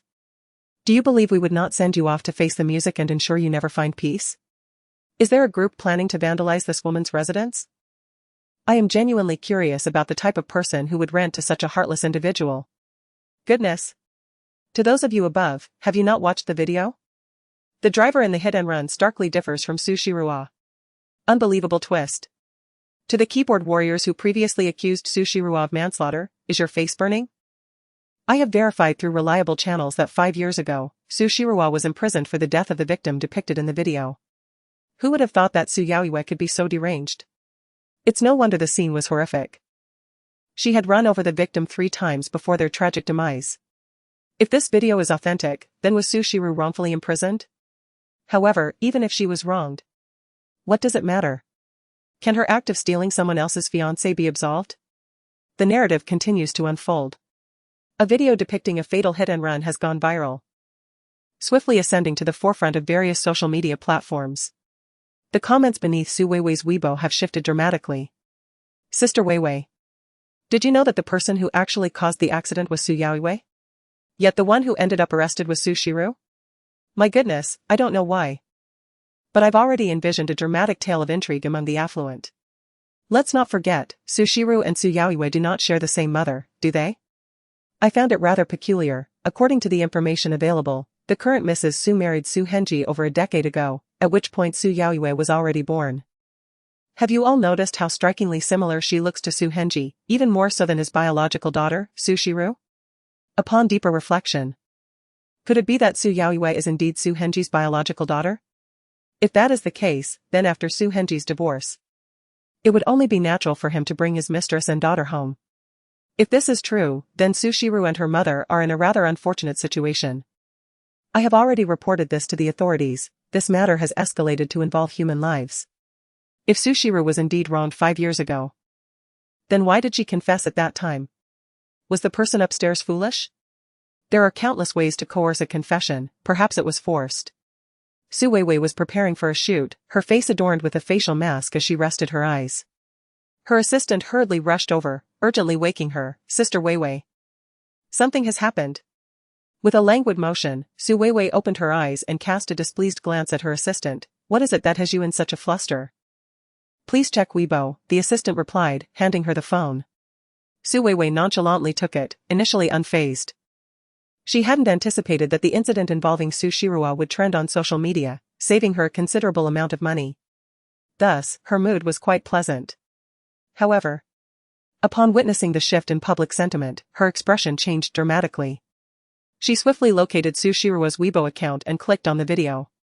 Indeed, the footage clearly captured the face of Su Yaoiwei in the driver's seat, detailing her expression as she deliberately ran someone over with unsettling precision. Trembling, Su Weiwei hurriedly dialed Su Henji's number. On the other end, upon receiving the alarming news, Su Henji hastily began to spend money to suppress the trending topic. He exited his study and confronted Lu Mei and her daughter, raising his hand to deliver a sharp slap to Lu Mei, his anger boiling over as he scolded. I warned you not to act recklessly. Are you incapable of understanding? Forcing that little wretch into desperation has led to this chaos outside. Lu Mei had spent the entire day oblivious to the online turmoil. Receiving a sudden slap left her feeling wronged. Yet, observing Su Henji's demeanor, she recognized that something was amiss. Upon witnessing the release of the video featuring Su Yaoyue on the internet, she let out a piercing scream, seething with indignation. How dare that little wretch? Is she tired of living? I have always warned against excessive behavior. Now that she has made the video public, what do you expect Yaoyue to do in the future? Yet, this event was not orchestrated by me. Lu Mei exclaimed, feeling wronged. I am not that foolish. Not you? Su Henji's gaze shifted to the panicked visage of Su Yaoyue. Was it you? Weren't you supposed to meet Lord Lu today? What exactly is happening? Su Yaoyue gritted her teeth. Indeed, Lord Lu has been captivated by that little wretch. I personally witnessed Su Shiruwa bathing in Lord Lu's room today. When I arrived, Lord Lu was even protecting her. I am his fiancée. He told me that had it not been for that little beast, I would have been long gone. Right now, this is not the priority, we must swiftly have the trending search retracted. Su Henji's expression darkened. If Lord Lu were to cast you aside because of this. Yaoyue, what do you intend to do? Su Yaoyue's face stiffened. With a dejected look, she replied, what can I do? A man like Lu Tingchuan is beyond my control. Father, perhaps we should just let it go. Although such a capricious man holds a position of prestige, I am still your cherished daughter, why should I endure his whims? As she spoke, a cold smile escaped her lips. She continued, even if there is no future between him and me. The mere fact that I have borne him a son obliges him to assist me for the sake of the child's mother. Otherwise, which child would want to bear the stigma of being the offspring of a murderer? Do you believe the Lu family could tolerate such a disgrace? Indeed. Lu Tingchuan is exceptionally handsome, wealthy, and powerful, an epitome among men. Yet, his demeanor is excessively aloof, and his temperament unpredictable, for 5 long years. He has failed to treat her as a proper fiancé. Just look at how Jiangqingyi dotes on his little aunt. Su Yaoyue is not someone with a penchant for self-deprecation, if it were not for her aspiration to become the esteemed Lady Lu. How could she have so shamelessly pursued Lu Tingchuan? The recent scandal brought to light by the video has served as a wake-up call for Su Yaoyue. She gazed at her father and said, Dad, you need not spend money to suppress the trending topic for now. Trust me, someone will help me quiet it down. Su Henji was taken aback. Even Lu Mei looked at her daughter in astonishment. Previously, she was merely a superficial girl who spent her time on makeup and competing with others. How could she suddenly become so astute? Su Yaoyue pressed her lips together. Her gaze fixed intently on the declining buzz on Weibo. With a cold laugh, she declared, I've come to a realization. It matters not if Lord Lu harbors no affection for me. As long as that little one exists, even without the bond of marriage, we can leverage him to our advantage. If the Lu family desires to grant that child a carefree childhood, they must first consult me, his mother. You are absolutely right. Yeah. That is precisely the mindset to adopt. With her delicate brows and sparkling eyes, it is unfortunate that your realization comes too late.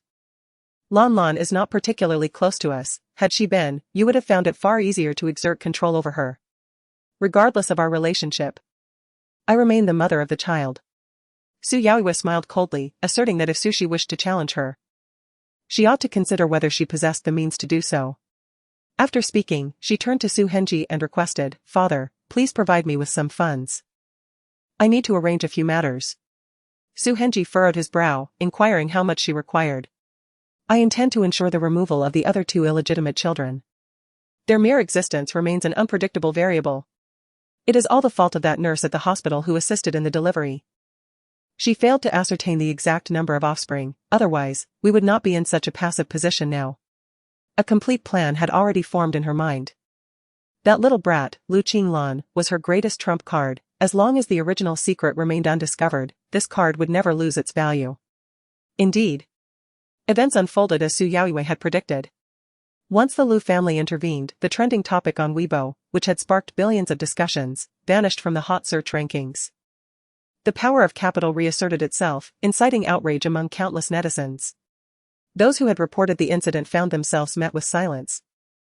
As if they were staring into a stagnant pool of water, apart from this limited circle, no trace remained visible elsewhere. However, Su Weiwei was different. As a leading actress with tens of millions of followers, even if there were efforts to suppress the trending news, many netizens flocked to her seeking answers. In her utter helplessness, Su Weiwei could only express her own ignorance of the situation. After all, 5 years ago, she was still striving in the entertainment industry. And time was exceedingly tight.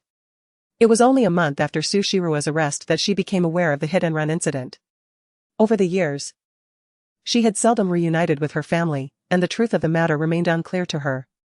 Not only did she opt for a non-stick pan, but she also managed to evoke a wave of sympathy from her fervent fans. Chapter 53, A Battle Until Dawn. Brother, it seems that mommy is in a bad mood. Lele whispered to her brother while stealing a glance at their mother's expression. And then, with a habitual pout, could hang a pot of oil with his lips. He shook his head, wearing the expression of a small adult. Mommy must be facing some trouble. You should go to sleep, and I will help her. Lele blinked, observing her brother's confident demeanor, and obediently nestled back into her blanket, wrapping herself like a silkworm cocoon. And then leaned closer to Su Shirua, his wide, round eyes gazing at her as he asked in a babyish voice, Mommy, aren't you going to sleep? It's already quite late. Only then did Su Shirua come to her senses. After pulling her son into her embrace, she resumed typing away at the keyboard. Mommy still has important tasks to complete. Are you sleepy, Anan? Would you like Mommy to help you sleep? Anan quickly shook his head. He was no longer a small child who needed coaxing to sleep. His large, round eyes were fixed on the constantly flickering code on the computer screen. And he remained silent. Su Shirua didn't believe that a child who had never even attended kindergarten could comprehend such matters. Once she finished typing all the code, a small automated response program was successfully created. The Weibo post she had made had already been removed by the authorities, along with the deletion of those comments.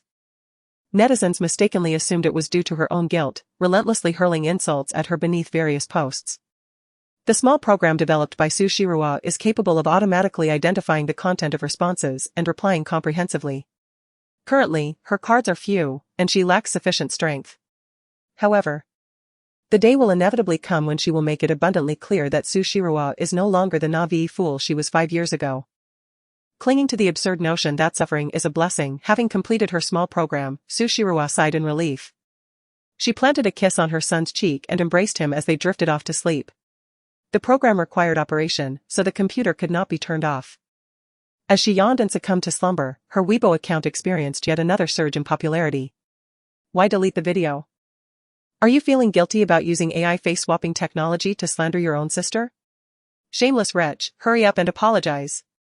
Response: Who is this shameless wretch insulting? Do you have any awareness of whether you are slandering anyone?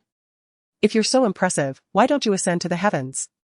Response: If I could ascend, would I need you here to chatter? Miss Su seems fond of stealing other women's men. Are you lonely and cold? How about sharing your contact details for a rendezvous? Response: Go ask your mother for a date, don't forget to send me the video, thanks. The battle raged on until dawn. Under Su Shirua's latest Weibo post, she had been embroiled in an argument that lasted the entire night. She retaliated fiercely against those who came to insult her, rendering them utterly speechless, a veritable textbook example of a comeback. Some comments read, This lady is so fierce in her retorts, I suddenly find it adorable. I'm smitten. Reply, do not love me, it leads to no outcome. I simply wish to know, 5 years ago, were you truly imprisoned in place of Su Yaoiwei? If so, why are you now choosing to expose this matter? Is it because the accusations have become too overwhelming for you to bear? Reply, I admire your intelligence. Ah. This young lady possesses an astonishing combat prowess, her responses are nearly instantaneous. Upon closer inspection, I noticed she can simultaneously reply to a multitude of comments. Each response uniquely crafted. Her typing speed is remarkably swift. It feels incredibly impressive. I, too, observed the situation throughout the night and suddenly found that Su Shirua isn't as detestable as previously thought. The vitriol directed at her seems excessively harsh. Is it not permissible for her to retaliate against such hostility? Hee, how much did you receive? I wish to join the group as well.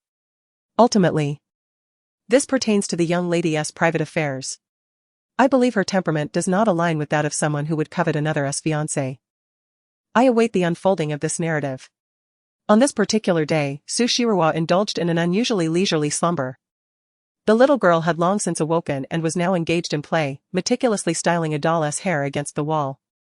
And then, brimming with energy, was assisting her grandmother by fetching medicine, all the while engrossed in an animated series on a tablet outside. Su Shirawa was roused from her slumber by the notification sound of a mobile application. Rubbing her bleary eyes, she realized it was the app from Chuanshire Hospital. The astute netizens had uncovered information regarding Chuanshire Hospital. Upon learning that she was, in fact, a contracted physician there, they began to question her medical ethics. Indeed, it was because Su Shirawa had preemptively disabled the comment feature that these individuals were unable to seize her personal column. However, some bored souls had already made appointments with the hospital to secure a consultation with her. By merely mid-morning, Su Shirawa had received over 100 appointment notifications. Fortunately, the app facilitated automatic queuing, and there was a limit to the number of patients a doctor could accept each day. Alas, it seemed a visit to the hospital was inescapable. At Chuanshire Hospital, appointment fees were charged. Doctors were classified into 5 tiers, with S being the highest and D the lowest. As Su Shirawa had only recently arrived, she naturally began at the D level, meaning the appointment fee was the most economical, 300 yuan per person. "Mommy, can we accompany you?"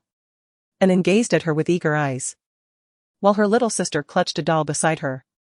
Su Shirawa hesitated for a moment, realizing that due to her preoccupation with other matters lately, she had not spent much quality time with the children, and they might be feeling a bit apprehensive.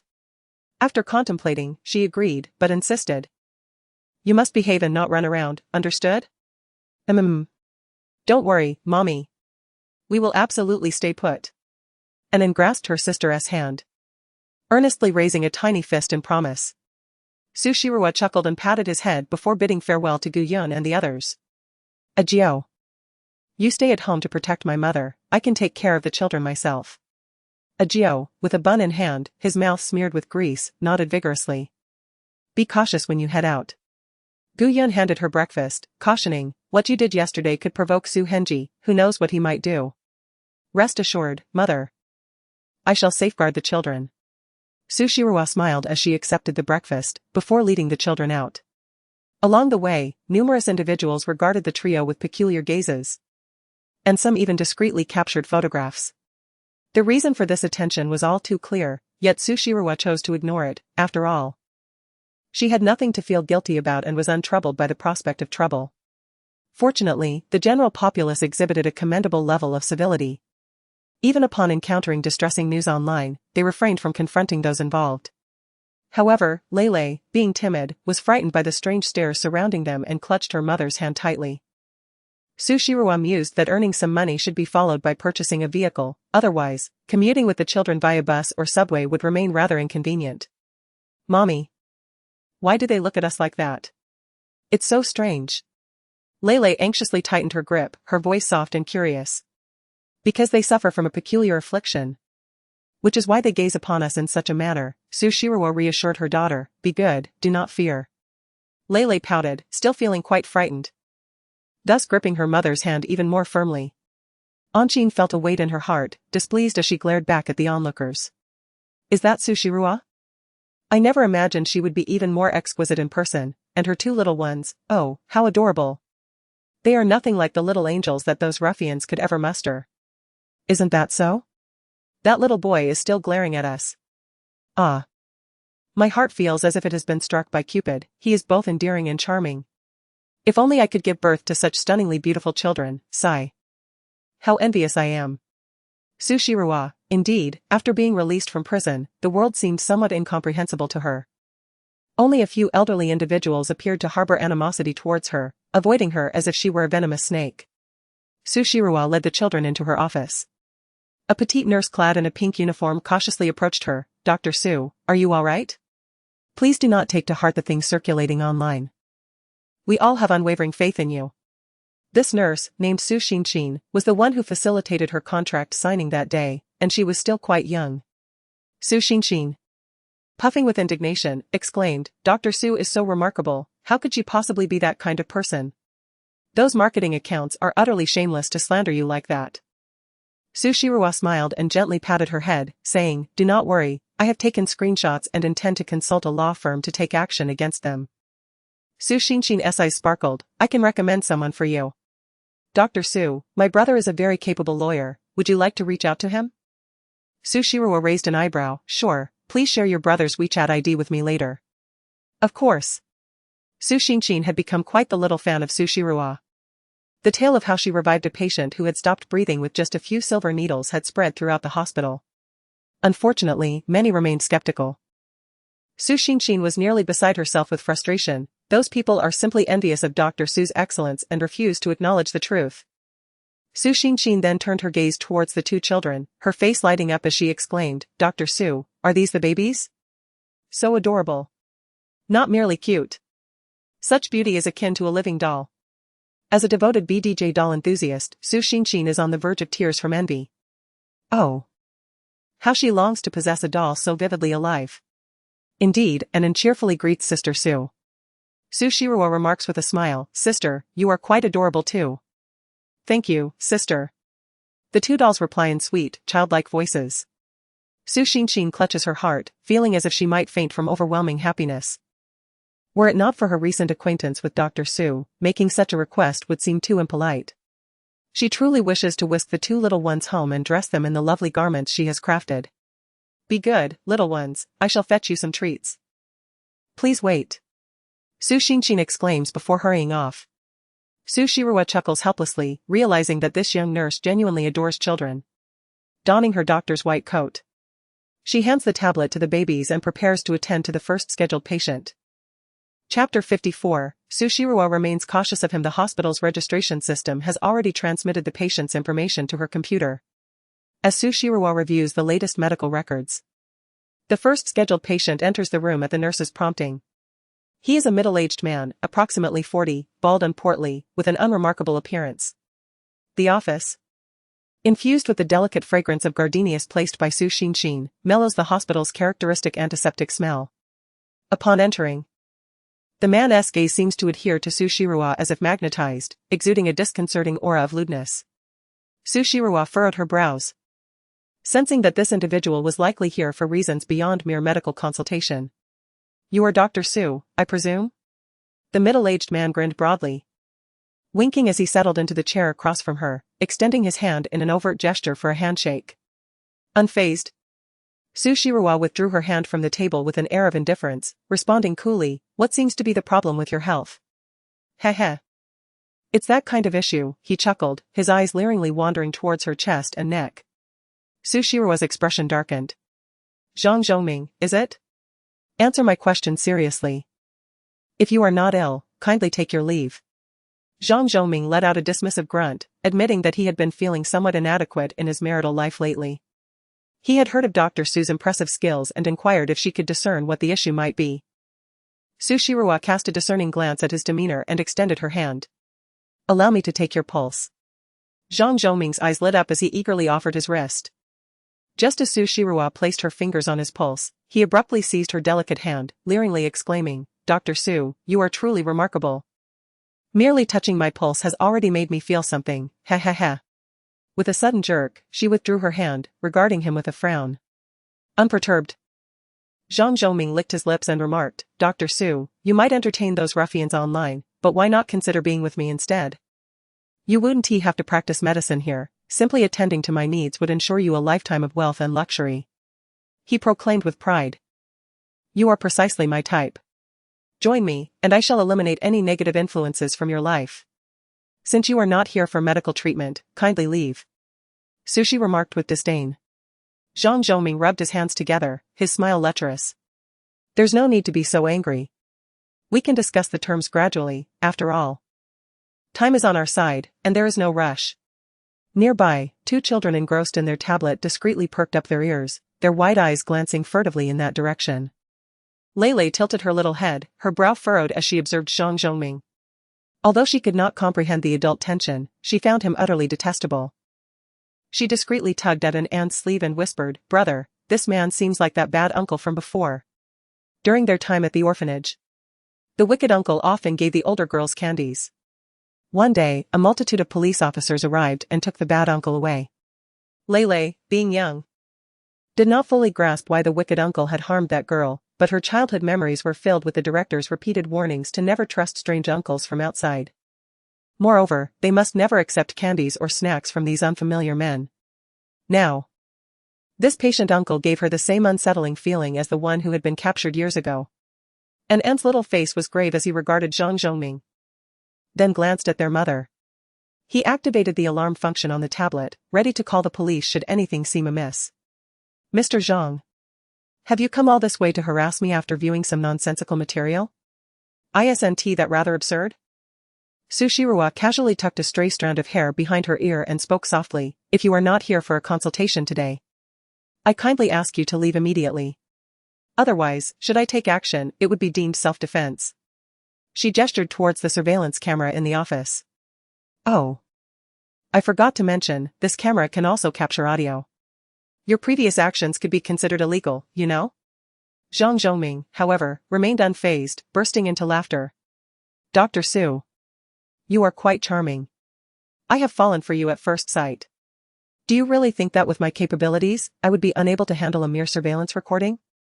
Su Shiruo narrowed her eyes dangerously, realizing that Mr. Zhang had no intention of conversing civilly and seemed intent on causing her trouble. Zhang Zhongming arrogantly declared. How dare a woman of such questionable reputation pretend to be a doctor in front of me? What's the matter? Aren't you working in a place like this to meet wealthy individuals and climb the social ladder? The opportunity is right in front of you, Dr. Su. Do not be ungrateful. The vice president of Chuanchi Hospital is a close associate of mine. If you wish to continue your employment here, you will obediently follow my lead. Suddenly, the slightly ajar door was forcefully kicked open. A tall, handsome man clad in a silver-gray suit strode in with a stern expression. Zhang Zhongming was taken aback, staring at the newcomer. Lord Liu? What brings you here? When did Chuanchi Hospital become your bargaining chip? One might think you are the owner of this place. Lu Tingchuan let out a cold laugh. Directly tell Zhao Chen behind me to throw this person out. And he is henceforth forbidden from entering any premises under the Chuanchi group. Zhang Zhongming was taken aback. Master Liu, I have not offended you. His expression became increasingly flustered. The hospitals under the Chuanchi group dominate a significant portion of Nanyuan City, employing countless distinguished doctors. The Chuanchi group is not limited to the medical sector, it also engages in e-commerce, retail, and luxury hotels. Should he find himself blacklisted by the Chuanchi group? How could he possibly survive in Nanyuan City thereafter? Throw him out, Lu Tingchuan commanded coldly. Without hesitation, Zhao Chen seized Zhang Zhongming's arm, exerting such force that he was swiftly escorted from the office. Before the astonished eyes of onlookers, he was unceremoniously ejected from the hospital's entrance. Patients passing by stared in disbelief at the scene. Zhao Chen addressed the crowd, the Chuanchi Hospital is a place for healing and care. Those who enter must heed the doctor's guidance. Anyone who dares to lay a hand on a physician or show disrespect shall be permanently blacklisted by the Chuanchi group. Zhang Zhongming, unwilling to relent, shouted, You have a lowly person as a doctor, devoid of any medical ethics. What's the matter? Just because the Chuanchi group is powerful, can you bully others at will? I refuse to accept this. It was that wretched person who seduced me first. It seems the rumors online are true. Master Liu must be having an affair with that wretched person, which is why you protect her so fiercely. Zhao Chen frowned. The one who initiates is the one who is base. If you continue to spout nonsense, do not blame me for being ungracious. Zhao Chen, one of Master Liu's trusted aides, was equally formidable. A flicker of fear crossed Zhang Zhongming's face. He had witnessed Assistant Zhao forcibly break the arms of a man who showed disrespect to Master Liu. Fearing for his life, Zhang Zhongming fled in a state of disarray. Anxious that lingering any longer might cost him his very existence. The arrival of Lu Tingchuan was met with enthusiastic applause from the two little ones, who even shared their snacks with Su Xinqin. Su Shiruo could hardly conceal her astonishment. How much must they adore Lu Tingchuan for them to willingly part with their cherished treats? Why are you here? She asked, her expression growing cold at the thought of the suppressed trending topic. She detested those who were duplicitous.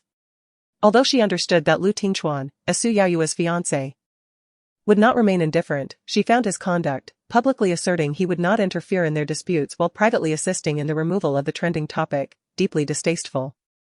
Sensing her faint irritation, Lu Tingchuan raised an eyebrow. Are you angry with me? How could I dare to be upset with Mr. Liu? Sushiro replied calmly. If you have no other matters, I must attend to my next patient.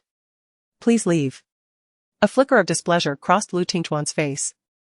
Yet he restrained his reaction in the presence of the two children. Instead, he turned to Sushiro and said, I helped you, and this is your attitude towards me?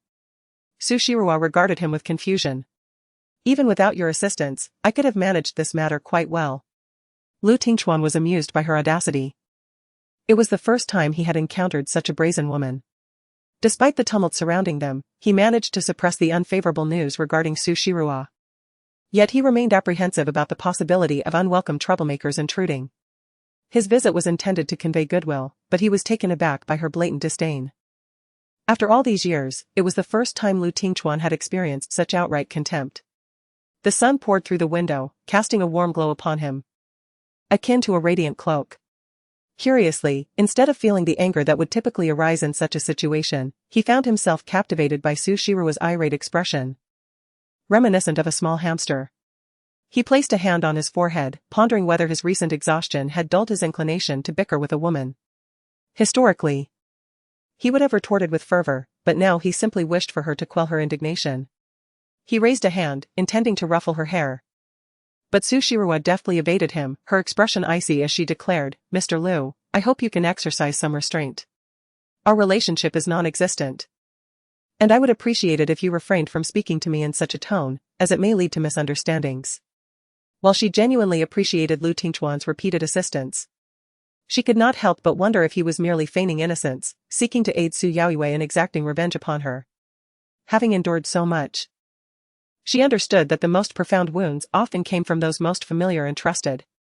Thus, Sushiro hesitated to place her trust in anyone associated with the Su family, including Su Yaoyue's fiancé. Like attracts like. Lu Tingchuan's attraction to a woman like Su Yaoyue and their shared child raised suspicions about the true nature concealed beneath his charming facade. Chapter 55, The Calm Before the Storm? The atmosphere was inexplicably tense. Lu Tingchuan, accustomed to a life of luxury and superiority, had never regarded anyone with any measure of respect. His status and power allowed him to look down upon all. Countless women, akin to moths drawn to a flame, sought his favor, even those occupying the position of his fiancée dared not act recklessly before him. Much less would someone like Sushiro, who repeatedly displayed disdain towards him. Despite Lu Tingchuan harboring an inexplicable fondness for her, he could not tolerate such an attitude. With a cold smirk, laced with a hint of restrained anger, he remarked, Very well, I understand your meaning. If not for your capabilities, do you think I would harbor any intentions towards you? Sushiro, do not forget the nature of our agreement. Sushiro pressed her lips together and reassured him, Rest assured, Mr. Liu, regarding the old gentleman's condition. At the appropriate moment, I shall personally attend to him. Lu Tingchuan was infuriated by her detached demeanor. In his fury, he scoffed and turned to leave. Anen and Lulu anxiously observed the strained atmosphere between the adults. When the good-hearted Uncle Lu hastily departed in anger, they curiously inquired of their mother, Mommy, why did you treat Uncle Lu that way? He has clearly helped you. Anen felt an inexplicable kinship with Lu Tingchuan. He genuinely liked the kind-hearted uncle and wished to avoid any quarrel among the adults. Sushiro stared blankly at her son, crouched down to stroke his head, and met his gaze. We are not of the same world as Uncle Liu. Spending too much time with him may lead to misunderstandings by those with ulterior motives. Anen puffed up his cheeks and asked, Is it because they will gossip? Sushiro sighed softly. Indeed. One will come to understand when they grow older that idle gossip can sometimes ruin a person. Though mother is unperturbed by such slander, there will always be individuals in this world who inflict harm upon others out of malice, much like the person who was just cast aside. Anen appeared contemplative, while Lele obediently clung to mother's waist, assuring her, Rest easy, mother. When Lele and brother grow up, we will certainly protect you. As long as mother never forsakes us, everything will be well. Such innocent words, yet they tug at the heartstrings. Sushiro was acutely aware that her two children lacked a sense of security. The confusion and helplessness she experienced upon her release from prison had also affected the little ones she had retrieved from the orphanage. Anen and Lele were not like typical children, full of mischief, rather, they were filled with trepidation. They feared becoming like the older siblings from the orphanage who had been adopted only to be returned.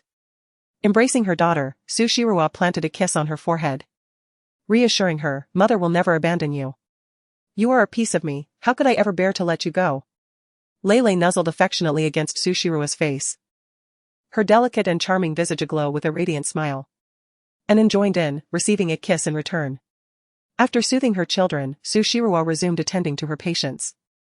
Perhaps it was due to Lu Tingchuan having dealt with Zhang Zhoming that those who had initially intended to exploit or trouble her now dared not approach, opting instead to cancel their appointments. Su Shiroa glanced at the notifications on the app, her expression one of bemusement. What kind of boredom must these individuals possess to spend 300 yuan and travel such a distance merely to seek consultation? Is it simply to witness her misfortunes? Hello. Dr. Su, I am here for a consultation. I have been married to my husband for 10 years, and despite numerous attempts, we have been unable to conceive. Could you please assist me? The patient who entered once more was a woman, likely around 35 years old, who appeared somewhat skeptical as she entered the office. Following her was a familiar young girl, the very same who had been bitten by the red-ringed snake that day. Hello, Dr. Su, my name is Xiao Yuyan. Do you remember me? With a bright gaze, Xiao Yuyan fixed her eyes upon the doctor. This is my cousin, I specifically recommended her to you. Su Shiroa nodded, gesturing for the female patient to extend her hand. Xiao Yuyan's cousin, surnamed Feng and named Feng Zia, appeared haggard. Clearly a homemaker worn down by the trials of life over the years. Su Shiroa took her pulse, examining her with care, before addressing Feng Zia. It is not a significant issue. I will prescribe a remedy for you and perform acupuncture. After 2 months of recuperation, you should be able to conceive. However, during this period, abstaining from marital relations is necessary. Can you comply with that? Dr. Su? Feng Zia questioned, her voice laced with disbelief as she observed the doctor nonchalantly begin to write a prescription. She couldn't help but question her own existence. For a decade, she had tried every peculiar method imaginable to conceive, even undergoing in vitro fertilization. Yet, in the end, she had still been unable to have a child. Now, this young doctor merely taking her pulse seemed like a charlatan. Cousin, do not be deceived by Dr. Su's youth, she is truly remarkable. Previously, my brother claimed that I was on the verge of losing consciousness, yet Dr. Su managed to revive me. She assured me that if she could treat you, she would undoubtedly succeed. Xiao Yuyan immediately asserted, having never doubted Su Shiroa's capabilities. Feng Zia, though somewhat skeptical, proceeded to acquire the prescribed medication. Subsequently, Su Shiroa attended to 2 more patients, both presenting minor ailments. However, after that, no one else sought her services. Observing that there was still ample time before the end of her shift, Su Shiroa glanced at her app, confirming that no further appointments had been made, and decided to take the children home. Just as she was about to step outside, she spotted a man, masked, standing at the entrance. I have finally found you, he declared, pulling down his mask to reveal a familiar visage. His features, more exquisite than the current crop of youthful heartthrobs, bore no trace of dark circles or fatigue. Gu Shaoqing appeared rejuvenated and vibrant, his smile radiating warmth and effortlessly capturing the attention of young women. Dr. Su, I have returned to purchase more medicinal pouches. Could you possibly prepare a few more for me? Su Shiroa smiled, realizing the pouches had proven beneficial. Have you been sleeping well these past few days? Her inquiry was merely a formality. Judging by Gu Shaoqing's current appearance, it was evident that he had rested satisfactorily. Indeed, Gu Shaoqing exclaimed, excitement evident in his voice. I have not enjoyed such comfortable sleep in a long while. I have some friends with similar conditions who wish to purchase them, so I came specifically to procure some on their behalf. Su Shiroa nodded, not a problem. She wrote a prescription, instructing Gu Shaoqing to fetch the medicine before proceeding with his treatment. After preparing 10 doses of herbal sachets, Gu Shaoqing departed with a satisfied expression. Just as he was about to leave, he suddenly paused, deep in thought as he gazed at Su Shiroa. Strange, Dr. Su, since you are working here now. Who is that person on Weibo engaging in heated debates with netizens? Su Shiroa was taken aback, realizing she had left her computer on at home. She chuckled softly, oh. You're referring to that? It's merely a small program I created on a whim. Who would be so bored as to argue with thousands of people all night? I certainly don't wish for trivial matters to encroach upon my rest. Gu Xiaoqing expressed his astonishment. You wrote that small program yourself? Su Shiru nodded. I never imagined Dr. Su possessed such skills. By the way, could I buy that program from you? I would like to use it too.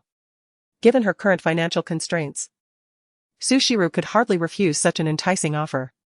She exchanged WeChat details with Gu Xiaoqing, promising to continue their conversation later. After seeing him off, she felt relieved.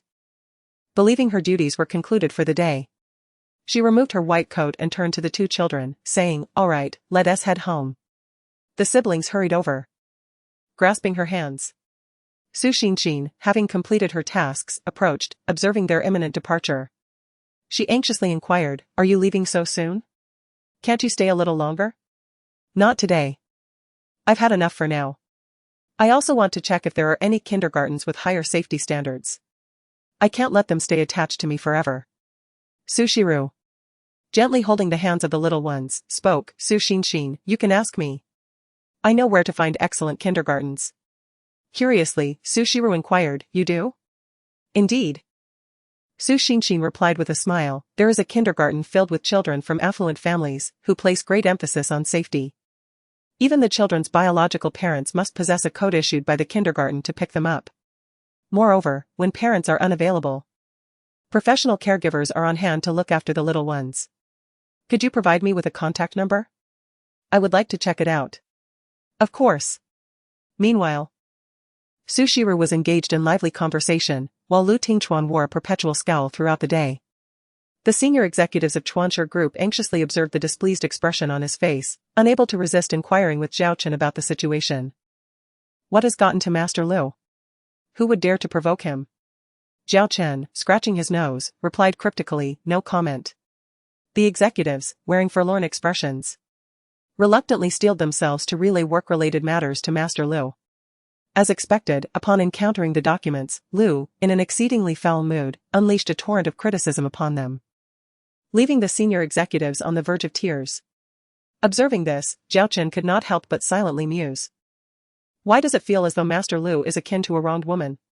Sighing, he acknowledged that Miss Su indeed possessed some influence, inciting such fury in Master Lu without facing any repercussions herself. The gossip within Zhao Chen was bubbling to the surface. Yet he maintained a facade of tranquility until he was taken aback by the unexpected appearance of a woman who had long been absent, causing a noticeable change in his expression. "Madam? How did you arrive?" A woman, her demeanor serious and exuding an air of nobility, approached gracefully in a custom long gown. It is hard to fathom that the owner of such an enchanting and stunning visage is a woman in her 50s. She is none other than Qin Yi, the aunt of Lu Tingchuan. "Where is Tingchuan? I need to speak with him." Qin Yi, regardless of whom she converses with, always adopts a haughty demeanor. Zhao Chen, accustomed to her temperament, nodded and replied, "Please wait a moment, I will inform the master." "Huh? Do I really need someone to announce my presence to my nephew? Step aside. I must inquire whether he has truly been bewitched by some unscrupulous woman, daring to utter such words to Yao Yu. Does he possess no conscience?" Chapter 56, Dreadful Familial Relations. "Madam, this is a company, please refrain from raising your voice." Qin Yi's intentions were clearly unfriendly as she called out for Master Lu. Zhao Chen subtly frowned, stepping forward to obstruct her. "How dare you impede me, the rightful owner of this dog raised by the Lu family? Get out of my way. I demand Lu Tingchuan's presence. Am I, as his mother, not allowed to come to the company?" Qin Yi, in her lofty arrogance, instantly diminished the aura of the distinguished lady she once embodied. The senior executives of the company, who had not yet distanced themselves, overheard the commotion but dared not approach, merely whispering amongst themselves. It was said that the relationship between Master Lu and his aunt was exceedingly poor, initially thought to be mere gossip. It now appeared to be true. Zhao Chen remained unfazed by the derogatory remarks, offering a faint smile instead. "Even if I am a dog raised by Master Lu. Without his permission, you cannot enter the office." His demeanor was assertive. Upon entering the Chuanxia Group building, one must abide by its rules. If the lady wishes to avoid being escorted out by security, I kindly ask you to remain silent. "You?" Qin Yi glared, taken aback that a mere dog would dare to speak to her in such a manner. Her expression darkened, yet she restrained her anger, gritting her teeth as she retorted. Fine, you have your way. It is no wonder you are such a fine dog, raised by my nephew. Suddenly, the tightly closed office door creaked open from within. Lu Tingchuan stood inside with a frosty demeanor, his gaze towards Qini devoid of any emotion, calmly inquiring. Who permitted your presence here? Why can't I come? Lu Tingchuan, I am your dear aunt, the one who raised you. Qini's displeasure was evident as she admonished him fiercely, look at the kind of subordinates you have, they don't even regard me. Lu Tingchuan. I demand that you dismiss this person immediately. I do not wish to see that face in Chuancher group again. She pointed at Zhao Chen, issuing her command with authority. That is not possible, Lu Tingchuan firmly rejected her, frowning. If there is nothing else, please leave and refrain from causing a scene here. Qini was incensed. Lu Tingchuan, I am your aunt, without me, there would be no you today. There is no need for constant reminders. Had you not raised me for a few years, I would have been discarded long ago, Lu Tingchuan replied, maintaining his indifference. Qini's complexion darkened as she shot a fierce glare at Zhao Chen, then decisively pushed Lu Tingchuan aside and entered uninvited. Shall we? Zhao Chen furrowed his brows, feeling that even though she was Master Lu's aunt, her behavior was excessively outrageous. Lu Tingchuan raised his hand, signaling him to leave. And then shut the door. So you think you can spread your wings now, and I am losing my grip on you, is that it? Qini settled into the chair where Lu Tingchuan usually worked, her exquisitely made-up face adorned with mockery. But remember this, despite your disdain for me, I am still your beloved aunt. The only daughter-in-law I acknowledge is Su Yaoyue. If you dare to bring back those shameless women from outside, I may not be able to deal with you, but handling those brazen hussies will be quite effortless. Has Su Yaoyue complained to you? Lu Tingchuan smirked slightly. What kind of enchantment has she cast upon you for you to be so fond of her? Or perhaps it is a case of birds of a feather flocking together. As you both belong to the same ilk? I knew you had changed your heart. Qini retorted coldly. I do this for Lan Lan. Without the care of a biological mother, Lan Lan will end up as pitiful as you. No matter how much Su Yaoyue irks you. The fact remains that she bore you a son. You forcibly took her, and now, seeing something new, you wish to cast her aside. Just like your useless father. Who is fickle and not worth a dime. Lu Tingchuan remained unaffected by her tirade, as if the person before him was merely causing a scene without reason. His attitude only heightened Qini's frustration. Suppressing her anger, she said, Su Yaoyue has waited for you for so many years, enduring ridicule on your behalf. Even if you no longer harbor feelings for her, at the very least, grant her the title of Mrs. Lu. Despite your current wealth and status, which silences any naysayers. Have you ever considered Lanlan's feelings? Can you bear the thought of him being labeled as an illegitimate child? Who dares to speak ill of him? Hearing her righteous argument, Lu Tingchuan scoffed derisively. Regardless of his origins, I, Lu Tingchuan, will only acknowledge him as my sole heir, as long as he possesses strength. Those idle whispers will inflict no harm upon him. Moreover, Lu Tingchuan interrupted Qini's retort with a sardonic smile. You should inquire with Lan Lan himself whether he wishes to recognize Su Yaoyue as his mother. Qini's face drained of color. What do you mean by that? Lu Tingchuan regarded her with a knowing gaze, implying that she was fully aware of the truth. So, cease using Lan Lan as an excuse. I shall not involve myself in your affairs with Su Yaoyue, but do not presume to control me. Qini's expression turned pale. She looked sorrowfully at her most cherished nephew, whom she had raised as if he were her own son. But now, her voice trembled as she asked. Do you still resent me? No, I do not harbor any resentment towards you, Lu Tingchuan replied coolly, devoid of affection. To me, you are merely an inconsequential person. Chuan. Qini rose, calling his name with palpable sorrow. Enough. I have work to attend to. Lu Tingchuan issued an unequivocal eviction order. There would be no second chances, if one did not wish to be unceremoniously thrown out by the security of the Chuancher group before a multitude of witnesses. They might as well refrain from returning. With that, he summoned Zhao Chen, compelling him to escort Qini away. Qini appeared torn. Her visage a tapestry of grievances and helplessness, a sight that was rather distasteful. He commanded that if Qini were to be seen entering again, she was to be immediately expelled. Lu Tingchuan opened a dossier, coldly declaring that anyone who dared to admit her again would be summarily dismissed. The same applied to Su Yaoyue's family. Zhao Chen bowed respectfully, then turned to Qini with a slight smile, inquiring whether she would leave on her own or if he should arrange for her departure. I can leave by myself, Qini retorted through clenched teeth, casting him a fierce glare before striding away in her high heels. The moment she exited the room, Lu Tingchuan's countenance shifted, becoming as frigid as a frozen river. After a moment of contemplation, he retrieved his phone and dialed a number. Hello? A gruff voice inquired from the other end, what do you want? Investigate the events of 5 years ago, Lu Tingchuan replied, his tone icy. 5 years ago? Who are we looking into? Su Yaoyue and Su Shirua. I need to ascertain the whereabouts of Su Yaoyue on the night Su Shirua was imprisoned. Oh? The other party was taken aback. You suspect Su Yaoyue is deceiving you? Lu Tingchuan smirked slightly. Do I appear foolish? Haha, very well, I shall take this on. I am curious to see if that woman possesses such audacity. Lu Tingchuan uttered a soft hm, and as he prepared to end the call, the voice on the other end interrupted him. Don't rush to hang up. Lu Tingchuan inquired. What is it? There are people investigating you, exercise caution. Oh? Lu Tingchuan raised an eyebrow, curious about who was behind this. It's all from the capital, seasoned professionals. To be precise. However, they are merely suspicious at this stage and have yet to uncover any concrete evidence. Lu Tingchuan's eyelashes fluttered, let them investigate. Haha, indeed. Those fools are unlikely to discover anything of significance.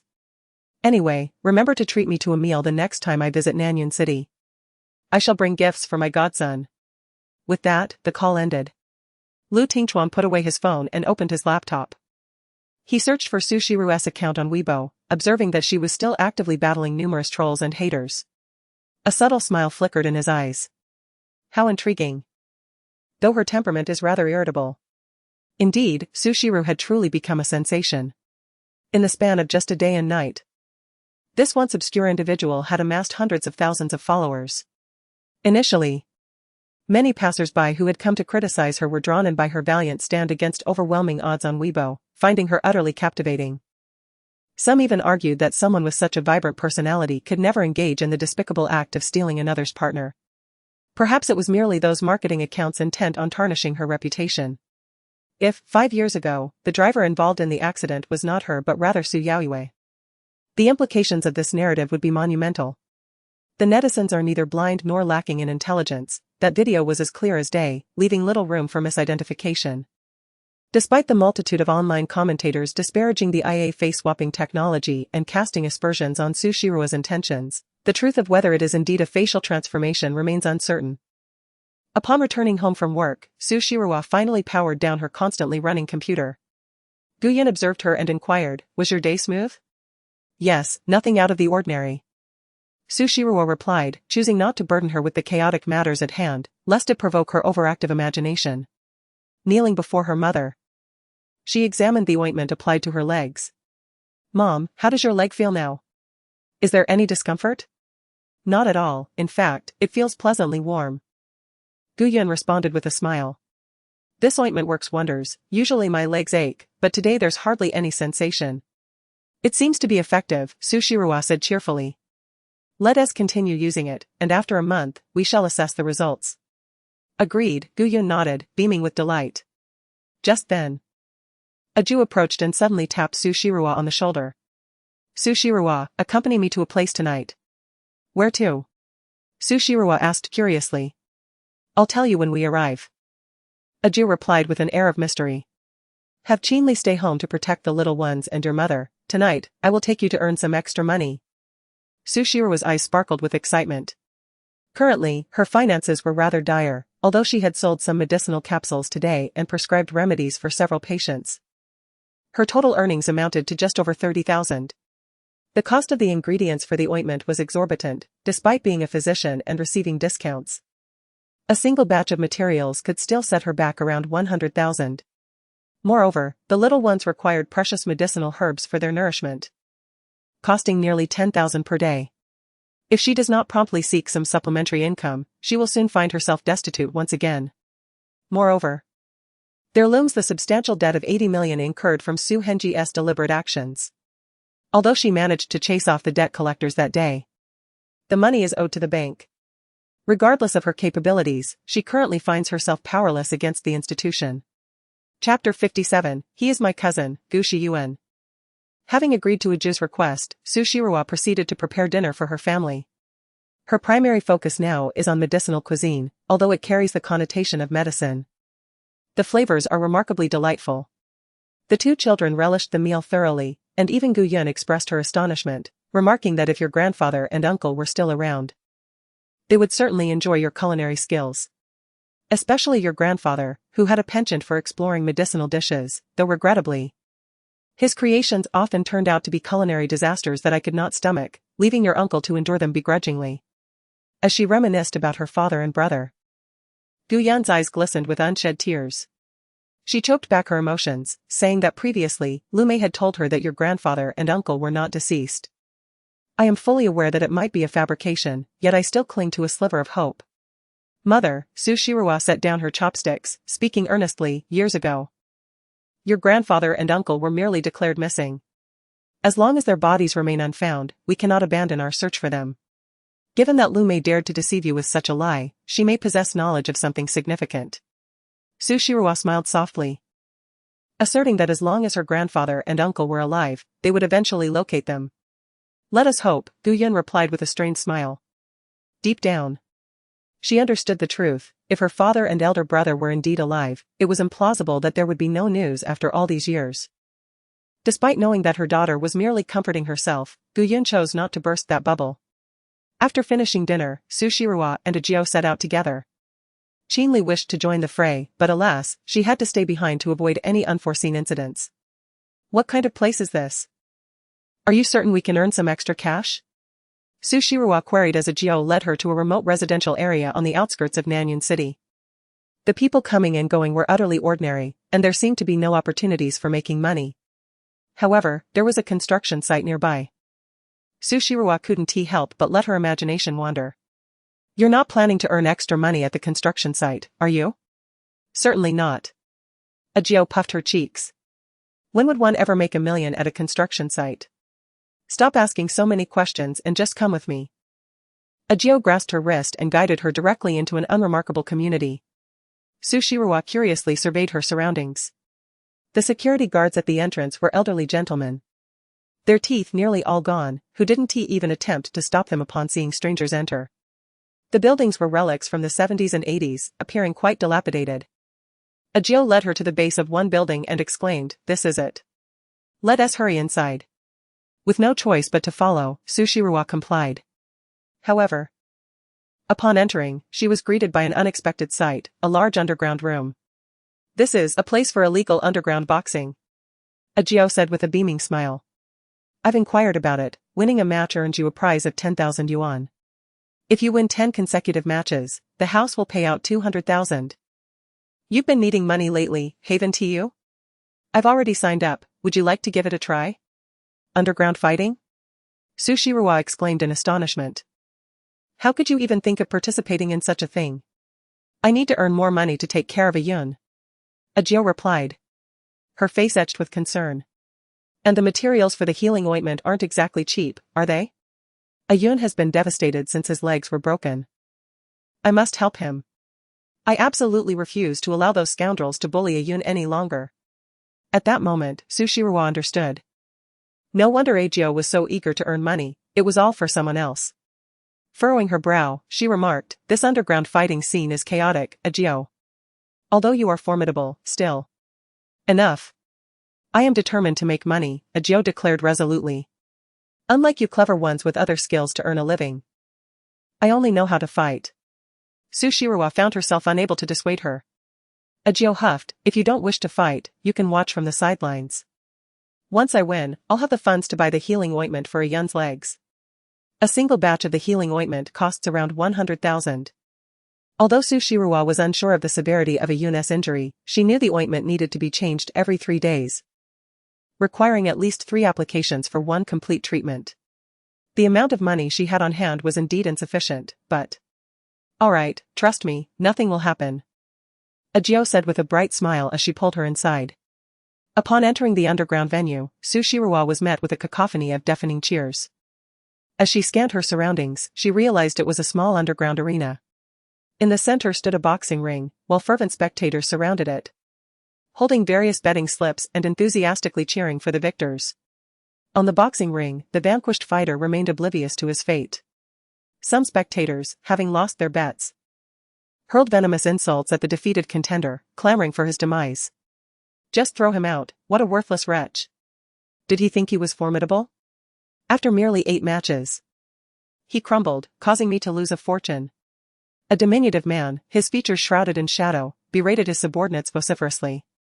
Soon, several individuals approached and dragged the loser off the stage. Sushiruwa observed the bloodied visage, feeling an unsettling familiarity. Furrowing her brow, she stepped forward to obstruct their path. What are you doing? Are you so impatient with life? Get lost, you foul woman. They spat, clearly irate. I know this person, may I take him? Sushiruwa implored, glancing at the man they handled like a lifeless swine. You know him? The group exchanged glances before tossing the individual toward her. Fine, take him away. A word of caution, this fellow has caused our boss considerable losses. If he wishes to survive, he ought to leave Nanyan City swiftly. The man was callously thrown to the ground, yet he exhibited no reaction. Just as Sushiruwa intended to check his condition, Ajio seized her wrist. Why concern yourself with a worthless fool? In a place like this, do not meddle in affairs that do not concern you. Though Ajio appeared innocent, one who could casually speak of taking a life could hardly be truly naive. Frowning disapprovingly, she addressed Sushiruwa, I genuinely believe I might know him. Sushiruwa smiled faintly, then knelt down to wipe his face clean with the wet wipe she always carried. Subsequently, her pupils slightly constricted as she exclaimed, Cousin? Ajio was taken aback, Cousin? Initially, Sushiruwa merely felt a sense of familiarity, but upon seeing his face now, she was utterly certain he was her uncle's son. Gushiyuan. After her uncle and aunt divorced, her aunt took her cousin away from Nanyan City to the capital. Every year during the new year, her cousin would return to visit their grandfather and uncle. Since their grandfather and uncle had gone missing, Gushiyuan had vanished from her life as well. They had shared a good relationship in the past, and Sushiruwa had always believed her cousin was living well in the capital. She never expected to encounter him in such a place. Hurriedly, Sushiruwa checked his pulse. Though he was severely injured, she found his pulse strong enough to reassure her that his life was not in immediate danger. He is my cousin, Gushiyuan, Sushiruwa said gravely. Ajio, I apologize. But I must take my cousin away from here first.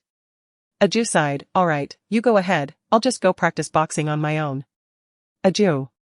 I know you are in need of money, but we cannot engage in such underground fights. Sushiruwa insisted firmly, gripping her tightly. Rest assured.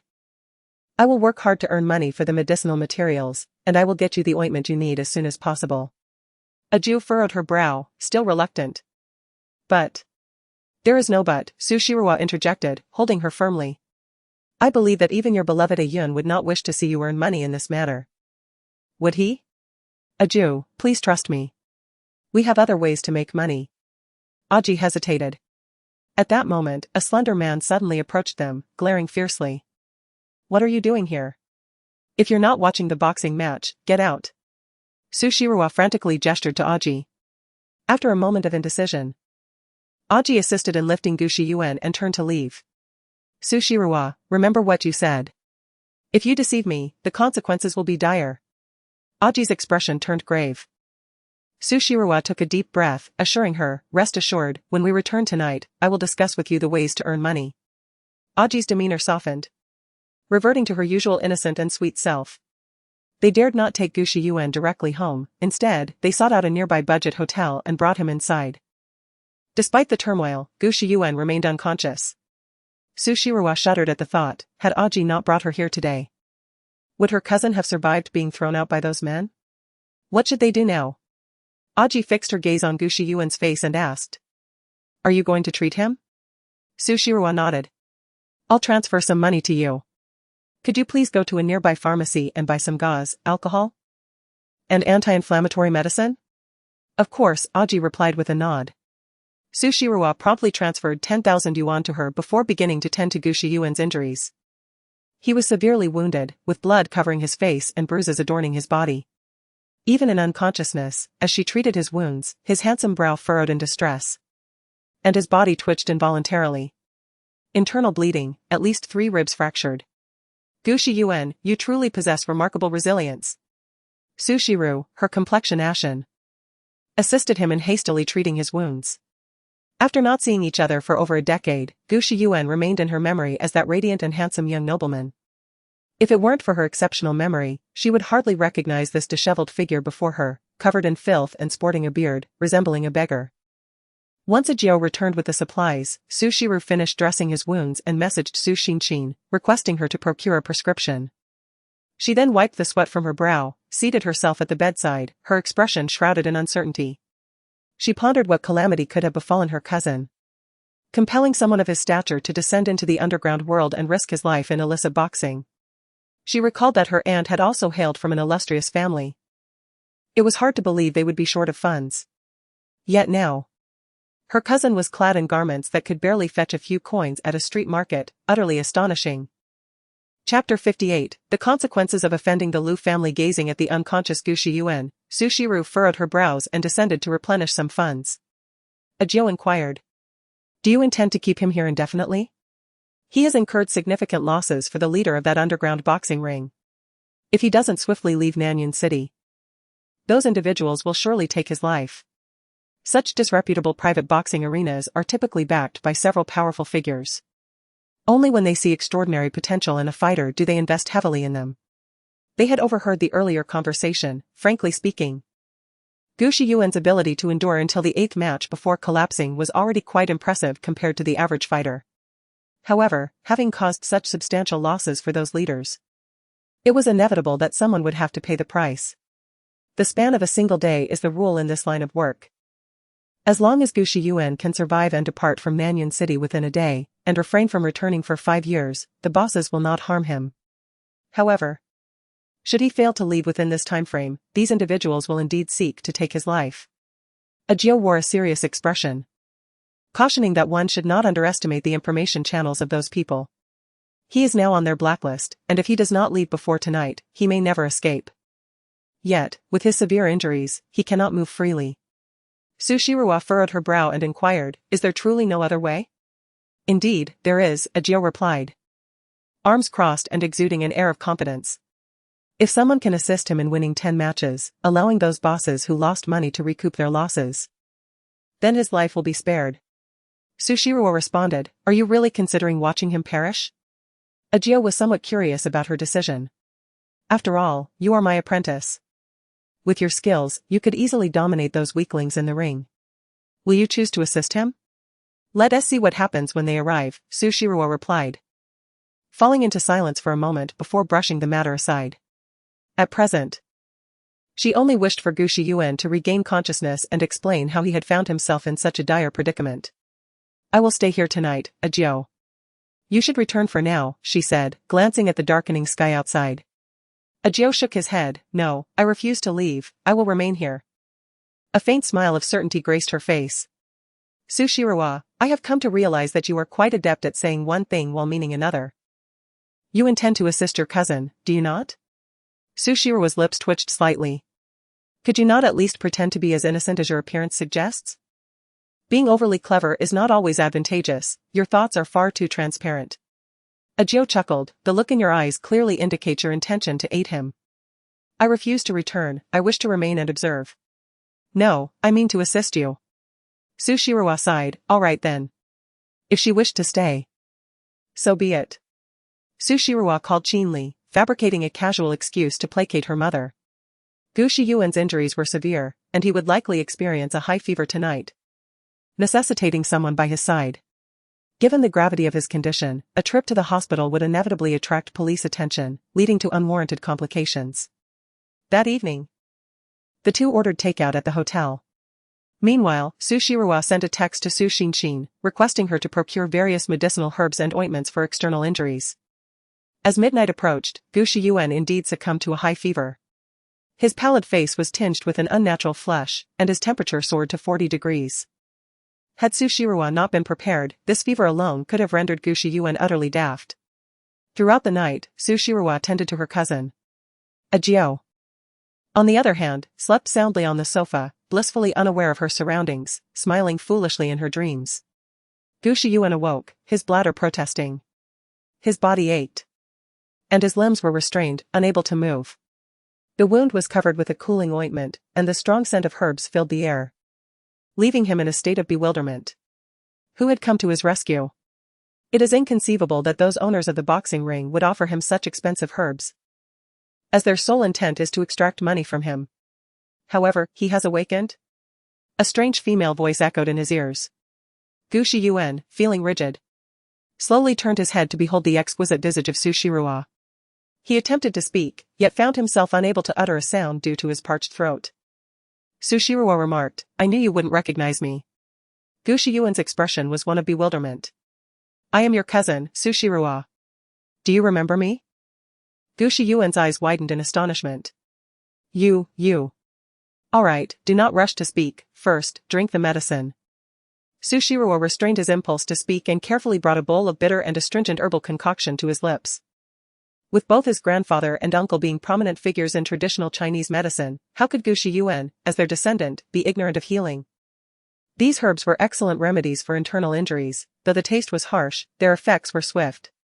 After consuming the medicine, Gu Shiyuan felt a significant alleviation of his pain. He pressed his lips together and, in a hoarse voice, inquired, "Shirua? How did you find me? Do you truly believe this is mere coincidence?" Su Shirua glared at him with a vacant expression. "Yet you, who were supposedly always in the capital. Why would you venture to such a place to engage in illegal fights? And end up in such a state?" Even though her uncle and former aunt had divorced, the wealth her aunt had acquired was more than sufficient for a lifetime of extravagant indulgence. Who would dare to believe that the once noble young master had transformed into a disheveled vagabond? Gu Shiyuan lowered his gaze, a bitter smile gracing his lips as he shook his head, rendering him speechless. "Since you have returned to Nanyan City, why did you not seek us out?" Su Shirua inquired, her eyes fixed upon him. "Moreover, how long have you been back? I recall that uncle generously provided aunt with a substantial sum of money. Aunt's family background in the capital is not insignificant, is it? How have you fallen to this state, and what of aunt?" With a sigh, Gu Shiyuan replied. "The tale is rather lengthy. 5 years ago, upon my arrival in Nanyan City, I came across news reporting your sentencing for a traffic incident. I wished to visit my aunt, but my father informed me that she was unwell and had been convalescing in the hospital, which deterred me from making the trip." Su Shirua pressed further. "And then? What led to your current plight?" At that moment, a Jew stirred awake, rubbing his eyes and disdainfully remarking, "As a grown man with limbs, how could you allow yourself to descend into such misery? Truly ineffectual." Gu Shiyuan managed a bitter smile. "I had no desire for this fate, however, I offended someone in the capital and was compelled to return to Nanyan City. Yet, even here, that individual would not grant me respite. I sought numerous jobs, yet no one was willing to employ me. The funds my mother provided have long been depleted, leaving me with no choice but to sustain myself in this manner." "Has aunt not sent you any money?" Su Shirua asked in confusion. "Who have you offended?" "Alas! Do not speak of it. My mother is rather naive. After their divorce, the money my father allotted her was entirely deceived away by the Li family. Yet, she forbade me from discussing matters with my father, thus I never disclosed this to you before. As for the individual I have offended." Gu Shiyuan's expression was complex. "Are you familiar with the Lu family?" Su Shirua paused. "The Lu family?" Gu Shiyuan nodded with difficulty. "Indeed. The Lu family has a presence in Nanyan City as well. You know the Chuancher group, right? That is under the command of Lord Lu, who is also a member of the Lu family. No wonder you are in such a dire predicament." Ajio, astonished, clicked her tongue and remarked, "That does not imply you are utterly useless. It is inevitable that even if you had chosen to go elsewhere instead of Nanyan City, your fate would likely not have been any more favorable." Even someone like Ajio, who rarely keeps up with current affairs, was aware of the Lu family's formidable influence. With a fearful expression, she said, "Ayun also warned me never to offend the Lu family. I have heard that this clan has connections with the upper echelons of the government." Su Shirua's lips twitched, rendered speechless by Ajio's words. She was at a loss for how to voice her frustrations, especially since this girl had previously contemplated assassinating Lu Tingchuan for a sum of 500,000. "If I had not left the imperial capital, they would have implicated my mother. Gu Shiyuan smirked sarcastically, stating that the Li family was merely a facade of glamour. In reality, it had long since decayed to nothing but a hollow shell. They could not afford to offend the Lu family and would not permit my mother to assist me in secret any longer. Having crossed the Lu family, Gu Shiyuan had seen through the true nature of those individuals. Over the years, he had merely been getting by. Yesterday, during the 8th round on stage, he genuinely believed he would meet his demise. Rua, do not involve yourself in my matters, otherwise, if those individuals learn of it, it will bring you trouble as well. Gu Shiyuan had no regrets about offending that woman. Yet he wished to shield his loved ones and friends from the repercussions of his actions. He was acutely aware that after losing the duel yesterday, those individuals would undoubtedly seek retribution. You are my brother, how could I possibly disregard your plight? Su Shirua shot him a glare. Enough of your brooding. I have a certain rapport with the Lu family. Regardless of whom you have offended, I shall speak to Old Master Lu on your behalf. Old Master Lu? Gu Shiyuan stared at her in bewilderment. You know him?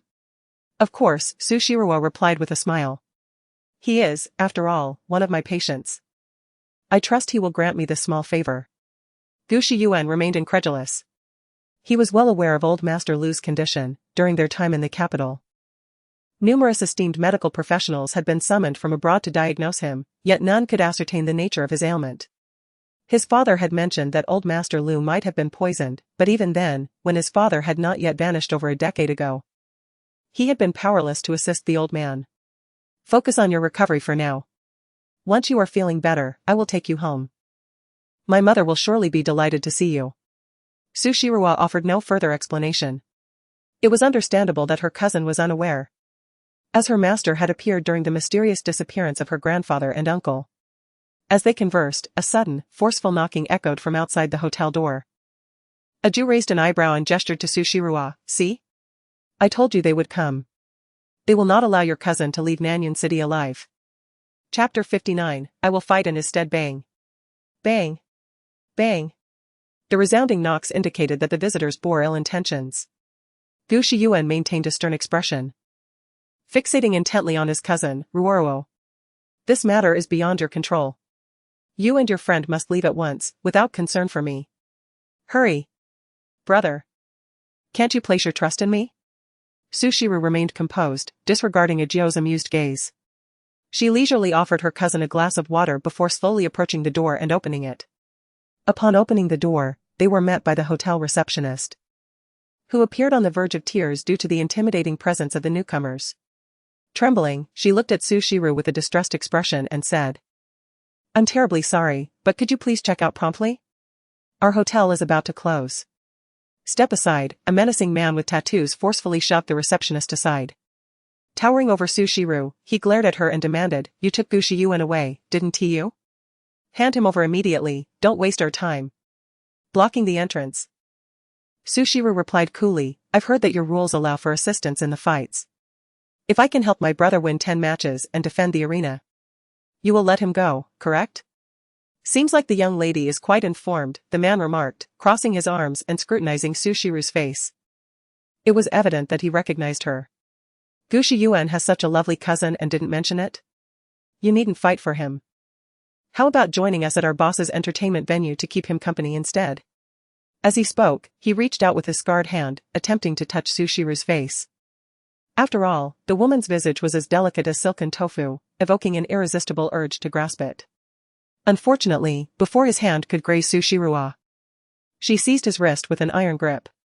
The man struggled in vain, discovering that he could not even shake off the hold of this seemingly fragile girl. Su Shirua curled her lips into a smile, yet her gaze remained calm and piercing, fixated on him. Her deep, dark almond eyes resembled an abyss, inexplicably sending a chill down one's spine. I may not excel in serving drinks, but I can certainly hold my own in a fight. Care to test your luck? Su Shirua stated with an air of tranquility, her grip on the man's robust wrist seemingly effortless. The man, seasoned in the underground fighting scene, was not without skill. When he realized he could not escape the grasp of this petite girl, the rugged lines of his face hardened, and he narrowed his eyes, saying, You'd best think this through.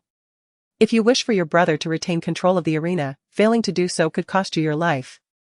Su Shirua tilted her chin upward, clearly shorter than him by a head, yet exuding an overwhelming aura of dominance. The man's brow furrowed. This girl did not appear to be the brazen seductress that online rumors suggested. Unaware of his thoughts, Su Shirowa merely smiled and replied, I am indeed well aware. Hence there is no need for you to trouble Gu Shiyuan any further, is there? Well, just a moment, let me consult our leader, the man answered, pulling out his phone to make a call. After briefly relaying the situation, he cast several furtive glances at Su Shirowa. At last, he hung up the phone and said to her, our leader has agreed, but we need to change the location. In 3 days, there will be a ring at the Pinnacle Underground, and coincidentally, our leader has no one available. If you are not afraid of death, you may go. Su Shirowa had heard of the Pinnacle Underground, a lavish establishment within Nanyun City, where only the affluent and influential could gain entry. Various betting agreements frequently transpired there. And boxing rings were certainly a part of the scene. All right. Su Shirowa responded without a hint of hesitation. The man felt compelled to warn her once more. I must caution you, the fighters at the Pinnacle Underground have undergone countless battles, possessing formidable skills and immense strength. Moreover, in such private boxing confrontations, certain substances may be permitted. If those individuals set their sights on someone like you. His brow furrowed, seemingly reluctant to continue. There was a woman, much like yourself, who fancied herself strong and went to challenge them. Do you know what became of her? In front of thousands of spectators, she was stripped bare by her opponent and assaulted in the ring. The scene was so harrowing that even someone like me, who was not exactly virtuous, could not bear to watch. A decent young woman, humiliated for losing a match, was subjected to such disgrace. Her opponent's friends, brothers, and even coaches took turns on the stage, ultimately leading to her demise. Su Shirowa had heard whispers of that incident during her time in prison. She remembered that one of her cellmates was the sister of that unfortunate woman. In an act of vengeance for his sister, an inmate had reportedly disfigured several individuals with sulfuric acid before being incarcerated. Initially, he endured severe bullying. I understand. Su Shirowa smiled faintly, convinced of her own formidable strength. Although she had only trained in martial arts for a little over 4 years, even a Jio had once envied her innate talent. While she was not yet a match for a Jio, she had come remarkably close. Very well, do as you wish, the man remarked, noticing her disregard for his counsel, and requested her phone number. We shall meet in the Pinnacle Underground City in 3 days. Do not entertain thoughts of escaping during this incident. As long as you remain within the borders of Xia country, there is no escape for you. I have no intention of becoming a deserter, Su Shirowa replied coolly. The man regarded her intently before instructing his subordinates to leave. The receptionist, trembling in fear, insisted on refunding them as the intimidating figures departed, urging them to find accommodation elsewhere. Inside, Gu Shiyuan, overhearing their conversation, was nearly propelled from his bed in anger. Upon Su Shirowa's return, he chastised her. What are you thinking, you foolish girl? With those slender arms and legs, what can you possibly achieve? Hurry and buy tickets, we must leave the country. Su Shirowa remained silent. Ajio, with a grin, quipped, look, in the end, you still intend to fight, despite your attempts to dissuade me. TSK. I am being compelled into this, not for monetary gain.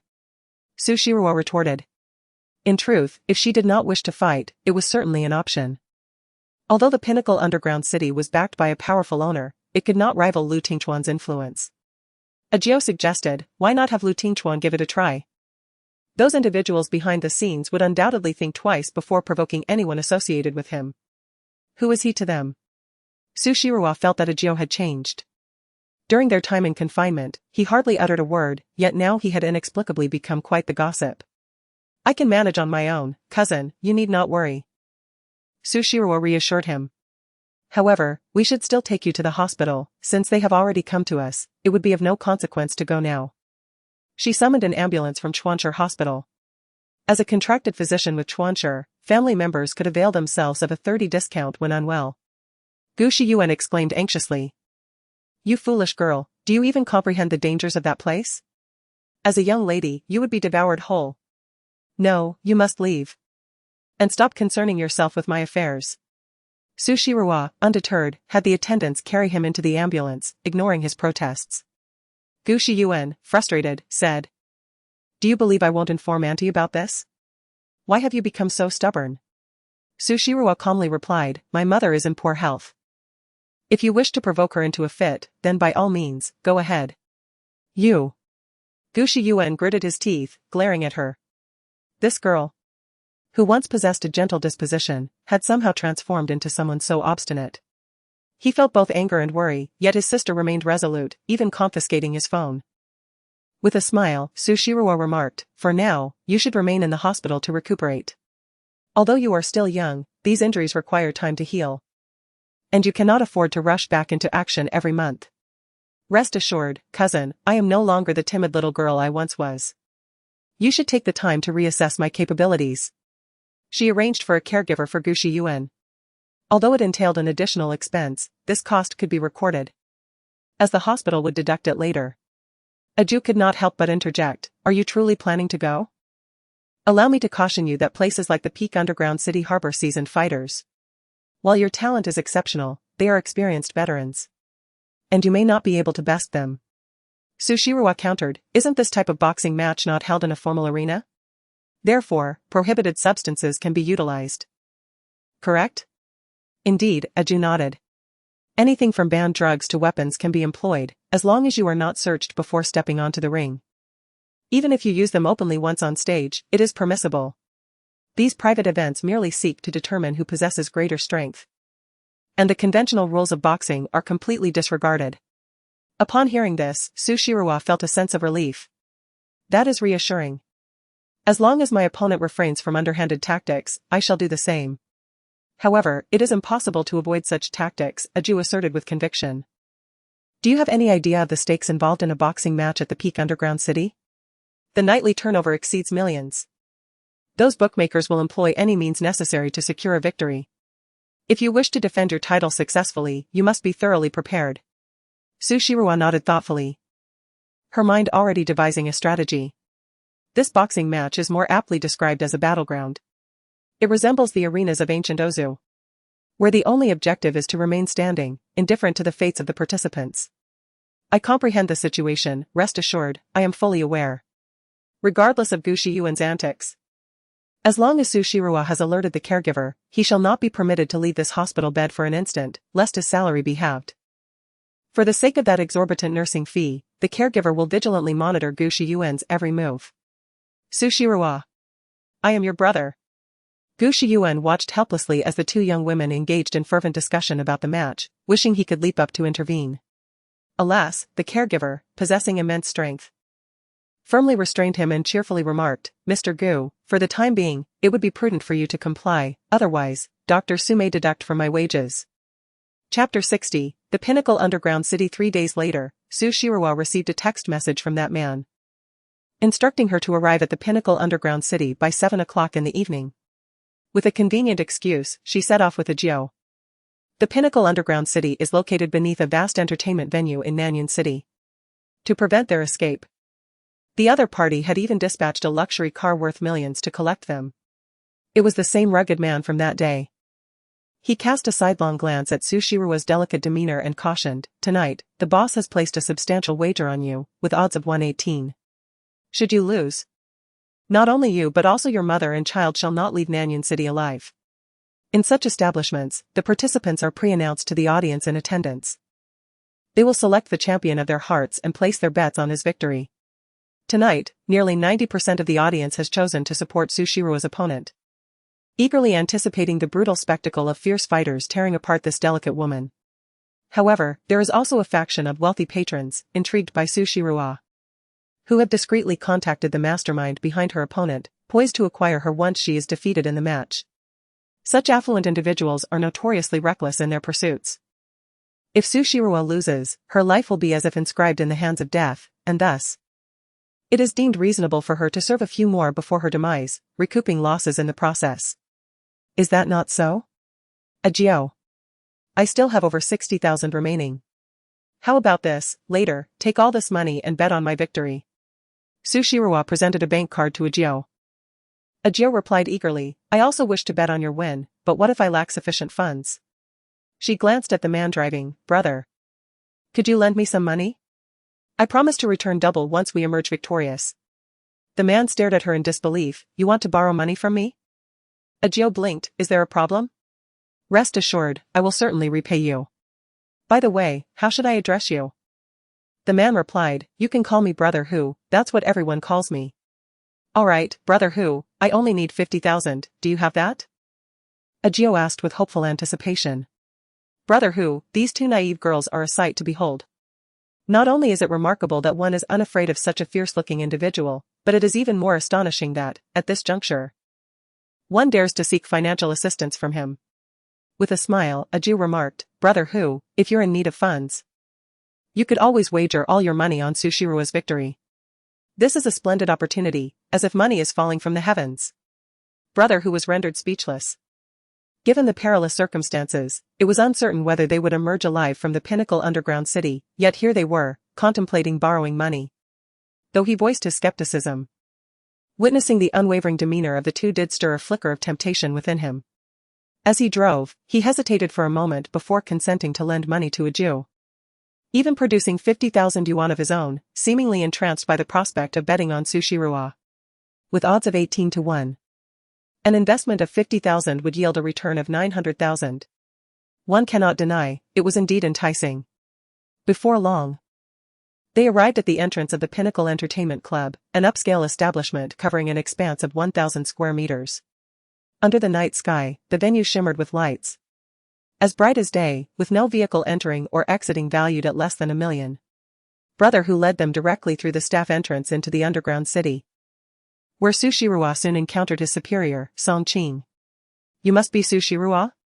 Song Qing, a distinguished-looking middle-aged man with gold-rimmed spectacles, exuded an air of cultured elegance, resembling an educator rather than a formidable figure in the underworld.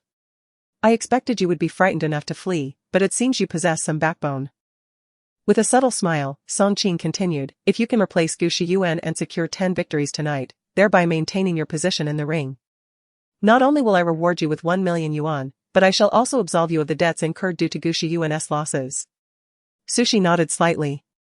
Song Qing, with a radiant smile, remarked, you are somewhat different from what I had envisioned. Sushi raised an eyebrow and inquired, oh? Did you expect me to beg for mercy? Recently, haven't you gained quite a bit of popularity online? Song Qing adjusted his glasses nonchalantly and replied. I had presumed that a woman of your caliber would resort to every possible means to allure me, pleading with your beauty. A smirk graced his lips, dissipating the scholarly air about him, revealing a hint of mischief. Perhaps, I might spare Gu Shiyuan because of you, why not give it a try? Sushi shook her head, asserting, I prefer to resolve my troubles through my own capabilities. Regardless of how harmless he may appear, Song Qing, having risen to the status of a leader, must possess considerable cunning. He chuckled softly, very well, I wish you luck, beautiful lady. He instructed Tiger to escort Sushi to the boxing ring, for the evening's grand spectacle was about to commence.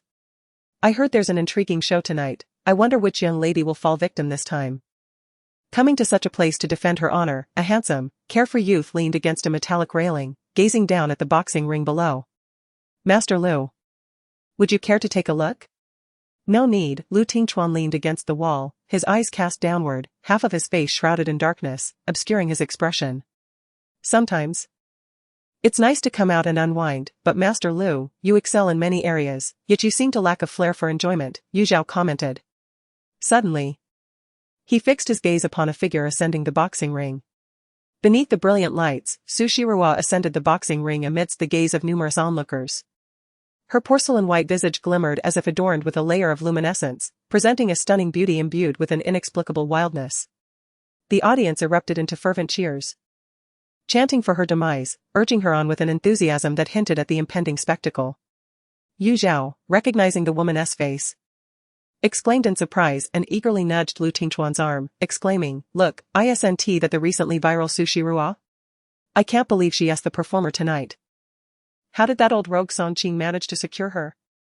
The surrounding cacophony resonated with a palpable malice, such an environment was far from welcoming for a woman. Some deranged individuals even harbored a desire to witness the beauty reduced to a mere heap of ruin. Sushirua stood serenely on the stage, seemingly isolated from the tumultuous world around her.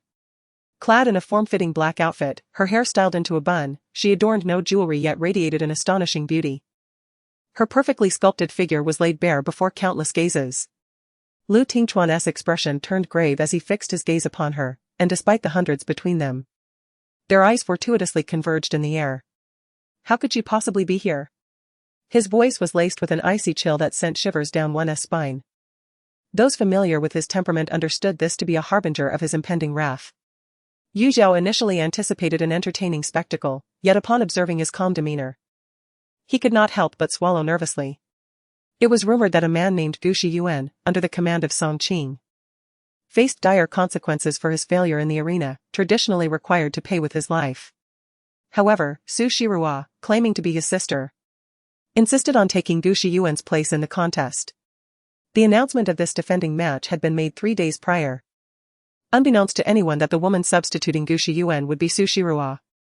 Several individuals present promptly recognized her, unleashing a torrent of malicious vitriol. This woman truly seemed oblivious to her own peril, flocking to such a venue. Shameless mistress, she deserves to be struck down on that stage. What is the proprietor of the Peak Underground City doing? Is this wanton woman being showcased as part of some risky performance? What utter disgrace. Are we so desperate for men that we resort to this? Seeking her own demise. I must capture her tragic fate on film, I am eager to witness how she navigates life in Nanyan City thereafter. A cacophony of schadenfreude erupted around them. Lu Jianing, accompanying her benefactor to the boxing match, was taken aback to discover that the main event featured none other than Su Shirua. Excitedly, she began recording on her phone, already envisioning Su Shirua's abject downfall at the hands of others. Lu Tingchuan radiated a chilling fury. His dark, penetrating gaze fell upon Yu Zhao, commanding, "Fetch Song Qing for me, and instruct him to remove Su Shirua from the match." Yu Zhao trembled, hastily attempting to contact Song Qing. Alas!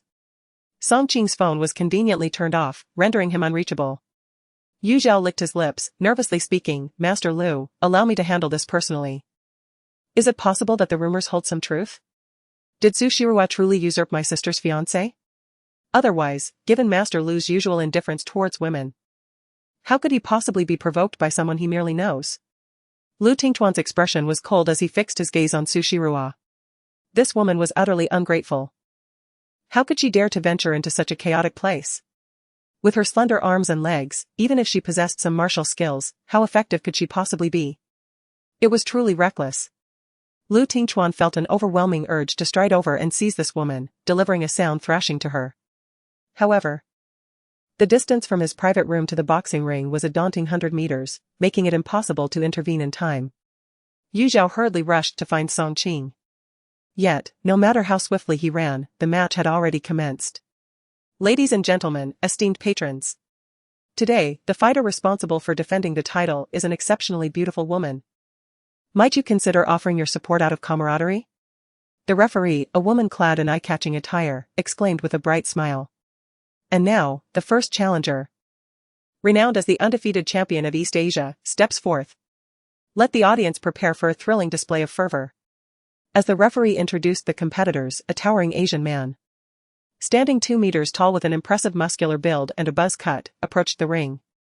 He looked down upon Su Shirua, revealing a grin that showcased his gleaming white teeth. "I've heard of you. If you're willing to ally with me, I could assist you in this competition. What do you say?" Chapter 61, This must surely be cheating. The formidable champion's physique was nearly thrice that of Su Shirua's. Standing before her, he completely overshadowed her presence. His exaggeratedly developed muscles accentuated his robust form and immense strength. The duo on the boxing ring resembled a real-life rendition of Beauty and the Beast. The audience erupted in fervent cheers, speculating whether a single punch from the champion could potentially end this woman's life. Su Shirua's delicate lips parted and closed, proclaiming, "You are unworthy." The champion, taken aback, burst into exaggerated laughter. "Are you attempting to provoke me?" Yet, Su Shirua's gaze remained tranquil, devoid of any fear. From the moment she stepped onto the boxing ring, she had been on high alert. Today's challengers were all seasoned fighters, skilled not only in raw strength but also in employing various tactics. "No, I merely wish to save time," she replied, turning to the referee. "May we begin?" The referee, momentarily stunned, nodded in a daze. Then, to everyone's astonishment, this petite and seemingly frail woman launched herself toward the champion, her slender arms appearing as if they could snap with the slightest pressure. The champion dismissed her assault entirely, grinning as he reached to seize her arm, eager to take advantage of her perceived vulnerability. All anticipated an overwhelming victory for the champion. However, in the next moment, Sushirawa's actions astonished the entire audience. A resounding thud echoed as a heavy object struck the ground. Unexpectedly, Sushirawa's jab was merely a feint, her true lethal strike emanating from her legs. Like a nimble rabbit, she seized the opportunity when the champion was caught off guard, delivering a powerful kick directly to his head. It may appear that the force was slight, yet the champion was abruptly brought down to the ground. The onlookers were astonished. Clearly, the champion had not anticipated such an outcome. He instinctively sought to rise, intent on delivering a severe reprimand to the audacious woman. At that moment, however, a foot clad in flat shoes descended directly upon his recently lifted face. The champion then felt an irresistible force emanating from that foot, compelling him to be forcibly pressed back down to the ground. "You have lost," came a voice as ethereal as a celestial melody, jolting the onlookers from their stupor. "Is this truly not scripted?"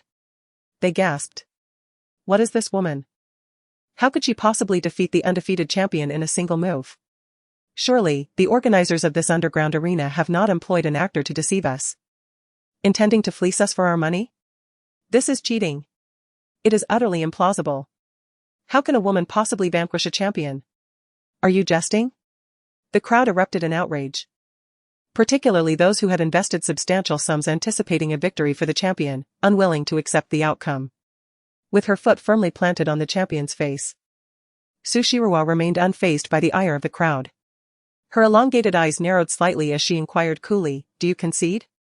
The champion clenched his fists tightly, pounding the ground in frustration as he exclaimed, "Let go. We shall fight again." Sushirawa scoffed, "Do you take me for a fool? I still have 9 more matches to contend with. If you refuse to concede, I shall remain here, steadfast." As she spoke, she pressed her shoe down forcefully upon the champion's face. The champion boxer wore a look of despondency, perplexed by the extraordinary strength of his opponent. Despite exerting all his might, he found himself unable to rise, as if confronted by a formidable beast. Reluctantly, he attempted several more times before finally conceding with a resounding declaration of defeat. However, Sushirawa did not hasten to release him, instead directing her gaze towards the referee. "He has surrendered," she indicated. The referee, taken aback, stared at her in disbelief, momentarily dazed before he nodded and proclaimed, "In the first round of the championship match, the red corner triumphs." "Cheating. This is unequivocally cheating. Your display is utterly disgraceful." The spectators cried out in outrage. "Do you truly believe we are oblivious to your deceit? Refund. Refund." The audience became increasingly agitated. During this initial round, many had invested their life savings, fully expecting the champion, renowned for his invincibility, to emerge victorious against a seemingly frail woman. Yet, within mere moments, less than 5 minutes, in fact, the celebrated champion had succumbed to a single blow delivered by her. As the commotion escalated, the referee interjected, "Ladies and gentlemen, please remain calm. Our esteemed underground arena prides itself on fairness and integrity in all matches. There is no script or performance involved. The lovely lady from the red corner genuinely defeated the champion with a single strike. I implore you not to question the credibility of our establishment." The underground arena had indeed attracted a considerable audience, bolstered by substantial financial backing. It was well known that such venues abhorred the notion of scripted performances or sham fights. However, given the colossal sums at stake, one could not help but wonder if the proprietor of the arena might have been tempted by the unfolding events. The organizers, witnessing the uproar among the crowd, felt compelled to address them. "Since there is skepticism regarding Miss Hong's prowess, we shall allow one of the audience members to volunteer for a duel against her. If Miss Hong emerges victorious once more, we ask that you cease to question the authenticity of this exhibition." This proposal naturally appeased the spectators, many of whom were regular patrons of the venue, boasting a number of skilled fighters among them. Soon, through a vote by the audience, a robust and handsome champion of Sonda was selected to step onto the stage. "Greetings, I am Zhou Ji. Given the trust bestowed upon me by so many, I will exert my utmost strength against you. Should I inadvertently cause you harm, I hope you will not take offense." Zhou Ji's expression was cold, clearly convinced that this was a scripted performance. Su Shiruwa turned to the organizers and inquired, "Does this challenge qualify as a title defense?" The organizers instinctively shook their heads. Su Shiruwa smirked slightly, "I apologize, but I do not accept challenges that fall outside the realm of title defenses." Joji scoffed, "Are you afraid? Afraid of being harmed by me?" Su Shiruwa replied, "No, you are overthinking it. I simply do not wish to squander my time on someone inconsequential." After a private discussion, the organizers reluctantly agreed to consider this challenge as a second title defense, informing Joji and the audience that this would be their sole opportunity. "Joji, you must prevail. If you lose to a woman, you shall never hold your head high again. Indeed. Do not let us down. Defeat her. Defeat her." The crowd erupted into cheers and shouts. Sushiru and Joji also stepped onto the boxing ring. With the referee's whistle, Joji launched a powerful strike aimed directly at Sushiru's eyes.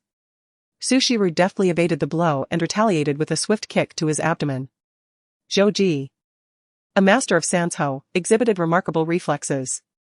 However, within this brief exchange, he discerned that Sushiru was no mere ornamental fighter.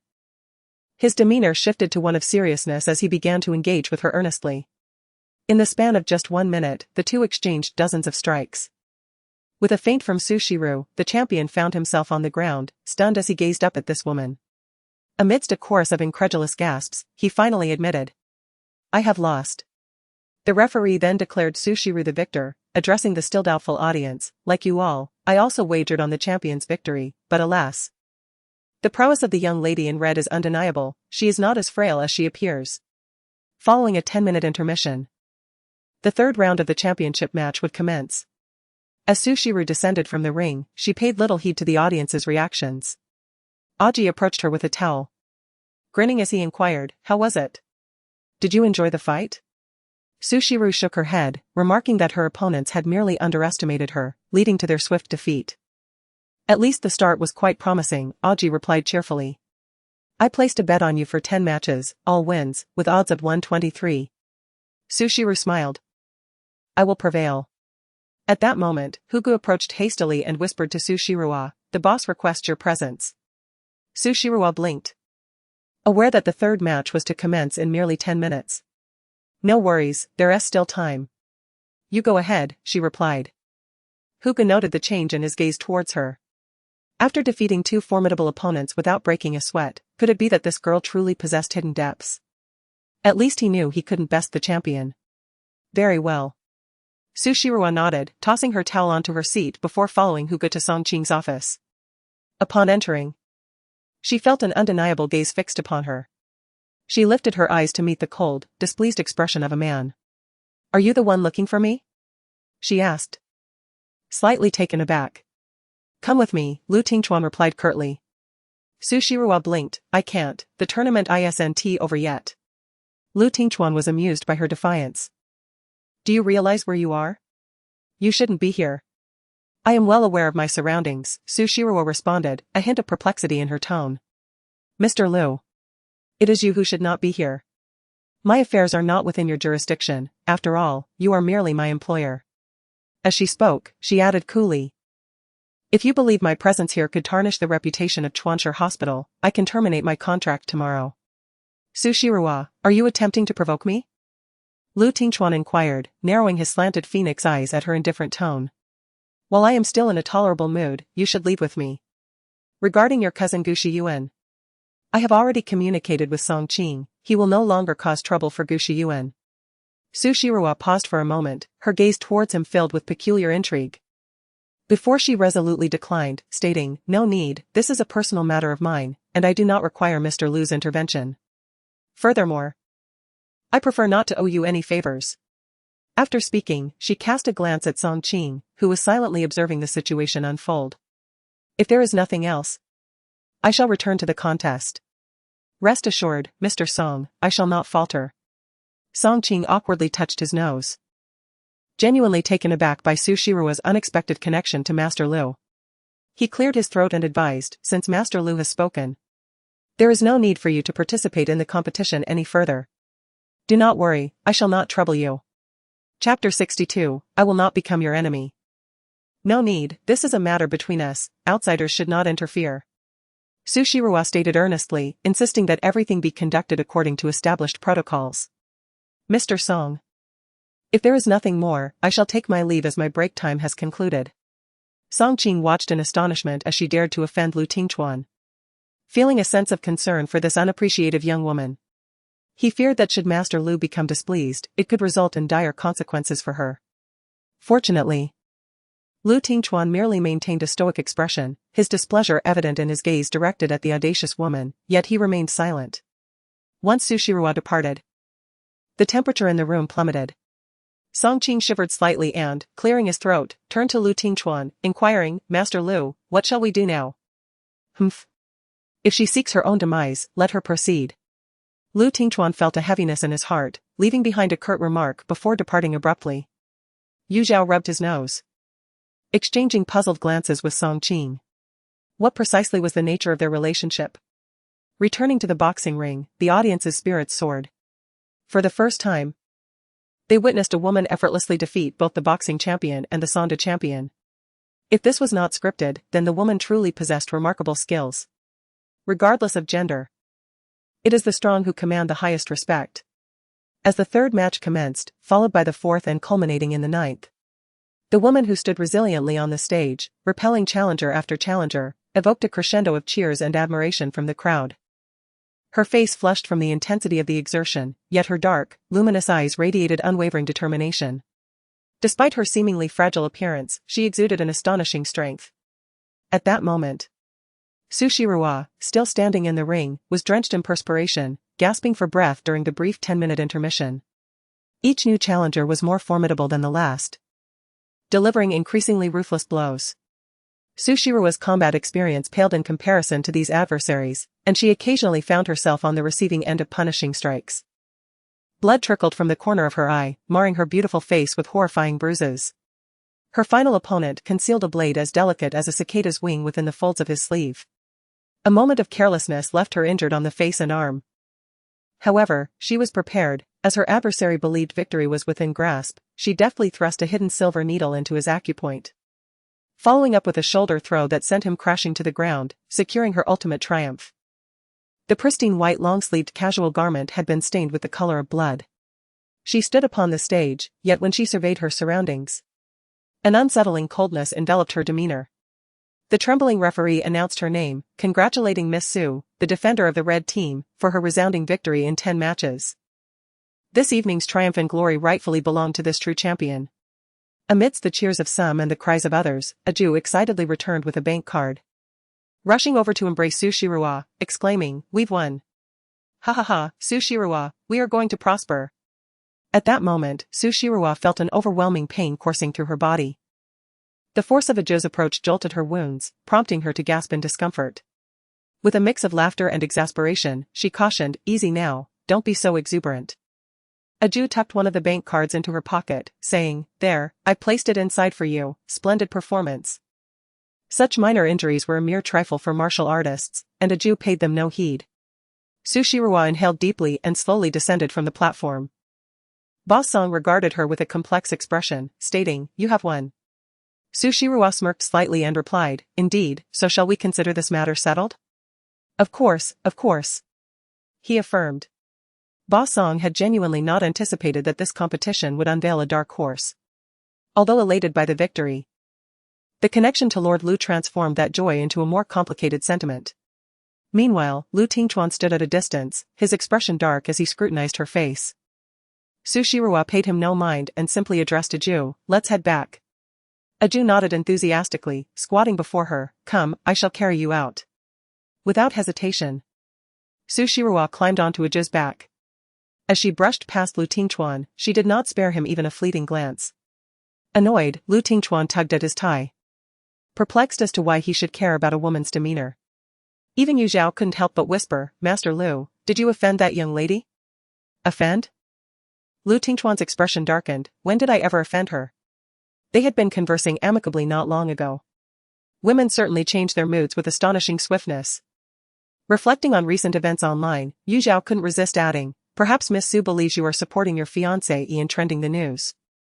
With a dismissive curl of his lip, he continued, "Don't blame me for being talkative. That video of Su Yaoyue was clearly leaked by Miss Su herself. Yet it has garnered no attention whatsoever. She likely thinks you are aligned with Su Yaoyue, hence her animosity." Lu Tingchuan was preoccupied with business matters, hardly having time to follow the news online. Only upon hearing Yu Zhao's mention did he furrow his brows and inquire, "What are you talking about?" "The video." Yu Zhao quickly retrieved his phone, relieved he had saved the video directly, otherwise, how could he show it to Master Lu? Lu Tingchuan snatched the phone, and upon viewing the content, he fell into contemplation. No wonder this woman offered him not a shred of kindness. She must have thought he was aiding Su Yaoyue in trending. Frustrated, he ran a hand through his hair, acknowledging that while it was indeed orchestrated by the Lu family, the young lady was rather unfortunate in this situation. Yu Zhao curled her lips in disdain. If she truly was wronged 5 years ago, then the Su family is indeed despicable, particularly her father-in-law, Su Henji, who would betray even his own daughter. It is a disgrace for him to call himself a father, especially given that he has benefited from the Gu family's legacy. Lu Tingchuan's gaze darkened, ignoring Yu Zhao's murmurs, and instead sent a text to Zhao Chen. He opened WeChat and stared at the chat interface with Su Shirua. After a prolonged moment of hesitation, he finally typed a message, "The trending topic is orchestrated by the Lu family, not me. I have stated before, I shall not become your adversary." However, Su Shirua, exhausted, had already fallen asleep on Zhou's shoulder. The phone vibrated softly, failing to rouse its slumbering owner. Lu Tingchuan glared at his phone for an extended period before abruptly shoving it into his pocket and departing with a scowl. That night, a tweet from the official account of Chuanshi Group surged to the top of the trending topics. Chuanshi Group, regarding Mr. Lu Tingchuan's response. He will soon address his marital ties with Miss Su Yaoyue. From this day forth, Mr. Lu Tingchuan shall resume his status as a single man. Wait, what? Is the news released by the official account genuine? Was that video authentic, and did Su Yaoyue indeed cause the accident? Did she deliberately involve Su Shirua to take the blame? It seems plausible, otherwise, why would Lu Tingchuan annul the engagement? Such a venomous woman, no matter how beautiful, would surely think twice before sharing a bed with a man like him. After all, one never knows when they might end up slain, leaving the murderer with a substantial inheritance. I have long proclaimed that Su Yaoyue is nothing but a delicate flower, utterly unworthy of Lord Lu. It is a pity that Lord Lu was previously blind to her true nature, failing to perceive the deceitful words of this so-called White Lotus. Ah! The audacity of the wealthy. When his fiancée is embroiled in scandal, he simply announces the dissolution of their engagement without a second thought. Regardless of the 5 years of shared affection, he casts aside the mother of his child for the sake of reputation. Is that not utterly shameless? Wow. The commenter above is quite bold, unafraid of stirring up trouble. What is there to fear? While I despise Su Yaoyue's behavior of dragging others into her mess, I loathe Lu Tingchuan even more for being such a scoundrel. He can so easily trample on the feelings of the mother of his own son. What a despicable character. The internet was instantly inundated with reactions. The previously suppressed trending topics surged back into the top 10. The reputation of the Chuanshi Group is substantial. Even a minor decision can dominate the trending news for an entire day. How much more so when it comes to the private affairs of a magnate? The public revels in the melodrama of wealthy families. Amidst various tips from informants, the masses discovered that this Lu had actually fathered a child with Su Yaoyue while they were still engaged. Speculations abounded, making the gossip even more lively. Su Shirua, injured and shaken, dared not return home directly. Zhao escorted her to the hospital, placing her in the adjacent bed to Gu Shiyuan. Upon seeing Su Shirua, bloodied and carried back by Zhao, Gu Shiyuan gasped, sitting up in alarm and struggling to rush over. What had happened to her? Was it serious? Gu Shiyuan was engulfed in a furious helplessness. I had warned her not to get involved in this affair. Why does this foolish girl never heed my advice? Aji placed Su Shirua upon the hospital bed, requesting the nurse to tend to her wounds. With a blink, she reflected on her triumph in 10 matches. Amassing a considerable sum, there was no need for excessive worry, for she merely slumbered. Gu Shiyuan, however, found it hard to accept this reality. His gaze fixated on the conspicuous bloodstains marring Su Shirua's face, a stark reminder of the blade's cruel caress. Rest assured, Su Shirua was indeed asleep. Those 10 bouts had nearly drained her of all vitality, and a few days of restful slumber would suffice for her recovery. Aji, feeling a rare surge of elation, exchanged a few words with Gu Shiyuan. Were it a formal boxing match, perhaps Su Shiruo would have faltered. Yet, in the realm of underhanded tactics, claiming victory in 10 encounters was hardly a challenge for her. Nonetheless, Gu Shiyuan found no solace in her words. He recalled his cousin as a petite figure, her voice soft and gentle. It was unfathomable to him what she had endured to transform from a sweet, endearing sister into the present shadow of herself. Clenching his fists tightly, his teeth ground together in frustration. With a heavy heart, Gu Shiyuan struck the hospital bed in a fit of impotent despair, the weight of his helplessness nearly overwhelming him. Regrettably, Aji showed little inclination to soothe his turmoil, lazily yawning before closing her eyes on another vacant bed. Meanwhile, throughout the night, the Su family found little reprieve from their anguish. Su Yaoyue, in a frenzy, wreaked havoc upon everything within her reach. Her eyes ablaze as she fixated on the trending video. Lu Tingchuan. It must be him. He has indeed been seduced by that wretched girl. How dare he? On what grounds does he treat me this way? I am the mother of his child. How could he do this to me? Chapter 63, Su Yaoyue captured. The video of Su Yaoyue surged to over 100 million views overnight. Countless individuals vehemently cursed her, tagging various public security accounts in a fervent demand for her arrest and an investigation into the truth of 5 years ago. Although the Su family employed a multitude of online commentators to brainwash the public, asserting that the individual in the video had utilized AI face-swapping technology, it was evident this was merely a ploy to frame Su Yaoyue. However, the onlookers were not so easily deceived. Ignoring the attempts at manipulation, they resolutely insisted that Su Yaoyue should publicly apologize and confess her wrongdoings. When Su Shiruo awakened from her slumber, wincing as she applied medicine to her wounds, she noticed the messages on WeChat. Startled, she logged into the Weibo backend and discovered that the video, previously deleted, had been reinstated, garnering even greater attention than before. Soaring to the top of trending topics, while the news of Lu Tingchuan unilaterally annulling his engagement to Su Yaoyue fell to second place. The audience, ever eager for the latest gossip from the entertainment industry, eagerly participated in the frenzy, nearly overwhelming the Weibo servers. Su Shiruo's gaze lingered on Lu Tingchuan's message, and for reasons unbeknownst to her, she sensed a hint of grievance in his words, causing her lips to instinctively curve into a smile. Beside her, Gu Shiyuan handed her a bowl of soy milk and fried dough sticks, exclaiming with exasperation, "Thank goodness you're all right, otherwise, how would I explain this to my aunt? Can you not be so headstrong like when you were a child?" Sipping her soy milk, Su Shiruo replied, "I'm not seriously injured, compared to you, I'll recover swiftly." "And what about the injury on your face?" Gu Shiyuan retorted, pursing her lips in irritation at Su Shiruo's nonchalant demeanor. "That wound is quite deep. Do you intend to ruin your appearance?" Su Ziruoxin recounted how her face had been utterly marred during her time in prison. Yet, having managed to restore her countenance to its original splendor, she regarded this minor injury with indifference. "Rest assured, cousin, I am fully aware of my circumstances." Sitting cross-legged on her hospital bed, she took another sip of soy milk and added, "As for you, do remain obedient and recuperate in the hospital. Once you are well, I shall take you home to meet my mother. She will undoubtedly be delighted to see you." Gu Shiyuan replied with a hint of resignation, "All right, stop staring at me. I must head to the office now. Do listen to the nurse, dear cousin." Finishing her soy milk and youtiao, Su Ziruoxin rose from her bed and departed. Gu Shiyuan called out to her several times, but she feigned ignorance. "That girl, her injury is not even healed yet, and she is running about. Doctor." "Su is not merely running about, she is indeed quite remarkable, serving as a contracted physician at our hospital," the nurse chimed in with a smile. Gu Shiyuan paused in surprise. A contracted physician from the Chuancher group? It dawned on him that he had indeed heard his sister mention her intention to go to the office.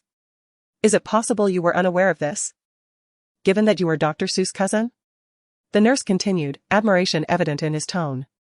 "Not long ago, a young girl was brought in after being bitten by a snake. And had it not been for Dr. Su's timely intervention, she surely would have perished. I could hardly believe how young she is even more capable than Dr. Du." Gu Shiyuan fell silent, memories resurfacing. He recalled his grandfather once mentioning that his cousin possessed an extraordinary talent for medicine and had even contemplated passing down the ancient medical formulas of the Gu family to her. He had completely forgotten that his cousin's talent could even astonish his genius father. With a smile, he proudly boasted to the caregiver, "Isn't it true? My sister is a disciple trained by grandfather, who was once revered as a master of traditional medicine in Nanyan City." The caregiver had never heard of such a title as a master of traditional medicine, but it sounded impressive, prompting him to applaud enthusiastically. Su Shiruwa, accompanied by Ajio, arrived at the office where she wrote a prescription and instructed Su Xinshin to fetch some medicine. She plopped down on a chair, wincing as she touched her wound, exclaiming, "It hurts terribly." Ajio transferred 300,000 to her, reminding, "Remember to help me prepare the healing ointment." "Rest assured," Su Shiruwa replied, transferring the money back to her. "You need not return this, I promise to gift it to you." Ajio, unfamiliar with the notion of politeness, accepted the money again since Su Shiruwa insisted.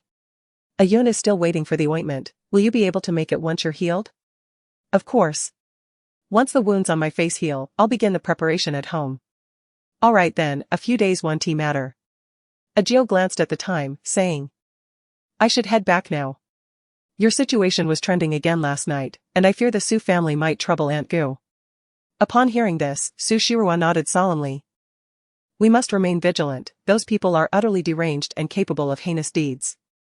Ajio, I entrust my mother and the little one's safety to you. Do not worry. As long as I am here, no one can harm them."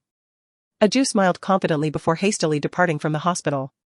Su Xinshin brought over the medicinal herbs. Her curiosity piqued as she observed the injuries on Su Shiruwa. Unable to contain herself, she inquired, "Dr. Su, have you been retaliated against by the Su family? Do you need me to help you file a police report?" "No need," Su Shiruwa waved her hand, smiling as she declined. "This is due to other matters unrelated to the Su family." Su Xinshin, also a longtime spectator of online gossip, regarded her with a look that suggested she wished to ask something but feared probing a sensitive wound, prompting a chuckle from Su Shiruwa. "If you have a question, just ask. This indirectness makes me uneasy." "Dr. Su, were you truly coerced into confessing?"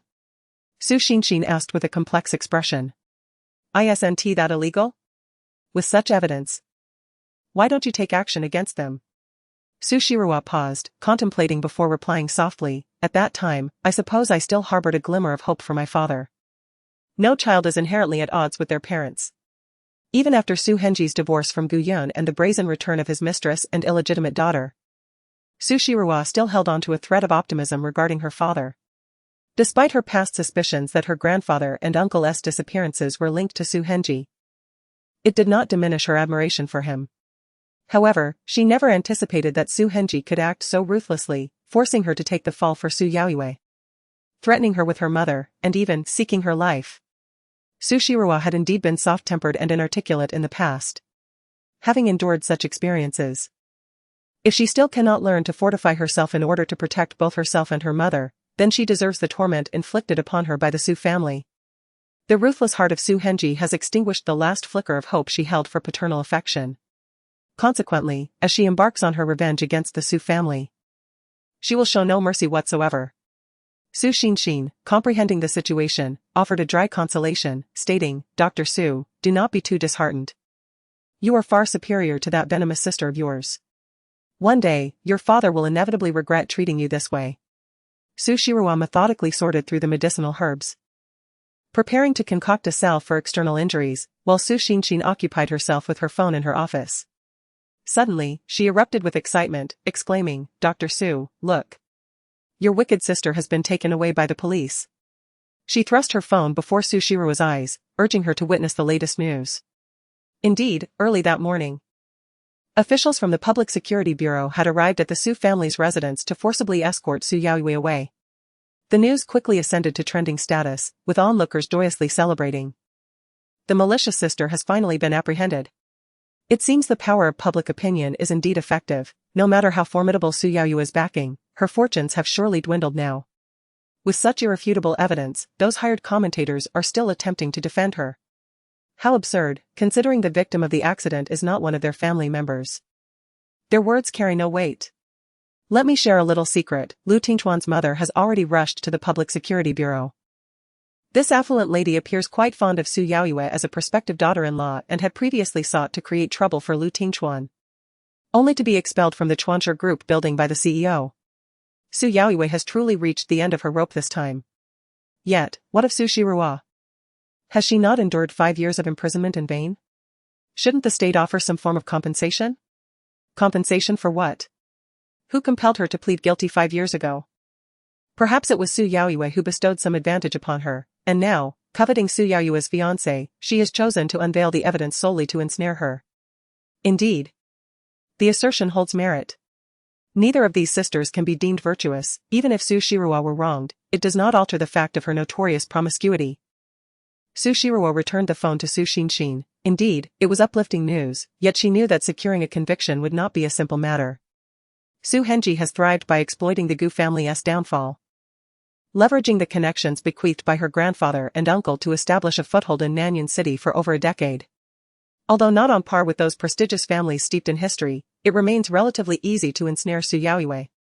The question now lies with whether the Liu family will intervene.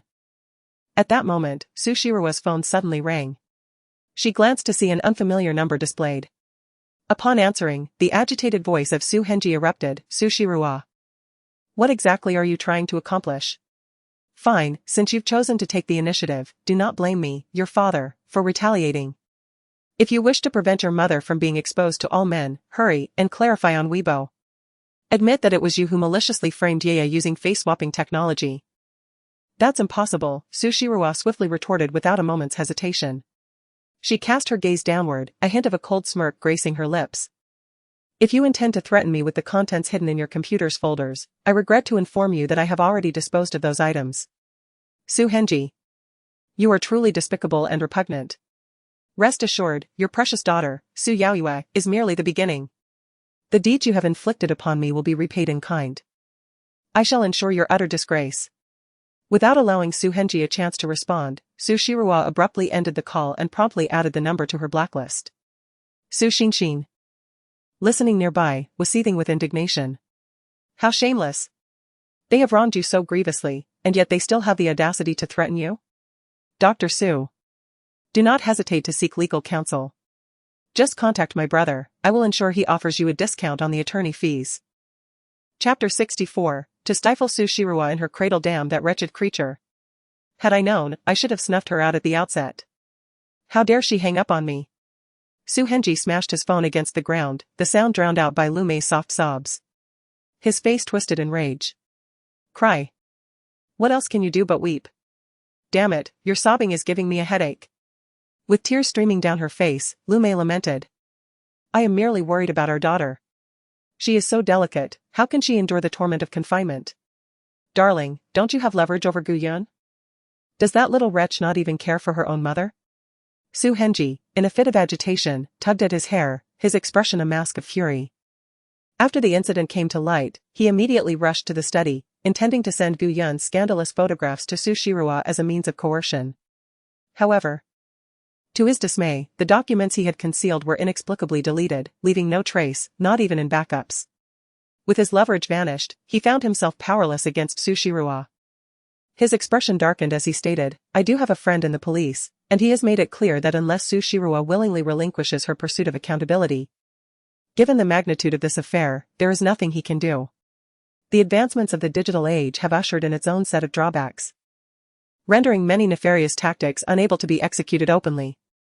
The exposure of this incident has drawn significant attention, with numerous eyes scrutinizing the situation. Even those capable of intervening would hesitate to protect Su Yaoyue at this juncture. After all, who could have been so careless as to leave behind such incriminating evidence? He cast a grim look at Lu Mei, questioning, did you not assert that all this evidence had been thoroughly dealt with? How is it possible that that little vixen still possesses such videos? Lu Mei, feeling wronged, replied, I was certain it had been disposed of. And I even spent quite a sum to ensure it. Su Henji sat on the sofa, covering his face in an attempt to regain his composure. What now? That heartless Lu Tingchuan was only adding fuel to the fire at such a critical moment. Had he truly felt no affection for Yaya after all these years? Lu Mei, wiping her tears, lamented, I truly regret not taking action when I learned those people had failed to eliminate that little vixen in prison. Had I done so, we would not be facing this calamity with our Yaya. Initially, the female criminal she had bribed indeed mercilessly tormented Su Shirua according to her wishes, even sending photos of her disfigurement to Lu Mei. As Lu Mei gazed upon the wretched state of that little hussy, she felt a desire to prolong her suffering rather than allow her an easy demise. Little did she know that news of Su Shirua's pregnancy would later emerge. The thought filled Lu Mei with a bitter rage. That despicable nurse, devoid of any shame, had accepted her substantial bribes yet still dared to conceal the fact that the little hussy had given birth to 3 children. Had she managed to secure the other 2 children at that time, she would not find herself devoid of leverage now. The couple had never anticipated that matters would escalate to this point. It was entirely of their own making. Deep down, they resented Su Shirua, viewing her as an ungrateful wolf raised at their expense. "Sir, madam, Miss Lu has arrived," the servant reported with caution as she entered. Lu Mei retorted sharply. "What does she come here for?" "And, I have come to assist you, of course," Lu Jianing declared as she pushed past her blocking maid, strutting in with a radiant smile on her high heels. With a frosty expression, Lu Mei replied, "Just you?" Lu Jianing, unperturbed, affectionately settled beside her, smirking. "I am aware that you and uncle are troubled by the situation concerning Yaoyue. That little hussy Su Shirua has endured considerable suffering in prison. Upon her release, she will undoubtedly seek revenge on Yaoyue. Given her narrow-minded nature, dealing with Yaoyue is merely the beginning. She may already be plotting against you and uncle." "She dares!" Su Henji exclaimed in anger. "I am her biological father." Unfortunately, it seems Su Shirua does not regard her uncle as a father figure. Otherwise, how could the Su family find themselves in such a predicament today? Lu Jianing remarked coolly. The exposure of Su Yaoyue's situation was not merely a matter of her own arrest. As her family member, Su Henji's enterprise also suffered significantly. Fortunately, his company primarily engaged in pharmaceutical development, even though the external perception of them was quite unfavorable. Those individuals still had no choice but to purchase various medications produced by the Su family's pharmaceutical factory. Nevertheless, Su Henji received numerous calls from shareholders, reprimanding him for his incompetence and favoritism. "What means do you possess to deal with her?" Lu Mei discerned that her niece had come prepared. Her maternal family had an ordinary background, and the only notable success was Lu Jianing, who had managed to carve out a respectable niche in the entertainment industry. Leveraging the connections of the Su family, Lu Jianing had established herself as a significant figure in the industry, boasting commendable resources. Thus, she had always endeavored to curry favor with the Su family, and this occasion was no exception. Lu Jianing leisurely produced her mobile phone and presented a video for their viewing. The couple exchanged skeptical glances, only to discover that it was a video identical to the one from that fateful night involving Su Yaoyue, yet the face had been replaced with that of Su Shirua. Recently, Su Henji had become somewhat acquainted with the technology of face swapping, understanding that even the most advanced techniques required meticulous human effort. At first glance, it appeared flawless, however. It would not withstand close scrutiny. Yet in this video, Su Shirua's face superimposed on Su Yaoyue's was indistinguishable, utterly devoid of any signs of manipulation. Lu Mei's countenance brightened immediately, her expression softening as she gazed at her niece. "Jianing, how did you manage to create this video?" Lu Jianing playfully tousled her hair and smiled brightly. "Recently, I have encountered an extraordinary individual, a hacker of remarkable skill. I merely inquired a few things, and he promptly assisted me. He is indeed a rare talent." Su Henji expressed his astonishment, praising her. "Jianing, you have truly rendered a great service to Yaya. As long as she safely navigates this crisis, whatever you desire, your uncle will gladly fulfill." Lu Jianing responded with gracious humility, "Uncle, you are too kind. We are all family. I have no intention of exploiting this situation for personal gain." As she spoke, she retrieved another video to show them. "This is footage I captured last night in the Peak Underground City. After her release, Su Shirua seems like a completely different person. Uncle, do you know who won the 10 rounds of the defending championship yesterday?" In the video, Su Shirua stood bloodied in the boxing ring. Beside her lay an unconscious man, while the crowd erupted in cheers. Su Henji's gaze sharpened, staring incredulously at Su Shirua's face on the screen. He could hardly believe that this was once the daughter who had suffered in silence. How could she have transformed into such a formidable fighter? Lu Jian furrowed her brow. Su Henji recalled the moment when he sought out Gu Yun, only to be warned by Su Shirua. His expression darkened with concern.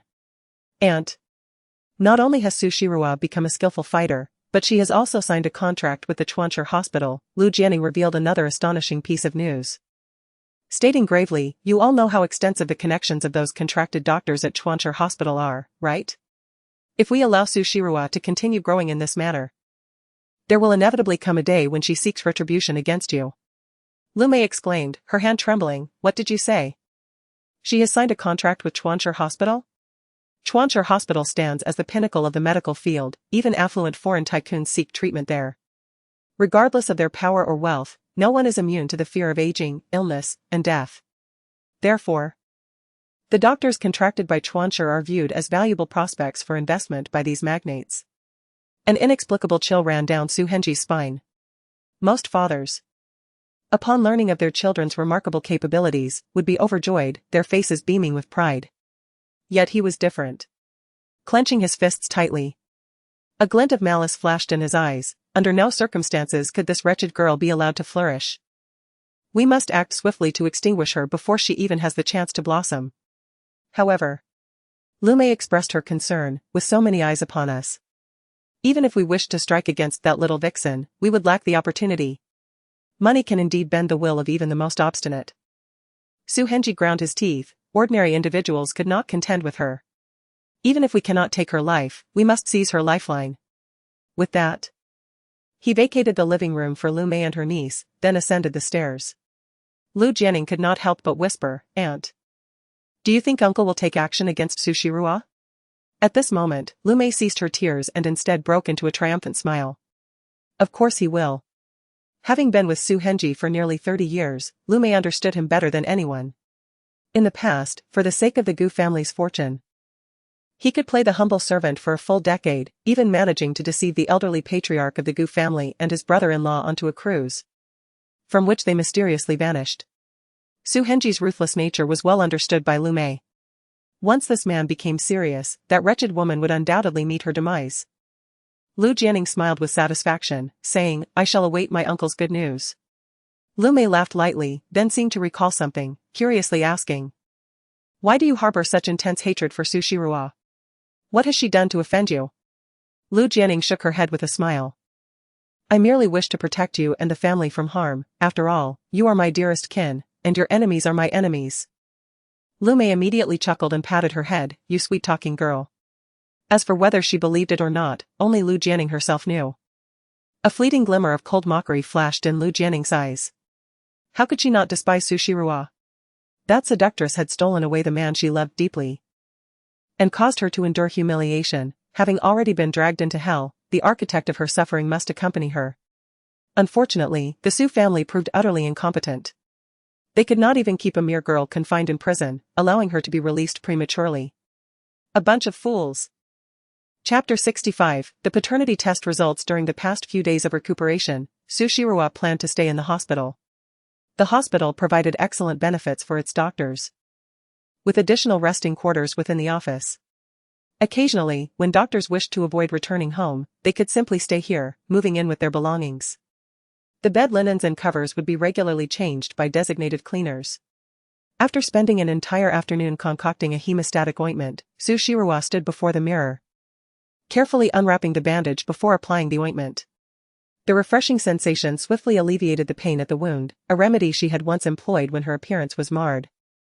Had she not memorized these ancient prescriptions from her grandfather, her visage would have likely descended into a state of grotesque disfigurement. Even with the possibility of cosmetic surgery, achieving her current flawless beauty would have been improbable. Su Xinxin had repeatedly suggested that she consider her elder brother, a lawyer, yet Su Shiruo had declined. Thus far, there was no pressing need to litigate against Su Yaoyue. Following his arrest, it was certain that Su Henji and his wife would endeavor to extricate him. However, the scandal surrounding the wrongful accusations had escalated to an unprecedented level. Resorting to illicit methods for his release would be tantamount to courting disaster for Su Henji. She was eager to witness the tactics this couple would employ to navigate this predicament. Dr. Su, a grave situation has arisen. Su Xinxin exclaimed, hastily entering her office. Visibly agitated. Your father has posted a video online, mirroring your previous content, yet the protagonist of the story has been altered to be you. Furthermore, Lu Tingchuan's mother, Qin Yi, has publicly declared that on the fateful night of the car accident 5 years ago, Su Yaoyue was actually with her son. And that her grandson was conceived that very evening. The tide of public opinion has shifted dramatically, and now countless individuals are denouncing you. Su Xinxin was infuriated by the vitriol spewed by internet users. How could there be so many thoughtless individuals? They blindly believe whatever is said. It is utterly infuriating. Dr. Su, with your beauty and prowess, how could you possibly be the unscrupulous character they portray in their desperate attempts to absolve themselves? She exclaimed with exasperation. What on earth is going on with this video, Dr. Su? You must take a look. Su Shirua raised her eyebrow and took the phone to examine it. Indeed. The identical video content had her face superimposed upon it. Moreover, Qin Yi, as Lu Tingchuan's mother, boasted a substantial following and was affectionately referred to as mother-in-law by many. Presently, her statements online not only supported Su Yaoyue's alibi for that evening but also unequivocally exposed her as a purveyor of falsehoods. As for the overwhelming comments from netizens, surpassing 100,000, it was unnecessary to scrutinize each one. It was evident that countless individuals were condemning her. Clearly, they had enlisted a skilled expert capable of executing such seamless face-swapping. Su Shirua smirked, intrigued by the new video. Suddenly, her phone chimed. To her surprise, it was a call from Lu Tingchuan. After a moment's hesitation, she accepted the call. The deep, melodious voice of the man resonated on the other end. I will swiftly resolve the matters online. This incident remains unrelated to me. Su Shirua paused for a moment, then replied with a smile, Mr. Lu. I am aware that this situation does not concern you. However, I must caution you, if Su Yaoyue claims that Lanlan was conceived that night, she is undoubtedly deceiving you. The video I possess is authentic. She clearly struck someone that evening and could not have been with you. But, if it wasn't her, then who could it be? Lu Tingchuan inquired with a significant tone. Are you truly oblivious to whom you might be involved with? Su Shirua retorted, exasperated. I believe you have certainly been misled by the Su Yaoyue family. I suggest it would be prudent for you to conduct a paternity test with Lanlan. Do you truly believe the Lu family would be so foolish as to reclaim and raise a child without such verification? Lu Tingchuan remarked coolly. Su Shirua was taken aback. Are you implying that the child is your biological offspring? The man offered no reply, his shallow breaths resonating through the phone. Su Shirua shook her head vehemently, no. That is absolutely impossible. Su Yaoyue was distinctly at the bar that night, indulging in drinks, and subsequently met with an unfortunate accident while driving home. To ensure I took the blame, she deliberately stayed at the Su residence all night. How could she possibly have been with you? Yet, what of Lanlan? Surely, a child cannot simply appear out of thin air? Indeed, without the ability to clone herself, she could not be the woman who shared a night with me that evening. Therefore, Miss Su, what else do you know? Lu Tingchuan inquired with a calm demeanor. Su Shirua, oblivious to his unusual tone, asserted confidently. Perhaps Su Yaoyue took that woman's child, deceiving you in her place. Mr. Lu, I believe it would be wise for you to investigate the truth. The Su family would resort to any despicable act for the sake of power and wealth.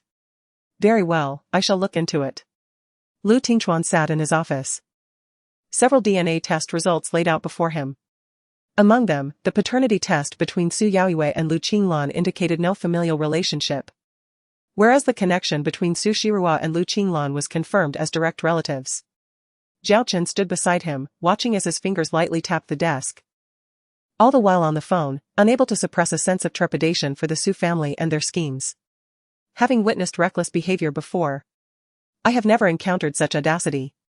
The Su family dares to weave such a colossal lie to deceive Lord Lu. It is tantamount to courting death. However, what astonishes him further is how Lord Lu could ascertain that Miss Su is indeed the true mother of the young master. This implies the image of two delicate, obedient faces flits through Zhao Chen's mind, and he cannot help but admire his master. Such a powerful lineage, yielding 3 fruits from a single seed. It is almost enough to incite envy in others. Master, when do you intend to reveal this Miss Su's true identity? Zhao Chen inquires curiously as he sees his master end the call. The remarks made by the lady of the house online have severely tarnished the public's perception of Miss Su, compounded by the interference of online trolls. Suppress those trending topics and, under my personal name, publish a Weibo post to disclose the paternity test report directly. Lu Tingchuan commanded. tossing the DNA test result of Su Yaoyue to Zhao Chen. Zhao Chen's eyes brightened, instantly grasping his master's intent. The only way for Su Yaoyue to prove her innocence is by demonstrating that she was with Lord Lu that night, resulting in a child. Once the paternity test result is made public, it will utterly disprove the alibi of her absence that night. Very well, I shall attend to it immediately. Zhao Chen exclaimed excitedly as he departed with the documents. At that moment, a sudden noise emanated from beneath a cabinet in the office. Furrowing his brow, Lu Tingchuan approached the cabinet. Just as he was about to open it, a small figure excitedly scrambled out and clung to his leg. Daddy. Is what you said true? My mommy isn't that wicked woman. Is it really Aunt Sue? The little one had been hiding in the cupboard for an unknown duration, and upon hearing the truth, he was overwhelmed with excitement, exclaiming joyfully. Lu Tingchuan lifted him up, raising an eyebrow. Do you really like her that much? Of course. Lan Lan replied with a beaming smile. Aunt Sue is so gentle. Much better than that wicked woman who always scolds and hits me. This is wonderful. Lan Lan has a mommy now. Daddy, let me go quickly. I want to find mommy. Not possible, Lu Tingchuan firmly refused, it's not the right time. Why not? Lan Lan's face immediately fell, his lips jutting out in a pout. Aunt Sue likes me so much, and knowing I am her baby, she will surely care for me. You are mistaken, Lu Tingchuan swiftly shattered his son's fantasy. She will only think you are causing trouble. Don't forget, you have younger siblings always by her side. She believes she has only given birth to them and has no idea of your existence. Lan Lan was momentarily stunned, and soon tears glistened in his big, watery eyes. Mommy, doesn't he know she gave birth to me? What should I do? Daddy, I want mommy. I want mommy. Chapter 66, 4 Lives, 4 Million Hush. Lu Tingchuan extended his index finger, signaling his son to be quiet. Lan Lan blinked his eyes, gazing earnestly at his father, hoping for a suggestion. To win mommy's affection, one must earn her attention, make her like you, and also win her affection for daddy. Lu Tingchuan began to cleverly persuade his son without any reservations. He cradled the little one in his arms and gently coaxed, Don't you wish for your father, mother, and siblings to live together? Lan Lan nodded eagerly, Of course I do. With a playful smile, Lu Tingchuan tapped the tip of his little nose, Then you must stand by your father's side. Of course, to ensure you have a mother. I will also strive to help you reunite with her. Though clever from a young age, Lan Lan still found it difficult to grasp his father's meaning. He furrowed his brow in contemplation before curiously asking, Does that mean father likes mother? Lu Tingchuan was taken aback. It wasn't quite accurate to say he liked her, rather. He naturally felt a certain fondness for Su Shiru. Had it not been for the interference of the Su family 5 years ago, he might have already married Su Shiru, sparing her the suffering she endured in prison. Recalling the investigation into Su Shiru's background ignited a fierce anger within him. Over the past few years, Su Yaoyue had exploited his connections with the Su family, thriving in Nanyuan City while enjoying countless resources and wealth. While the woman he had actually been with suffered such humiliation behind bars. This family truly deserved punishment. Lu Tingchuan had 100 ways to make the Su family's life unbearable, yet he refrained from immediate action, opting instead to gauge Su Shiru's feelings. He reminisced about that kiss in the hospital storage room and the familiar scent of the medicine. The man's gaze darkened slightly. Compared to his disdain and impatience towards Su Yaoyue, the thought of making Su Shiru his wife was far from unpleasant. On the internet, the latest gossip had morphed into a soap opera. The multitude of onlookers watched as the saga grew increasingly sensational. First, Lu Tingchuan's mother, Qin Yi, publicly provided alibi evidence for Su Yaoyue on Weibo, inciting thousands of netizens to hurl insults at Su Shirua. Soon thereafter, the official Weibo account of Chuancher Group shockingly revealed a DNA test report indicating that Su Yaoyue and Lu Qinglan were not related by blood. They announced intentions to file charges against the Su family for fraud, alleging that they concealed the true identity of the biological mother of the young master of the Lu family, attempting to marry into wealth under false pretenses. They even tagged Su Henji's corporate Weibo account, demanding that the Su family disclose the identity of the young master's biological mother, otherwise, Chuancher Group vowed to take all necessary measures to obliterate the Su family's business. This announcement immediately sparked an uproar. No one expected this twist to culminate in such explosive revelations. Countless netizens were left astounded. My heavens, what audacious moves is this family making? To dare deceive Lu Tingchuan and even attempt to usurp his son with aspirations of marrying into high society? This narrative seems too outrageous for even a novel. Given such character, I find myself inexplicably sympathetic towards Su Shirua. Who knows if the slander she endures was deliberately cast upon her by the Su family? The true culprit behind the fatal incident is undoubtedly Su Yaoyue.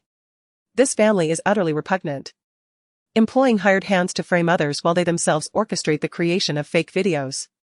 How shameless! Su Shirua is truly pitiable. Trapped in such a family that dares to cast the blame upon her. Perhaps she was once the victim of bullying herself? Indeed, the saying where there is a stepmother, there is a stepfather rings true. I find it hard to believe that Su Shirua is the kind of woman who would covet another's partner. A little insider information, the true age of Su Yaoyu, the second daughter of the Su family, is actually older than Su Shirua. It is rumored that Su Henji built his fortune by relying on the inheritance from his first wife's family, leading me to seriously suspect that he married Su Shirua's mother primarily for her first wife's wealth. Moreover, it is undeniable that Su Yaoyu and Su Henji are indeed her biological parents. Just look at their resemblance. At the Su family residence, Su Henji stared pallidly at the trending news. Chini called him, immediately questioning, "Old Su, tell me honestly, is Lan Lan not the child of your Yaya?" Su Henji vehemently denied this. How could that be? If Yaya is not Lan Lan's mother, does that mean the young master of the Lu family just sprang from a rock? Chini evidently placed great trust in Su Henji, as she showed no signs of doubt but rather erupted in anger. I see it now. That girl named Su Shirua has utterly enchanted my son. For that woman, he is capable of concocting such absurdities. With a bitter smile, Su Henji replied, Chini. Since Tingchuan holds our Yaya in such disdain, perhaps we should reconsider the union of our families. Although Shirua is also my daughter, it is difficult to articulate. His tone was laden with fatigue. On the other end of the line, Chini, engaged in a manicure, retorted furiously, rest assured.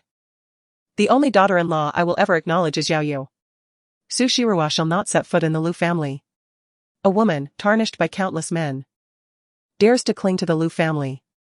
Old Su, your excessive indulgence has rendered her selfish and self-serving. Children are but burdens. A flicker of something peculiar flashed in Su Henji's eyes, yet his tone remained laden with helplessness. Both daughters are flesh of my flesh, witnessing their discord pains me deeply. Fear not, I shall return to speak with Tingchuan regarding this matter. You need not worry about Yaoyue, she shall return soon. After offering a few more words of reassurance, Chini ended the call. However, Su Henji was far from optimistic. Over the years of interacting with Lu Tingchuan, he had come to understand the strategies and capabilities of this future son-in-law. Regrettably, after 5 years, such favorable conditions had failed to win his heart. Instead, he had uncovered Lanlan's secret. He could only be thankful that the young man had yet to discover that Lanlan's biological mother was Su Shiru. Otherwise, with Lu Tingchuan's involvement, dealing with Su Shiru would prove exceedingly difficult. It seems he must act swiftly. Su Shiru cannot be allowed to live. A shadow of gloom settled in Su Henji's eyes. He retrieved another phone registered under someone else's identification and dialed a number. I will give you 1 million to eliminate Su Shiru. The voice on the other end responded with something unknown, to which Su Henji coldly replied, agreed. 4 lives for 4 million. A deposit of 1 million will be placed beneath the bridge at Urqiao tomorrow at 3 p.m., ensure you collect it. Just then, Lu Mei entered. Her expression fraught with concern. Darling, what shall we do about Yaoyue? Now that Lu Tingchuan has released the paternity test, does it not imply that the person who was with him that fateful night is not their daughter? Without an alibi, even if they are the parents who could fabricate a false testimony, it would be impossible to convince the police. The situation has escalated to such an extent.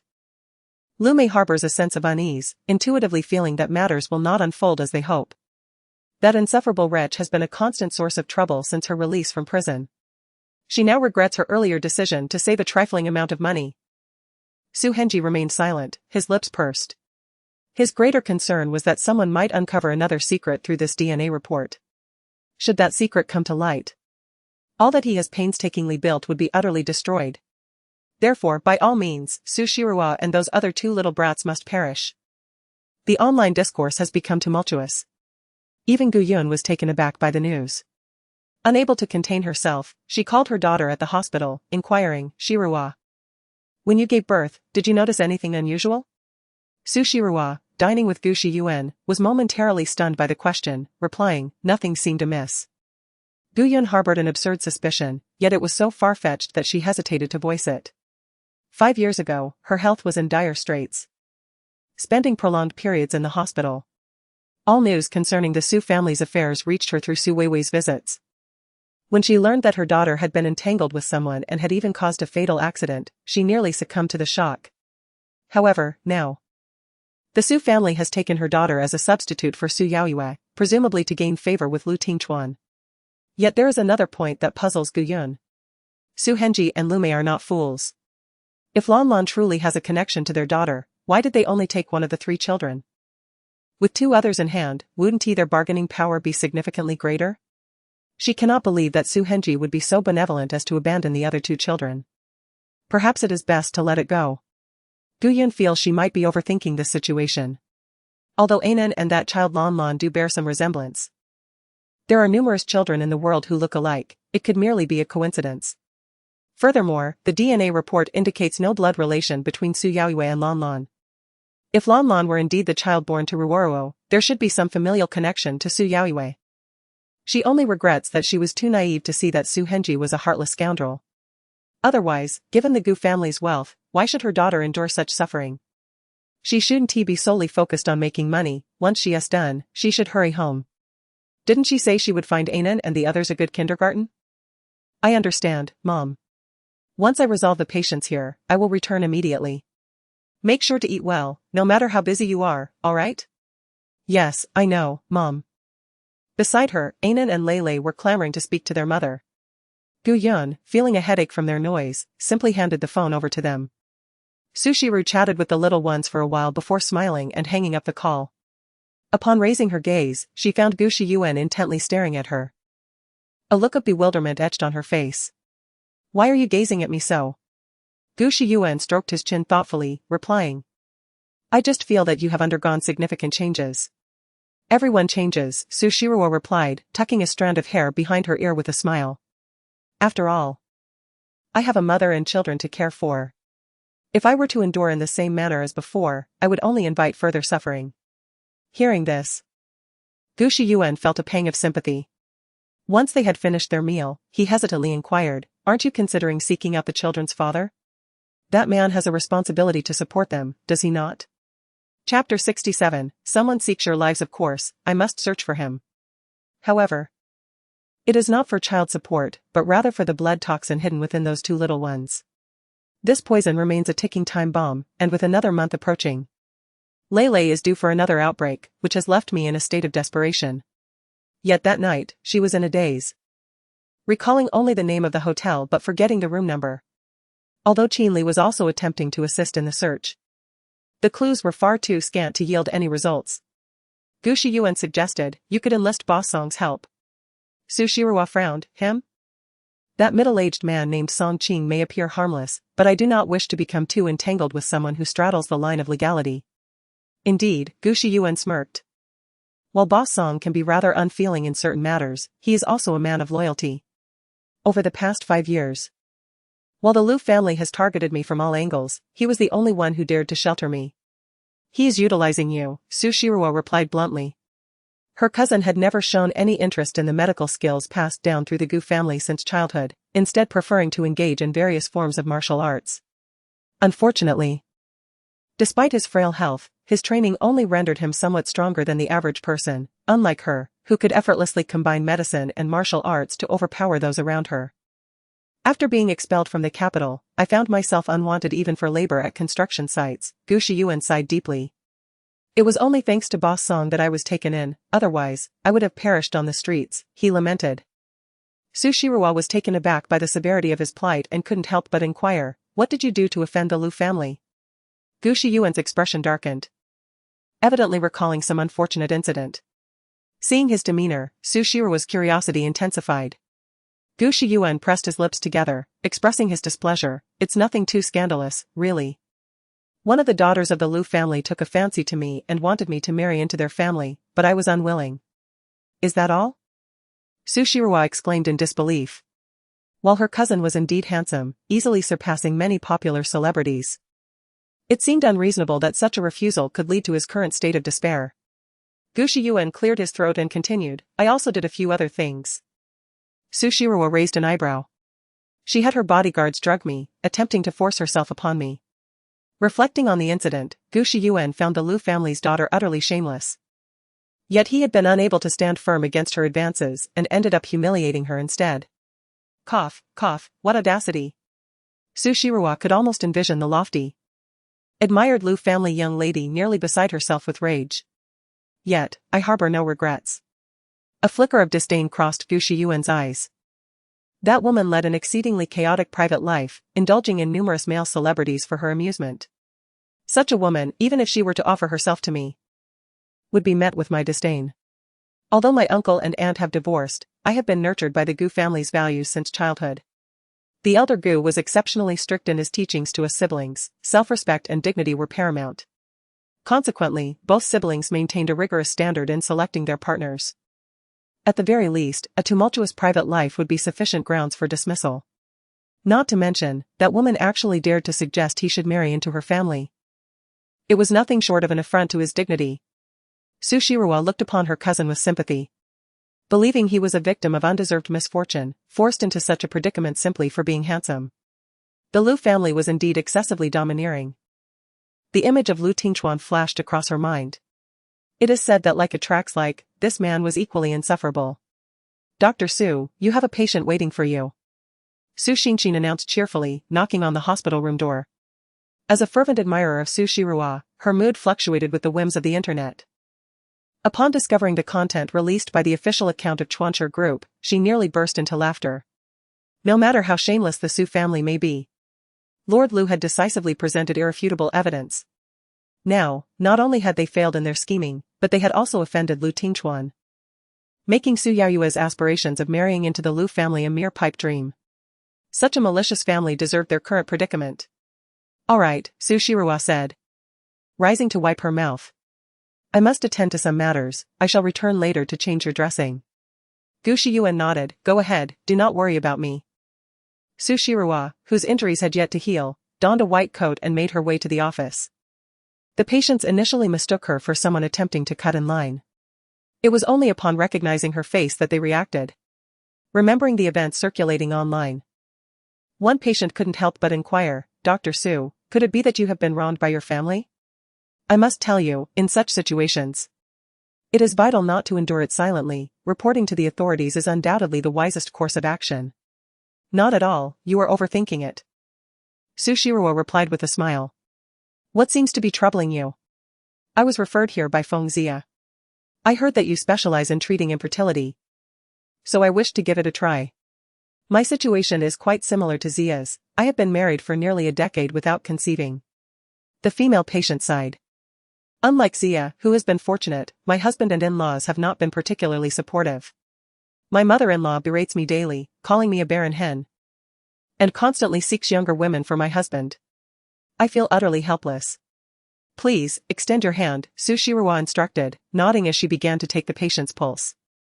The female patient continued, my husband is a wonderful man, I do not wish for our marriage to be disrupted by another woman. Alas, the doctors keep attributing the issue to me, yet a solution remains elusive, and I am nearing despair.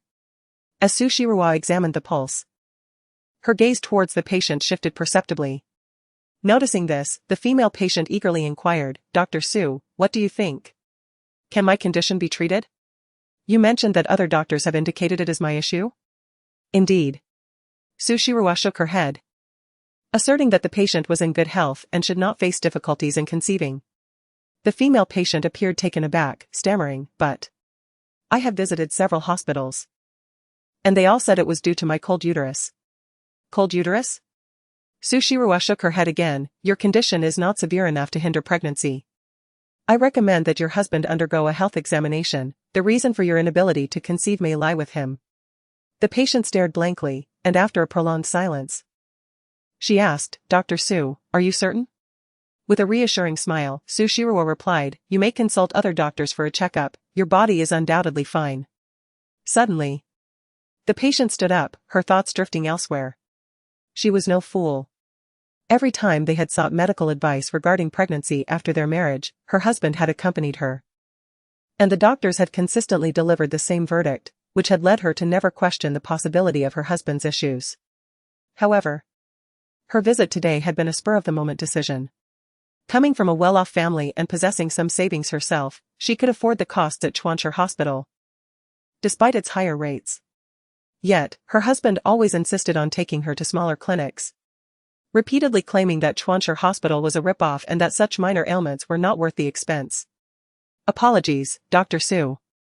But I wish to schedule another appointment with a different doctor," the patient said, a vague suspicion beginning to form in her mind, though she dared not dwell on it. Anxiously clutching her bag, she hurried out. Su Xinshin, standing by the door and munching on sunflower seeds, couldn't help but shake her head in disapproval at the scene. As Su Shiruo blinked, she wondered why you were shaking your head. That female patient must have been deceived by her husband once again. Su Xinshin entered with a cheerful demeanor, noting that in this day and age, many couples who struggle to conceive clearly have issues stemming from the male partner. Yet, in a bid to preserve their pride, the blame is unjustly placed on the wives, who then endure the scorn of others, suffering in silence. Over time, even the culprits begin to believe their own fabrications. Such scenarios have occurred numerous times in our hospital. Although Su Shiruo possessed exceptional medical skills, she had seldom encountered patients formally before, thus she was not as well versed in their stories as the spirited nurse Su Xinshin. Is this truly a common occurrence? Su Shiruo mused, her eyes widening with newfound awareness. Indeed, it is, and quite frequently. Su Xinshin replied, curling her lip. Men are generally not to be trusted. I have no intention of marrying in this lifetime. Hey! You should refrain from making such unfounded statements. A middle-aged female doctor in a white coat reprimanded with a light-hearted scold as she playfully tapped Su Xinshin on the back of her head. Upon recognizing the newcomer, Su Xinshin cleared her throat. "Sister-in-law? What brings you here?" "I came to inquire about something from Dr. Su." The female doctor shot her a disapproving glance. "It's during work hours, and here you are dawdling. Shouldn't you be at your post? Be careful not to incur complaints." Su Xinshin stuck out her tongue playfully before making a hasty exit. The female doctor then entered, her expression softening as she addressed Su Shiruo. "Hello, Dr. Su. I am Su Xinshin's sister-in-law and Song Qing's sister. My name is Song Qi." Su Shiruo regarded her attentively. "Is there something you need, Dr. Song?" "I am here to convey a message from my elder brother." Song Qi smiled and remarked. "Someone is willing to pay 4 million for the lives of your family of 4. Su Shiruo's pupils constricted. She then observed Song Qi's cheerful demeanor as she added. "You should already know who it is, so I won't mention it. My brother believes this information serves as your repayment to him, free of charge." Chapter 68, the entrepreneurship plan. This individual required no explicit mention, as Su Shiruo was already aware of their identity. She traced the injury on her face, her dark eyes radiating a profound chill. It seemed the plan to deal with the Su family had to be expedited. That family would not grant her the luxury of gradual growth. Though Song Qi was in her middle age, she remained an enchanting beauty. Her dark red, voluminous waves framed her face, and her white lab coat imparted an aura of both restraint and fervor. Her long, curled lashes fluttered slightly, and her elongated phoenix eyes reflected a blend of curiosity and contemplation. "Dr. Su, I am genuinely intrigued by the kind of person you are. You seem so elusive," she inquired.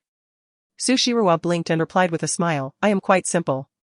The reason you find me inscrutable, Dr. Song, is that you perceive me as far more complex than I truly am." Song Qi leaned forward, resting her hands on the table, and suddenly drew closer to Su Shiruo. She scrutinized the porcelain-like face before her, flawless and delicate. Abruptly, Song Qi reached out to gently caress her cheek, exclaiming with admiration, "What fascinates me further, Dr. Su, is how you managed to transform a completely marred face into this exquisite visage. It bears no blemish, and its texture is as tender as jelly, an appearance that would evoke envy in any woman." Su Shiruo curled her lips in a smile, evidently aware that Dr. Song possessed considerable knowledge. Song Qi replied with a faint smile, admitting that she had merely perused some information about Su from her brother out of curiosity. She did not conceal the fact that Song Qing had investigated her privately, nor did she fear that Su Shiruo might be angered by it. "Your information has already been listed on the hunting board. 4 million is no trifling sum, Dr. Su. Do you require protection? Song Chi said flirtatiously. The Song family is involved in numerous businesses. If you are willing to share the formula that could restore your visage, I could assist you in resolving this predicament. What do you think? Is a formula capable of scar removal and beauty enhancement truly worth 4 million? Su Shirua shook her head, asserting that only a fool would agree to such a transaction. With a slight smile, she added, the hunting board, you say? That piques my interest, however. To claim my family's lives, one must possess the capability to do so. Although a formula could indeed address the immediate crisis, it merely treated the symptoms, not the root cause. As long as Su Henji remained in power, she would forever be unwelcome in Nanyuan City. Thus, only by addressing the underlying issue could her family of 4 live securely. Seemingly, her concerns were unwarranted. Song Chi was astonished by this woman's composure. Indeed, a woman who had endured humiliation while imprisoned yet emerged as its formidable matriarch was no ordinary individual. With a beaming smile, Song Chi remarked, I hope Dr. Su will grace me with a splendid performance.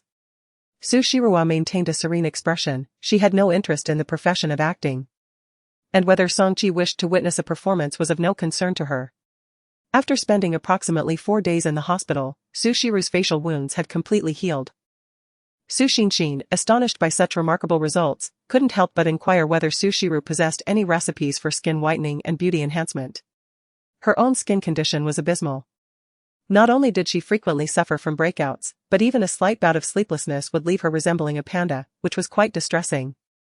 Su Shiru examined her pulse and promptly prescribed a remedy, preparing a jar of beauty cream for her use.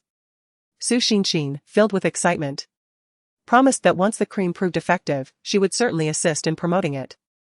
In truth, if Dr. Su possessed expertise in the field of beauty, she could easily amass a fortune. Su Xinshin's eyes sparkled as she remarked that women would go to great lengths to maintain their appearance, even resorting to consuming rare substances like deer placenta, often spending millions on their looks.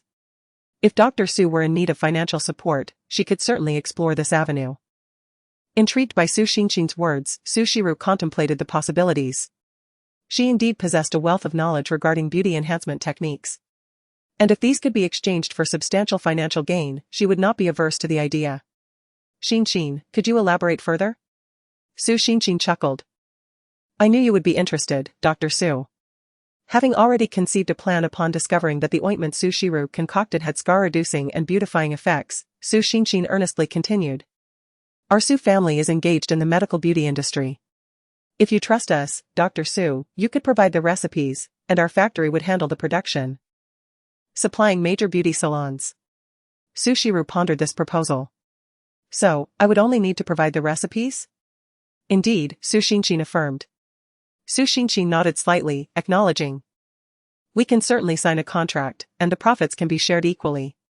Suddenly, Su Shirua was struck by the idea of starting her own business. Whether it was her mother's intermittent ointment, the nourishing care for her 2 children, the precious herbs required to alleviate their afflictions, or the staggering debt of 80 million owed to the bank due to her mother's misfortunes, she found herself in dire need of a lucrative solution. Although the thought of entrepreneurship had crossed her mind, she had not yet contemplated it in the realm of beauty and skincare. Reflecting on the overpriced skincare products with mediocre results, Su Shirua felt a surge of confidence in her own remedies. Of course you can. Su Xinshin exclaimed with enthusiasm. Once Dr. Su registers her own brand, she can establish a company. My family's factory can produce the beauty products, and we can collaborate. As she spoke, a rosy flush adorned her cheeks. To be honest, I truly wish for you to partner with me. I can invest in your company. Dressed in a white lab coat, with her hair simply styled in a bun, Su Shirua's delicate face bore exquisite features that seemed like the most perfect creation of the divine. Even when slightly furrowed in thought, her beauty was breathtaking. She scrutinized Su Xinshin, pondering the sincerity of her words. Although their acquaintance had been brief, the young woman's demeanor did not suggest any ill intentions. Su Shirua clasped her hands together, contemplating her situation carefully. With only a little over $1 million earned from a recent competition, her funds were insufficient to launch a company in Nanyuan City. However, collaborating with others proves to be quite straightforward. Well, let us discuss the specifics on another day. After some contemplation, Su Shirua decided to partner with Su Xinshin.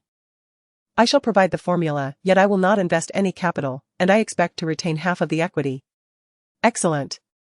Although Su Xingshin often appears carefree, she adopts a serious demeanor when it comes to important matters. Once I have completed my trials, I shall prepare a proposal for Dr. Su, rest assured. I will not let you down. As she spoke, a hint of excitement was evident in her voice. The Su family is indeed affluent. But in the eyes of her relatives, she has always been perceived as a somewhat inept individual. The unexpected discovery of Dr. Su's remarkable creation ignited her desire to collaborate. She yearns to prove to her family that she is not merely a decorative figure devoid of substance.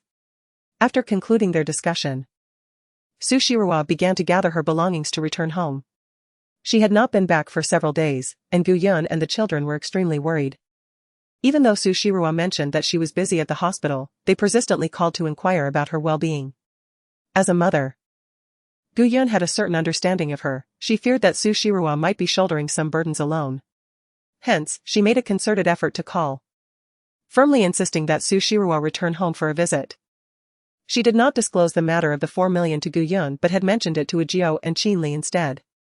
Consequently, Gu Yun and the children had scarcely left their home in recent days, even if someone undertook a task from the bounty list. It would be implausible to act in the bustling residential area. Meanwhile, Su Shiruo remained at the hospital, never straying from her post. As she stepped out of the gates of the Chuanchi hospital, a peculiar sensation enveloped her, as though she were under the scrutiny of unseen eyes. This time, Lu Tingchuan's public revelation of the paternity test had thoroughly buried Su Yaoyue in disgrace. The internet buzzed with fervor, yet the Su family maintained an unusually low profile. Despite the relentless presence of paparazzi, no information had surfaced. Little did Su Shiruo know that the current tranquility of the Su family was merely a prelude to a fierce counterattack once they had claimed her life. A faint smile graced Su Shiruo's lips. She paid no heed to the gaze that lingered in the shadows, fixated upon her. After leaving the hospital, she made her way directly to the subway station to return home. Throughout her journey, that intrusive gaze remained steadfastly upon her, growing increasingly audacious. Upon her arrival home and as she entered the elevator, a man clad in black, donning a long black hood, stepped in alongside her. The rented apartment was on the 13th floor, leaving the elevator with just the two of them in an atmosphere thick with an eerie silence. Just as the elevator doors were about to close, a slender, pale hand suddenly reached in. What followed was the appearance of an extraordinarily handsome visage. Lu Tingchuan, dressed in a black silk shirt with the top 2 buttons undone, revealed his long, fair neck, and the tantalizing outline of his collarbone was subtly visible. Su Shiruo's brows arched in surprise as she gazed at him. What are you doing here? Lan Lan was clamoring to find Anan and Lele to play. So I happened to see you outside and brought him along, Lu Tingchuan replied, cradling a chubby little child in his arms. The moment she saw her mother, Lan Lan's eyes sparkled like the night sky, and she stretched out her short arms, leaping into Su Shiruo's embrace. Mommy, I missed you so much. Did you miss me too?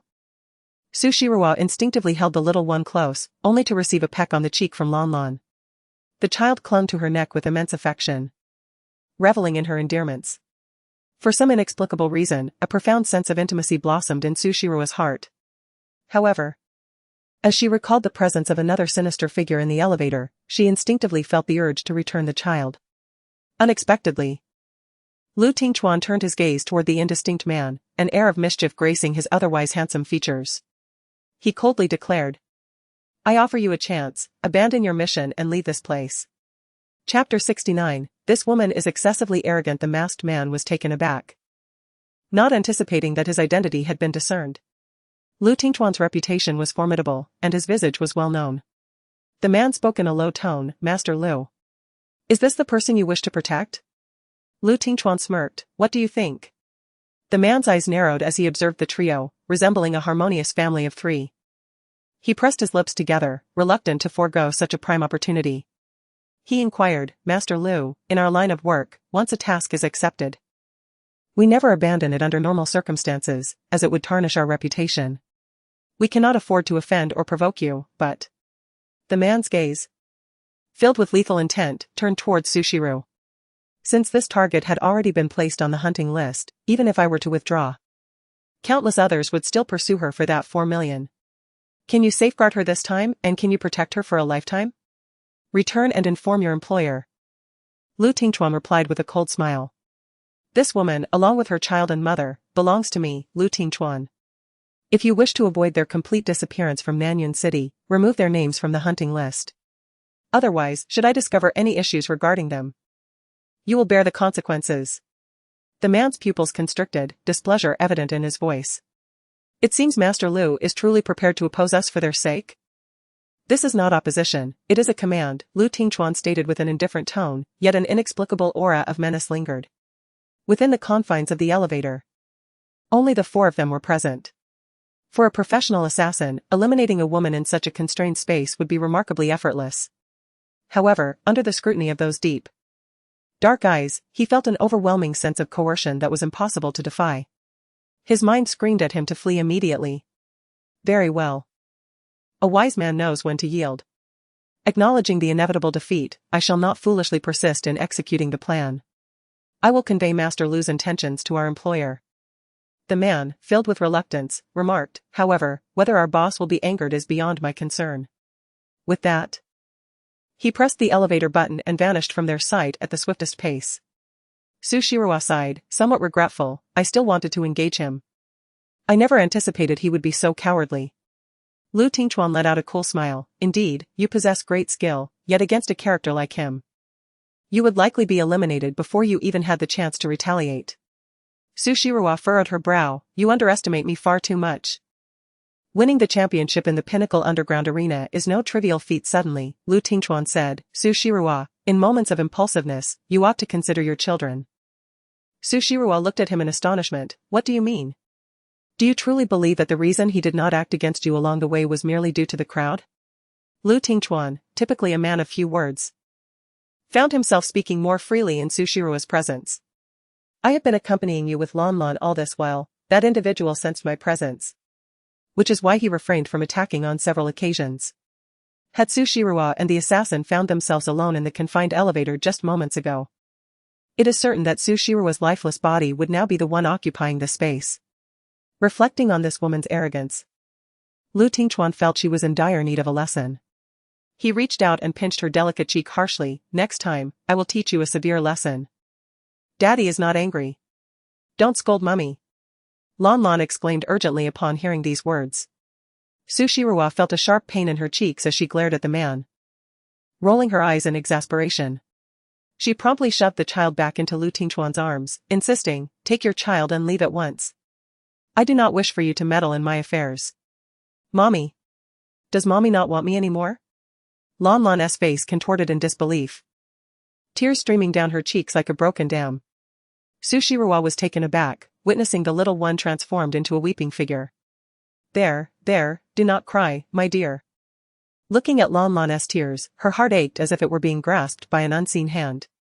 She hurried to comfort her. Auntie hasn't abandoned you. It's just that Daddy has upset Auntie. Be good now, darling, don't cry. Daddy is mean. Mommy, please don't dislike Daddy. Just don't dislike Lan Lan. The little one sobbed and hiccuped, desperately wiping her tears with tiny hands. Lu Tingchuan's lips twitched slightly. This impudent child was truly determined to win over Mommy. His previously frosty demeanor had completely crumbled, revealing a newfound vulnerability. He held Lan Lan firmly under his arm, yet the child wriggled like a fish out of water, yearning for Su Shiroa's embrace once more. Seeing his distress, Su Shiroa's heart softened, and she ultimately relented, taking the child back into her arms. Furrowing her brows, she addressed Lu Tingchuan. Has the Su family still not informed you of the child's biological mother? Mr. Lu, you are a formidable figure. Yet you cannot even uncover such a trivial matter? Is that not rather inept? Lu Tingchuan remained silent. I will investigate the matter regarding the child's mother. He gazed intently at Su Shiroa's face, then subtly gestured towards his son. Lan Lan is evidently a clever little sprite, clinging to Su Shiroa's neck, playfully pouting and showering her with affection, effortlessly alleviating the awkward atmosphere among the adults. For the sake of the child, Su Shiroa refrained from stopping Lu Tingchuan from accompanying her. It must be said that Lu Tingchuan's recent actions online have rekindled Su Shiroa's trust in him. It is wise to avoid offending a powerful figure, and Lu Tingchuan did not position himself as her adversary, rather, he extended a helping hand, thoroughly ensuring that Su Yaoyue could not recover. For this, she is truly grateful. Otherwise, given the Su family's subsequent maneuvers, they might have unleashed a horde of online trolls to mislead the public. While Su Shiruwa is indifferent to the vitriol hurled at her on the internet, she is acutely aware of the fact that her children will have to live under a scrutinizing gaze. Growing up in an orphanage, Anen and Lulu are inherently sensitive and particularly fearful of being disliked by others. Most children at such a tender age are often dismissed by even the most mundane of pets. Yet, her little ones are exceedingly well-behaved, to the point that they do not dare to unleash their cries. This is the price of growing up in an orphanage, where children quickly learn that persistent wailing does not elicit gentle comforts but rather impatient rebukes and scoldings. Willful children are seldom favored by adults. Even at the tender age of 4, this lesson is indelibly etched into the minds of the two children. Su Shiruwa feels a deep ache for them but realizes she cannot change their nature. Instead, she can only shower them with even more love, assuring them that they will never be abandoned again. With the key in hand, she steps through the door. As Su Shiruwa emerged at the threshold, her legs were immediately encircled by two little ones, each clutching onto one. Anen blinked excitedly, "Mommy. Mommy, you're finally back. Anen and sister have missed you so much." Yet, as the child's gaze fell upon the little one nestled in her mother's arms, the innocent and adorable smile abruptly faltered. Pouting, and Anne's eyes flickered with a hint of hostility as he regarded Lon Lon, that annoying little brat. Why is Mommy holding her? Ah. Anen is about to explode with anger. Chapter 70, The Children of Dr. Su and Me. My darling, Mommy missed you too. Anne's sweet, childlike voice nearly melted Su Shiru's heart. Instinctively, she handed Lon Lon to the man behind her, then scooped up her own child and showered him with affectionate kisses. The milky scent emanating from the child was intoxicating, and the soft, plush feel of him brought an overwhelming sense of bliss. "Mommy, I want some too." Lele eagerly tugged at her mother's arm, yearning for kisses of her own. Su Shiru, naturally, would not favor one over the other. After lavishing affection on her son, she turned to her daughter, lifting the little girl high into the air. Lele giggled incessantly, her rosy lips calling out affectionately to her mother. Meanwhile, Lon Lon, in her father's embrace, stared wide-eyed, "Mommy, Mommy, I want some too." She quickly extended her tiny hands, gazing up at her. Su Shiru paused, then smiled brightly, "Lon Lon, dear, Auntie isn't your mommy, you know. But since you're so adorable, how about a kiss for Auntie?" The child inexplicably tugged at her heartstrings. Su Shiruwa, while cradling Lele, gently pressed a kiss upon Lanlin's cherubic face. Yet, the little one did not seem particularly joyous. With a sour expression, he gazed at his younger siblings, overwhelmed by sorrow. However, the young lad, embodying the spirit of a true gentleman, valiantly stifled his tears, refusing to let them spill from his eyes.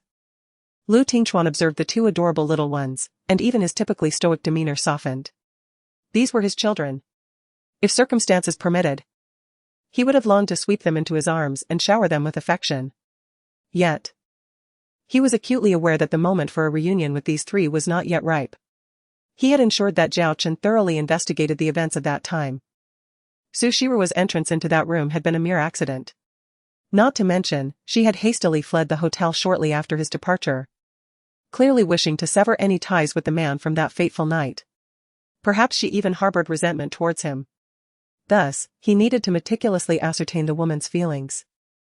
At the very least to comprehend her thoughts regarding that night in question. All right, once you've indulged in your affections long enough, hurry inside. Shiruwa, and Mr. Liu. Would you care for some water? Gu Yun, seated in her wheelchair, gazed at the scene unfolding in the foyer, where it appeared as though they were a family of 5, her expression softening. Recently, Lu Tingchuan's actions had pleased her greatly. At least this man did not solely protect his own interests. Without his support for the Su family, her daughter would undoubtedly be facing insurmountable challenges. The enemy of my enemy is my friend. Cultivating a relationship with someone of Lu Tingchuan's stature would be beneficial for their family. Good day, Grandma. Although Lon Lon felt a pang of disappointment at not being able to immediately recognize her mother, she obediently called out Grandma to Gu Yun. Gu Yun blinked, momentarily taken aback by the resemblance of the little one to Anan. Having resided in a nursing home for the past few years, she had never encountered the child that Su Yaoyue claimed to have given birth to. This was her first time laying eyes on Lon Lon. Yet, an astonishing conjecture surged within her heart, quickly followed by self-doubt. Perhaps it was merely a coincidence. After all, this child bore no blood relation to Su Yaoyue, who was merely a half-sister to her daughter. What a good child, your name is Lan Lan, isn't it? Guyan smiled warmly as she extended her arms towards the little one. May grandma hold you? The clever little Lan Lan understood that this was her mother's mother and naturally did not decline the affection from an elder. She eagerly stretched out her tiny arms and settled into Guyan's embrace. Lan Lan was indeed a sturdy little one. Grandma has some chocolate for you, would you like some? Guyan asked joyfully, cradling Lan Lan gently with a tender tone. No, thank you, Grandma, Lan Lan replied honestly, shaking her little head. I don't like chocolate. That's all right. Grandma has bought many delicious treats, let us go choose some together, Guyan encouraged, placing the little one on her lap and maneuvering the wheelchair toward the bedroom. Anen and Lele, witnessing this, hurriedly followed suit. Their grandmother had been shopping online these past few days, acquiring a plethora of delightful snacks. Unfortunately, she seldom permitted them to indulge, only occasionally allowing them to select a few. This was a splendid opportunity they could not afford to miss. The children followed Guyan into the bedroom to select snacks. Su Shiruo changed her shoes and then entered the room alongside Lu Tingchuan. Although Qinli lived next door, she often spent her time there, assisting Su Shiruo in caring for the two little ones, developing a friendship with Guyan. Upon seeing Lu Tingchuan, she momentarily paused before smiling and inquired, Mr. Lu, will you be staying for dinner? Not at all, Lu Tingchuan politely declined. Once Lan Lan has had her fill of play, we shall take our leave. Qinli offered a faint smile, but her eyes revealed a hint of complexity as she regarded Lu Tingchuan. This is the son of that woman? Taking a deep breath, Qinli lowered her gaze and began transporting the prepared dishes from the kitchen to the dining table. Su Shiruo joined her to assist and discreetly asked, Sister Qinli, have there been any unusual occurrences lately? Understanding her concern, Qinli reassured her, rest assured. The two children have been very well behaved and have not expressed a desire to venture outside. Your mother is aware of the dangers posed by those who buy lives with money and has consequently limited her outings. Su Shiruo's expression darkened as she replied. Su Henji remains a persistent trouble. As long as he is not brought down, our lives will remain under threat. I must devise a plan to expel him from Nanyun City. Were it not for the illegality of murder, I would take his life myself. However, sullying my hands for such a wretch hardly seems worthwhile. A person like him will inevitably bring about his own ruin. Qinli scoffed lightly. I have recently uncovered quite a few intriguing leads. You might want to take a look at them when you have a moment this evening. Su Shiruo's eyes glistened with gratitude as she said, Sister, I truly appreciate your assistance. Since you call me sister, I consider you as my own sister. Qinli replied warmly. Qinli smiled gently. Shiruo, you will find happiness. Su Shiruo nodded, wishing for her own happiness as well. However, she couldn't help but ask, is there still no news regarding the children's father? The blood toxin within the two children was a constant thorn in her heart. With Lele's first episode approaching the 1-month mark, Su Shiruo could hardly bear to witness her daughter suffer once more from the torment of the poison. No. Qinli replied gravely, shaking her head. I investigated the hotel you mentioned from 5 years ago, but there are 5 individuals who meet the criteria you described. 5? Su Shiruo exclaimed, astonished. How could there be so many? Well, if only you could remember the specific room number, Qinli retorted, rolling her eyes. Obtaining the identity information of these guests has already consumed a considerable amount of my efforts. Su Shiruo chuckled sheepishly, I'm so sorry, sister. I truly appreciate your help.